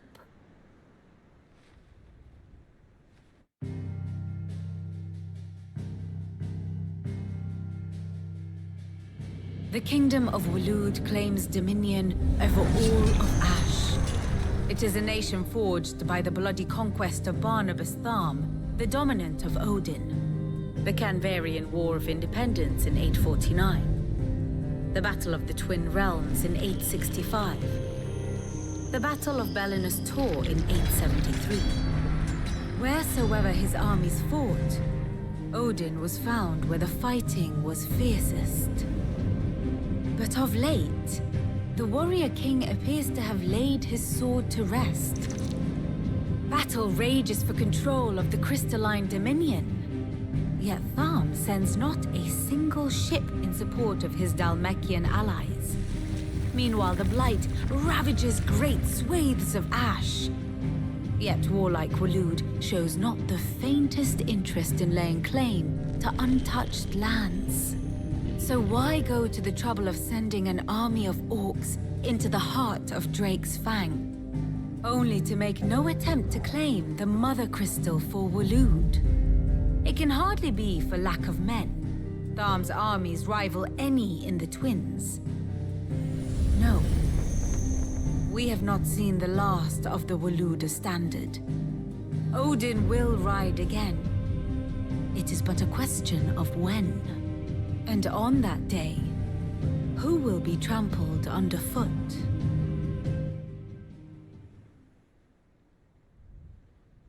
In summary, I know not to what end the royalist betrayed Kupka. I know only that it is part of some broader scheme. A scheme tied to the ambitions of one man. King Barnabas. But there is no need to wallow in confusion. If one is to cure a sickness, one must first identify the symptoms. And your Lord Uncle has volunteered to do just that by keeping an eye on the royalists' movements. He's really throwing himself into this. Indeed he is. Which means all that remains for us to do is await his reports. Well, not quite all in your case. The people of the Hideaway must hear the news. Justice has been done. Hugo Kupka is dead. The wounds he left that night are still raw. Especially for those who lived with Sid the longest. Tell them that those wounds might finally begin to heal. Consider it the price of today's instruction. I've never known you to be sentimental. What can I say? I am only human. And we are, all of us, sentimental animals at heart. I suppose we are. Very well. I'll go and spread the word.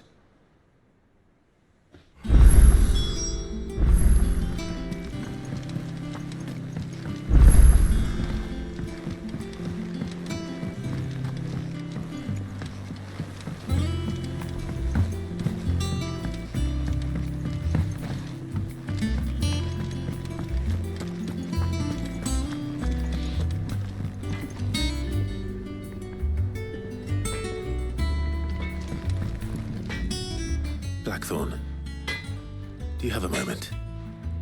What is it? I'm busy. I wanted to tell you that Hugo Kupka is dead.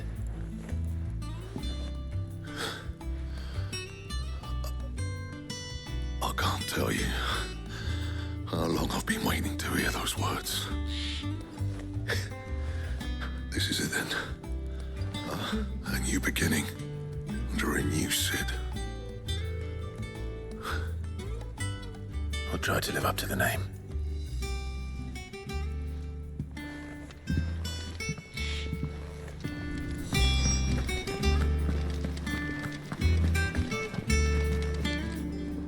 Well, someone looks pleased with himself. It's true what I'm hearing, then. Nothing escapes you, Lady Karen. It's true. Kupka is dead. No more looking over our shoulders, then. Good. I'm starting to get a crick in my neck. Don't let it go to your head, though.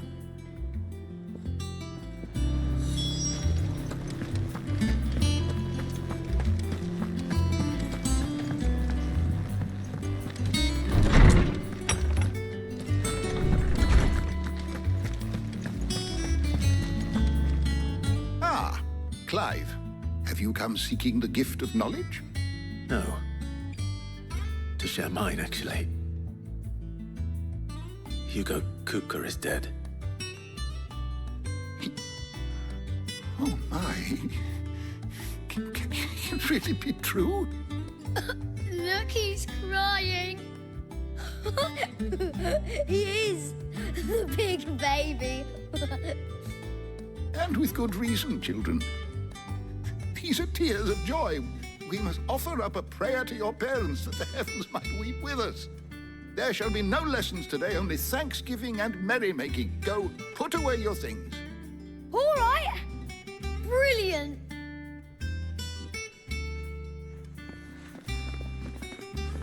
Finally, a new dawn has broken. It has. Thank you, Clive. I cannot wait to share the good news. Hippocrates. After Kupka fell, Ultima came to me. I need to know what he is. Have you learned anything? Alas, no. And not for want of trying. I have scoured nigh every historical tome in our collection and found nothing. Not even the sort of conspicuous absence that might suggest a concealment of fact. One is almost tempted to conclude that such a creature never existed. But I saw him. With my own eyes. I don't doubt that you did. Alas, it seems you are the only one who has. To others, he reveals naught. We see only that which he leaves in his wake, like some terrible force of nature beyond the ken of mortal man. A bringer of death. Whether the Ultima you met with was the being itself, or merely another projection of its power, I know not. But until I do, my investigations shall continue. Thank you. It means a lot. Right. Let's see if Otto has anything else for me.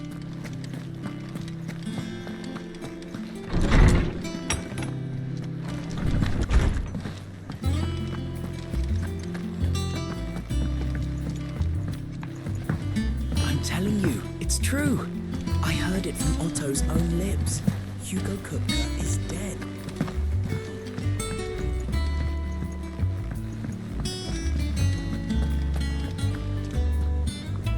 You barely sat down since you came home.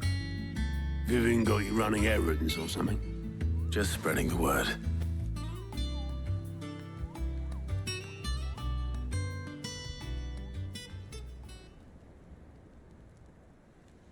So, the Professor's got a soft side, has she? I'd never have guessed. No. She was right, though. Everyone was glad to hear the news. Ah, but you ain't told everyone. I can think of plenty of friends back at the old hideaway who'd sleep more peacefully for knowing. Not least of all Sid. You should tell him. You're right. I should. And I will. Well, when you do, be sure to take Mid with you. She's been going at it hammer and tong down in that workshop of hers, trying to do her father proud. I can't remember the last time she visited the old sod's grave. Very well. I'll suggest it.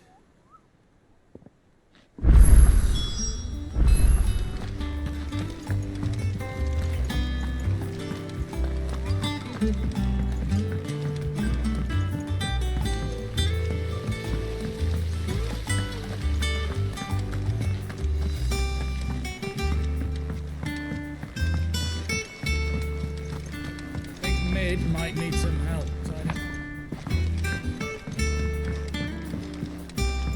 If I don't come up with something soon.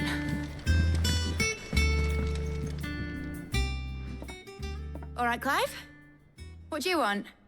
I'm going to visit Sid, and I thought you might like to come with me. Sorry, I'm too busy for all that right now. I've got to get this thermal displacement stack sorted. Thermal... Displacement stack. Here. And this is for... Only the fastest, finest ship the world has ever seen. The Enterprise. Me and my dad designed it together. Where other vessels rely on the fickle winds to drive them through the water, ours is fitted with mithril engines. And those things have got more push than a behemoth in a bad mood, and more heat than all the hells put together. Which is where the stack comes in. I may have already talked some tight-lipped shipwrights into putting the hull together for me in a little dockyard in Canva. But the stack's a bit more involved, so I'm building it here.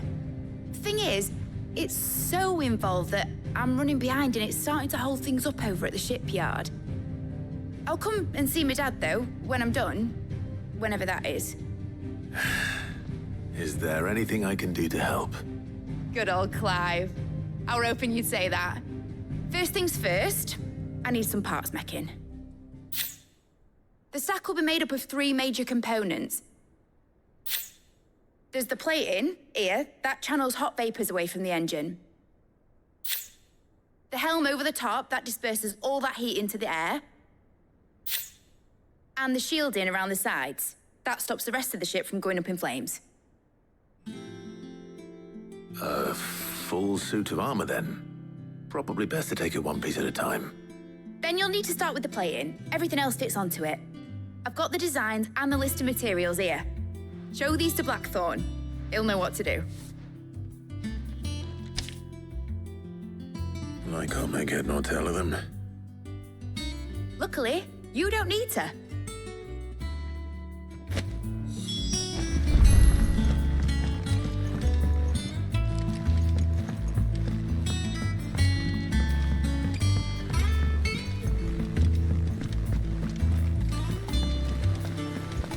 Editors started reading books that don't have any pictures in. It hasn't been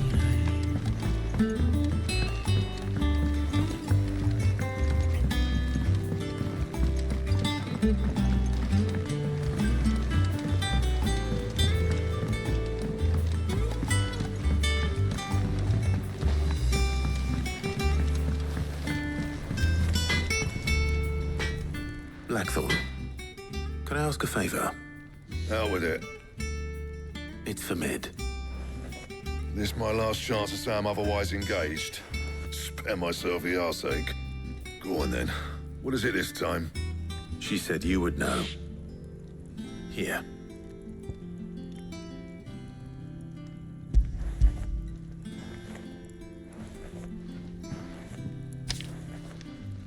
Krieger's teats. Well, I don't know what the hell you'd want this for, but I can make it.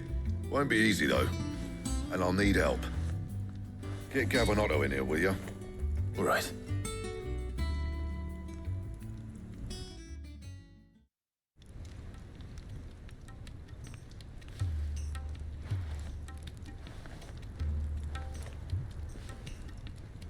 So Mid's roped us all in here again, hasn't she?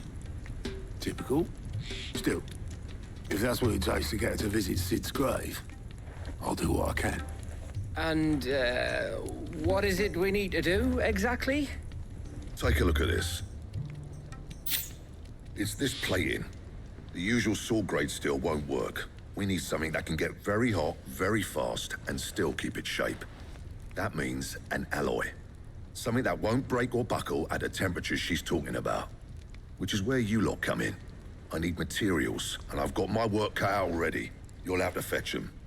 Now, there's a special kind of sand I'm after that you can only find out in the Velcroy. Stardust, they call it. As for the rest of the stuff, my usual supply should have it in stock. It just needs buying and bringing back here. Well, we'll get it done quicker if we split up. One of us should probably give you an hand collecting the sand. And the other can go and get the rest from this supplier. Right then. Well, make your minds up who's going where, we can get this over with.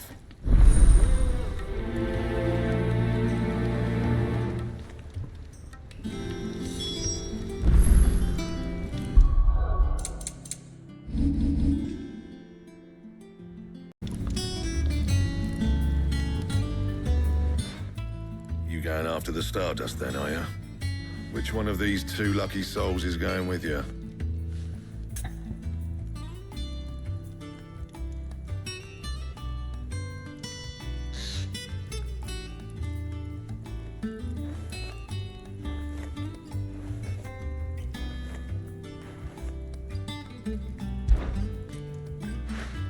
Otto, you're with me.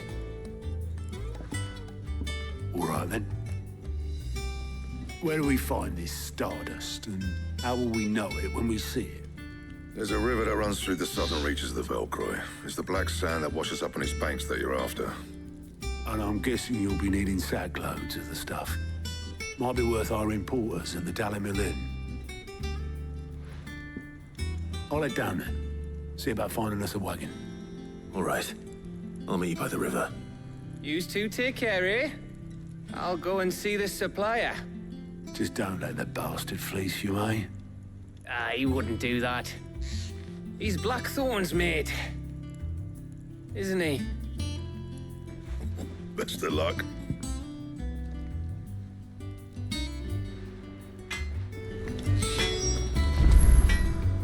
Clive.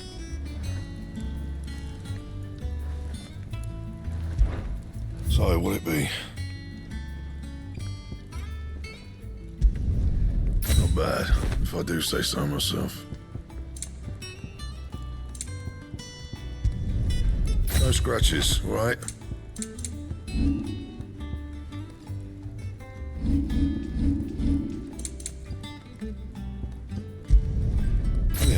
That should do you. My best work, but it'll do.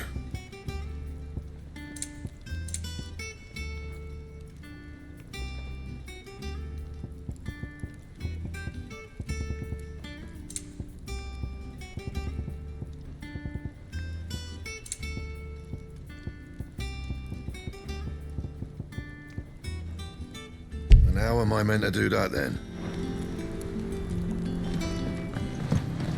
He cracked the crystal too?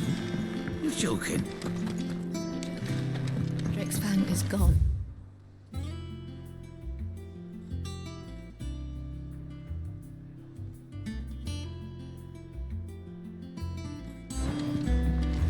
There's nothing left of it. Is it business or pleasure? Go on then.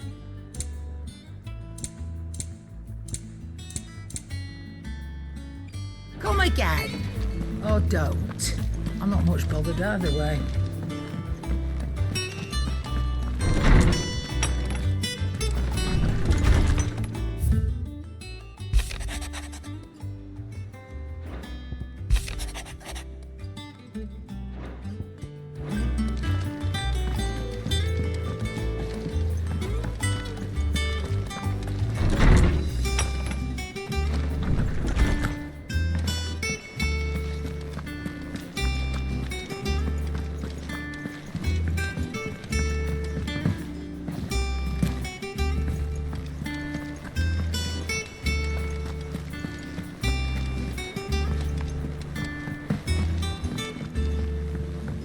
We're seeing troops amassing at every border crossing.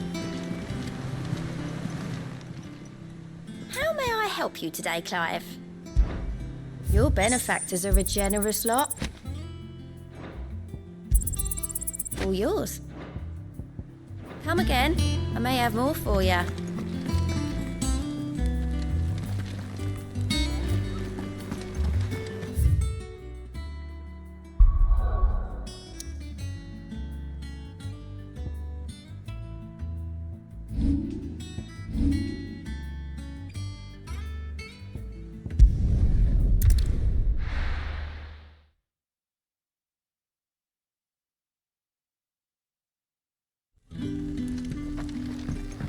Good day to you. Sid.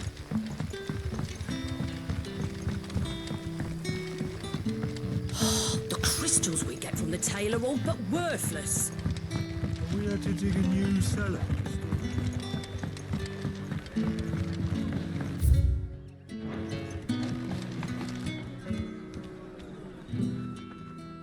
Ah, Clive.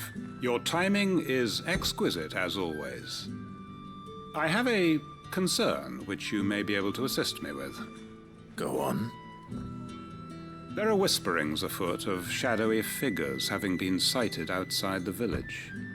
Rustlings in the undergrowth, suspicious noises. My people fear that they are being watched.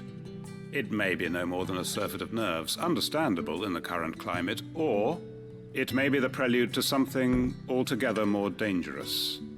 Given what I hope you'll forgive me calling your nose for trouble, I wondered if you might investigate. Of course. Excellent. You might begin by speaking with the good citizens of Lostwing. Listen to their tales, and make what you will of them. All right. I will.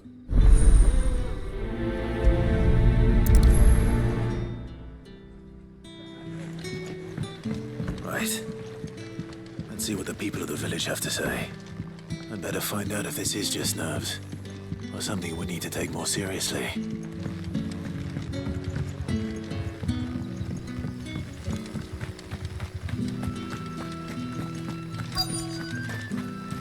Word is, the Black Shields took a hiding in the hands of some... Excuse me. Quentin mentioned strange figures having been sighted near the village. Have you seen anything? Nah, not me, Gov. I heard the rumours, though. I'm here most days, right next to the gate, and I ain't seen nothing out of the ordinary. Don't worry. Any shady characters try and slip into town this way, and I'll soon come running. And shouting, most likely. All right. Thank you.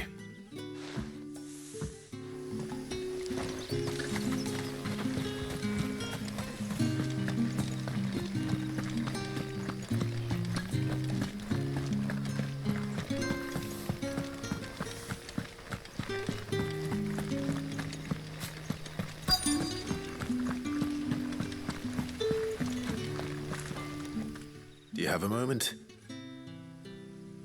There's talk of suspicious figures in the woods. Have you seen anything out of the ordinary? No, but I've heard something. Sound of scraping metal, like someone sharpening a sword. Where was this? In Lorbert's Pass. Was out foraging for herbs when I heard it, screeching out from between the trees. Ran back here as quick as my legs would carry me, and I ain't been back since. I see. I'll look into it. Thank you.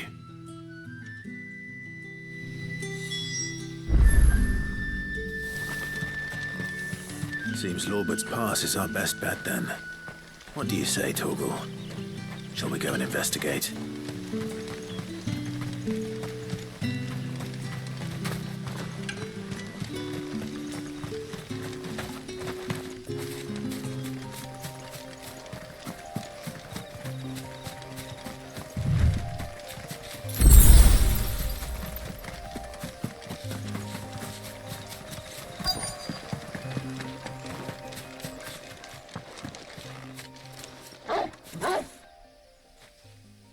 You there. Fuck! He's seen us. Get them before they escape! Black Shields. Here. What the hell are you doing here? Is it you?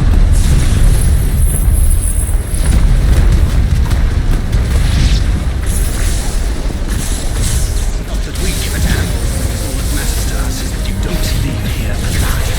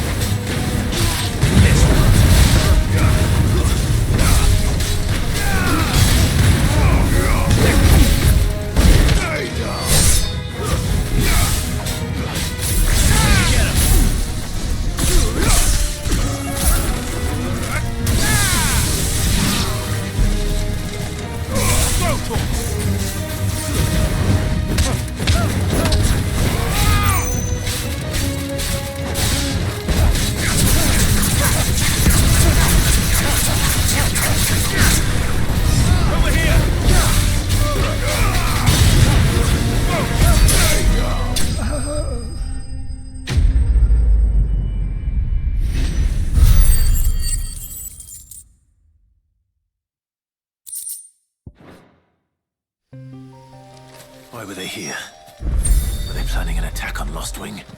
I need to warn Quentin.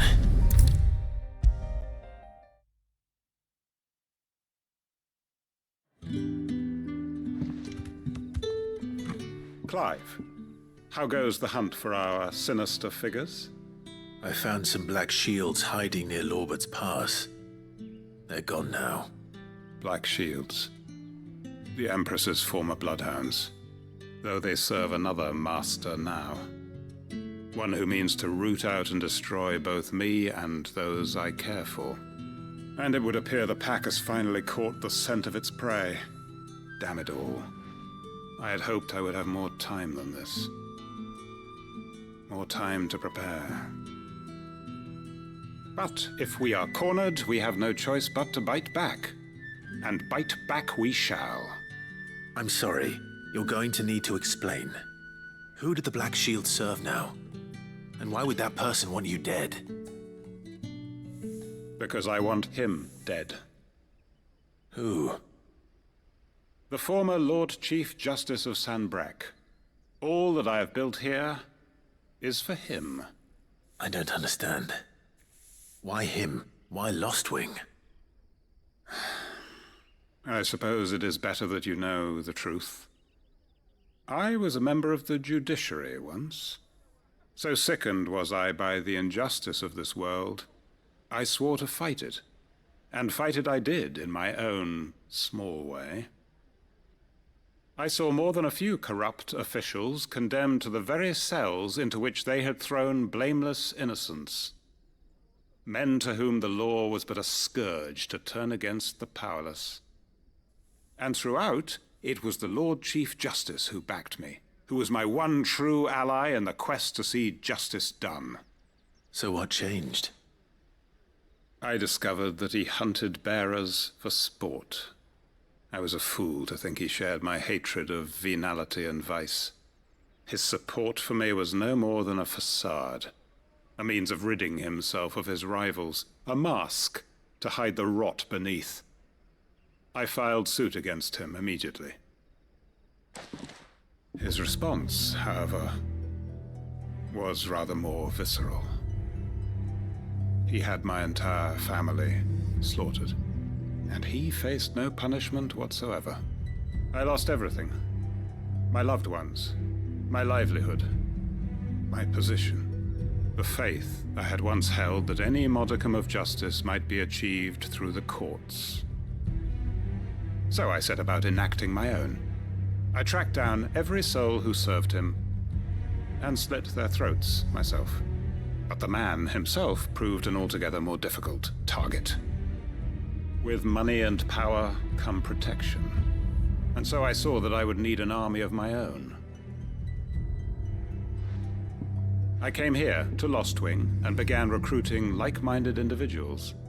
And everyone here knows this is why you do what you do. Of course. They too have lost loved ones to the bearer hunts. Seen faultless friends sent to the gallows to spare the guilty. All under the watchful eye of the Lord Chief Justice. Our wounds are the same. And our cause is the same. We are comrades. And our revenge is already in motion. We know where he hides, how numerous and well-trained his guard. What we did not know until now, however, was that his plans may already be in motion too. Quentin. Our time is short. He may move against us at any moment, unless we move against him first. My friends and comrades, it begins. Make ready for war.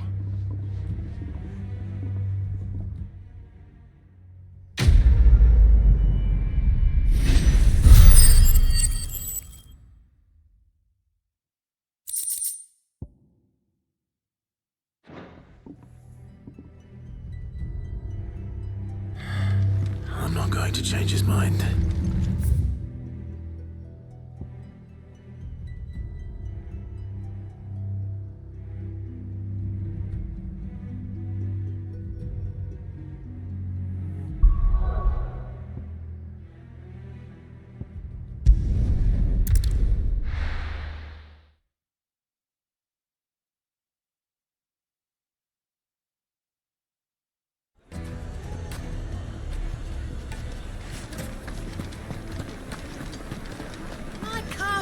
Take a sniff, good sir.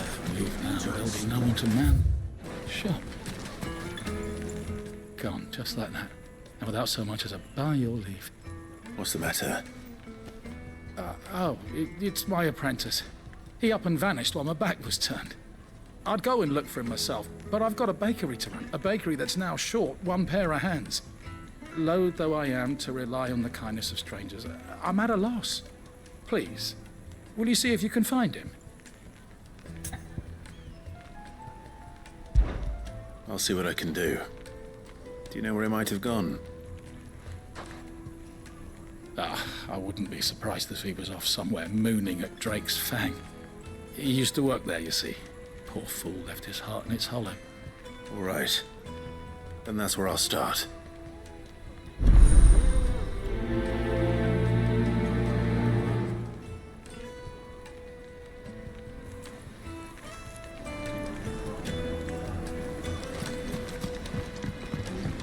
Oh, where did all the men of the rock go?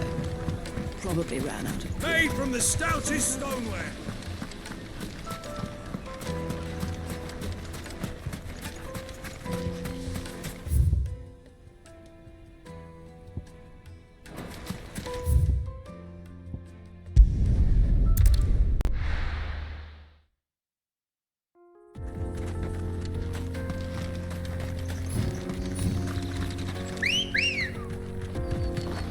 Come on. Fly, Ambrosia.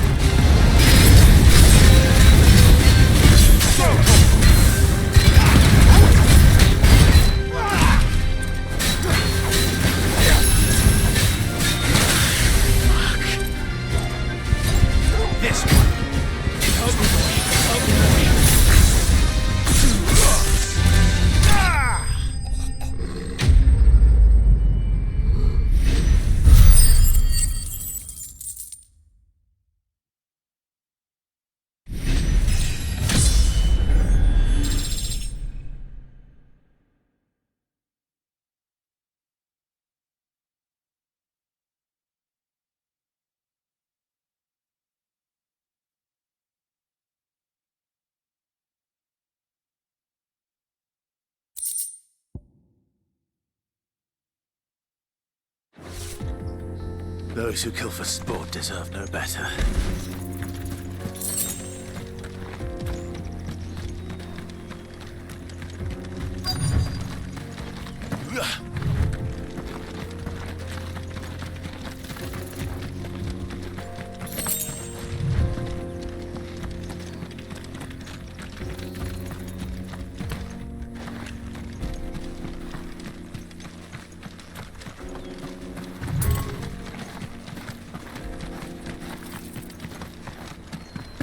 Another crystal.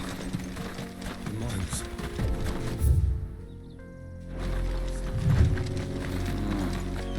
Kupka's castle too. Think he made our alive?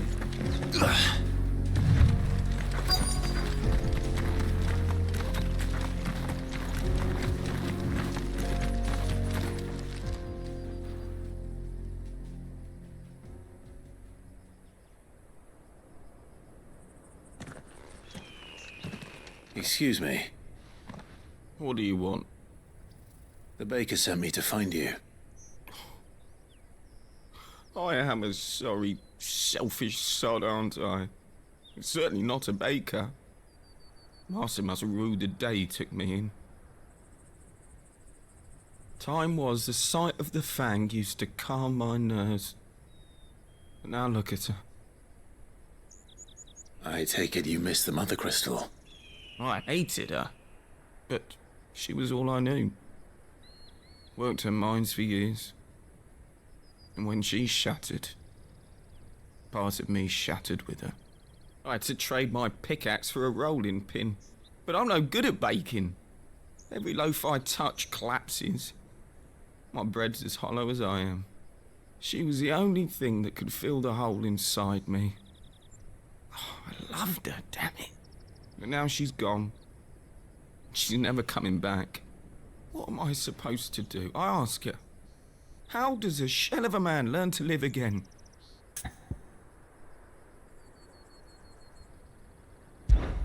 Perhaps you could express yourself in your work. If you miss the fang, maybe you could recapture it somehow. Recapture it? I'm a baker, not a... You know, you might just be right. What a fool I've been! I have to get back to the bakery right away. Thank you. Thank you, my friend. You've opened my eyes. Wait.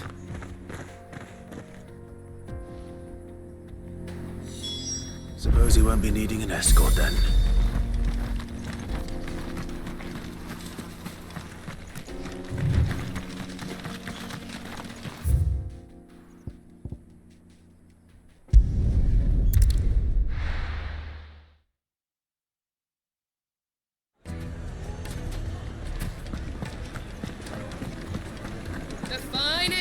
Take a sniff, good sir. You'll be Ah, there you are.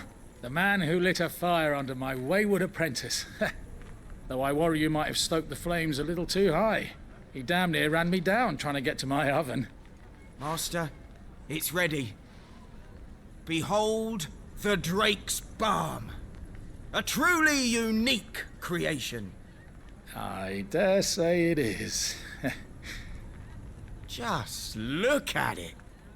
A perfect likeness of the Fang herself. Her steepled peaks, her fulsome spurs, her inviting hollow. True, my loaves collapse more often than not, but what's the Fang without her crater? Why, no Fang at all. And look, inside. She's filled to bursting with a bounty of beautiful crystals.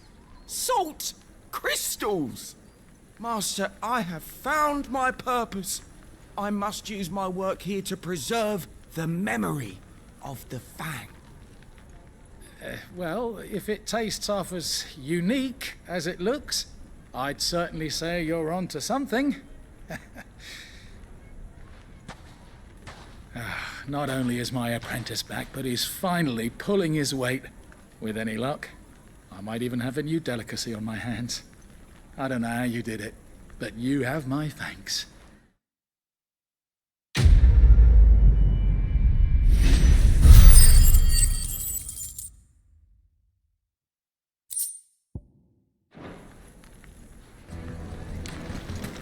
Now, Oh, where did all the men of the rock go? Plates and pots! Bowls and basins!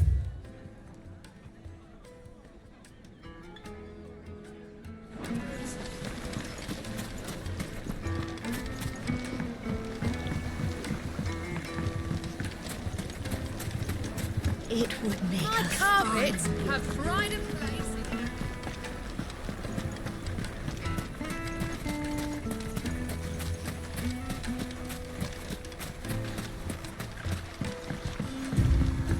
Looks like I found the river. Now where's Otto?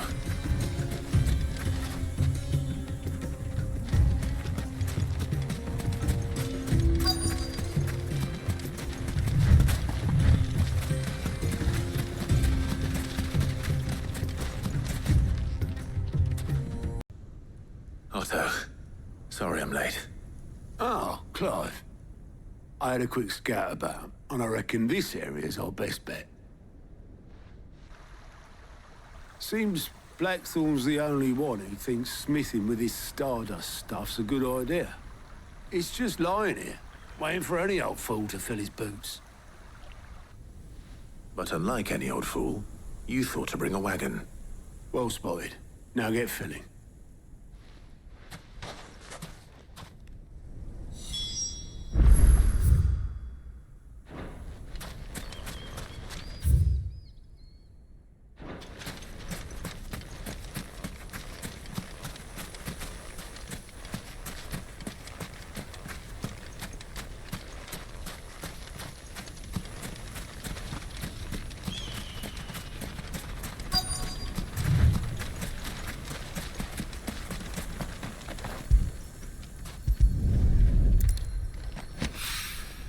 So this is stardust. It just looks like black sand to me.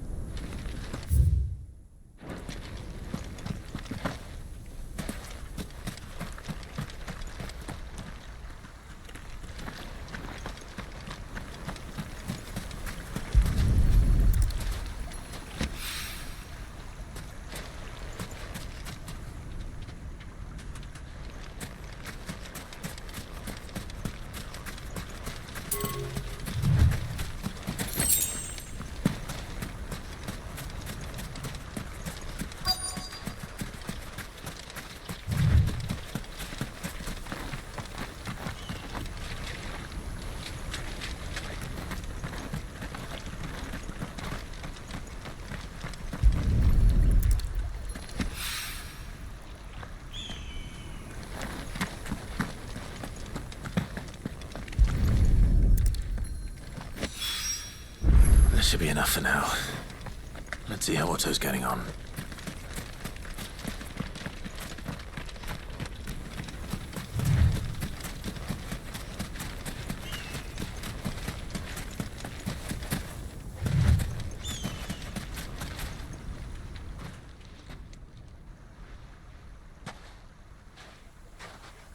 How much did you get? Enough. I hope.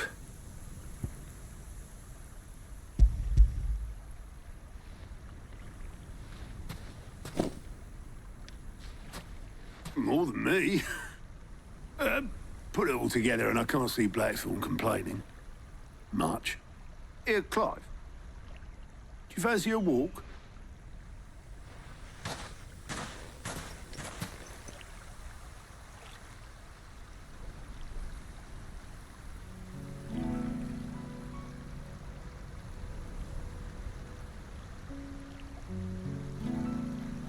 Sid would be proud.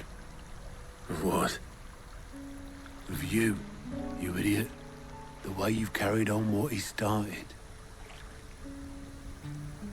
When we first met, I had you down as a spoiled little puppy who enjoyed nothing more than biting the hand that fed you. But 5 years on, you're the one doing the feeding. So thanks for proving me wrong. You weren't wrong. But I changed. Thanks to Sid. And thanks to you. When I suggested taking on his name, you were the first to back me. And if you hadn't, no one else would have. I couldn't have done any of this without you, Otto. Yo, give over. You're making me blush. All I did was choose hope over despair. I gave you a chance, yes, but you're the one who took it. You took a rabble of homeless, hopeless outcasts and put them back on their feet. Gave them something worth fighting for, just like the old Cid did.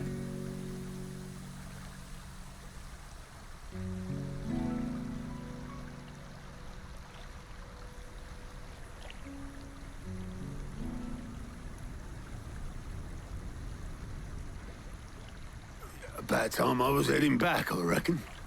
All this scrabbling about in the sand's taken its toll on the old pins. I'll see you back at the hideaway then. You can take a well-earned rest when you get there. Oh, I plan to. Believe you me. But I'll make sure Blackthorn gets his precious black sand before I put my feet up. He'll only moan otherwise.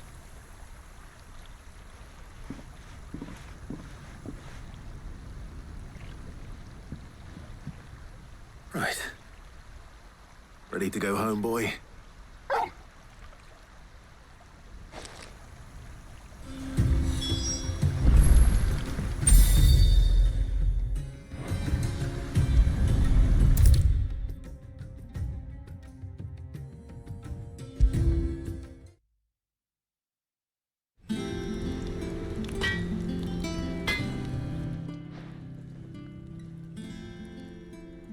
Blackthorn, got everything you need?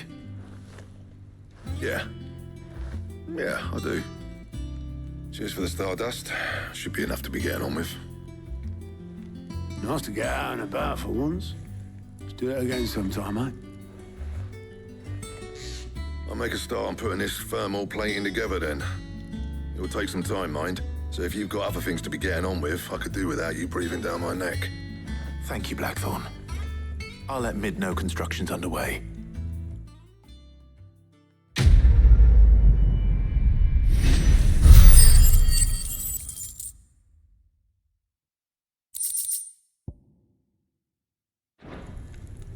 Suppose we'd better be getting back to work too. Give us a shout if you need anything.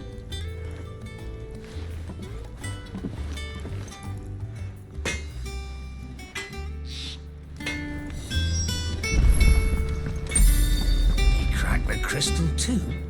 You're joking. If I don't come up with something soon.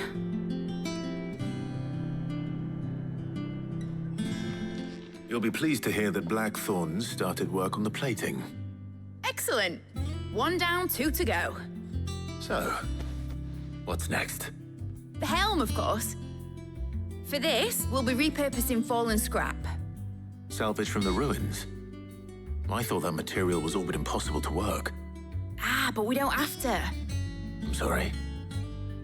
Just so happens there's one particular ruin that's broken into exactly the right shape and size pieces for what we need.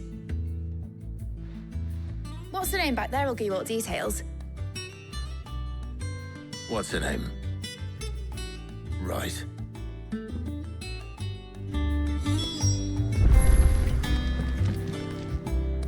Oh, Sid, is this about the helm? Yes. Mid said I should speak with you. I'll show you the plans then. Here you see the mithril engine, in which mithril is burned to generate heat. That heat is then harnessed to produce motive force. Excess heat is dealt with by means of the thermal displacement stack, which disperses it into the surrounding air. Now, were we to rely on thermal plating alone to achieve this effect, the rate of excess heat buildup would far exceed the displacement coefficient of the plating. In other words, the reactor would overheat and eventually explode. This is where the helm comes in. It connects to the plating, you see, and serves as a sort of thermal sink to absorb all that excess energy. Our experiments have shown that fallen ceramics are remarkably thermophilic. They can withstand and absorb levels of heat far above anything we are able to make today. And not only that, they're also waterproof and immune to rust, making them the perfect material for our protective hood. Why? If sea or rainwater were to enter the reactor proper, it would vaporize instantly. The forces produced would tear the ship from stern to... You can stop there. I understand. Mid said we might be able to use parts of a fallen ruin. Where would I find it? Ah, yes. It's in Lorbert's Pass, near Lostwing. The thing is, well, I probably should have arranged to have the pieces we need brought here sooner. You see, a certain unwanted visitor has taken up residence there.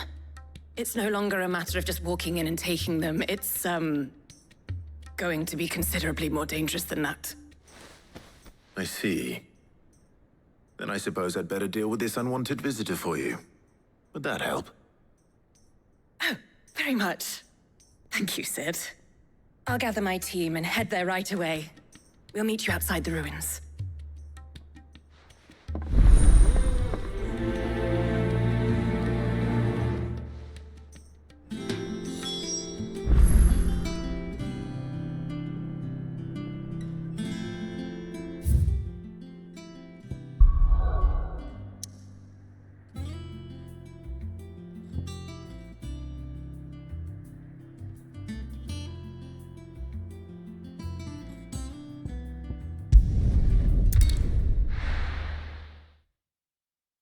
Leave anything you don't need behind.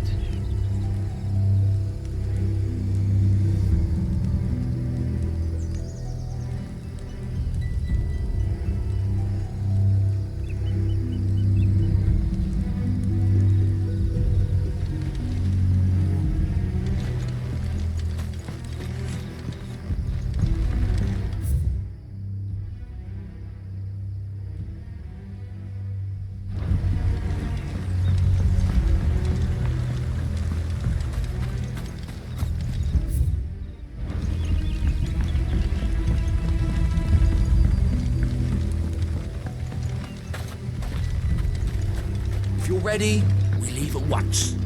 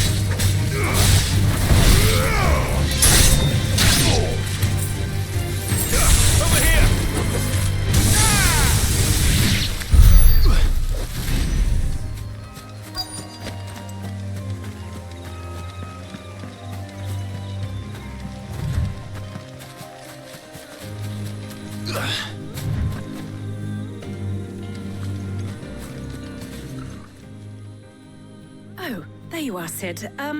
Thanks so much for coming. The, ruins are just over there, as is the creature I told you about, I'd imagine. Would you mind? Of course. I'll be right back.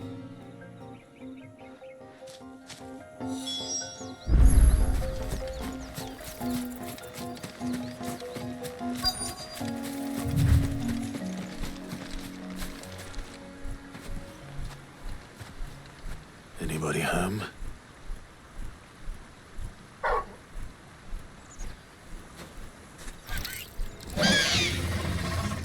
This must be our unwanted visitor. Time to go.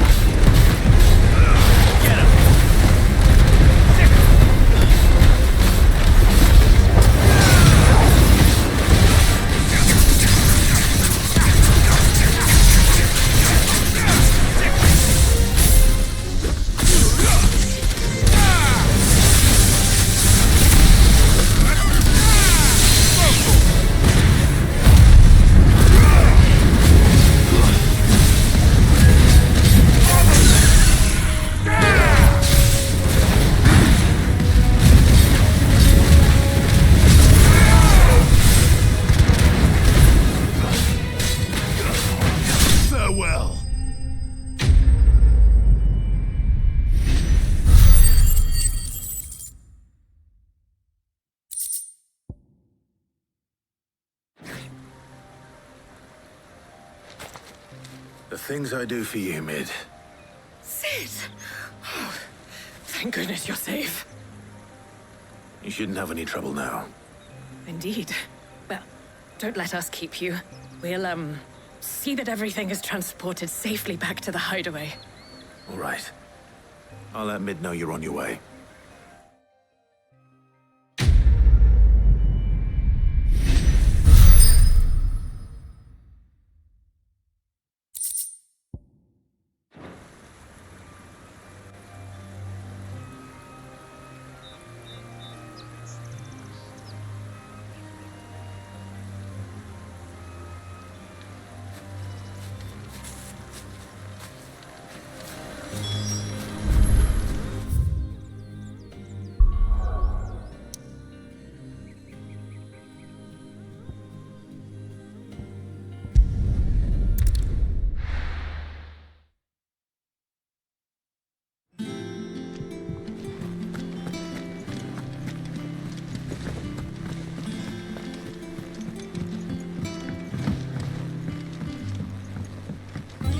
We're seeing troops amassing at every crossing.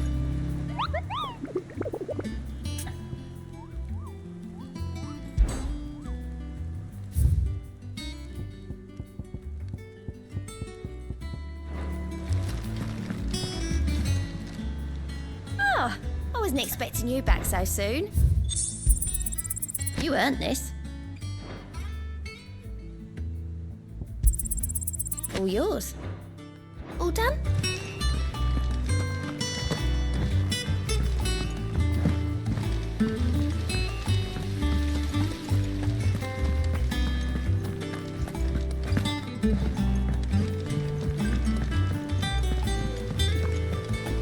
Editors started reading books that don't have any pictures in.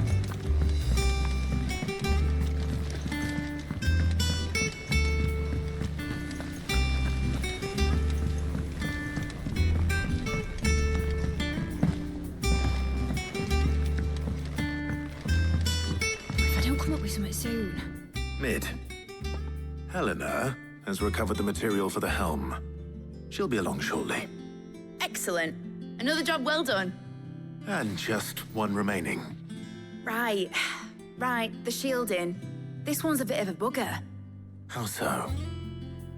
The plating's enough to stop the engines going pop, but those things will still be spitting out enough fire to set the rest of the ship ablaze. Which is why you need proper shielding. A prison for the dragon's breath that's blazing away inside. I thought a triple thick layer of tempered steel might do it. Or more of the stuff that the Fallen use, but they'd both be too heavy. The helm and the plating are bulky enough as it is.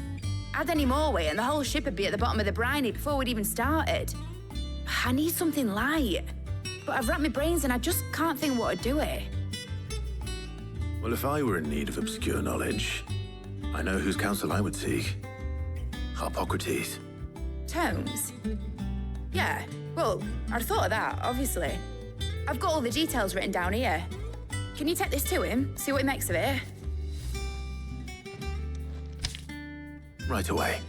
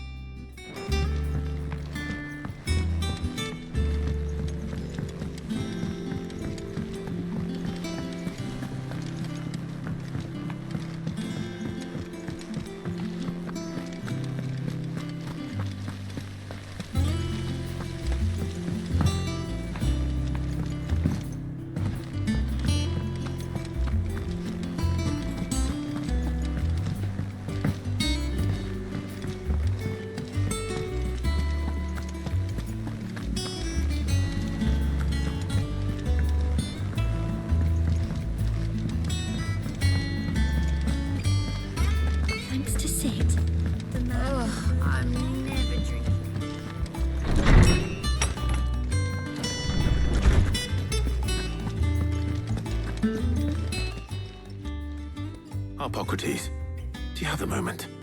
For you, Clive? Always. Well, actually, it's for Mid this time. Could you take a look at this?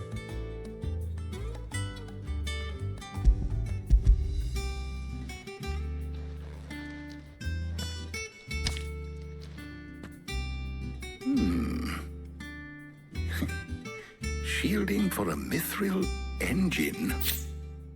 Whatever will that girl think of next? And what are these notes around the edges? She has some specific requirements for the materials. The shielding needs to be able to resist extreme heat on the inside, and yet remain cool enough on the outside not to set the ship alight, while also being light enough not to sink it. As you can imagine, she's struggling to find anything that meets her needs. I see. I wondered if you might know of a solution, or if you might be able to search the records for one. Perhaps it is not a different material she requires, but a different approach. What do you mean? Consider the lake we have made our home. Its blighted waters eat away far more quickly than fresh water or even brine, at timber and steel alike. And yet, we have made a home here from those very materials nonetheless. We have. But Bardolph must varnish every board twice over to keep it from rotting. And Obelus complains that without a constant supply of pitch. I see. Early Gregorian histories speak of a preparation known as moon dew. It is said to be able to resist even the most ferocious flames. Before the dragoons tamed the worms and wyverns of the realm, nobles would daub their castle walls with it in order to guard against dragon fire. So if we could recreate it... It might be applied to some material or other in order to provide the protection Mid requires. As to how best to apply it and to what material, perhaps Bardolph and Obelus might be of assistance. I shall speak to them and see what wisdom they might have to offer. If you would be so kind as to procure the necessary ingredients, I shall discuss the specifics of how it might be most effectively put to use with our two friends. The knowledge of the past may yet prove useful to we of the modern era. Thank you, Harpocrates. And since you're asking others to help you, perhaps I should too.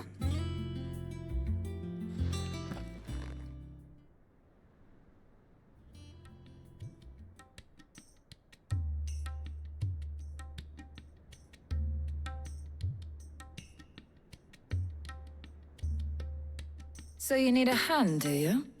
We do. I'll be heading to market for the ingredients we need. I could do with some help. And some company, too.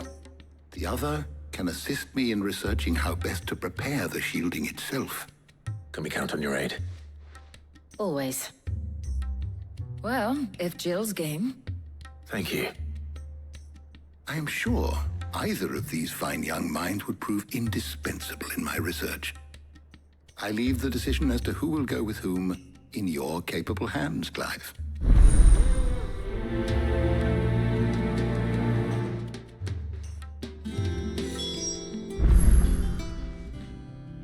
So, Clive, have you made your decision? Who will accompany you on your little excursion?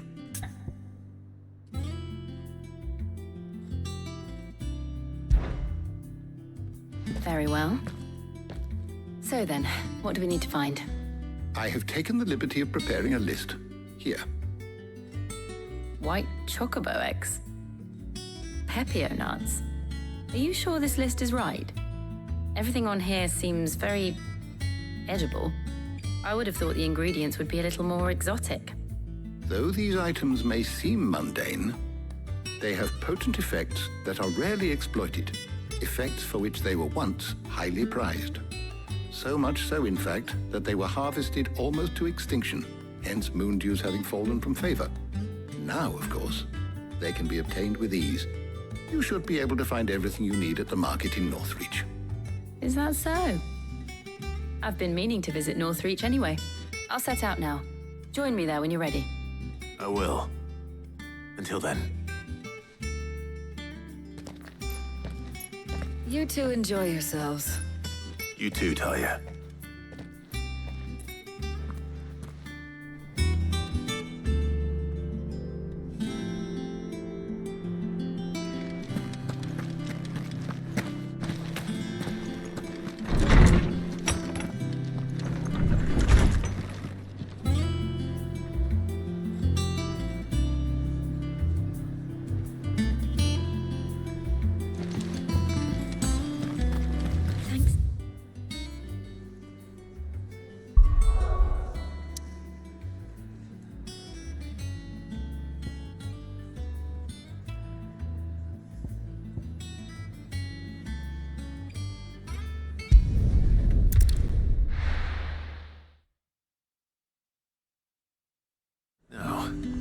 Where's Jill?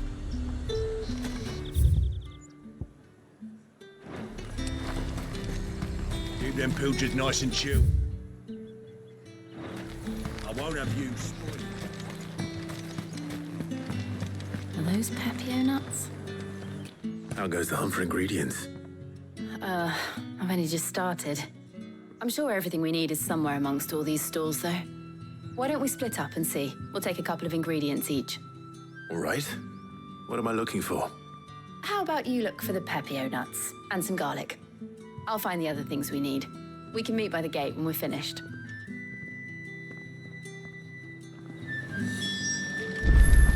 Up! You'll not find a bruised pippin.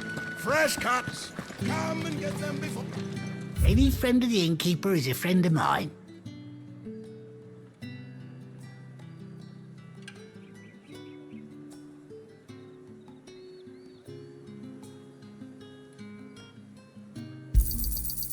Ah, yes. I hope it's to your liking.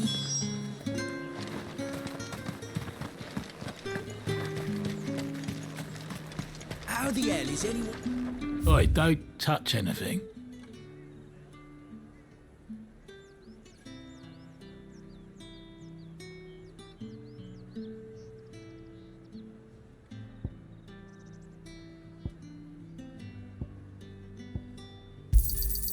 Ained.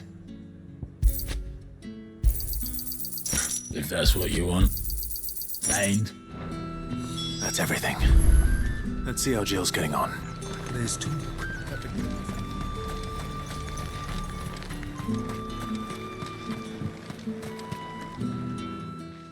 Did you find everything? I did. Here.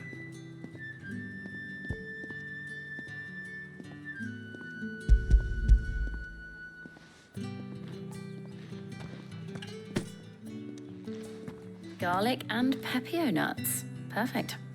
Now all that remains is for Harpocrates to somehow turn all this into what Mid needs to keep her engine cool.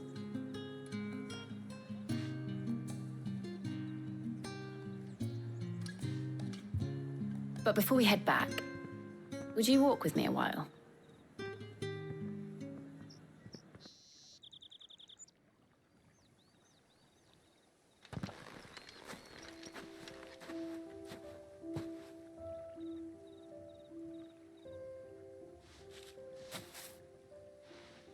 Thank you for asking me to help you today. It makes a nice change. It does. It's good to get away from all the battle and bloodshed for once. Just being here reminds me of when we were children. Do you remember? Walking down Market Street in Rosalith, taking in the sights and smells. How could I forget? What with Torgal's antics. Remember how his nose would prick up at the scent of sausages? He'd go racing away and we'd have to go running after him. We wouldn't catch you now, would we, boy? Was there anything you wanted to buy for yourself while we're here? There was, yes. Well, sort of. Molly in the kitchens told me about a place that sells particularly good pies. Thought you might like to share one with me. I would. Thank you. And I saw some bread.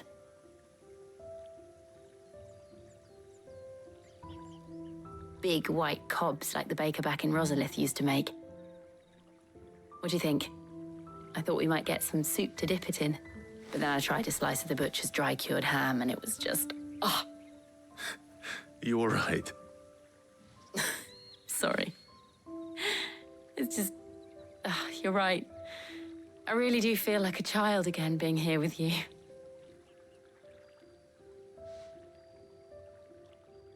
Clive. Is it wrong of me to enjoy this? No, Jill. This is how life should be. And it's how our lives will be when our work is finally done. When we can live on our own terms.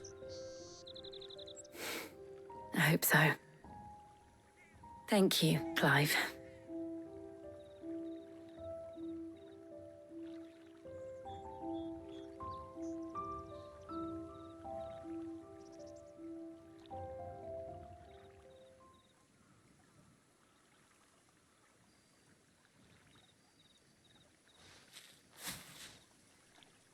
Well, I suppose we better be getting back.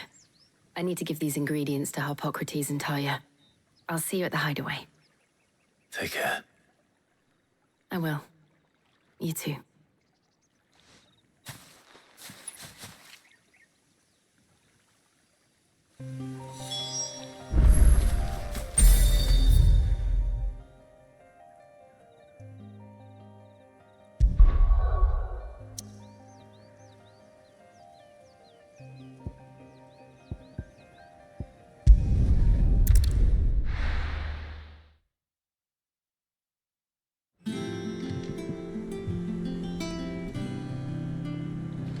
I wonder how Harpocrates is getting on with the moon dew.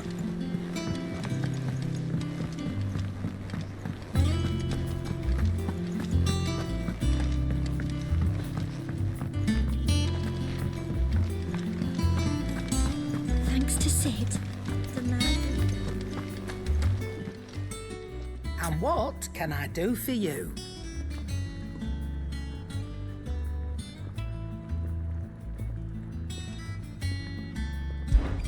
If you're gonna buy some, be quick about it. Come again. Or don't. I'm not much bothered either way. What do you need? For St. Fornian, do you?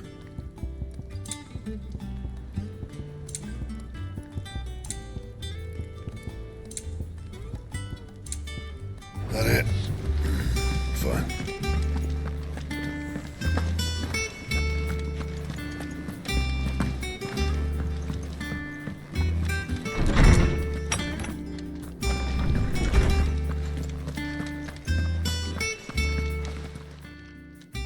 How's work on the shielding progressing, Harpocrates? Well, very well indeed. And thanks in no small part to your kind assistance. I was just explaining to Talia how we might best go about preparing the moon dew. And now that we have all the ingredients, we may begin. You can count on me. I've mixed more than a few mysterious concoctions in my time. I'm sure you have. What about the shielding itself? Work is underway, under the watchful eyes of Bardolph and Obolus. Apparently, it'll be ready soon. Thank you. All of you. Right then. Jill, would you join me in the infirmary? Many hands make light work and all that. Of course.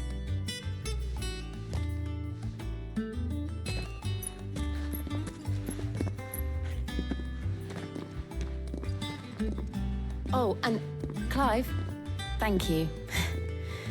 It was nice just being with you.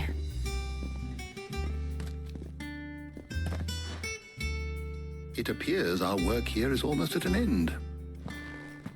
A shame. I was enjoying playing the man of action for once. When both the shielding and the moon dew are ready, it will merely be a matter of applying the one to the other.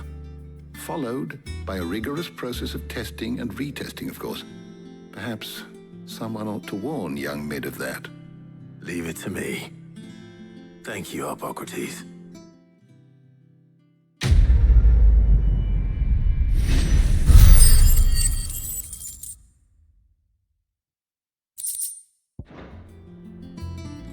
Well, I'd better go and give Mid the good news then.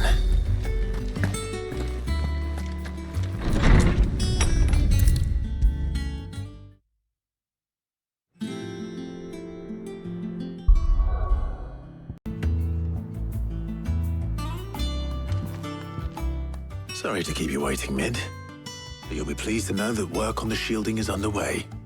You found something for it? In a manner of speaking, Harpocrates knew of a substance that's highly resistant to heat, a coating that should provide the protection you need. He's supervising the construction and testing of the shielding as we speak. Brilliant! I knew you wouldn't let me down. Don't thank me. I'm just the errand boy. Right then, let's start working out how to bolt all these bits together. To the Black Hammer!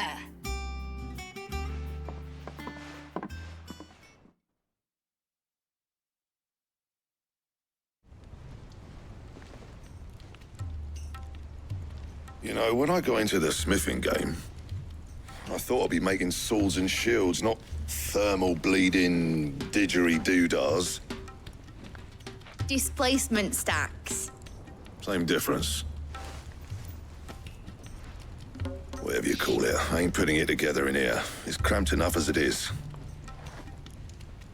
Let's take this outside. Mid, you get all the parts lined up on the deck. I'll take care of the rest.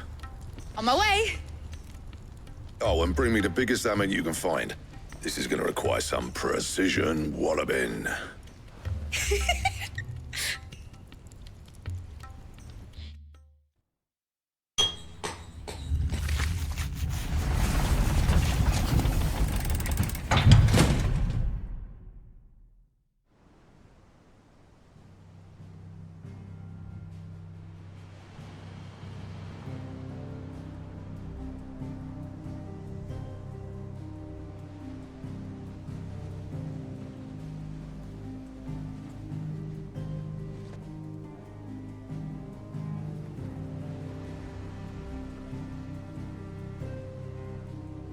It's finished! It's finally finished! Thank fuck for that. I'll be feeling my hammer arm for weeks. Thank you, Clive, Blackthorn, everyone. That's one down and just 3 more to go. I'm sorry. Oh, didn't I tell you? The Enterprise has 4 mithril engines, and we'll be needing a displacement stack for each. You don't mean... Don't worry. Now they've got a finished one to work off, my gang in Canva can build the rest. Good luck to them, I say. Right, I'm off to get a sling for this elbow. Any other work comes in, keep it to yourselves, eh?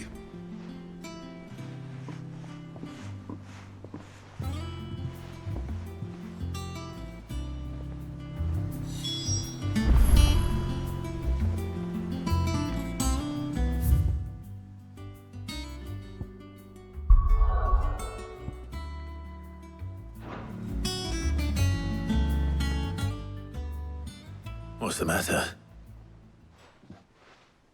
Nothing. Just daydreaming. Thinking about the Enterprise sailing off over the horizon to shores unknown. Searching for a land untouched by the Blight. Just like me and my dad planned. So if the worst came to the worst and every scrap of soil in the Twins turned black, we might still have a chance. That's what she was meant to be. You see, one last chance just in case we needed it.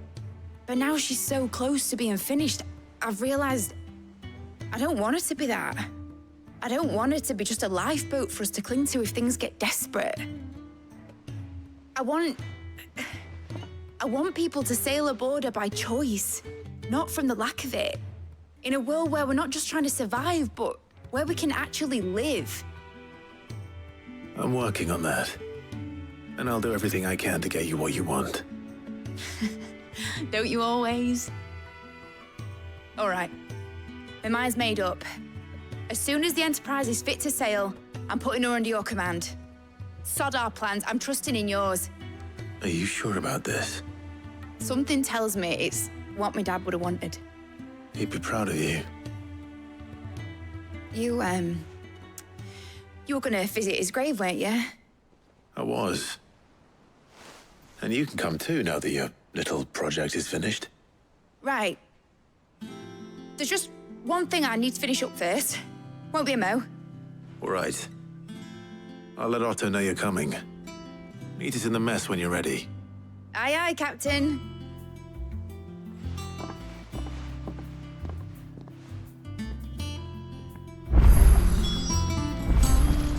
Mid told me she was building a ship. All right, Clive. Asterix. Mid finished sending half the hideaway traipsing across the Twins, has she? I swear, that girl'd do anything to put off visiting her old dad's grave. No excuses now, though, eh? Not quite. She said there was one final thing she had to take care of. I'm sure she'll be finished soon enough. She said that? In those words? She did, yes. Clive? Were you born yesterday or something? There is no thing. She'll probably be halfway to Canva by now. Mid. I might still be able to catch her.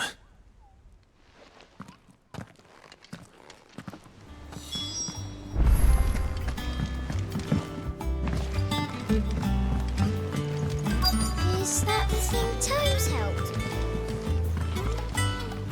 Obeleth, have you seen Mid? Yep. In a boat, going that way. Then I'm too late. You in a hurry at all, are you? Oh, I offered to take her across, but she wouldn't wait. Just paid for a dinghy and rowed off. Oars going like the clappers. Got some life in her, ain't she? But anyway, I was on my way up to see you, as it happens. Got a letter for you. Urgent, by the sound of it. One of your uncle's men said I was to hand it to you in person, post bleeding haste. And you're here now. Thank you, Obeleth. Don't mention it. What tidings, Uncle?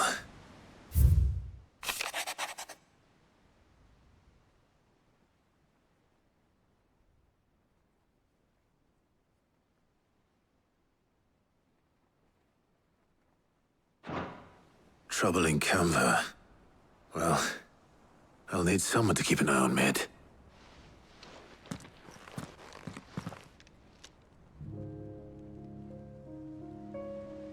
So what? Mid got us to do all the dirty work and then just sailed off into the sunset? It, seems that way. Well, nothing we can do about it now. But next time you plan on visiting Sid, you might want to tie her to something before you suggest it. Ah, don't be so hard on her. Got to admit, the dirty work was kind of fun. Everyone pitching in, all that bollocks. Just like when we built this place. You're right. Anyway, we all set to head to the old hideaway. I could do with getting to Canva pretty sharpish. Wouldn't do to keep Lord Rosfield of the Seven High Houses waiting now, would it? Not after he asked for me personally. Gav will be leaving with me. Will you mind the place while we're gone? You can count on me.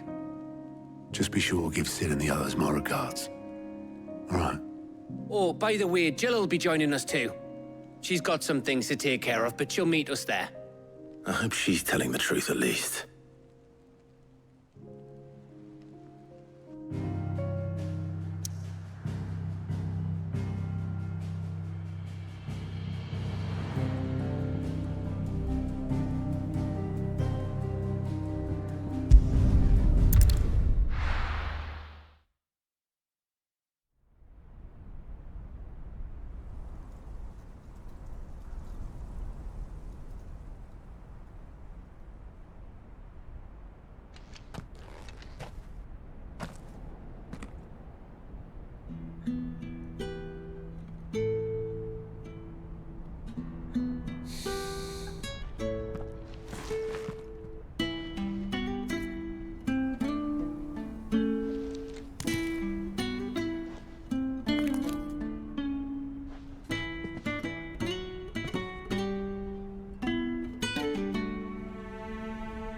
Well, Sid, I remember what you told me. That if no one is listening to what you have to say, you may as well not say it.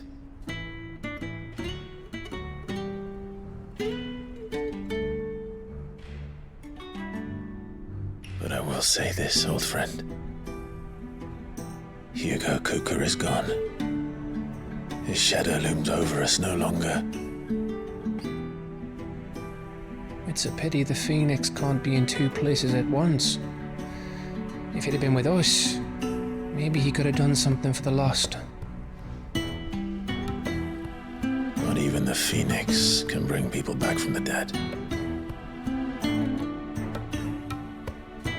Life has a beginning and an end. So we must live while we have the chance. And not as slaves to the crystals, but as free men.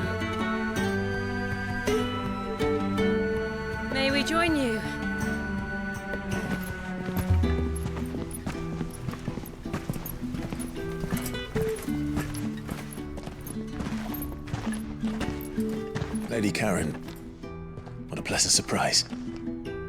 I thought I'd drop by and see how you were all doing before heading off to restock my supplies.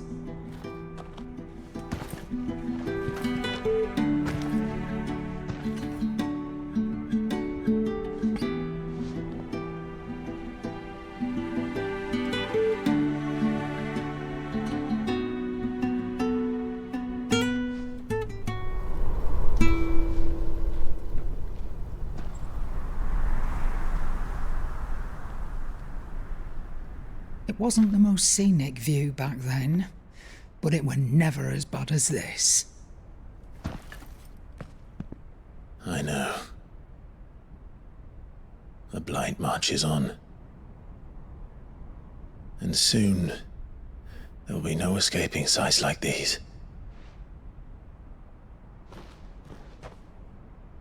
So our mission remains unchanged.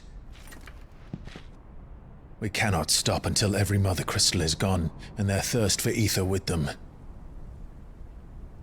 The only one that remains in Storm is Drake's tail in the Crystalline Dominion.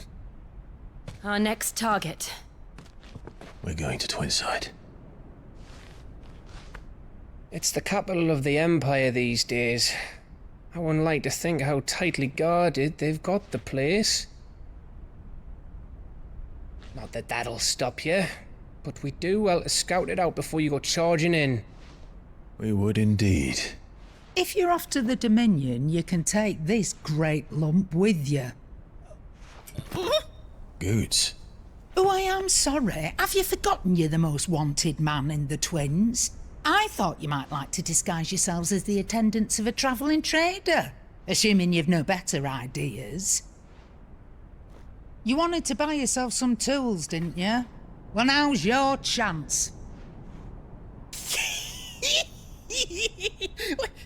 You're letting me go with them? Oh, thanks, Nan. Stop that! You'll break me bones, you great galoot.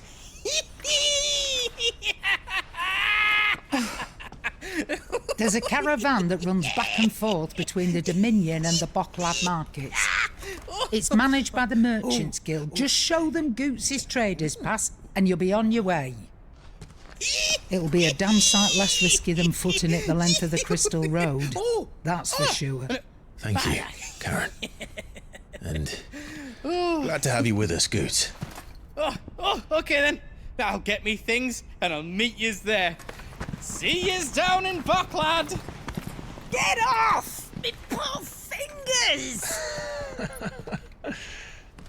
Jill, you're with me. Understood. And Gav? Already on my way, Captain. Be careful. Aren't I always?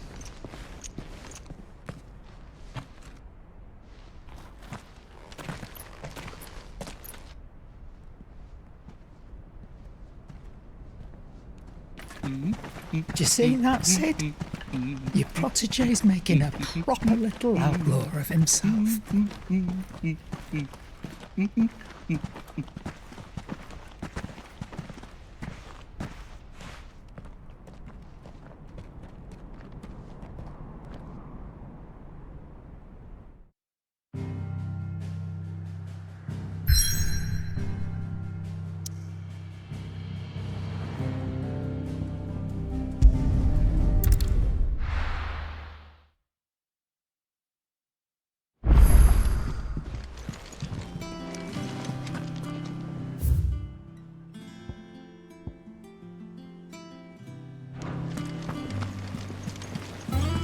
Is that the thing Toes helped? Mid told me she was building a ship.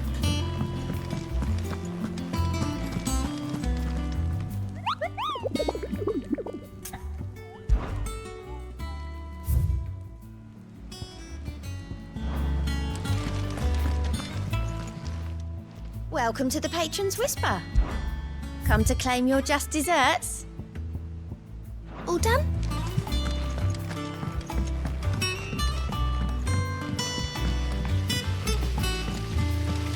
I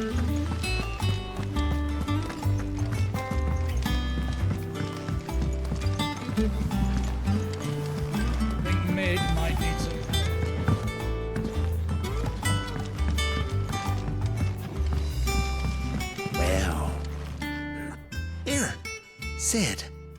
Reckon you might be just the man to help me out of a bit of bother, if you've a mind to.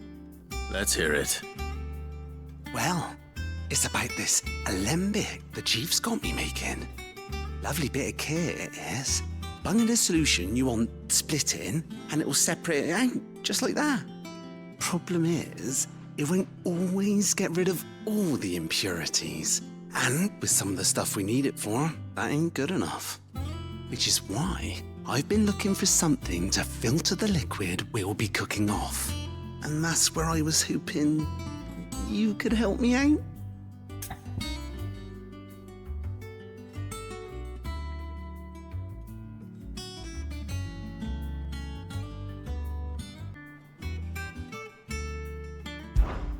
I imagine Ty could get some use out of this alembic too. Distilling medicines and the like. All right. Why not? Proper job! So what exactly do you need for this filter? Nothing but bomb ash'll do, says the chief. Gave me a sample she'd obtained from the university stores. Couldn't believe my eyes. You pour the blackest blight water through it, and it comes out clear as a mountain stream. So, I did a bit of reading about where I might be able to get hold of some.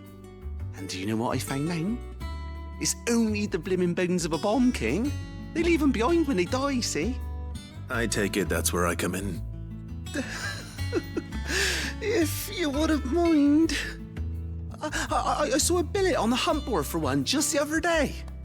Would have gone myself, but, well, fighting dirty great balls of flame isn't exactly my forte.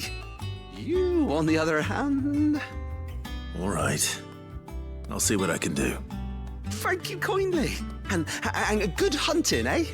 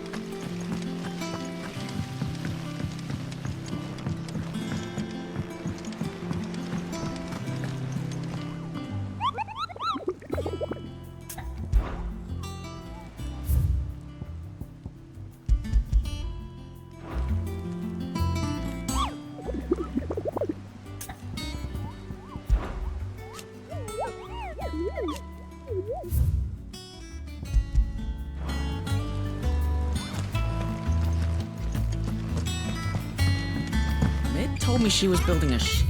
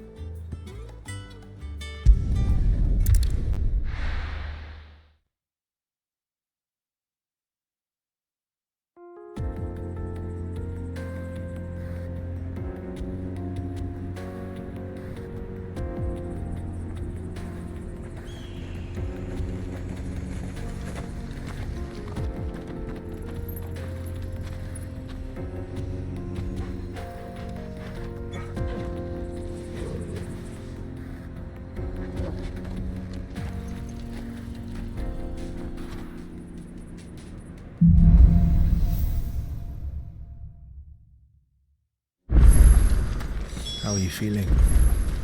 Better. Thanks to Taya. I'm glad to hear it. And Torgal helped too. Didn't you, boy?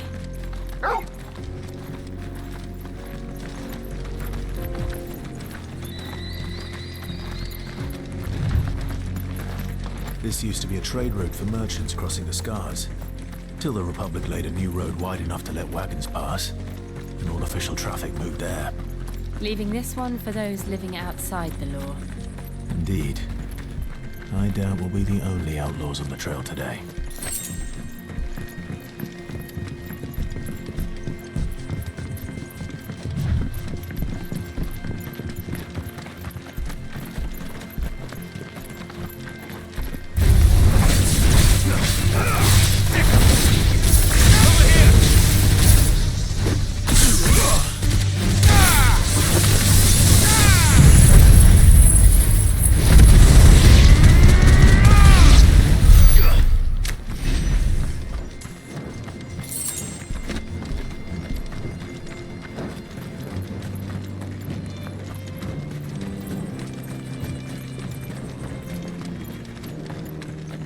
So what do you think? Really?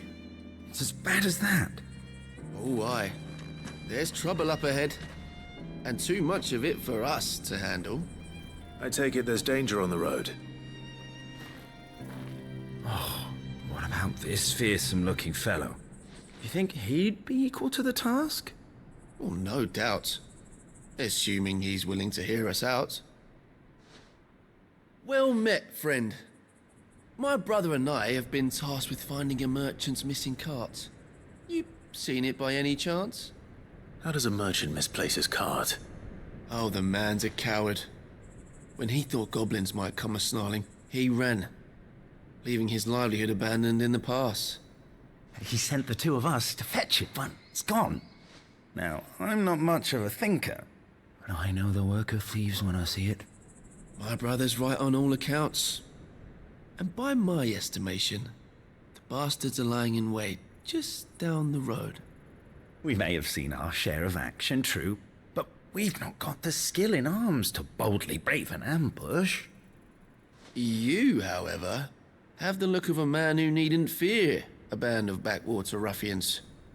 What do you say? Will you help us out? Chances are they'll come for you either way. But if you promise to lend us a hand, at least you'll pocket a reward for your troubles. Well, if I'm going to have to deal with them anyway. You've clearly got a fine head on those broad shoulders. We're lucky you came along. Now, hoping to make a heavy purse in Boklad, our merchant friend loaded his cart with as much as it would carry. Reckon he won't be forking over the rest of our fee if we don't find those goods. So, while you're seeing to those bandits, you keep your eyes open. All right. Just don't expect me to drag the cart out of there myself. No. You can leave the cart to us. You just put an end to those bandits and point us in the right direction. You do that, we'll take care of the rest.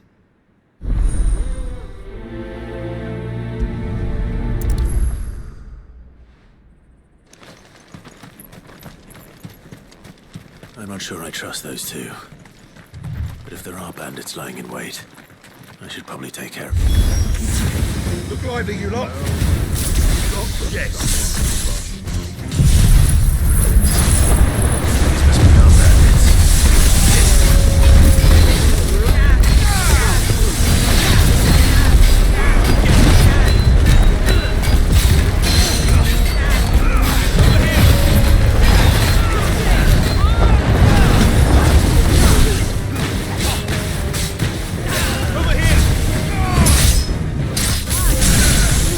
This one.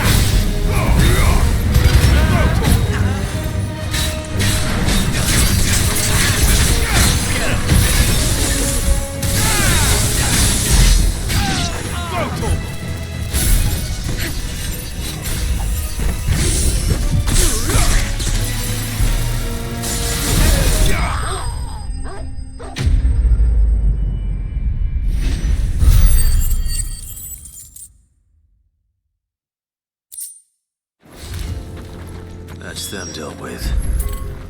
Now, where's that cart?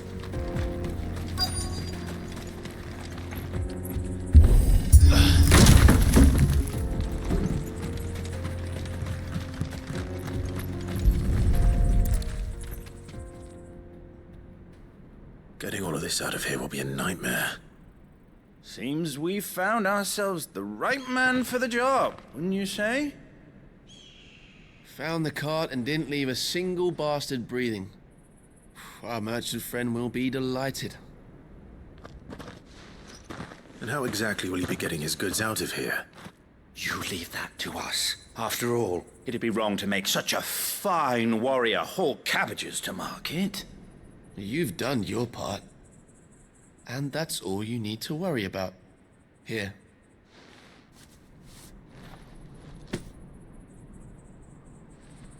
It's been a pleasure. Now piss off. There's no need to be so rude, brother. What if we want his help again next time?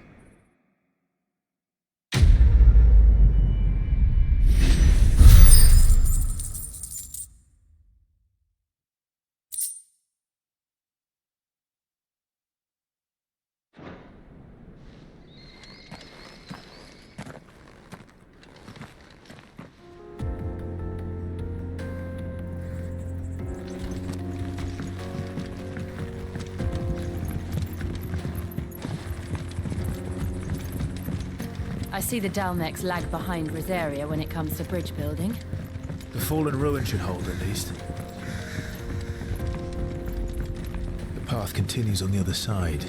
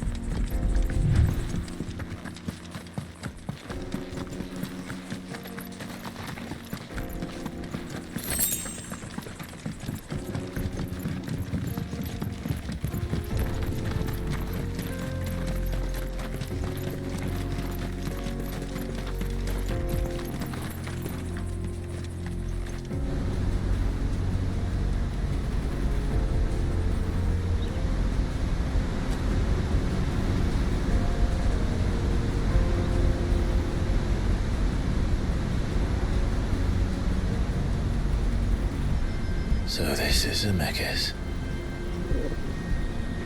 The land of the gods. It's even more impressive than I imagined. I remember being captivated by the story as a child. Long, long ago, man was overcome by avarice and challenged the gods in a bid to win their power. The final battle took place here, at these falls. Or so the legend goes. If anyone ever manages to plumb those depths, perhaps we'll learn if there's any truth to the tale. That the gods emerged victorious and punished man for his defiance by visiting upon him 2 curses. Dominance and bearers. To tell the truth, I always thought it strange that the dominant and their icons were deemed a curse. Back home, the dominant inherited the throne, They were admired and exalted, not spurned. Whenever I got to that part of the story, I always assumed there must be something I'd misunderstood. You had a lot of storybooks, didn't you? In your room, I mean. When we were young. The old legends were always my favorites. Epic battles between gods and men. Father encouraged me to read as much as I could. He thought it good for my education. You really were a boy like any other, weren't you?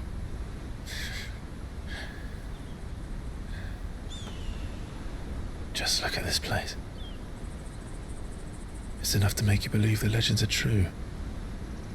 I know.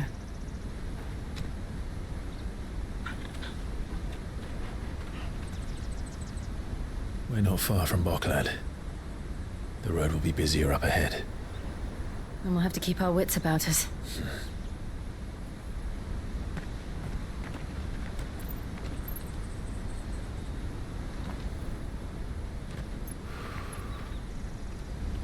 Clive? Something wrong? Nothing. It's nothing.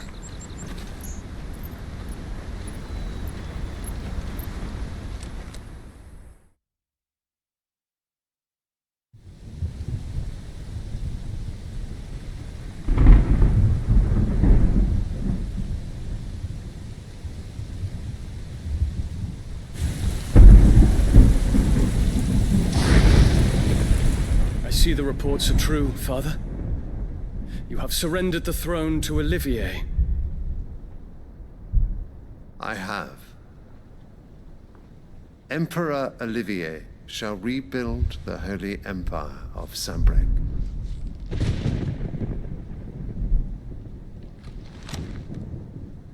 How is he to rule an empire?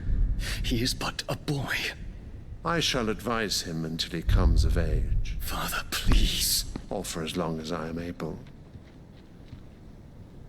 The empire we seek to build needs young blood to rule it, and I can think of none better suited to the task.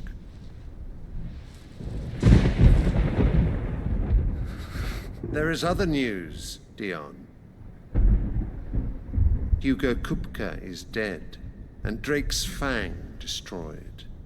The pillars of the Republic have fallen. Ere long, the Imperial banner shall fly over every city in Storm. And then, Valisthea. All shall bow before their Emperor. Father, these are the words of a tyrant. They are the words of a god. The Emperor whom I gladly serve. Great Greeker, made flesh.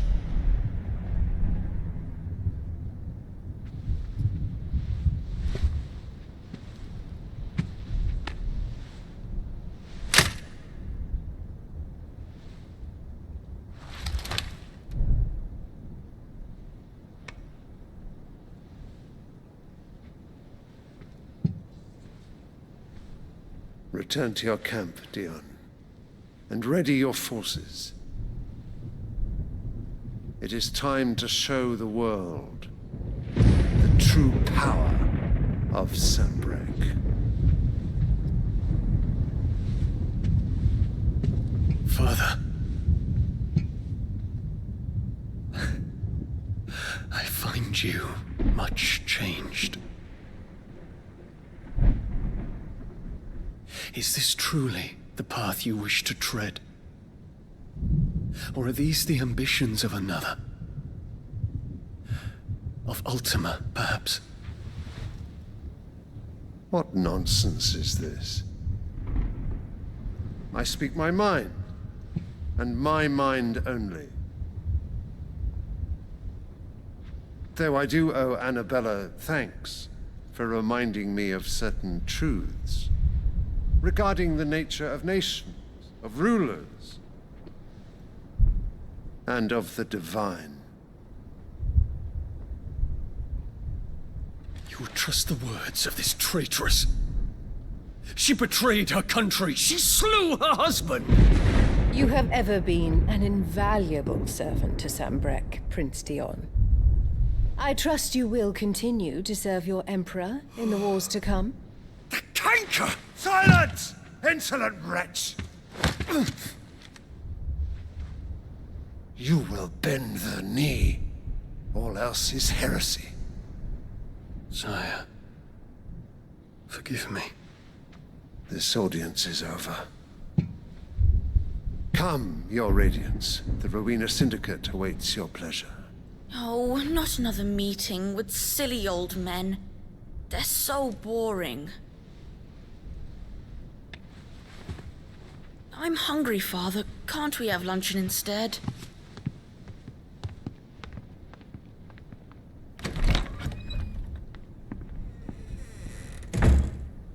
Does it pain you that you will not inherit your father's throne?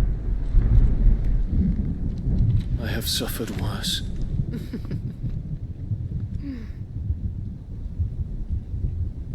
Count your blessings, Dion.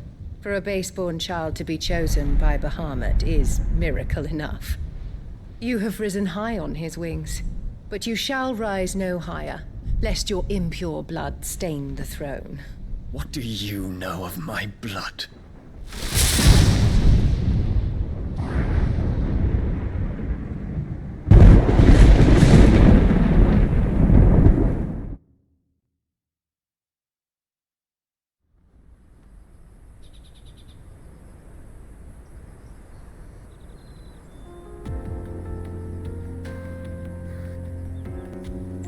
The Boklab markets are to the north. We just need to hug the car.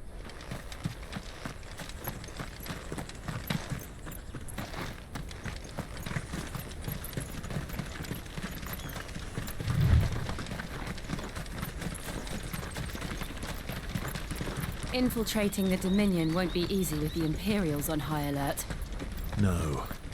His Radiance has lost one capital already. We can be sure Sylvester will do everything in his power to hold on to Twinside. His troops are well-trained and increasingly battle-hardened. But it's not as if we can wait for the siege to end.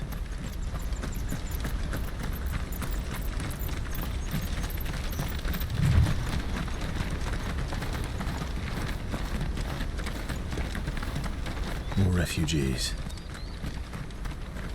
And they're all making for the crystalline Dominion. Because they don't know how to live without the crystal's blessing.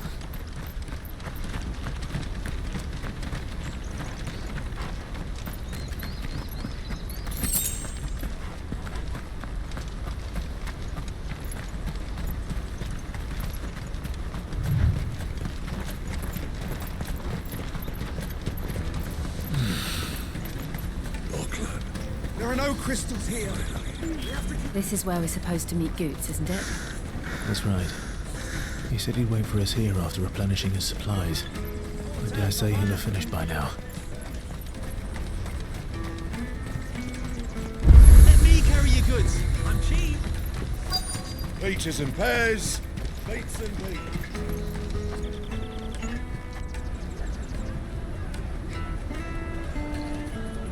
Wonders from across the water. Come one, come all. Feast your eyes. Good sir, can I interest you in...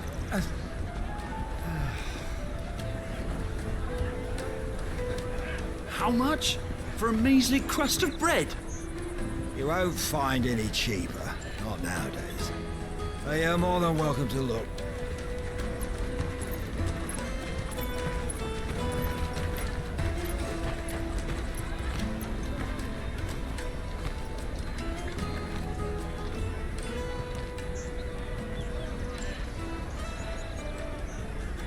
The Empire's unlawful and illegitimate occupation of the crystalline Dominion is still in effect.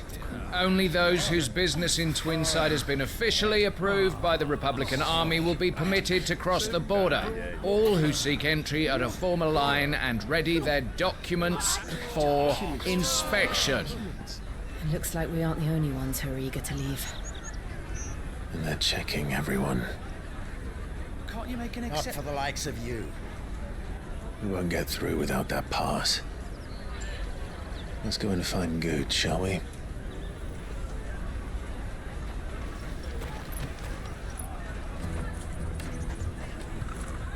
He must be around here somewhere. Come, taste my peaches. They're sweet as nectar. I'll take the large one. Ah, good. There you are. Clive, I'm so sorry. Don't tell Nan, will you? Slow down, Goots. Just tell us what happened. It's me trader's pass. It's gone.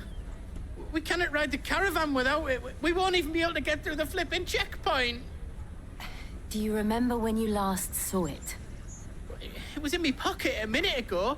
Then a bairn bumped into me and... Yeah. You don't think that they might have nicked it, do you? It wouldn't surprise me. A busy market like this is prime territory for pickpockets. So, to get the pass back, we need to find this child. Where would we even start? I know where! I've got a pal in Bock lad who might be able to help us. No one knows more about what goes on round here than she does. Where do we find her? She's the owner of the Crimson Caravans, up that way. Sign's got a red chocobo on it. No time like the present. You two go on ahead. I'm gonna check the rest of my stuff, make sure nothing else is missing. All right. We'll meet you there.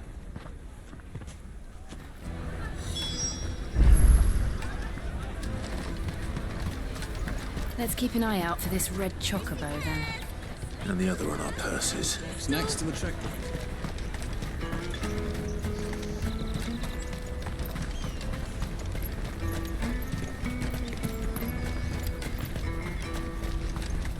Out of my sight, wretch!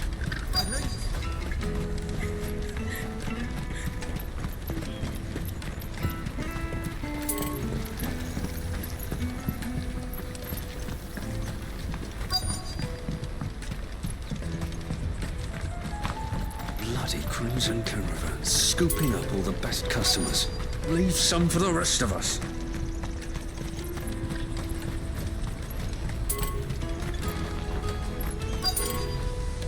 You won't find a finer array this side of the strait.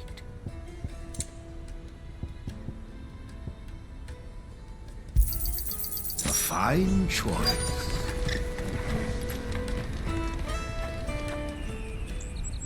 Looking to hire a coach? It's 10 million for a two-birder to the Crystalline Dominion. Take it or leave it. Oh, we're not here for that. Then I bid you good day. Oh, wait! Don't go, El. He's me mate. As I live and breathe. Goots, what are you doing back in Bocklad?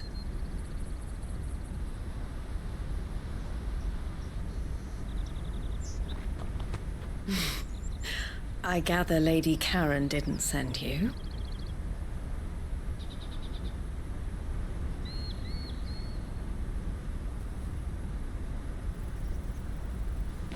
So what trouble have you got yourself into this time? It's me trader's pass. It got stolen. By a little bairn. Of all the... You're the size of a marble. Honestly. Ugh. Goots told us that you know the markets well. Might you have an idea which little bairn could have done this? We don't intend to punish them. We just need our pass back. Then, we can be on our way. I see. So neither of you has a trader's pass either.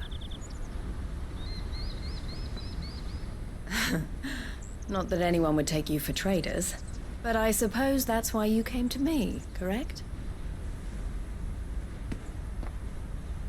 Now, I can't say for sure who took your pass, but I suspect I know why they did it. Let me explain.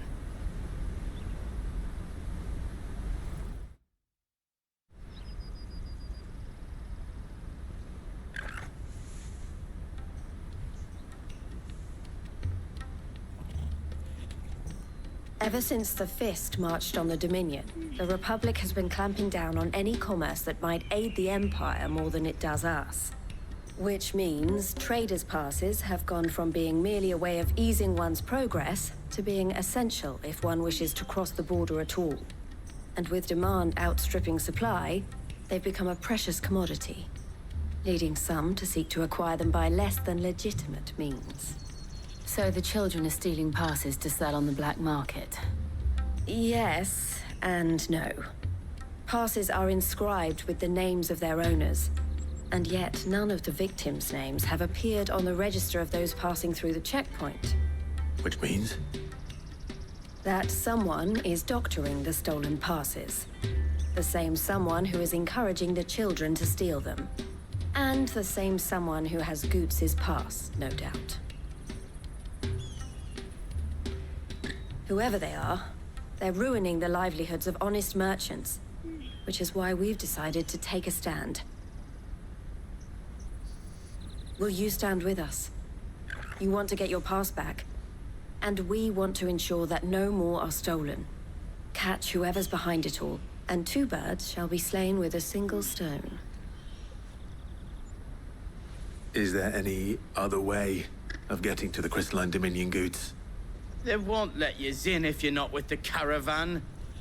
It's that, I don't know, try swimming across the strait.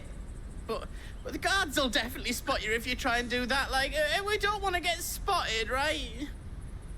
So either we find the people who took the pass, or give up all hope of entering the Dominion. All right. We'll help. Thank you kindly. But I don't know your name. Eloise at your service. Clive. A pleasure doing business with you, Clive.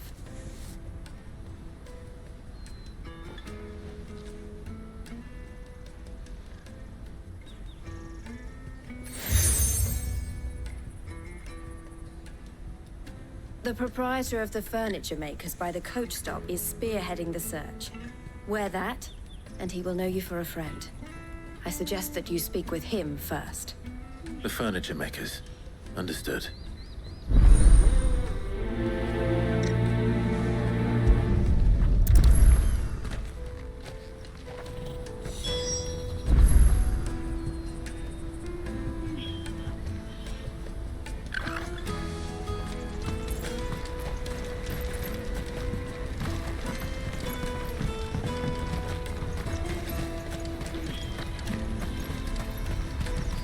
Out of my sight, wretch! I know you. Peaches and pears. Come on! Jug of snake spit for the road? The caravan stops next to the Juicy check. pears! Snake your thirst! Are you the furniture maker? Looking for something in particular? Ah, Eloise collared you too, eh? Then I expect you want to know more. She told me you were leading the hunt for the pickpockets. What have you learned? For one, that they're targeting the traders carrying the biggest packs. Harder to watch your back, see? And less chance of the mark giving chase if they're spotted. Not that they'd be likely to catch them. Those imps know every inch of this warren like the backs of their hands. Their eyes must have lit up when they saw Goots. The fishmonger round by the gate's been trying to track down the children involved. You should go and have a word with her. Thank you. We will.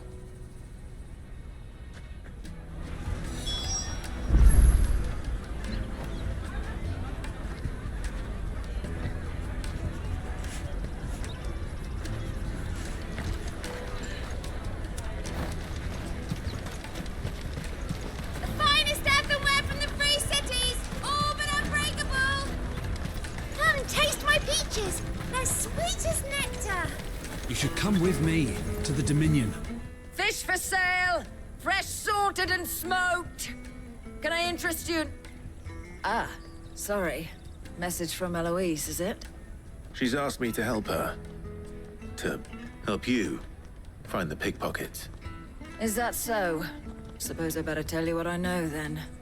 For one, this isn't a family operation. All the traders say the children who stole their passes were dirty, dressed in rags.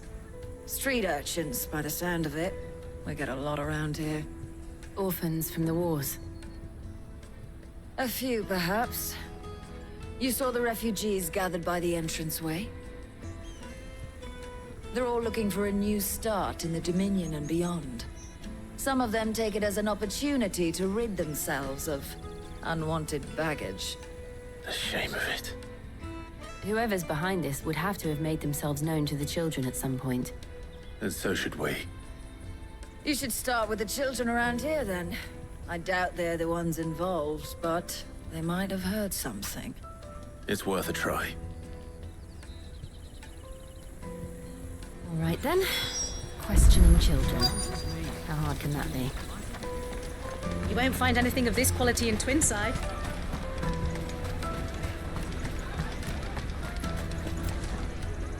Do you have a moment? What do you want? What I want is to know who's asking children like you to pick pockets. I don't know. Nobody's asked me. What's picking pockets? Do you get paid for it? No, you get in trouble for it. So if they come calling, you know what to tell them.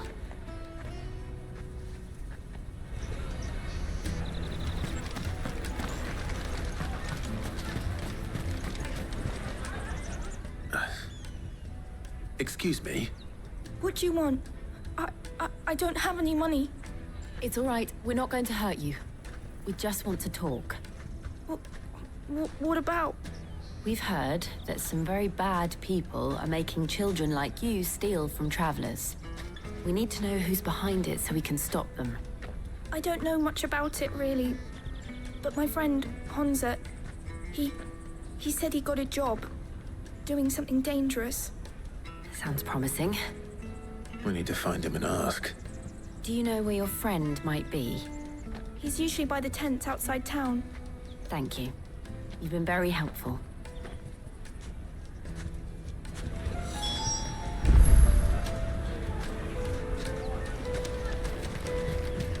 Come on, come on!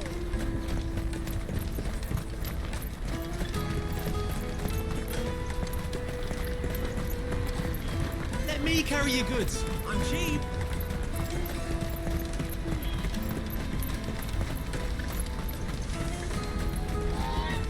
That's that then.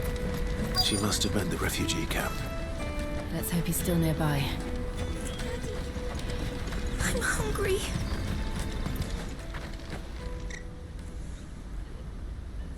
That big fat donkey was easy pickings.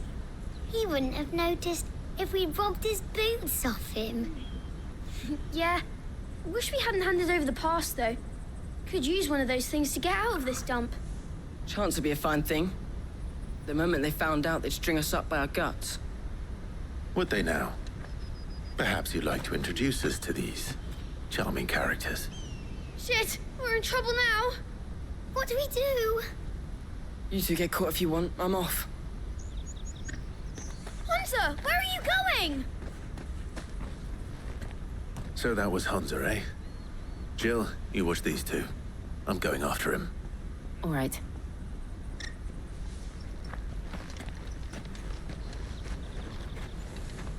He can't have gone far. I need to find him before his employers do.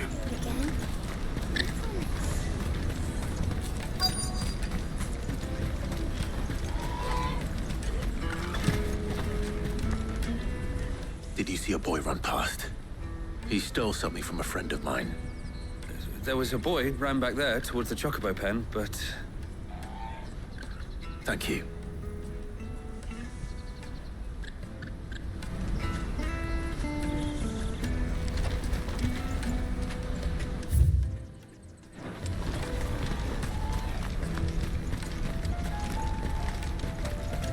Hurry, man.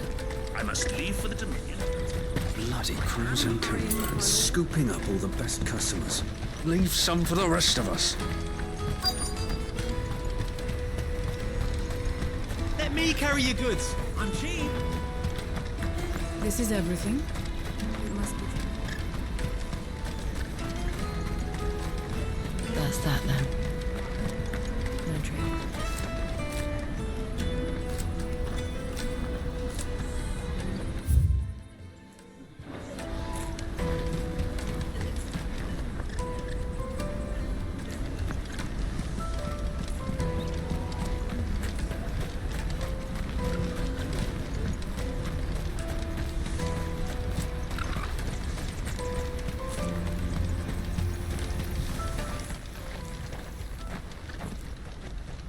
Shit.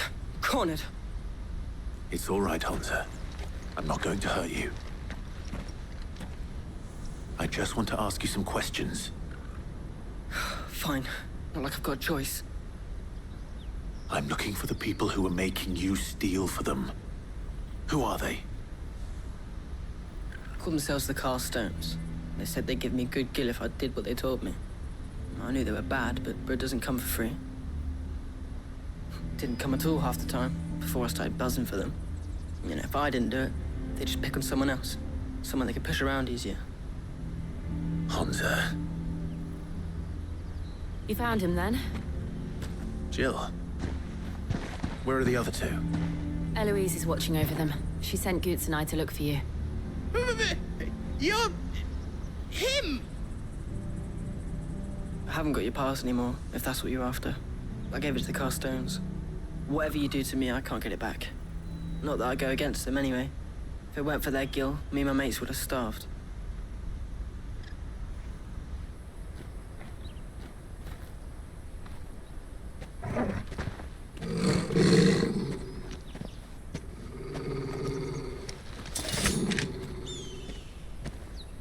Cowards.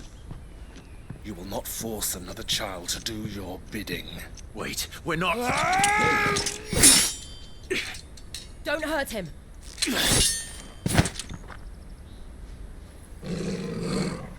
You're making a mistake. We're on the same side. Like hell we are.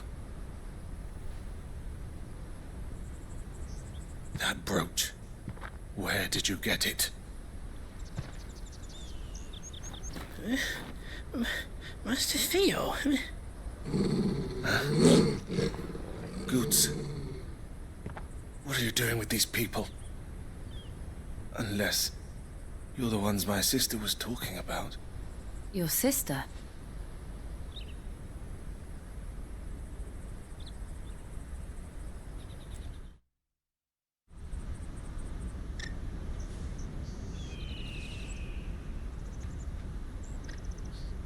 Eloise didn't tell us she had a brother. And why would she? I'm just her back and a blade. Theodore, at your service. Sorry about before. Theodore, what do you know of the cast stones? Vultures who have made Boklad their hunting ground. They prey on the desperate, stealing from those with gill and bullying those without it into joining their flock. I'd been looking into their activities in hope of sparing the refugees any further hardship. But it seems they've already stooped even lower than I'd feared. Hansa's a good lad. Don't blame him for what they've made him do. If he and his friends hadn't agreed to work for the stones, some other poor souls would have. On pain of death, most likely. Clive, was it? And my sisters asked you to help put an end to the pickpocketing. Then we all want the same thing.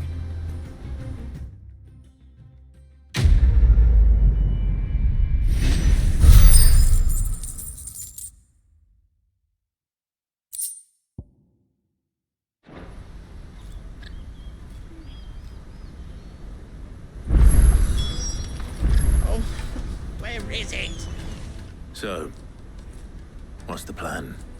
What else? We find the cast stones, and we crush them. You get your trader's pass back, and I make Boklad a safe place again. All right then. All right then. Hansa, where are they camped? Don't worry. They'll never know you told us. Couldn't if I wanted to. They always come to town to collect the passes. Meet us outside the gate. I tried following them once, but they spotted me halfway down the trail. Said they'd string me up. We'll try it this time. Which way were they going? Back down the road towards Leighton's Cleft. To Leighton's Cleft, then?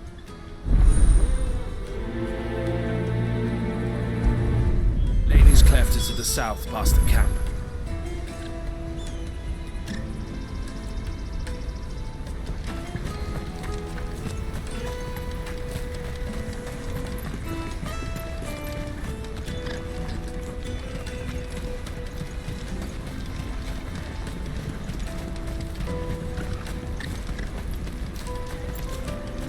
Daddy!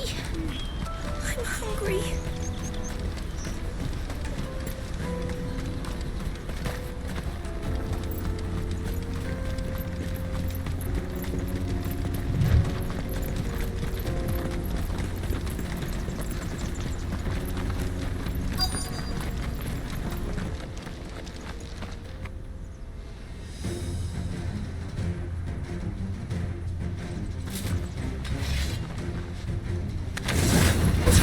That's the one who's been sticking his nose in our business. You should have minded your own.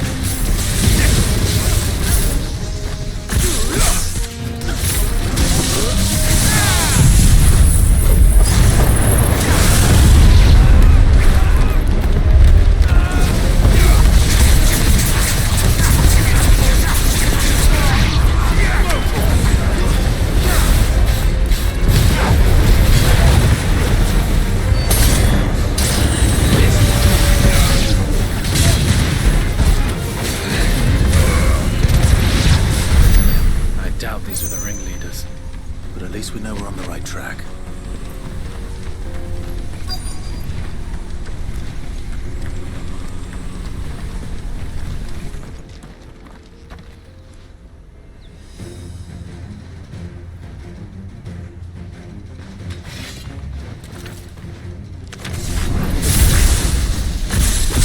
We got company! That's the lot.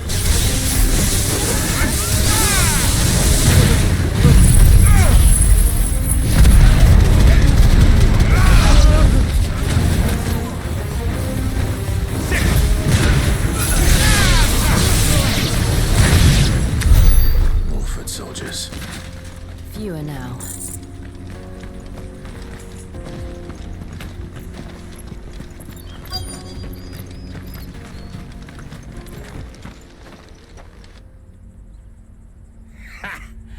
Not a bad haul today, eh? Aye.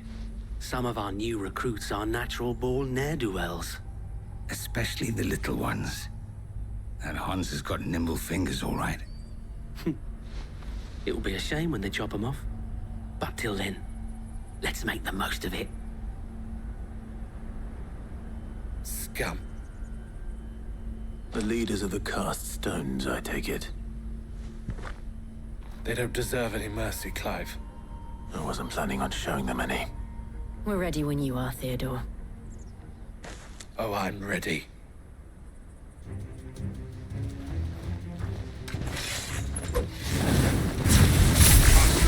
It's that guard from Bloodlines. Kill him! Kill them all! This one. This one.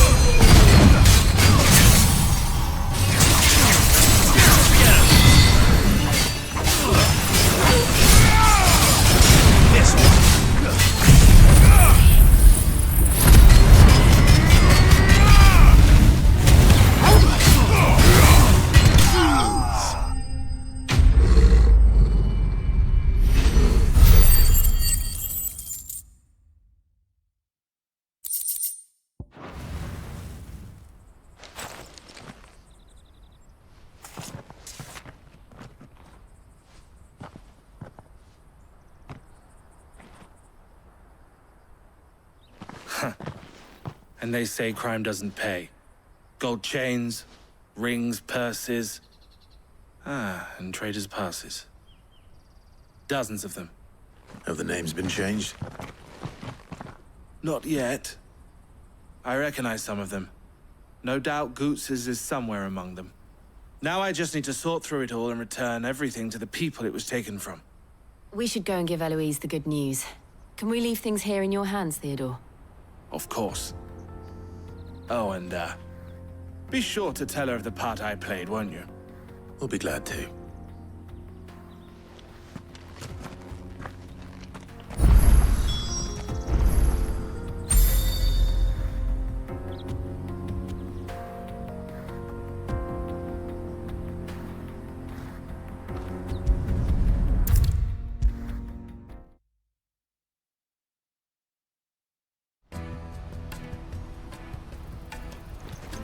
Ah, Clive. How goes the hunt? My brother isn't getting in your way, I trust? Quite the opposite.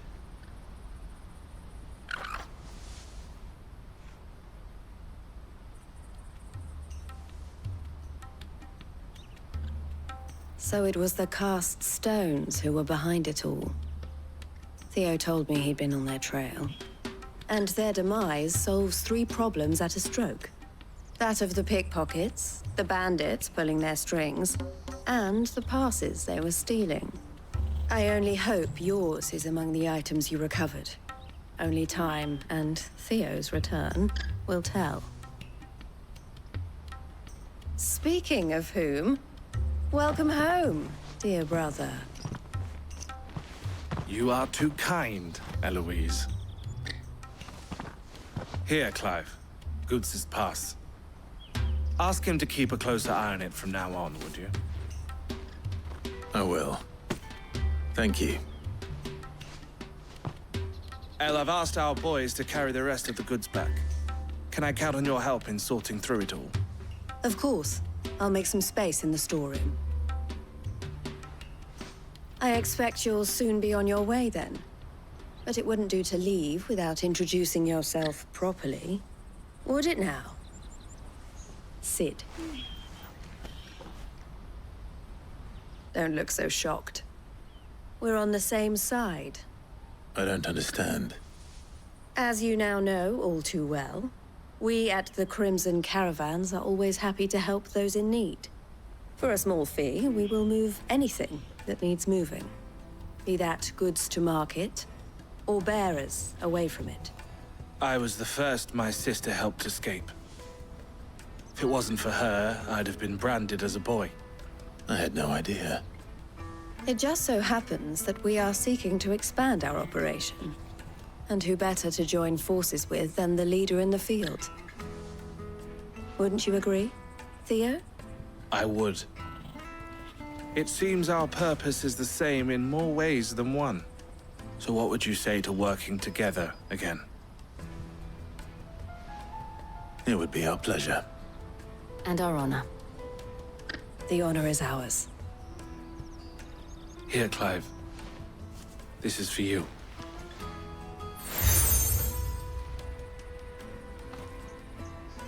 What is it? El has friends in high places, while I have associates in, lower ones. That mark is proof that you're a friend to us both.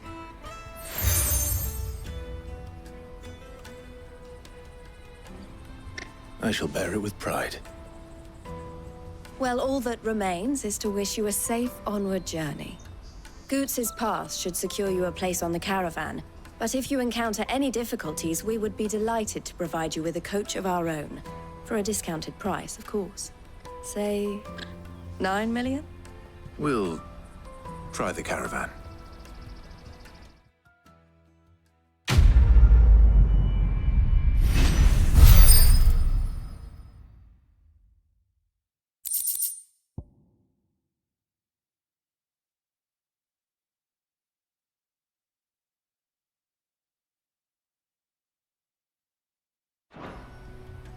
Right then. Let's get this back to Goots. And then it's on to the Dominion.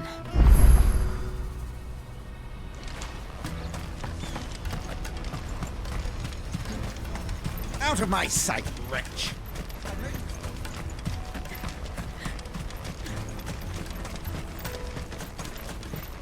Come on, come on! The caravan stops next to Juicy the pears! Slake your thirst without a crystal. What I'd really want to be. Here you are, good. Try not to lose it again. Me pass! You found it! Oh, thank you so much. Nan would have killed me if I'd come back without it. I'll have to say thanks to Elle and Theo, too. So should you, Hansa. You and your friends don't have to steal anymore. If anyone threatens you again, you know who to turn to. We do. And we already have. Miss Elle's given us a job shifting the chocobo shit out the stables. It's hard work, and the pay isn't half what we got from the stones. But if we stick at it, we'll keep ourselves fit. You stick at it, then. And Goots, I'm sorry for stealing your pass. That's all right. I've got it back now. And all's well that ends well, eh?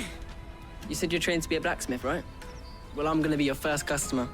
I'm gonna save up all my gil and get you to make me a massive sword. I'll do me best. Till then, eh?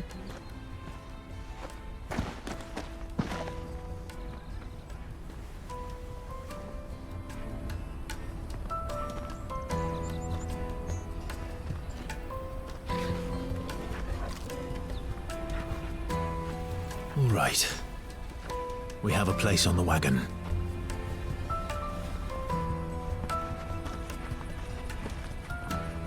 Remember, Goots, we're mercenaries. You hired us to protect you. Mercenaries. And you remember the plan? You're to ride all the way to Twinside. Jill and I will go with you as far as the outskirts, then find our own way in. I'll buy that stuff I need. Right. And we'll scout out the Imperial's defenses. There's a square with a big bell tower right in the middle of town. If you get lost, or out goes wrong, we can meet up there. All right. Let's go.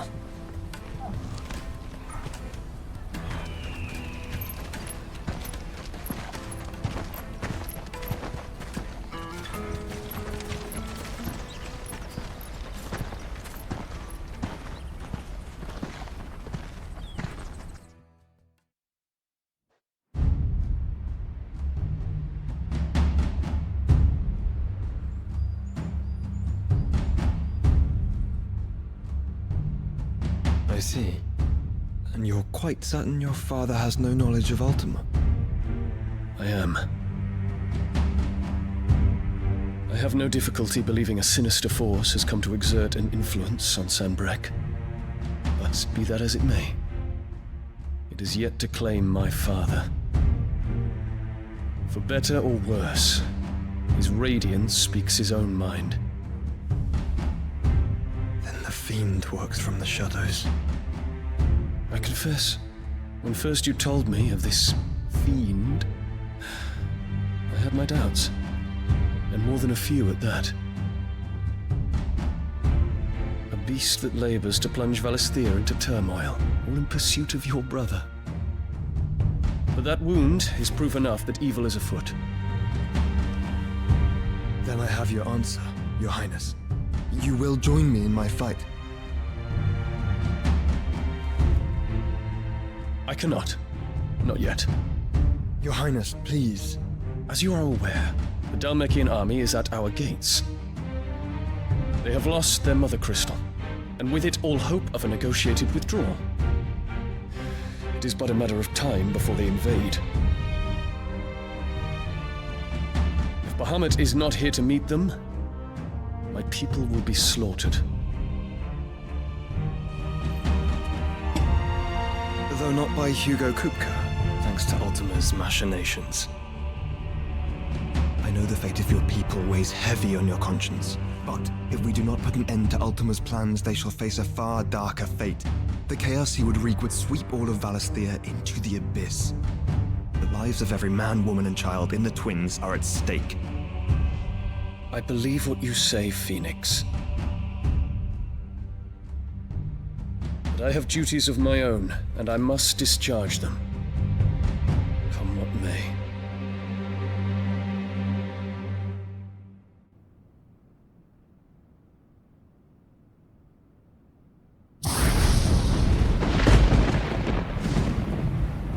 What do you know of my blood?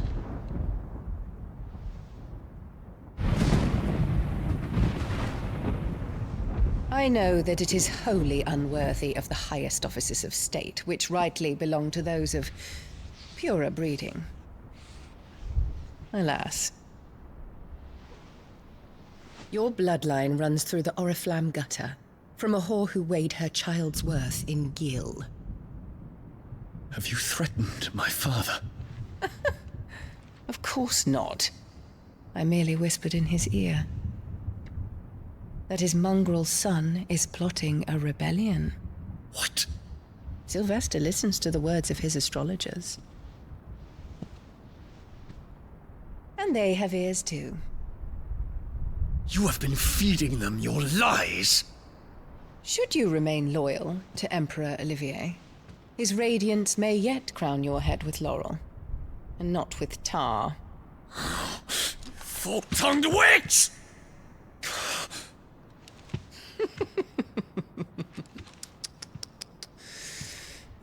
In consideration of your long years of service to the Empire, I shall forgive this uncharacteristic rudeness.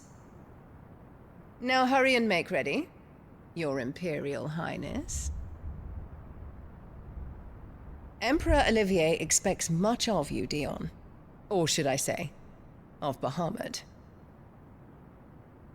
May your fire reduce his enemies to ash, till all of Valisthea bows to its rightful ruler.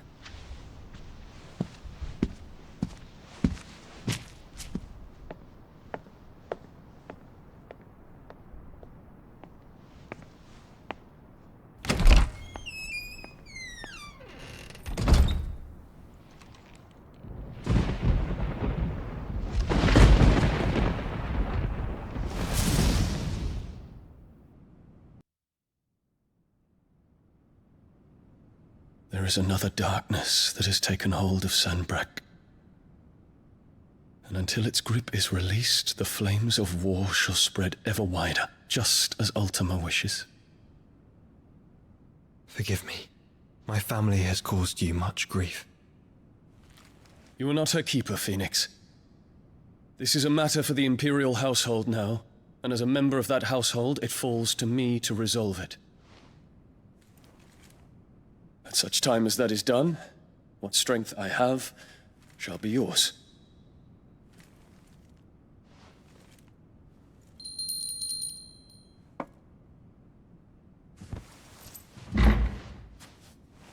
Thank you, Your Highness.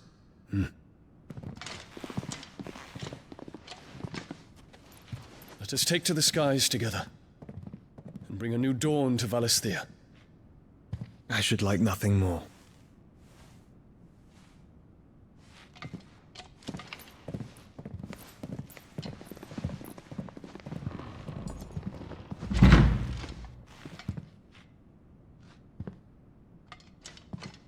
Terence. My prince. Tell me true. Do you believe what I'm about to do is wrong?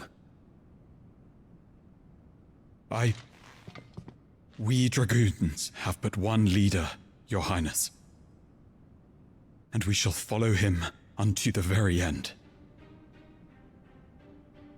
Thank you. And this is my decree. For their crimes against the crown, the traitoress Annabella and her usurping son shall be put to death, and the Empire restored.